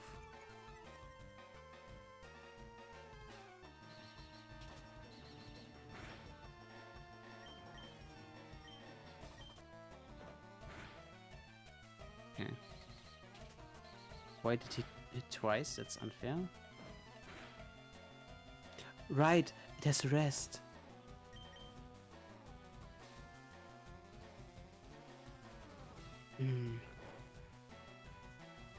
I might speed this.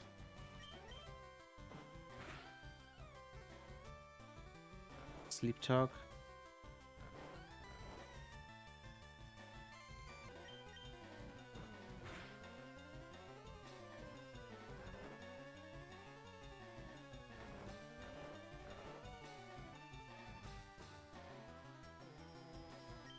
Please just kill now. Huge.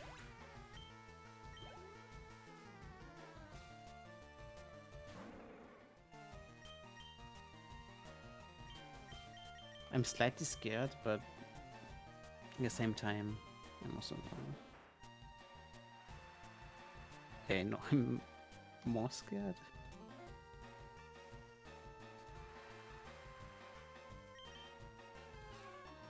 Yeah, it's just annoying.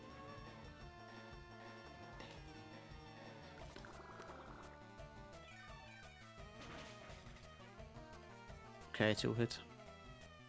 Please don't use Protect. If you use Protect now, I will cry. Do you want that? Do you want that, Forest? Do you want that?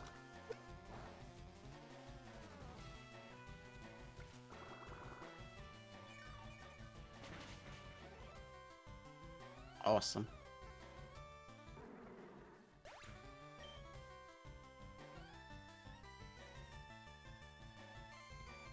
What? Kaylee, it's not auto mod. This message is blocked. Not even mods can allow that message. You said Guna. You can't. It's not even I can change it. I'm sorry.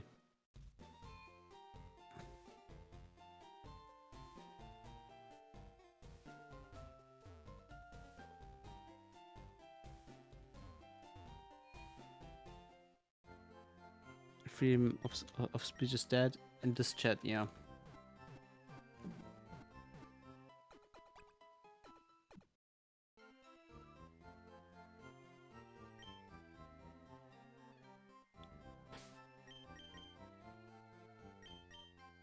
Now we level everyone to 18. But what's up, Kaylee? Welcome to the stream. Yuna is sick and resting TM, whatever that means for her, which means I'm here now. I'm terribly sorry.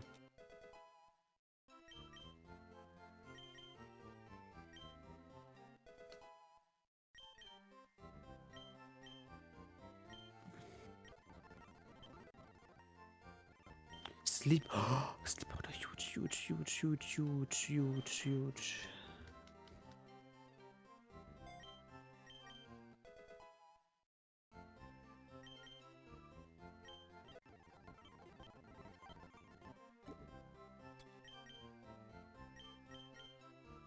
We give everyone a citrus berry.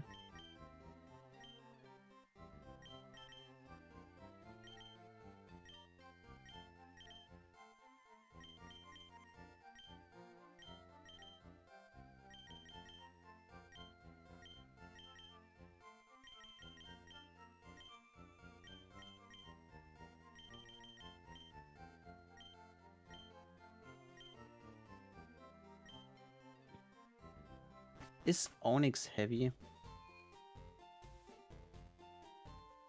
I know he leads with Onyx. Yeah, I think that's a lot. Yeah, okay, low kick does max damage. I'm low kicking this Onyx.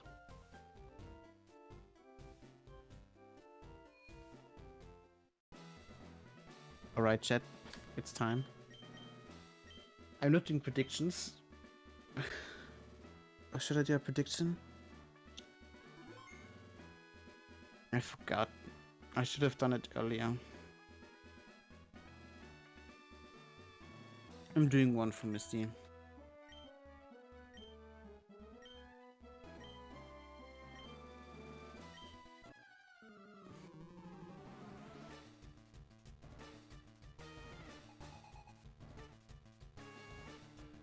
Okay.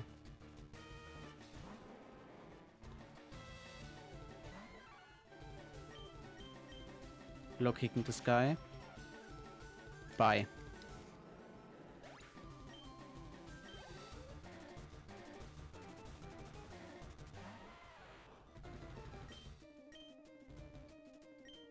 Some nighttime snacks. Enjoy. Enjoy, Sammy. I low kick this guy. I should have karate chopped.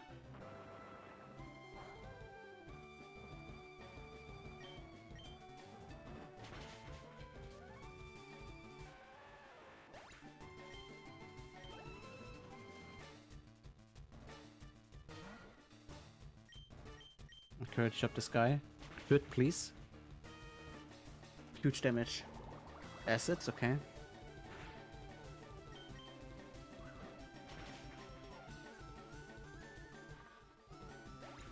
Mankey is huge.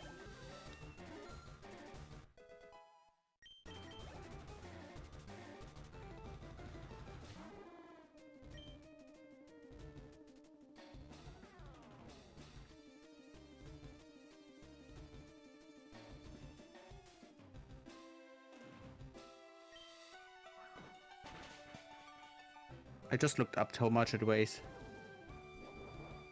Okay, please don't crit me. Aww. Mankey sweep.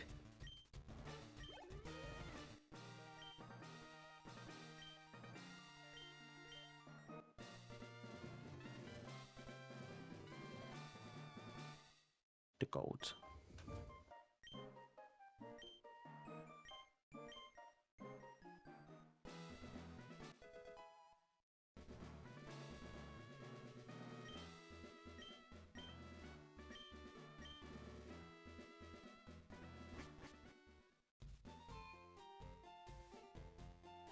All right.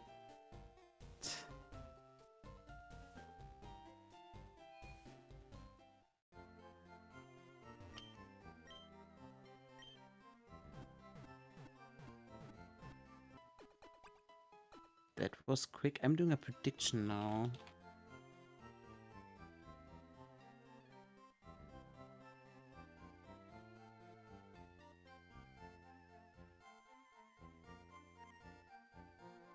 You have some time for that.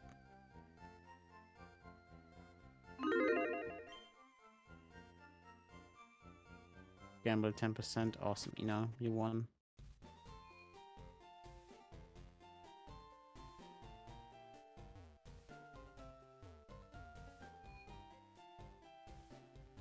prediction up. You can predict welcome to the TM Mart. Sunny Day Taunt, Ice Beam, Blizzard, Hyper Beam, Light Screen, Protect, Rain Dance, Giga Drain, Safeguard. That's a lot of money. Focus Punch, Dragon Claw, Water Pulse, Raw, Toxic Hail, Bulk Up, Bullet Seed, Hidden Power.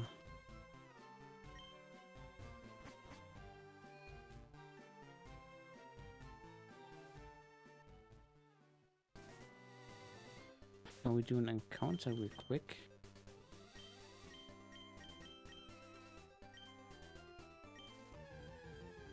Now encounter is Jigglypuff. Okay, at least something new.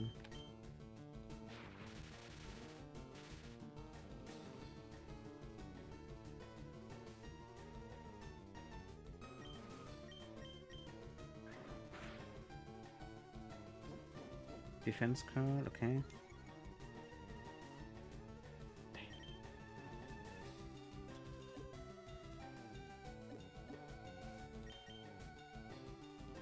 Come on, Jigglypuff.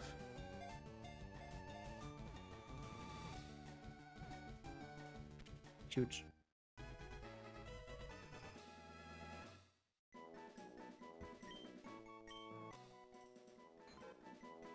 Any nicknames in chat for the Jigglypuff?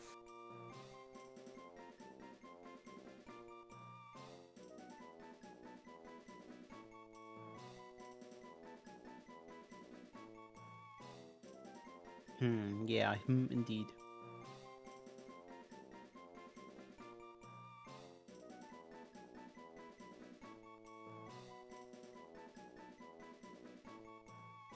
Pebbles? Okay.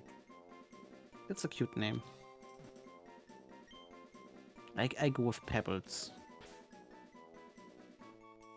Blue Pebbles is, I think Pebbles is something different. Definitely, but Pebbles is just cute.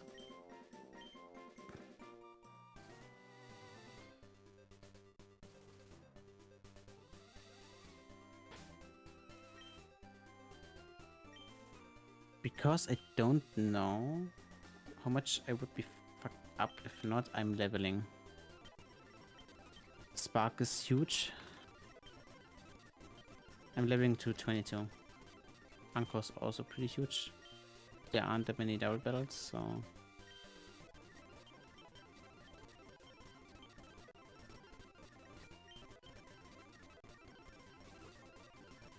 Focus energy can be huge.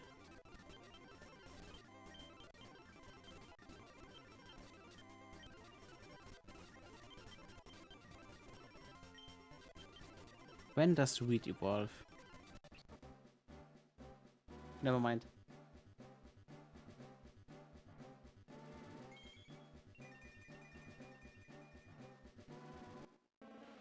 It's not Reed anymore.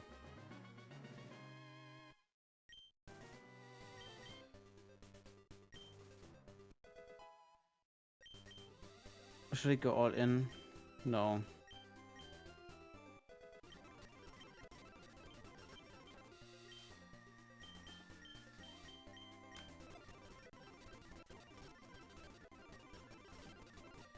Alright. That's a bug catcher, so we try lizard.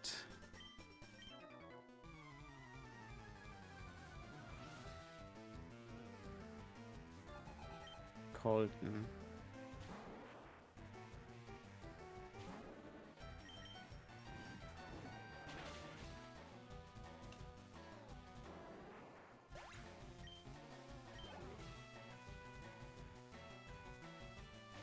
And huge. Guys, there's still a prediction up. You can get points to redeem cool things, such as clicker for Muna.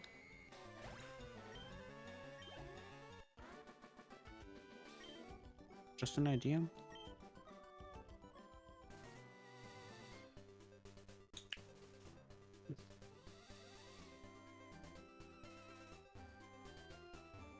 Awesome. I hear it, don't worry. You did, Ina? Yeah, I see.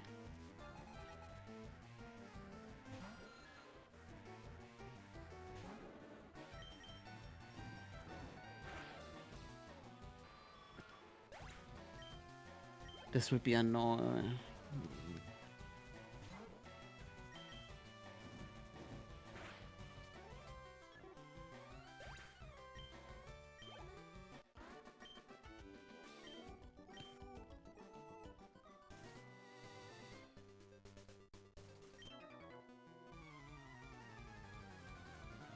They made this route so much worse.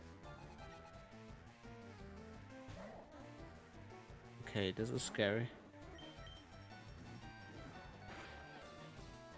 You might have fixed that.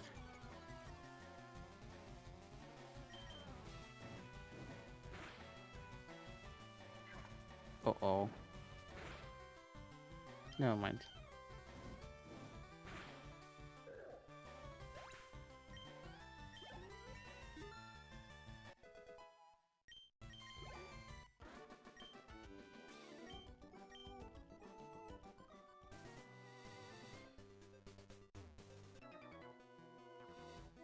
Okay. This guy. Bucket Greg.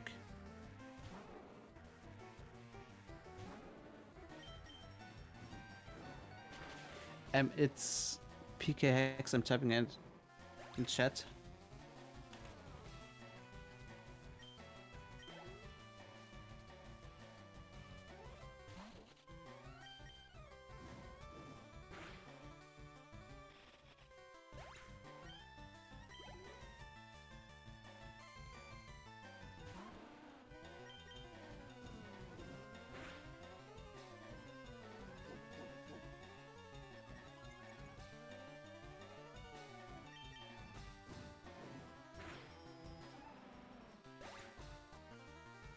The person that went for no with 20 points is losing its Pokemon. Might eat big. Because we have literally Chameleon. In a water type gym.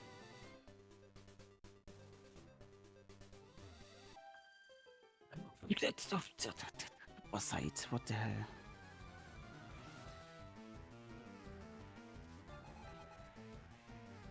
Uh-oh.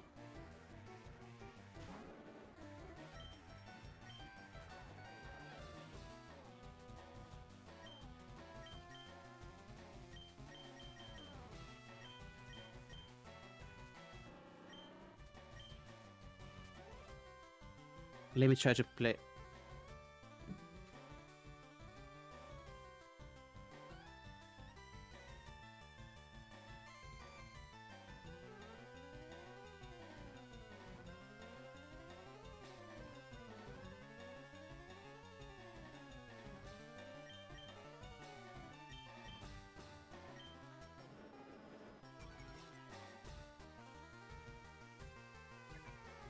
A splash. We have counter and mirror code.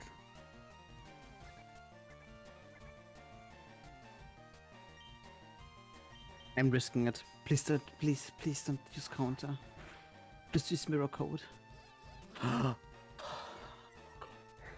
read C and almost cried.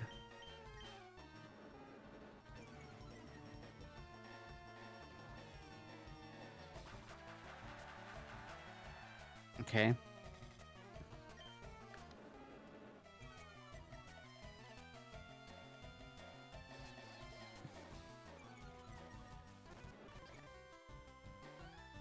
Okay, ended, okay.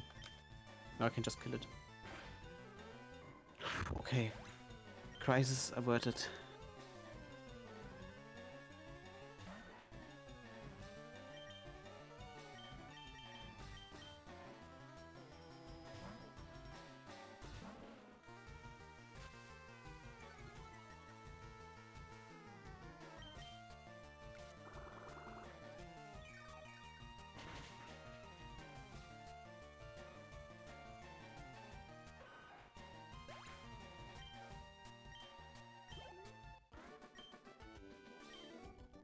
Be nice. Okay.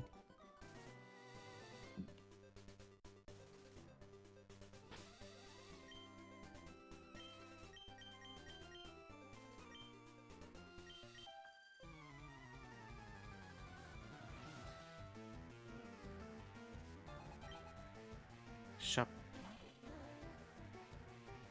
You're kidding me.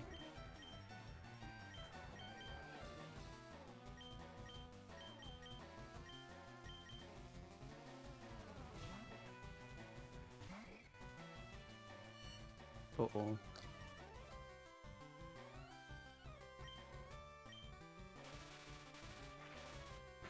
Let's go, math. Oh, huge.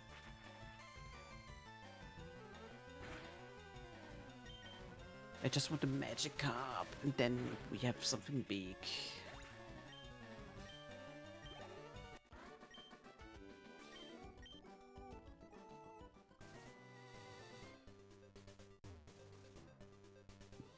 Okay, he doesn't look for fences, that's good.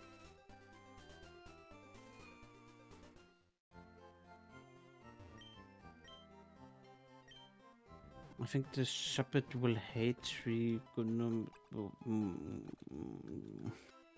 Okay.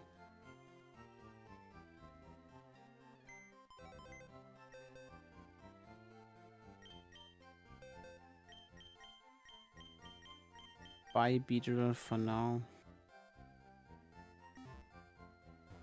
Maybe we get a shiny magic cup. That'd be so cool. Hello there. Why is he calling me Sweetie Pie? That's fucked up. A nickname? Chat nickname. Female magic cup. Nickname.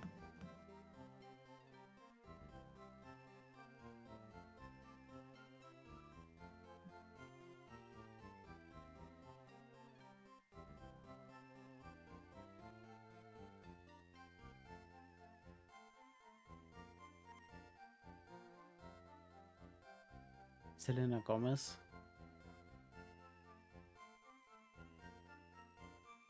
I'm going with Gomez. Or Selena? I go with Selena.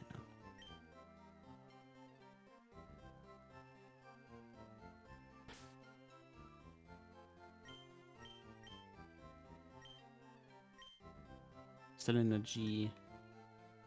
I'm making Selena G. So people know.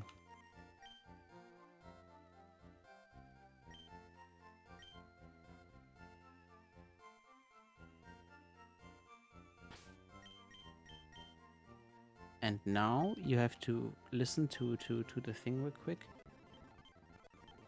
To the fucked up sound. But it will be worth it.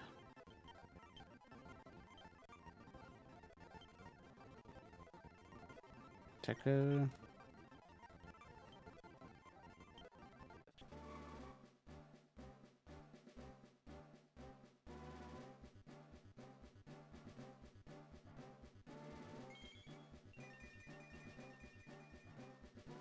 Holy. Congratulations, you Selena Gomez and welcome to Gyarados.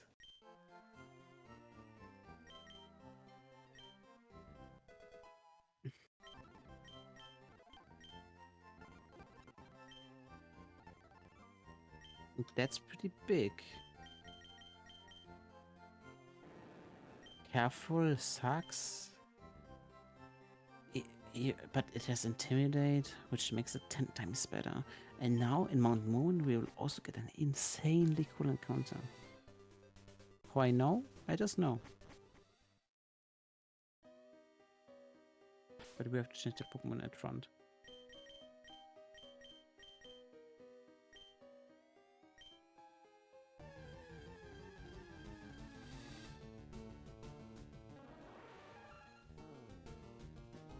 I mean, it's a grass type.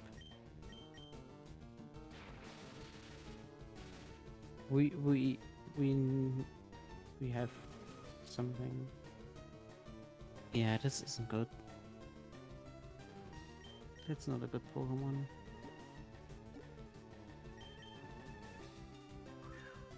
It's actually pretty bad.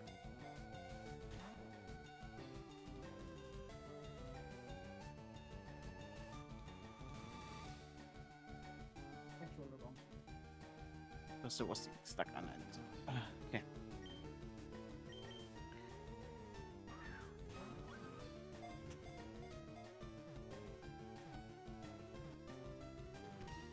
All right, Paras.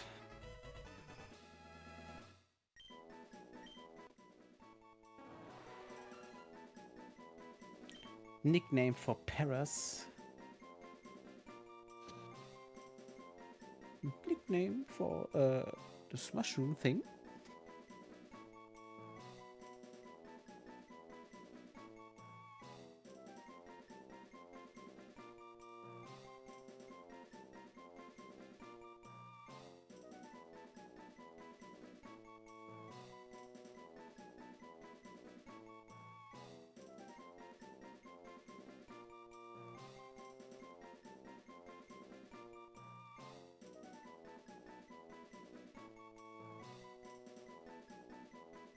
Alright, I name it Krusty. Krusty.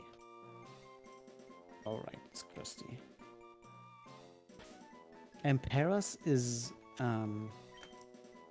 basically a crab that has a mushroom growing on it that like controls its mind. Its mind? That sounds right. Yeah, its mind. And when it evolves into a parasect, the mushroom completely took over, and the crab is basically dead.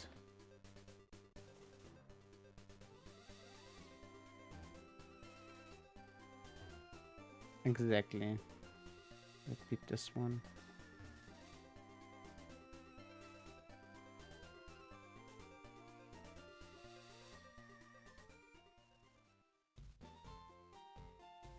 Wait, I have to go.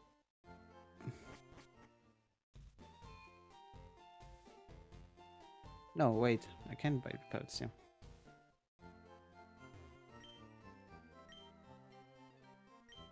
I can even buy Pokeballs here.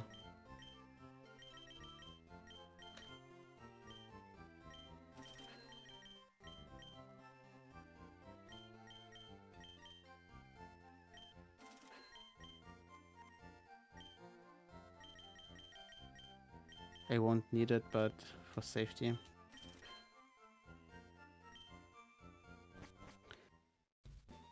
All right.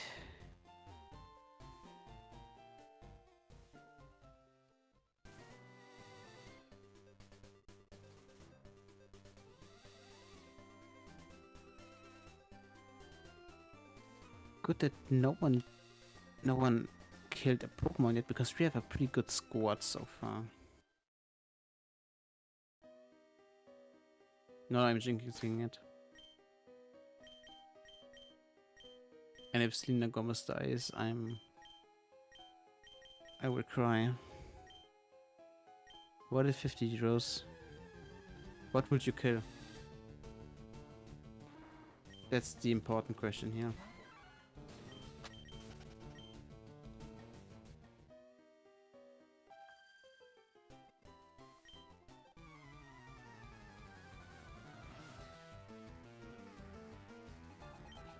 Oh, true. Oh, yeah.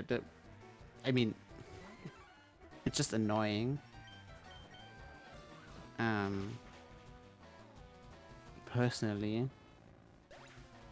I just replay, hope that I get Mankey again, and I get to pick Bulbasaur.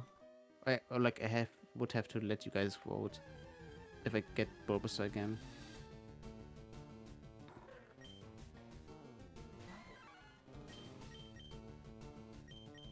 This one has a Arena Trap.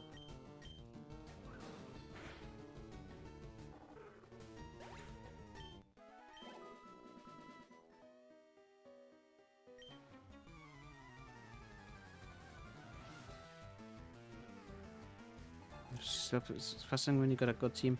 Look, I'm not playing for myself right now. I'm playing for you now.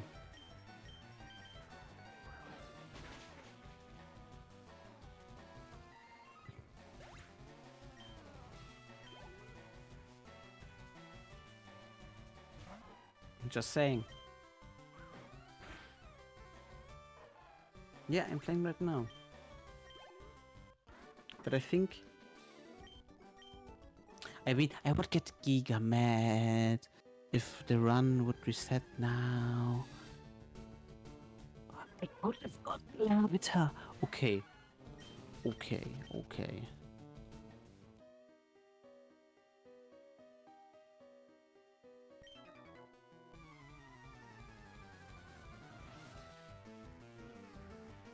Work Hitcher can't get up here.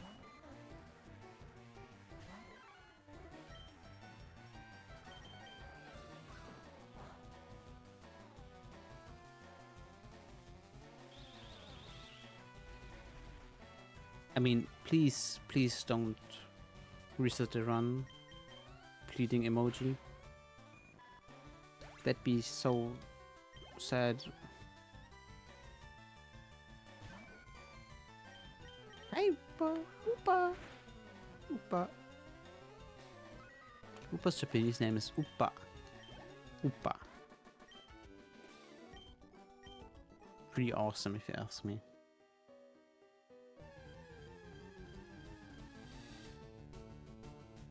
Oh, Swin Up is also so insane. We had this run, right? Wait. Okay, Repel is still here.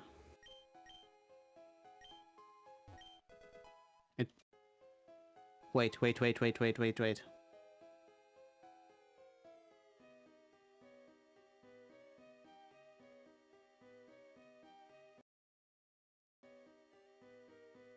I gotta check if they like changed it here.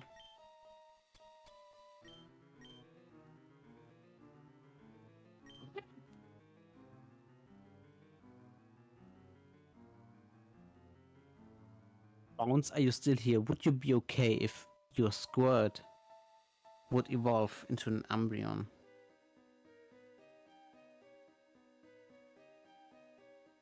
Or should we wait until we get a Water Stone? If you're still here, Bounce.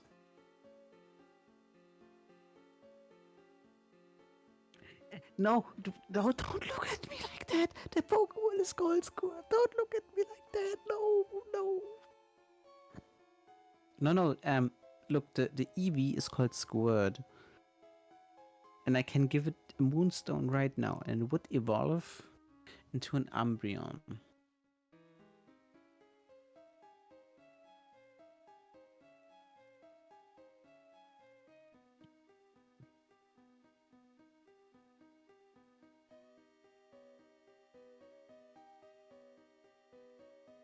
And we just need a really defensive Pokemon.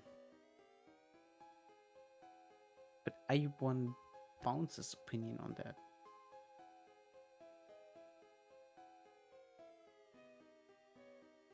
I will wait until Bounce is back.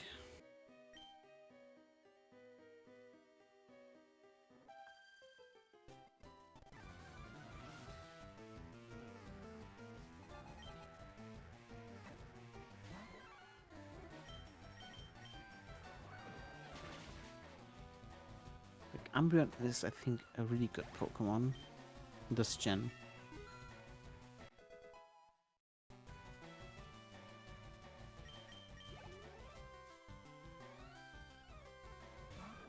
It's also shiny.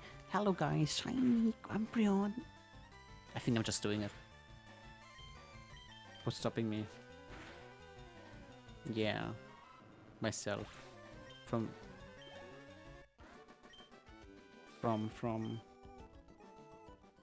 being sad.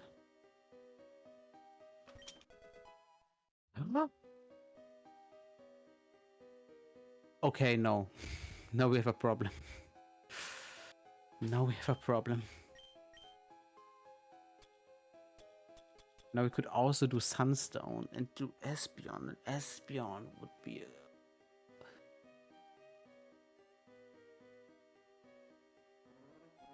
Espeon. Espeon is so good early. I gotta go. Good luck with the Pokemon. Thank you, Sammy. Thank you for hanging out.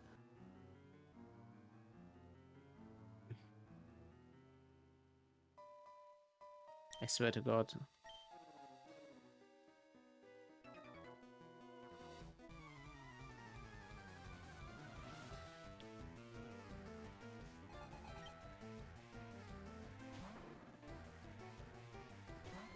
It was sad. Oh, I forgot that you guys don't hear the music. I was about to sing along. Don't worry, I'm okay. Sadly, there's like an option in TeamViewer to like listen to what's on the PC, but I would hear myself. And if I would like mute myself here, you guys wouldn't hear me, and that'd be stupid. You don't think there would be a workaround?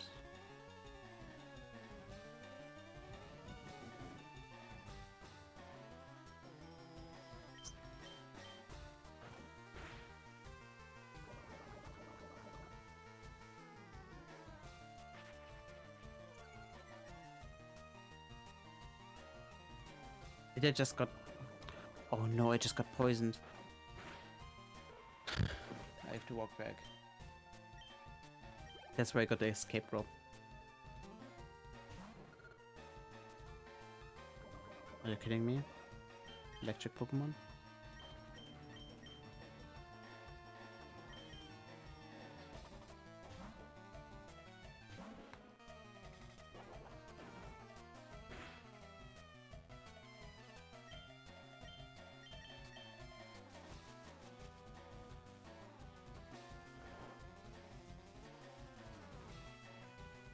I drank lots of water this past few days.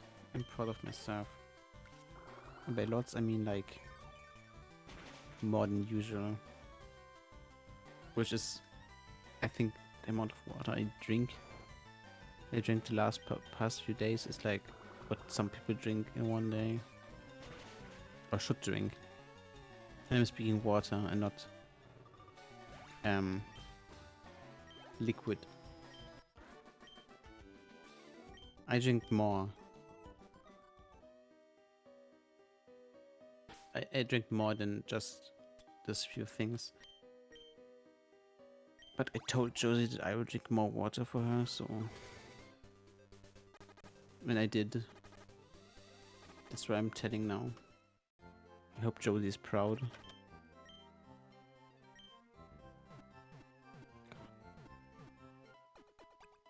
Yeah, I drink it clear, yeah. You are bro, yippee!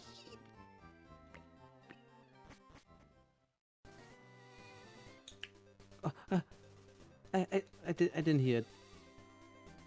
I'm so sorry. I hit it in my head. It's okay.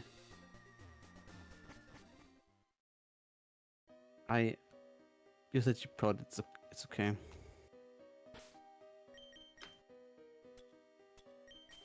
No way. I'm actually like upset that I didn't hear it.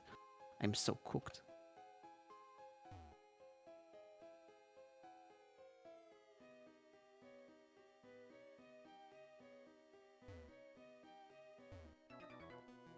I drink TT is also okay.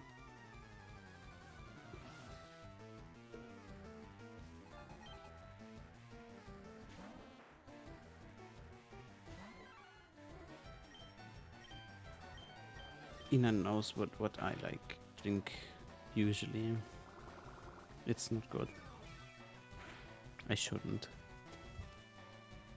Like I even have signs, like my body tells me to stop. I get like headaches from energy drinks and I'm like, I could go for one or two. Even though I think it's partially also because of the hormone thing I once said. Push the dog. It's fine.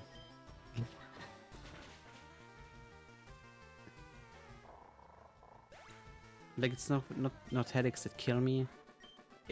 It's very it's very different from my migraine, you know the thing.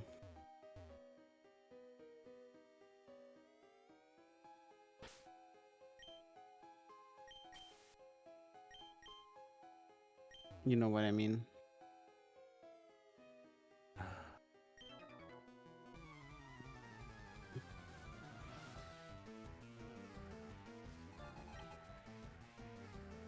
But yeah, I drink lots of Coca-Cola. That's wrong, I know.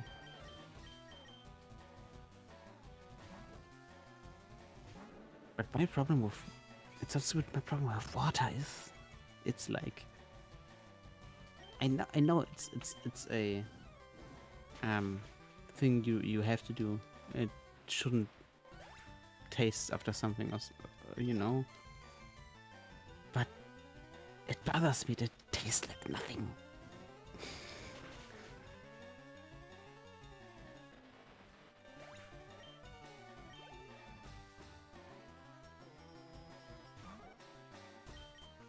Holy shit, Lucy geht's Pokémon.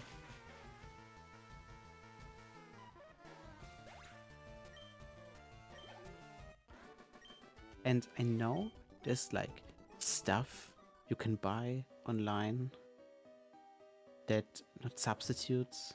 You can flavor, yeah, that's what I want to say. There is stuff where you can flavor your water with. But I'ma be real, I don't trust those. They seem a bit sus.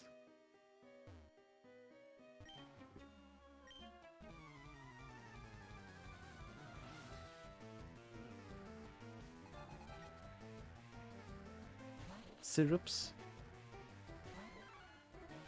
And there's like soda stream, right? I use propel mix when I do it. What's that? We only have 1 hour left, by the way.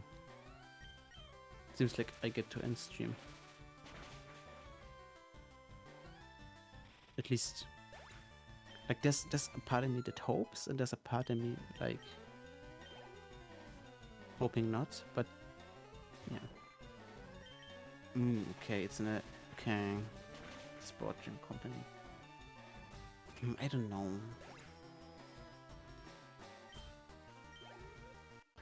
I don't know.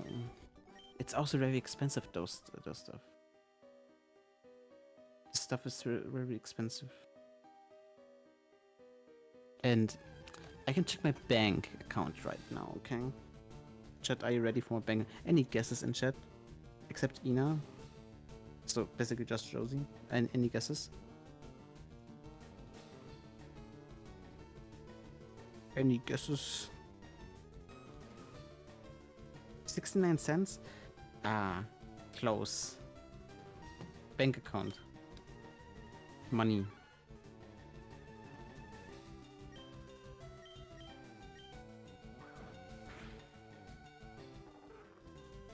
$0.69 is close. It's 99.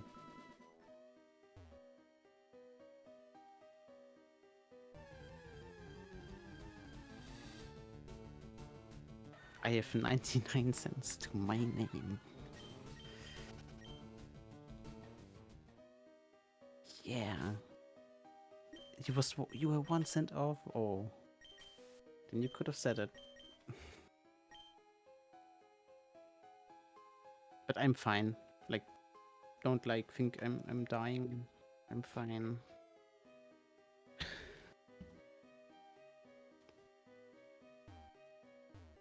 Oh. I just should.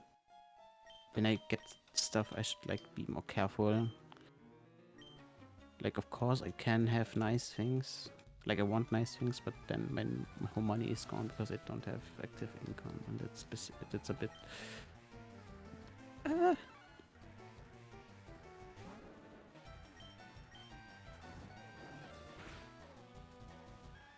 Like, I have technically income since I do like some graphics for a friend. I do his thumbnails for YouTube channel, but it's not a lot. It's not livable. So, and here and then I do some commissions for very little.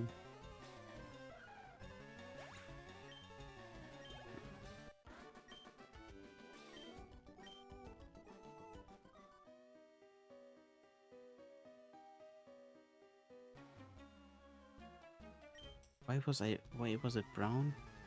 What? What? No. What Pokemon?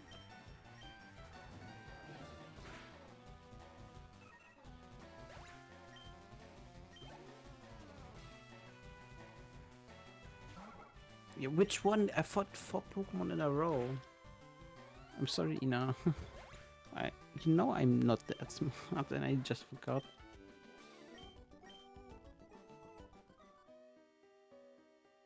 Okay.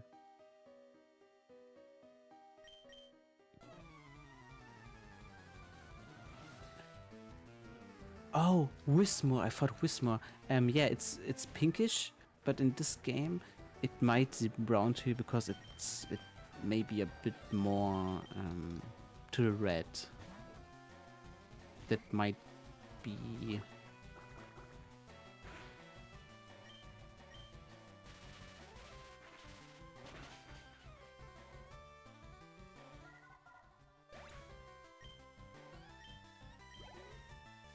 But I actually forgot what I just thought, so okay, Lavita. Lavita's pretty heavy-ish. But I think I use wheat.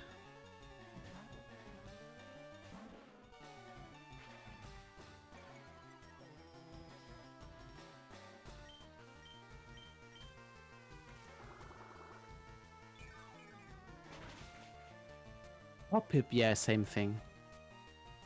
Same thing. Same thing what I said.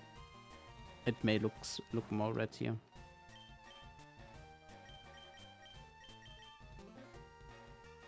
We have so much coverage. This team is so awesome.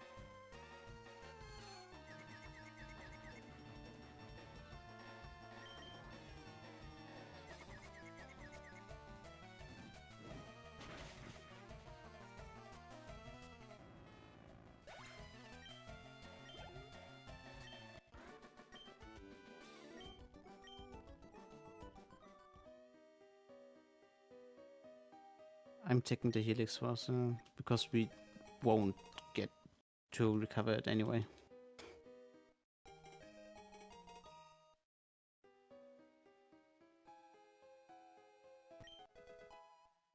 Big mushroom.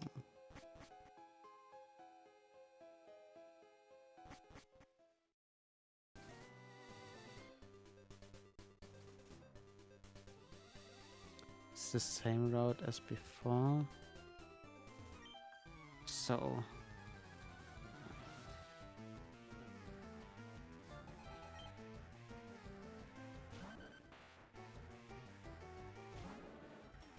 that's unfortunate. And I can't switch out, I have to kill it.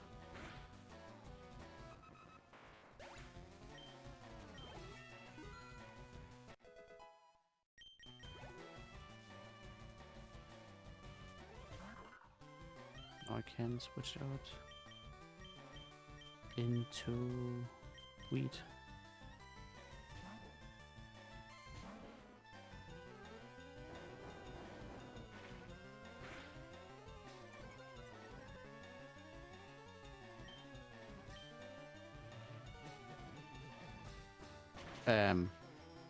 Okay. Hi Ruby, good morning. Hello, hello, hello. Welcome, welcome.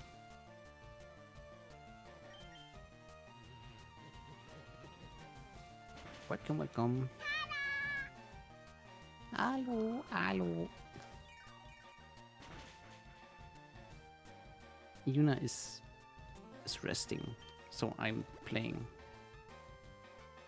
I hope she sleeps.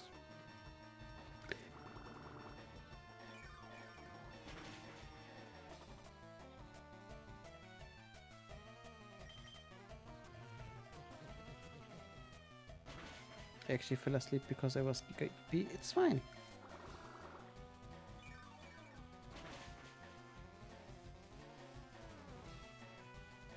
Did what wanted? TSM. Oh, it's a leak meme. No.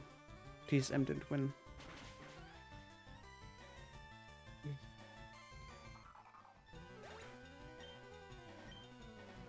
I want more Eep. No.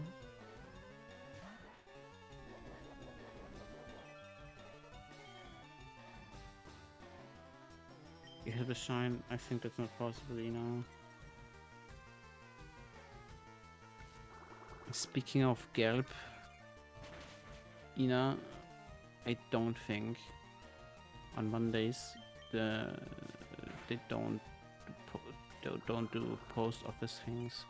I think your letter arrives tomorrow, like Tuesday.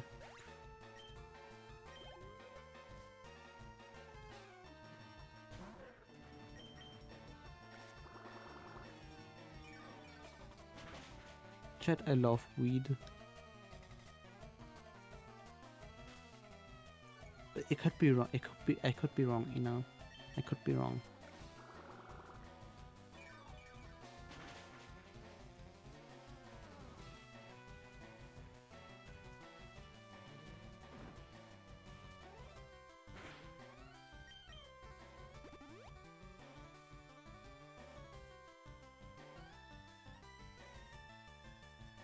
Pinch you.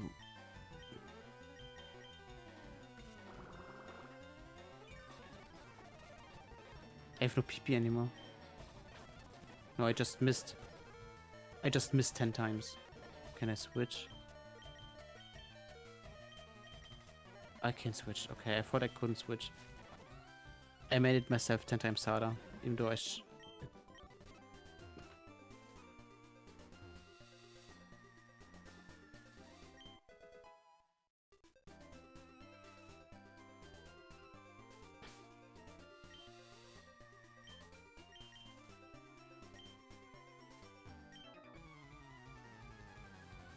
You put so much effort into it, I believe you, but let's just hope.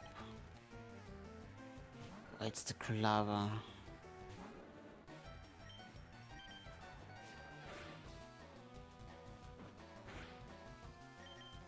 You have the same stats.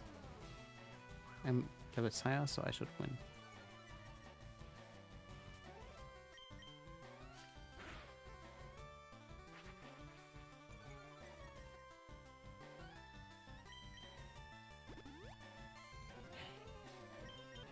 I'm losing it.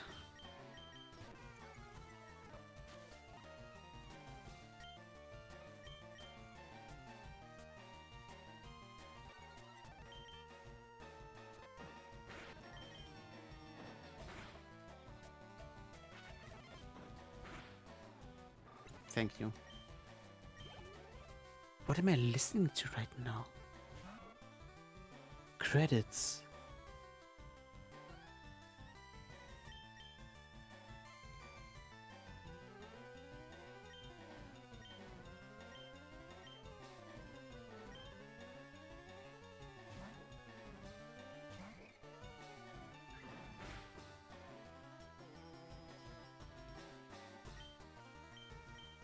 Ina, look at DHR, the colors.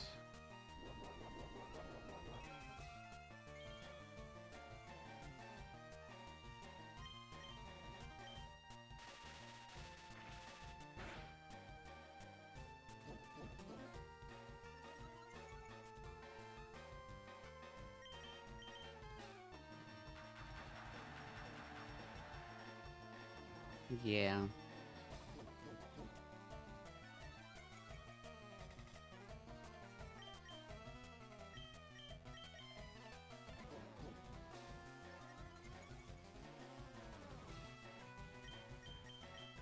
Please crit. How did I make it through school?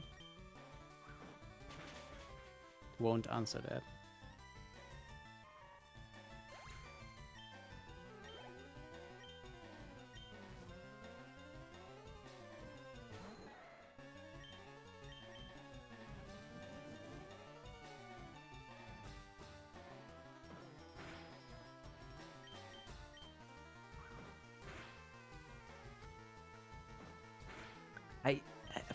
I focus energy and use karate chop and didn't crit. What the hell?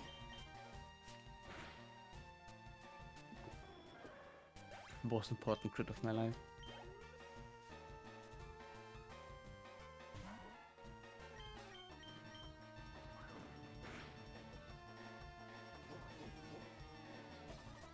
Come on, let me crit.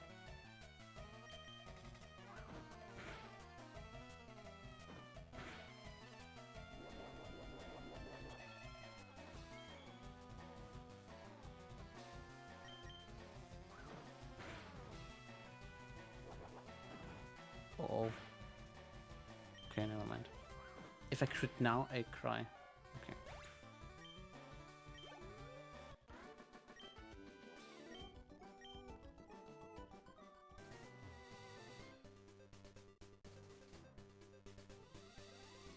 There's another one.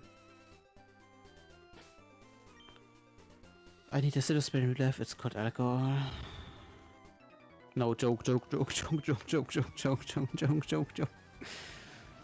No, it's all good, all good, all good.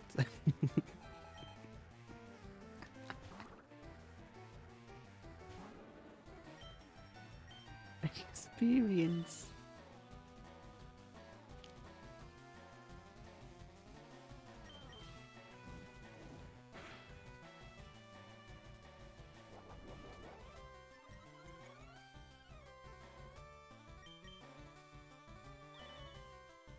What's bro cooking?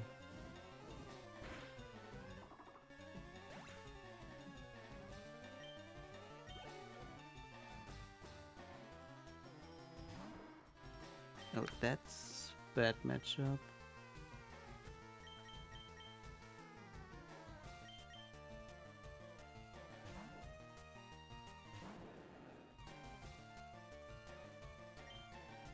Like a cyber cutter, okay.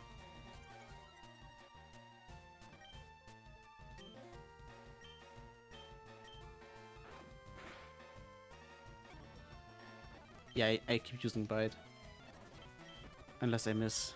Unless I miss. Fuck, flinch huge. I need a crit and a flinch.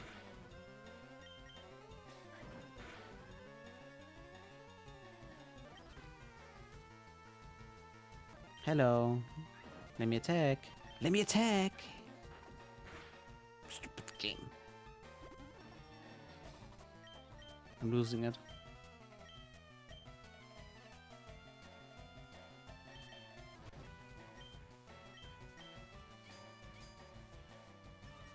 I will karate chop your ass.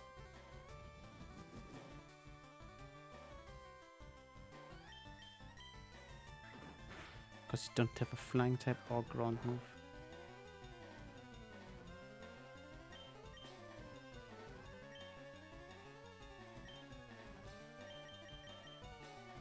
Don't have a ground type move, right?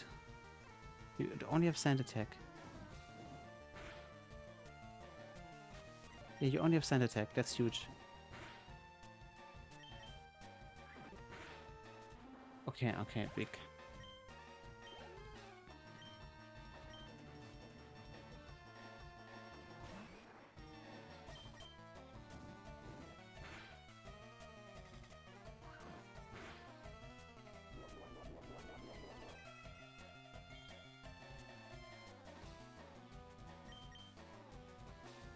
I missed, okay.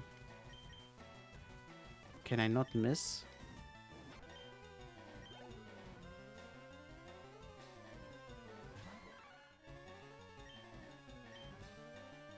Can I not miss?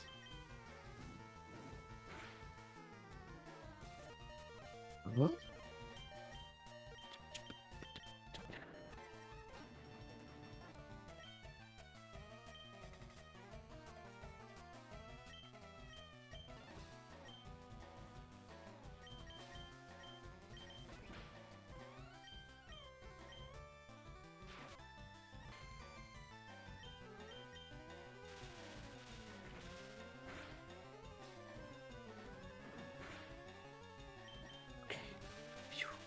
Wait, I have Spark for the gym.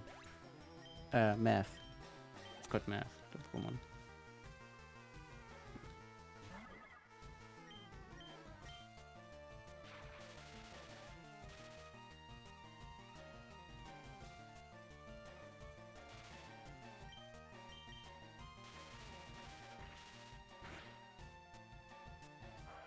Uh-oh.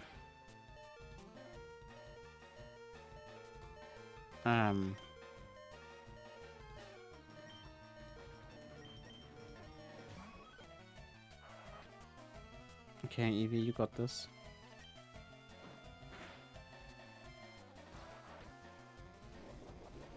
Of course you get crit. Evie, why? Don't get crit. Okay, Spinda calm down. Paralyzed, okay, huge. Good for this gauntlet.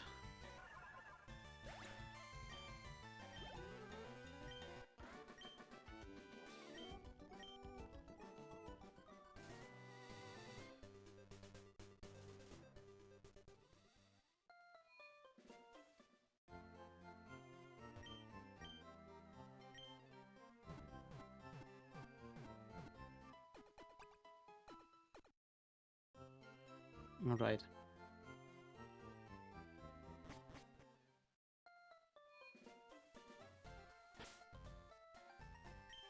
Now we save real quick.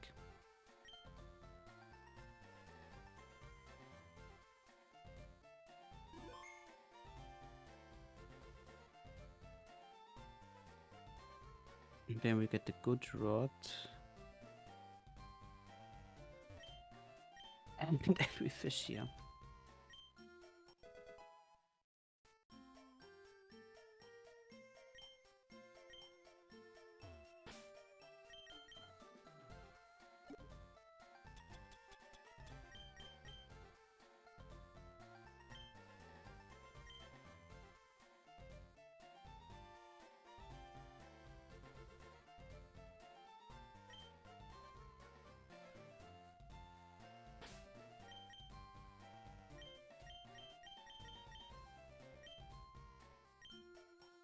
Look at something big.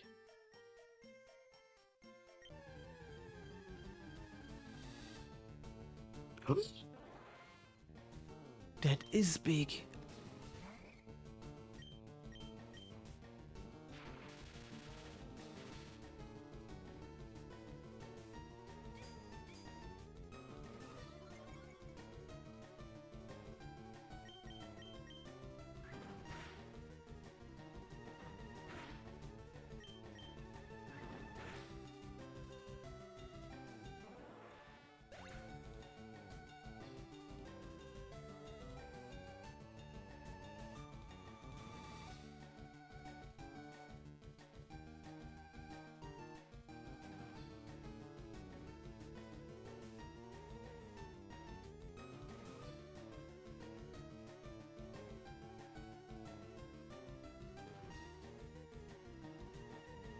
I hate math.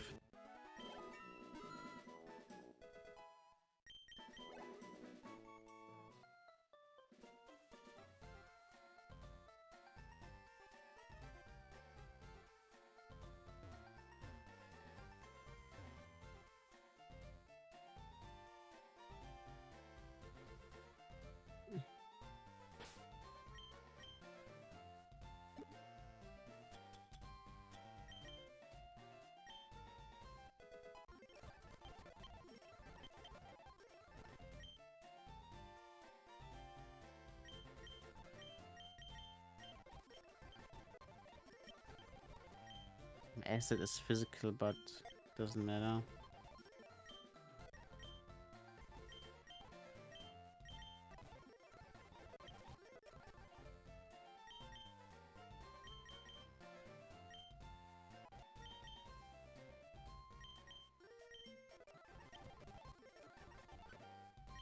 I'm still debating evolving Eevee.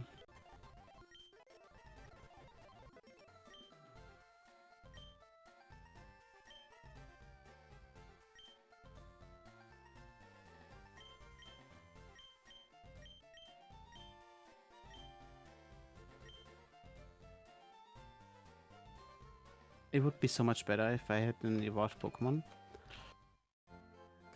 Right.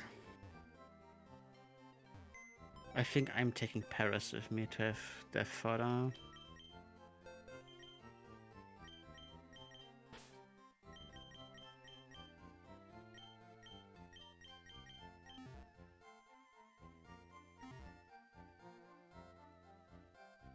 Stopping you, bounce.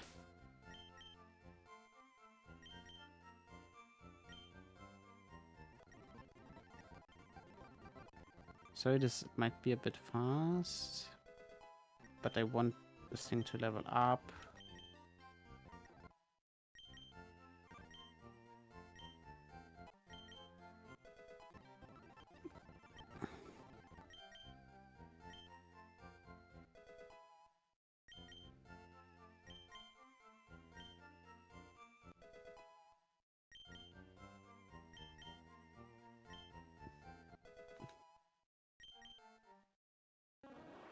Ah, it even evolves.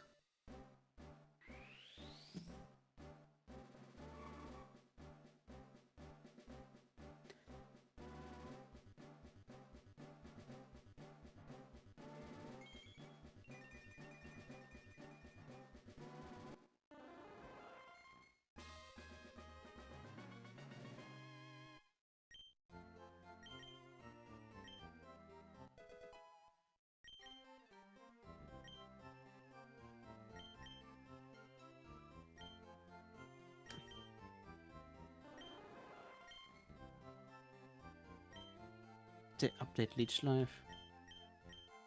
No. Doesn't matter. Okay. Let's do the gym. Maybe we get it done before the stream ends.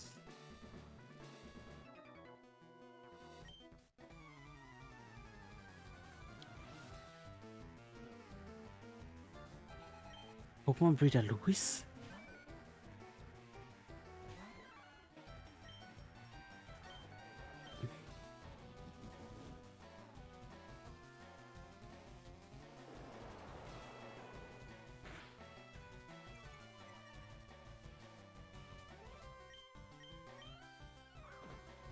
Please crit. Oh, awesome.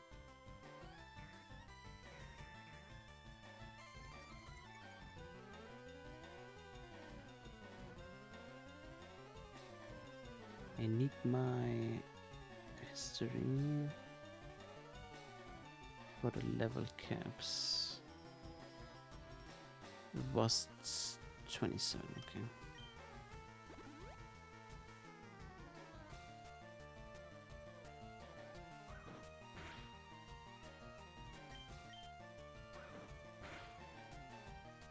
Huge crit.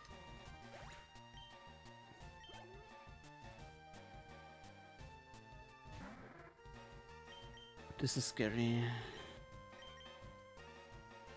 A whole Espilipper is scary.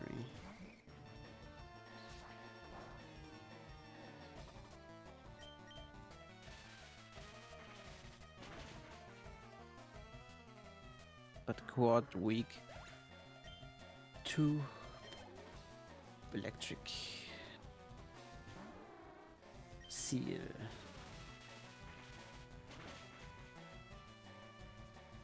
Crit.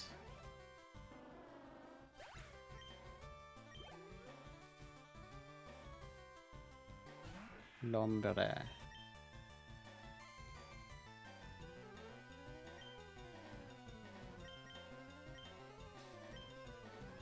Let's find a wave this guy first.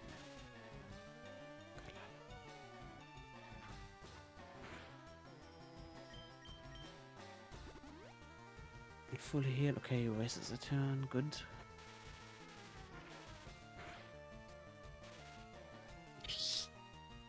He got balance again. What a loser.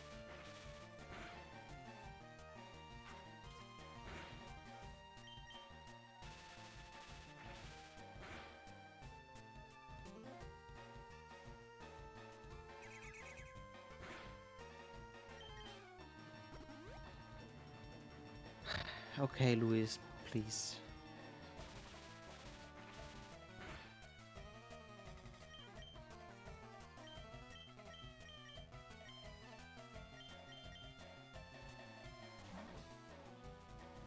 Did they get?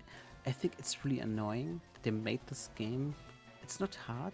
It's annoying that every single trainer has healing items. That's so annoying. I don't get it.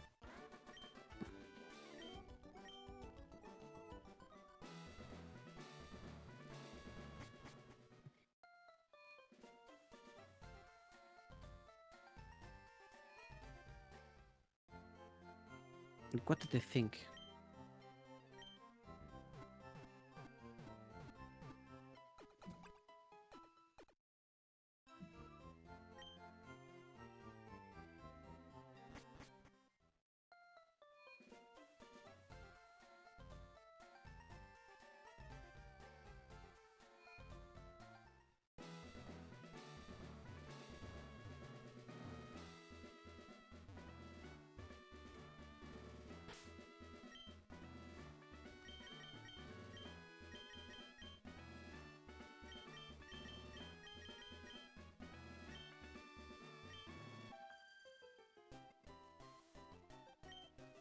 Okay.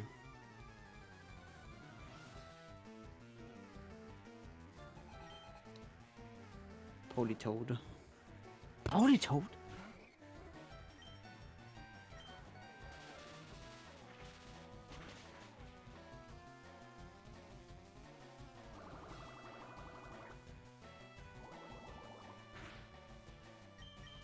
It's a fully evolved Pokemon. Oh, at level 20.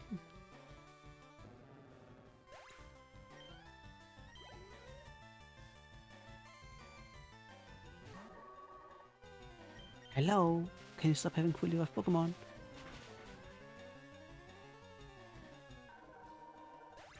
Okay, I guess I'm edging math.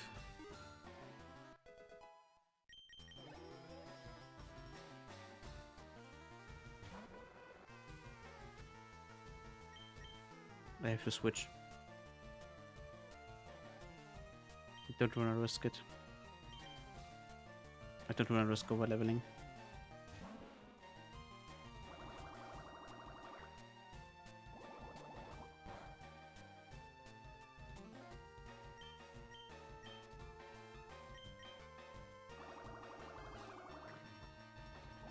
No, please hit. Please hit. Gloom. Huge.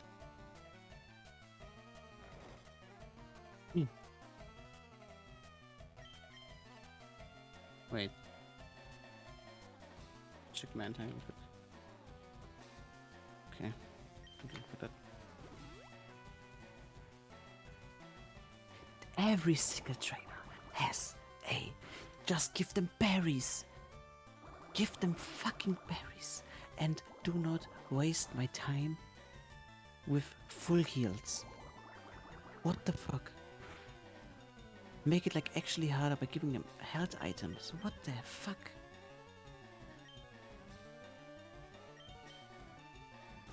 I'm genuinely mad. I think I overlevel here. By the way. But I got this without this one.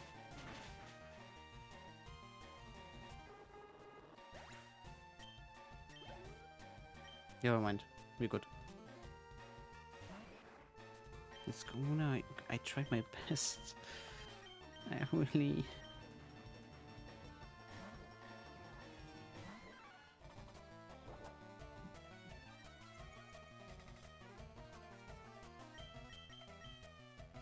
Karate chop, please crit. Sad. This is how you play Pokemon. You always like hope to crit.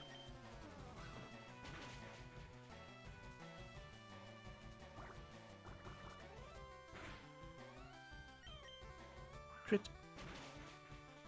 And when you get a crit, then you say called it. Because you called it. So annoying. Stupid. Guy. Do I even have heal items? No, I can use. Yuna said I can use 3. I'm using 1 now.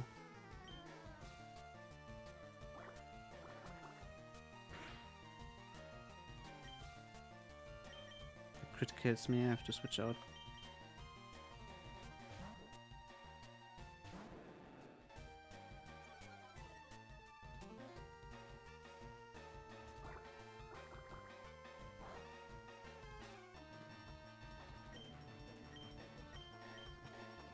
Take this, take Drain Rage. Are you kidding me? This stupid... God, every trainer has potions. 2 of them. This isn't fun. No, I'm sorry. I'm tilted. This is not how you make a game hard. You're making it annoying. I shouldn't be mad.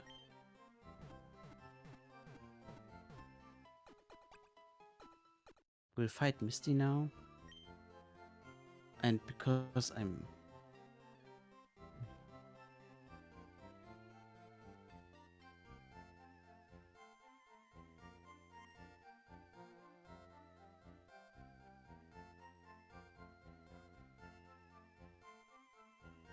And because I'm like that, I will check out what Pokemon... what Pokemon Misty has, okay.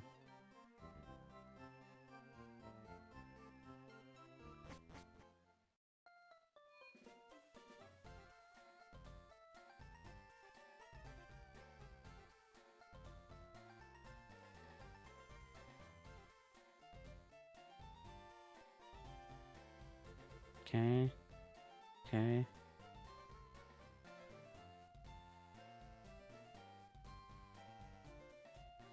What? Okay, I got it. I just had to watch the guy. Like a video from a guy. And I don't know what happened there.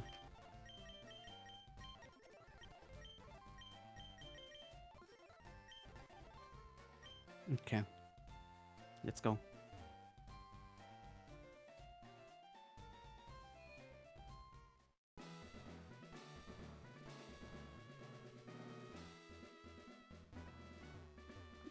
How many believers do we have? Holy. 2. If I lose, Josie gets big money. Oh. Okay. Oh. I didn't want that. Anyway. It should be fine.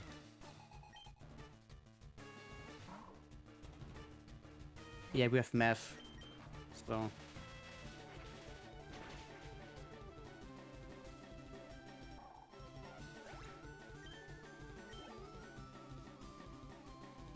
No, the Smash Stomp.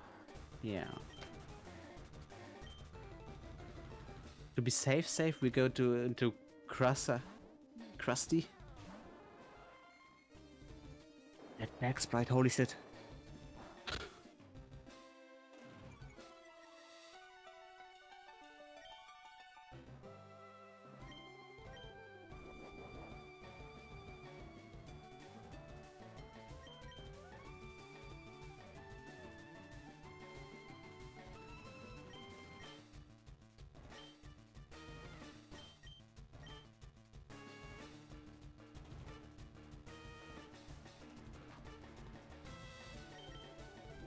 This Pokemon is useless.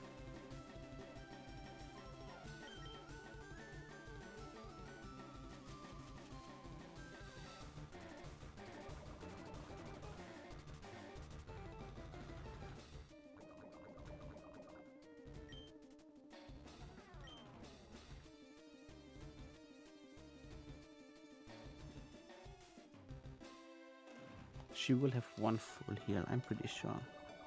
She should have one, yeah. I'm so awesome.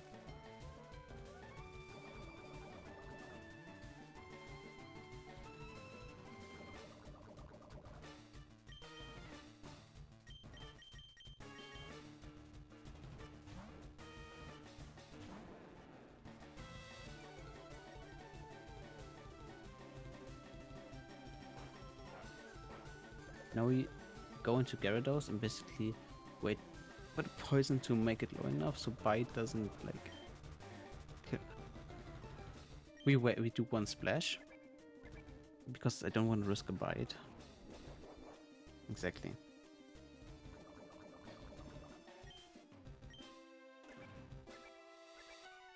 Next turn we attack. I think.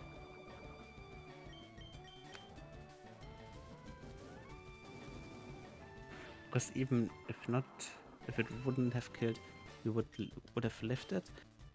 Because we have 83 HP and Drain Rage always does 40 max. If you have Thunderbolt, I will cry. You have Swift, okay. Yeah, use your fucking spot. Grr.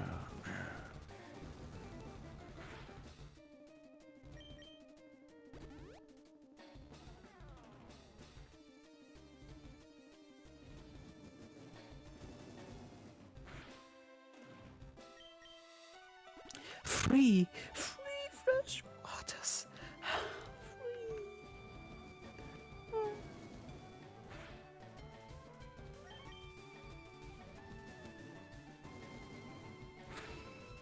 At least she doesn't have potions for slow, bro.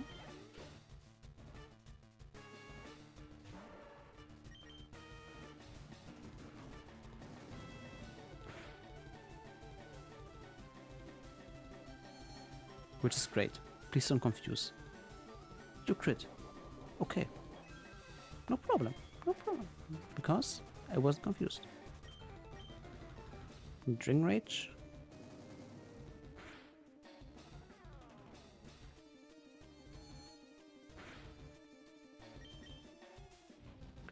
GG's. GG's. Prediction over. We got past Misty.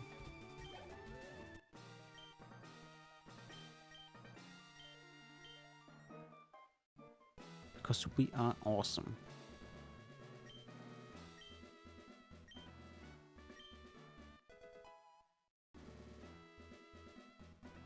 Let's go. We have water pulse now as well. Now I will just go back. I will slowly go back to Palatown. Because I won't fight Lieutenant Sir today, because we have only 18 minutes left on that look. And then I will end stream for this rabbit.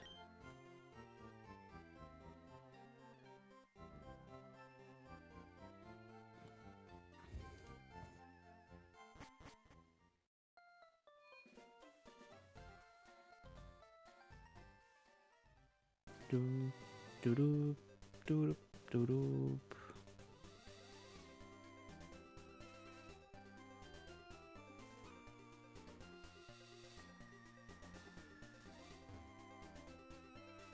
What do you say to the rocky thing? What's here? There has to be something.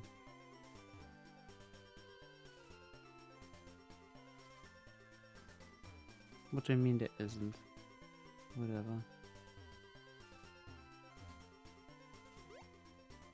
Blop. Blop.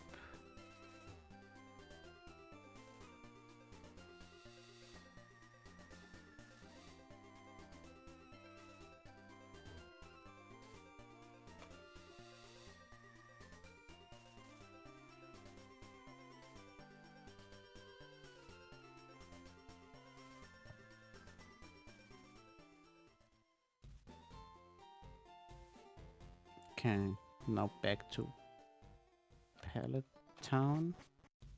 Well done, thank you, Ina.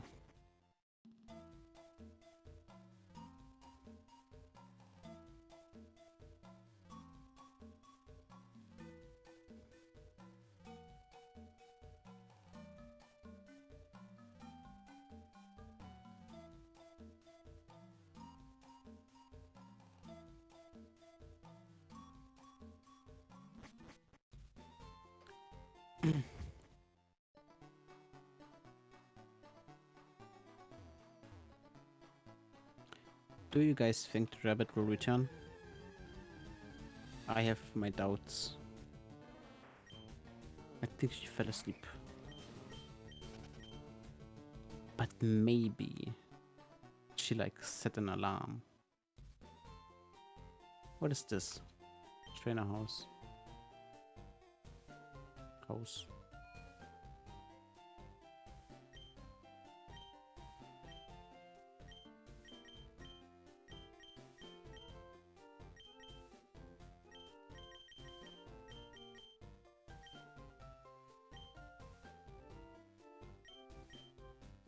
Then 2 dive balls because they are awesome.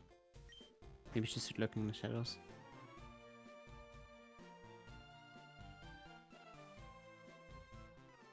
I think she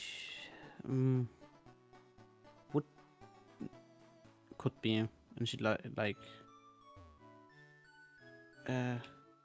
makes a joke out of it and comes back last minute. Says I end stream. I should change my lead.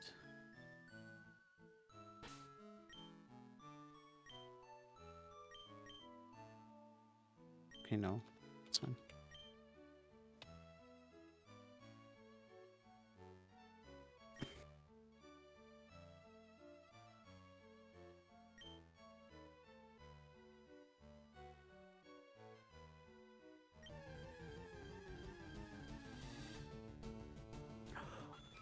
Wee, horsey.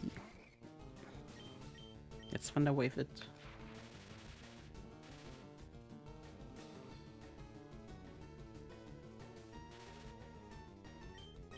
And now we go to back and dive ball it.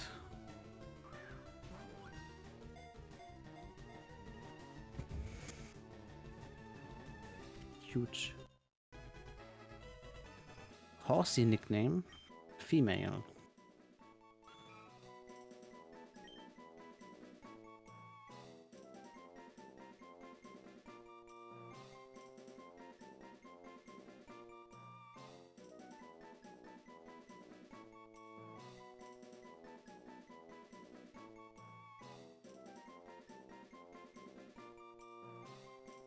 Yeah,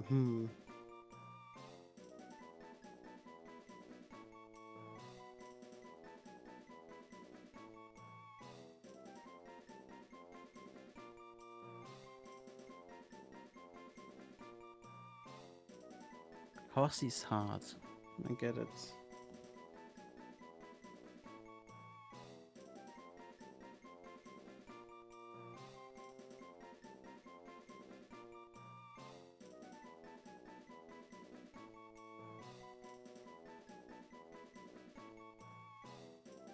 I don't even know what I would call it.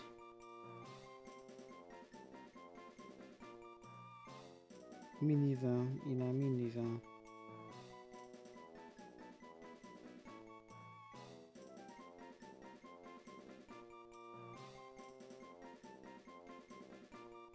I name it Bubbles. All caps, Bubbles. Because it's cute.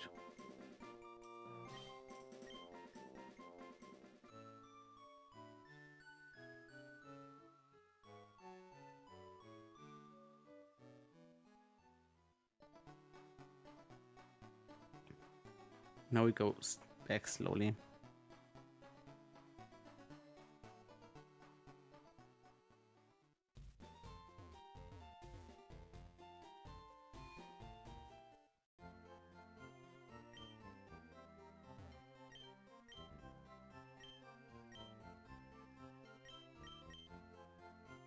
We don't have repels here.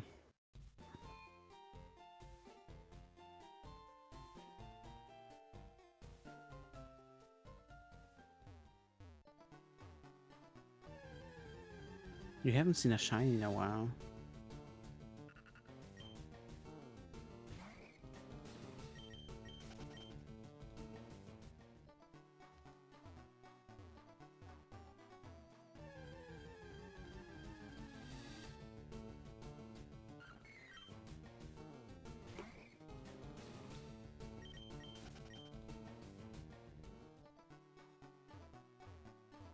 Like, it doesn't matter if you find a shiny, I'm not allowed to catch it anyway, so it's good that there aren't any.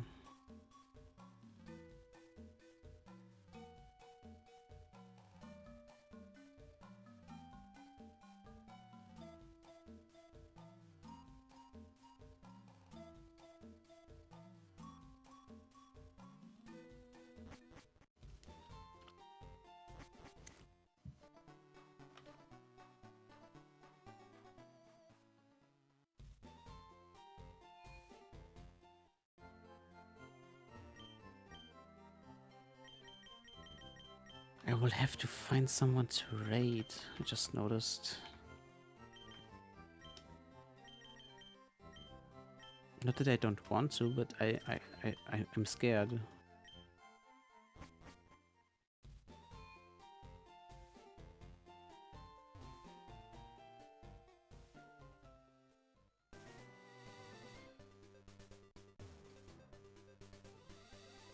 Can Yuna please come back and do the last part?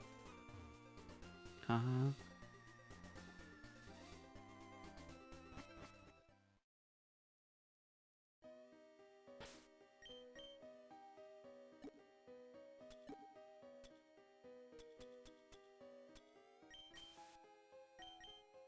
I think I have to mentally prepare for this.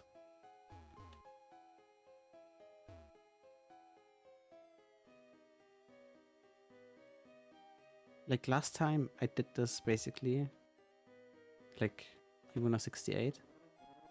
I rated Miku Sagi, but Miku isn't live anymore.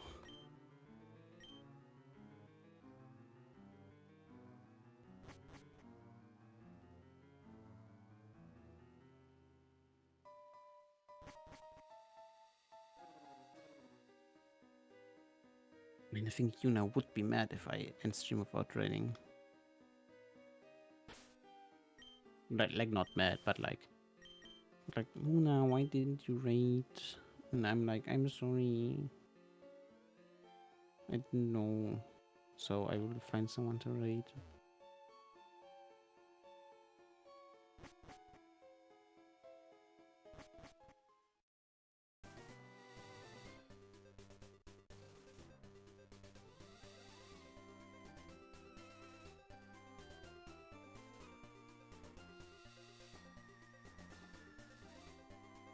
Alright. Yeah. We're here again. I will save. And now I will mentally prepare to find someone to raid.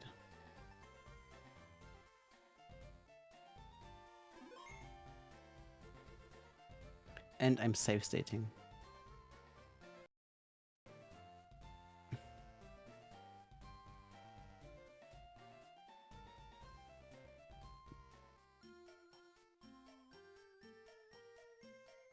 Hold. Ooh. How does she do it? I'm not leaving it like this. I don't care. I don't care, really. Is there a Twitch tab? There is.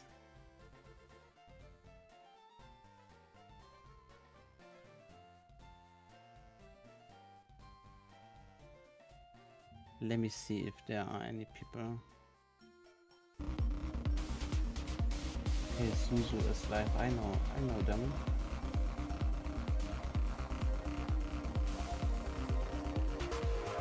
I guess we could break Suzu. Oh, you hear stuff. Sorry.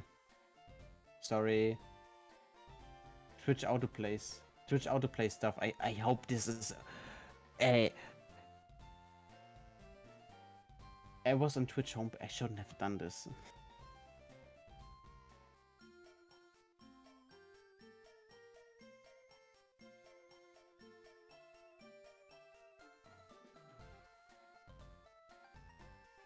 I think we're raiding Zuzu.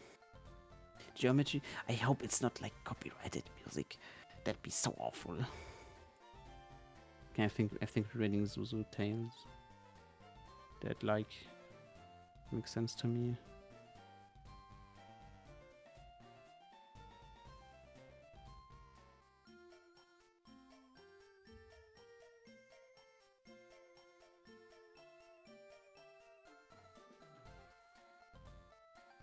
Was the music right? What did it just played really loud? I'm so sorry.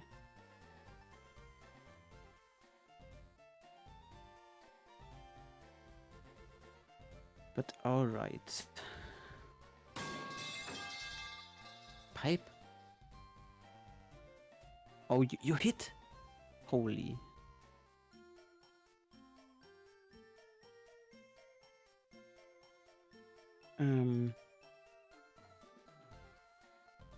I do just chatting. Just chatting in. Okay.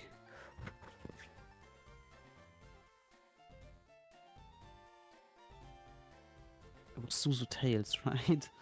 Not today. Get something wrong. Read. Like I just prepared a message already. I still have to take my estrogen. Annoying. So I just have to wait in front of my PC for like 10 minutes. But then sleep. Good sleep.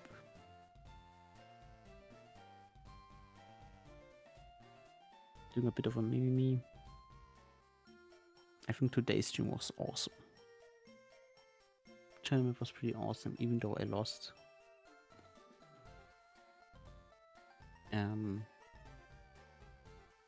Yeah, I don't know what to say. It was pretty awesome.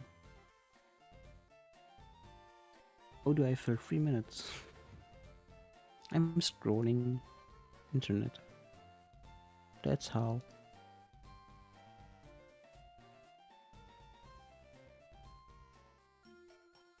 Guess I'm the YUWUNA now.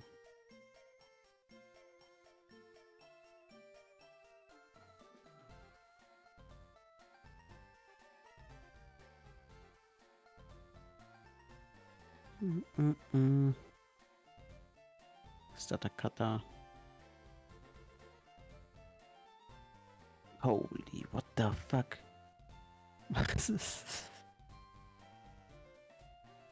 Oh.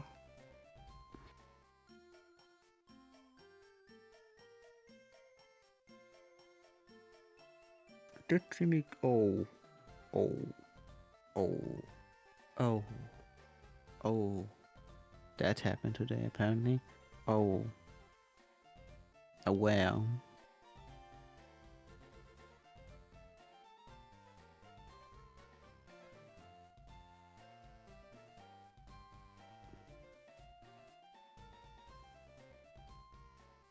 Don't worry, I will tell you later. I'm not talking about this on stream.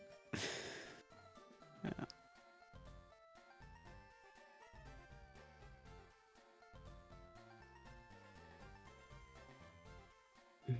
I hate Twitter, but I love scrolling it.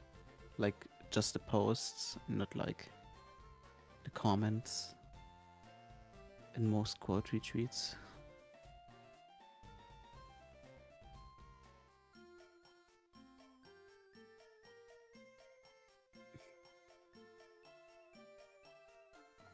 Scrolling simulator, so true, you know.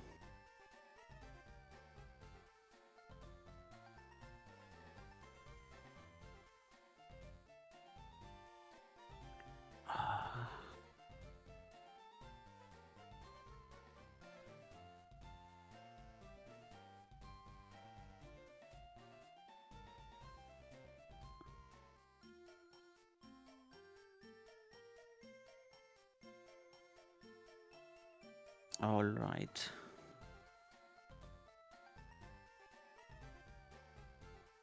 I think I can start the raid now. I think it's long. It's longer than a minute. Okay, chat. Raid starting. Here are your raid messages.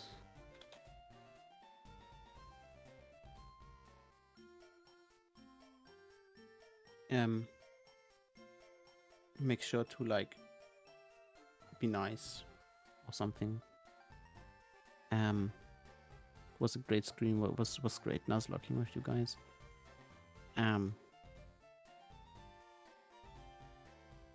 Maybe sometime again with this modcast. I have to do modcast. I have to find out what to do there.